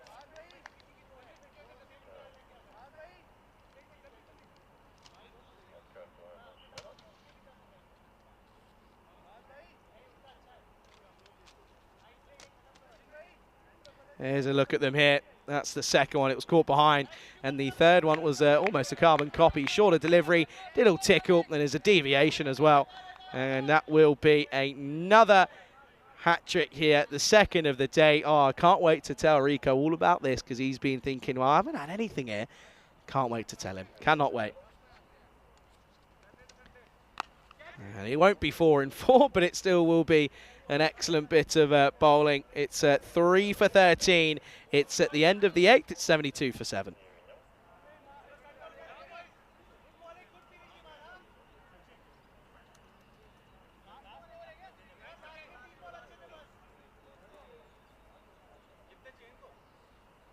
Well, well, well, as Kroom has gifted another one, of course. He's back, he returned. He said nothing was happening. I told you there was. You've got to be paying attention, buddy.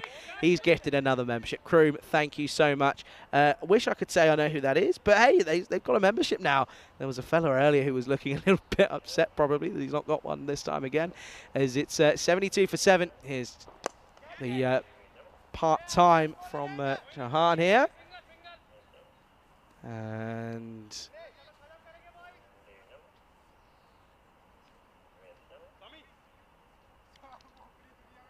keep an eye out here. Just watch this here as he comes in again. Oh, that's a nice shot through the covers here. Shouldn't go, and it's going to be Khan again. Can't get him out of the game. Oh, run out. Oh, he's gone. Oh, he's gone. Yeah, he's gone big time. And that's going to be 73 for, or 73 for... 73 for 8 here. And, oh dear, Sandy saying, oh no, I wanted the strike. I wanted the strike, and he's going to go, does Pomasetti. It's gone by a fair distance, and that will be, that'll be another wicket. So 74 for 8 here as they went and turned for the second, but it didn't happen. 74 for 8, 2 wickets now for a victory here for the Eagles.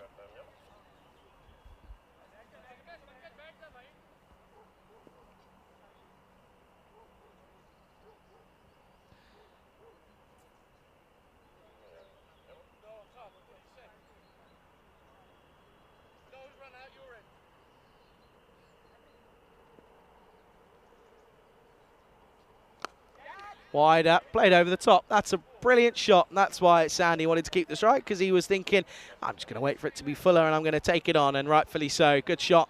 Gets right out of the middle. It's timing from Sandy Sachin. We haven't really been able to say that much for the Kings this innings, but that's a good shot. He now moves on to 22 off just the 17 deliveries.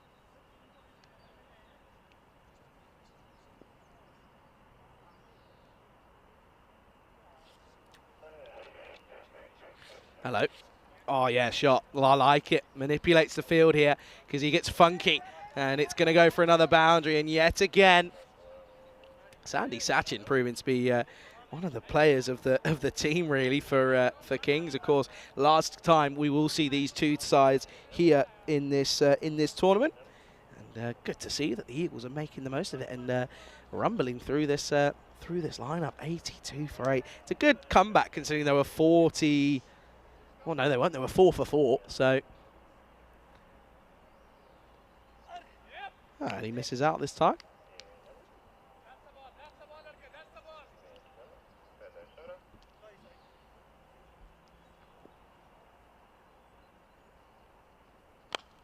And driven, and they're thinking of the one now. They could have taken that one, but they won't, and it means Mandali will be on strike for the last over. Then it's 82 for 8 at the end of the 9th.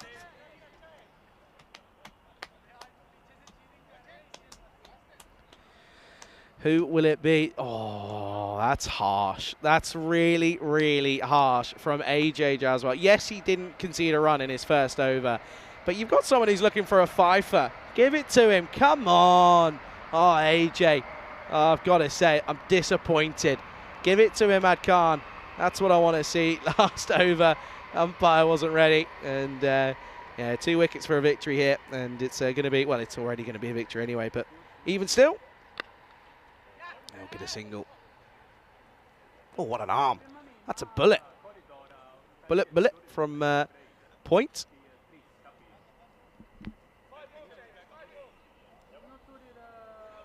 So finally a run comes off AJ. Oh dear. Just fell over, didn't he? Lost his balance and got it wrong. That's going to be a wide. 47 more of those and we might have a golden ball. Anyway. Oh, that's off the toe and it'll just be one. He's throwing everything at that one. There's old Sandy. Yeah, folks, just want to say, though, before everyone sort of scurries off, huge thank you to all of our viewers for tuning in today. It's I sincerely appreciate all your interactions. It's not easy on your own, and 3 commentators all over the globe on the right. I thought, actually, Corey had a guest commentator. Nice shot, 4 runs, by the way. Yeah, Corey had a guest. He had Scotty Edwards, so that doesn't count. I'm not giving him that one. But yeah, on behalf of myself and Vinny, I know Vinny will probably be saying the same as well when that game comes to an end. But yeah, I just want to say huge thank you for keeping us entertained, and yeah, it's been a pleasure once more to be here, and I'm looking forward to tomorrow. Some big matches coming up tomorrow, I have to say. 3 balls remaining then. Oh, that's going to be 4. Is it going to be 4? Will the ball go? Yes, it will. 4 runs. And all of a sudden, Jaiswal's getting a bit of tap in this last over.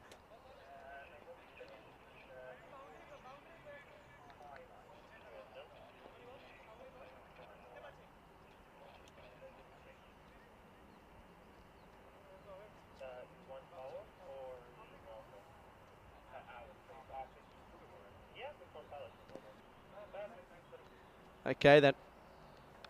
Oh, good shot again. Oh, it's put down. There's a man out there. He picked him out. That's Sachin Chauhan.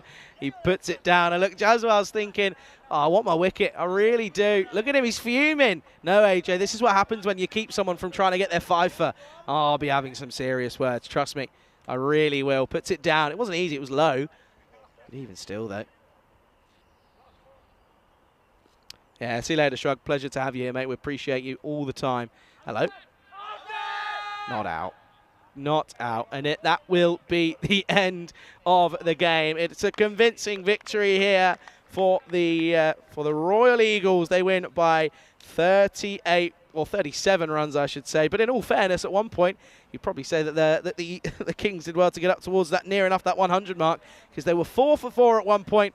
But it was a really good bit of bowling from the Eagles. But let's have a look, though, quickly at what's coming up tomorrow. Cobra CC taking on the Budapest Blinders. And, well, let's take a look at those highlights, or maybe we'll see what's going on. No, we'll have a look at the fixture. I'm telling you, blame the heat. Trust me, blame the heat for that one. Cobra CC taking on the Blinders. Blinders then take on the Royal Tigers. That is going to be an absolute belter of a matchup. Then we've, of course, got Grover CC taking on the Ultimate 11. They take on the Vikings. And then we finish on with Cobra CC taking on the Debrecen Vikings. And it's going to be an exciting one. That gets underway 7:15 GMT, 9:15 Central European Time, 12:45 out in India. Come on then, let's roll these highlights of this last innings. It's going to be an interesting one. Let's have a look here. And it was all about the catches that were taken pretty early on. It was a good spell of bowling.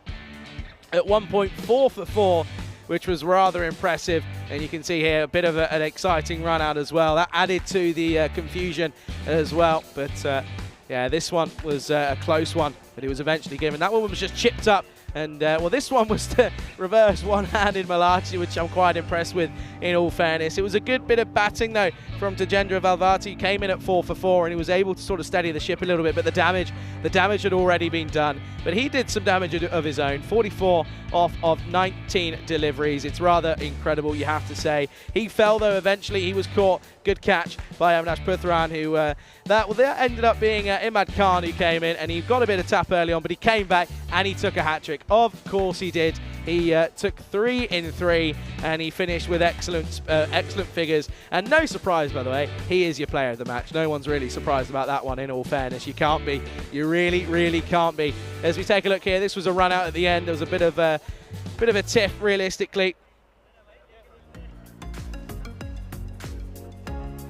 And yeah, it's been an absolute pleasure to be here today. It's been a great day. Of course, the Royal Eagles winning the last game here up against the Budapest Kings by 37 runs here, and that will be all she wrote on this lovely Wednesday's play. It's been an absolute pleasure to be with you guys and taking you through the coverage. It's been a long one. It's hot and humid. I've told you a few times. I'll tell you one more time, of course. But no, it's been a pleasure. Thank you all so much for sticking around. It really has been outstanding. And I just want to say very, very quickly, I won't take up too much of your time. I know everyone wants to get wrapped up here pretty quickly.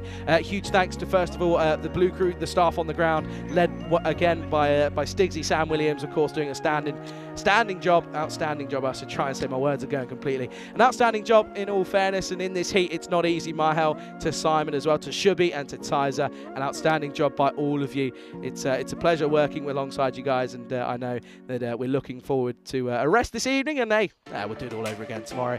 To the umpires, of course, led by Tyrone Peters, I mentioned there. Outstanding job again. It's a pleasure to see what you guys are doing out there. It's slowly and slowly, every day it improves, level upon level, and again, it's something that we see throughout the continent. The umpiring level standards are getting better and better, and it's exactly what we want to see. The last big thank you, of course, is to the last two local organising committee, the federation. Thank you to all of you guys. The food, again, lovely. Didn't really get to tell you what I had. I won't tell you. It's one that you can leave up to your imagination. And finally, to our partners at Spring Production, you guys again smashed it. The crew here again. It's hot out there today. Being stood up on that tower in that heat is something that I wouldn't wish upon my worst enemies. So a huge thanks to all of you guys, and sitting in that van as well. Good news is no one nearly got killed today, which is always a plus. But again, lastly, huge thanks to all of the viewers. I said it already, I'll say it again, you guys are the best, and we do appreciate all of your comments and your thoughts, your queries, your questions, anything, your weird, wonderful chats. It's all part of the fun. Anyway, my name's been Charlie. It's been an absolute pleasure to be taking you through the whole day. Do stay around. We've got some highlights to leave you with, but that's all I've got time for. And until then, I will see you tomorrow morning. It's good night from me. Hasta luego.